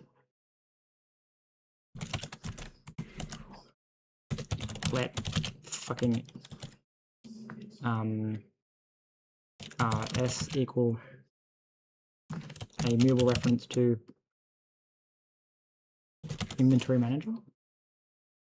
and then we say s.create fucking inventory, and then s.open inventory. What do you mean you may not live long enough? I feel like something here is keeping something alive that is not supposed to be kept fucking alive. Open inventory.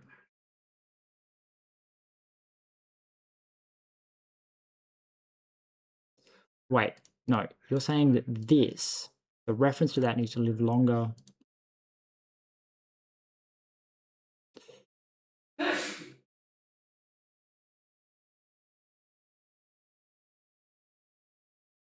I don't think I'm supposed to be telling them they live that long.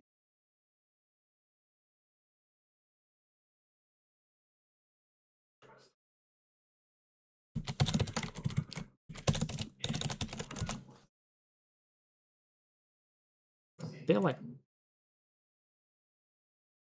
we can probably get away with like a whole bunch of weird shenanigans of being like, just work out all the lifetimes are A, where A, you're A.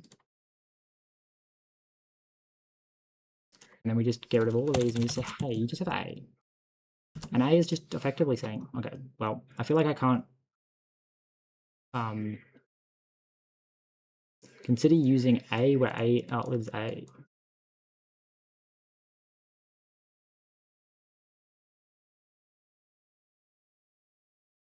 The same lifetime is referred to.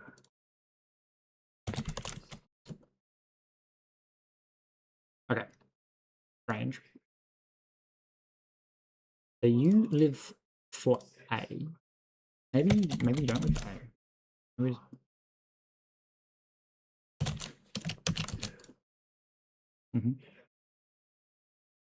hiding a lifetime.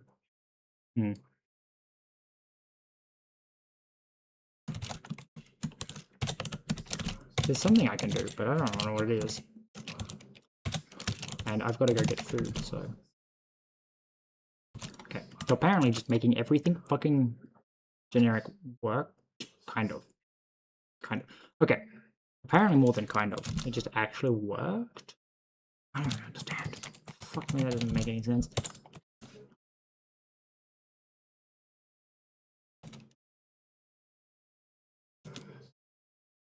Fine. Right.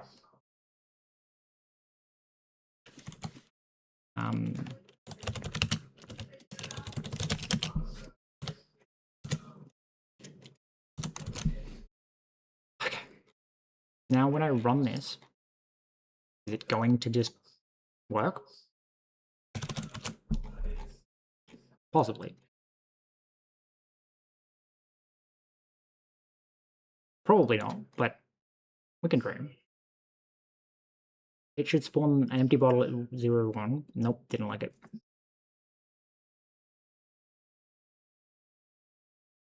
Yeah, so it said, I've called add somewhere. Item entity 81 does not have an item component. Item entity 82 does not have an item component. Spawned water bottle at 1.5 with rotation. Spawning water bottle. So did it spawn the water bottles? Yeah, so it actually spawned them. It just doesn't like.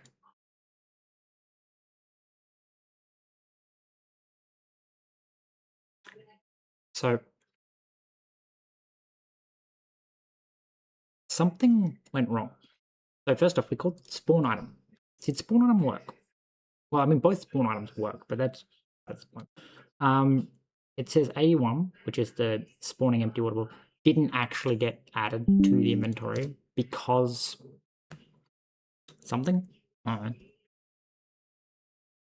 So when you spawn the item, how did you end up saying that the does not have item component? The only way you could have said that is if something returned item descriptor not found. No, so you call current inventory. You called not yet implemented. So how the fuck did? Wait, manager added empty bottle to inventory as slot 1. Spawning empty bottle. spawning empty bottle with identity operation error. Not yet implemented. Okay.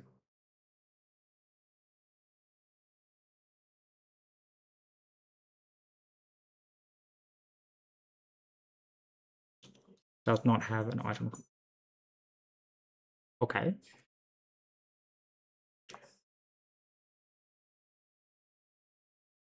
So that's the renderer saying that, which is up here. Right. So wait, no, you added this is 81.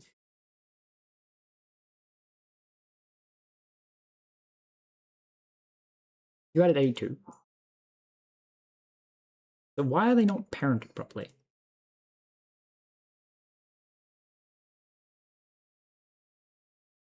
I think they are unrelated issues. So I think those two items that are spawned are actually the items that are spawned. Like I think it actually it's God, I gotta work out what name. Alright, anyway, the stream's gonna end in like 6 minutes. Yeah, so item and name. So you then spawned slot. Do you don't have any items because you failed to get something, I guess. Or what happened is that the items hadn't spawned in yet.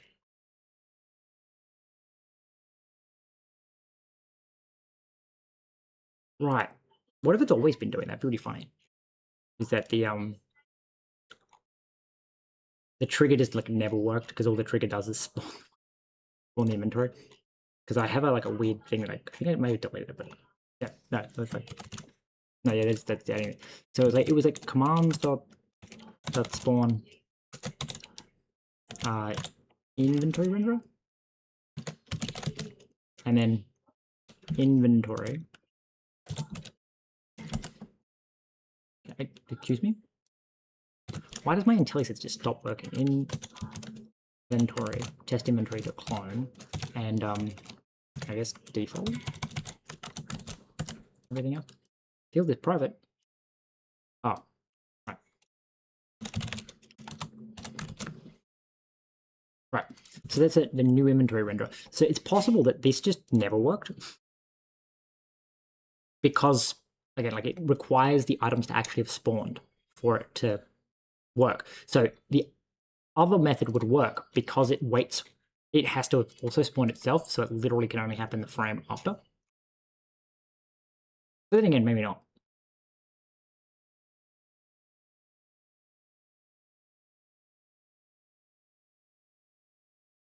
So it's not finding the items,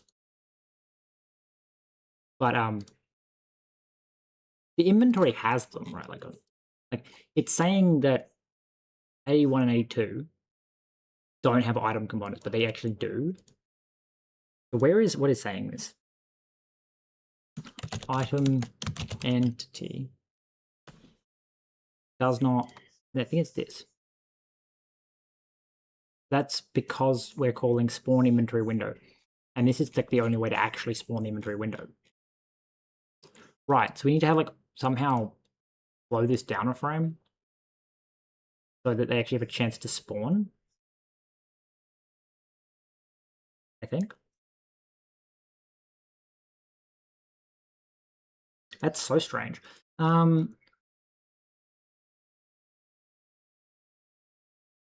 or spawn.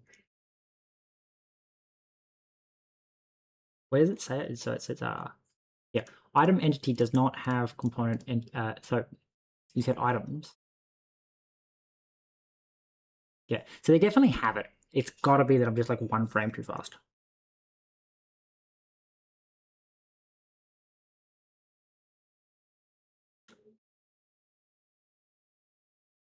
So we need to be like, how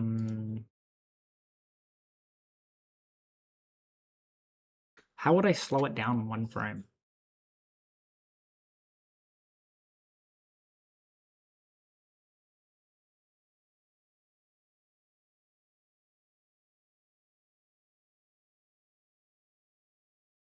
Interesting, because we're happening on exit.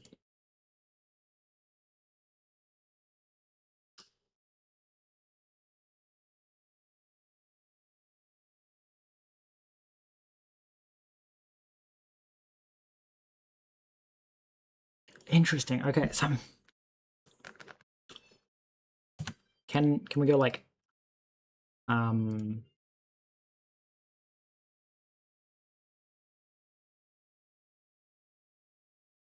you call continue on like all of these items?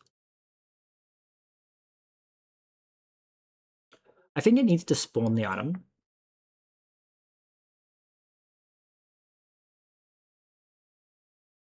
Okay, I just need it to like not.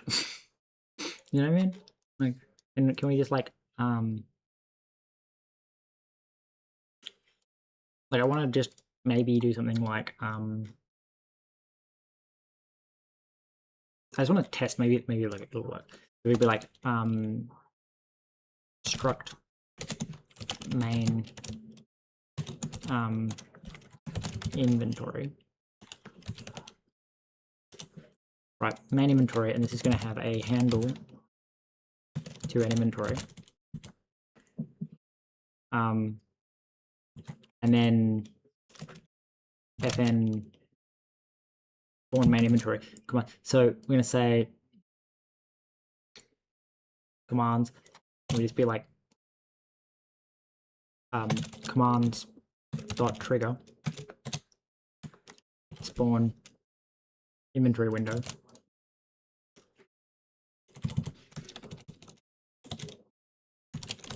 Target is main inventory. Oh, right.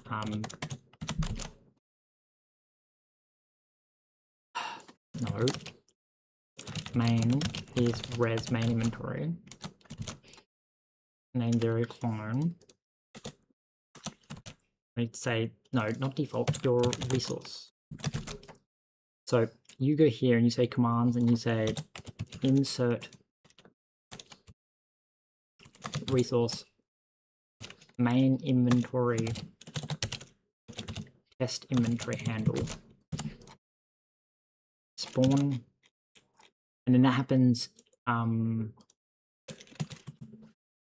app.add systems update run if in load state true, definitely know that. In just input just pressed key code escape. Right. Escape. So when I hit escape, it will then attempt to call spawn the main menu, which means that we will actually be in the fucking loop, and therefore it should have finished loading everything. So it's not going to try and render the menu within the same tick that it fucking tried to spawn the menu, because it probably would work normally because like the flush would happen, but I suspect what's happening is that the flush isn't happening until after the exit, but because the trigger happened, they're getting run. Okay, we're gonna hit escape. Hey, it crashed after that, but hey, okay. It's gonna be like added inventory manager. All right, I need to go eat, so I'm going to end the stream. Thank you for tuning in. I might stream tomorrow, don't know, depends how I feel. I probably continue working on this tonight, to be honest. Yep, anyway.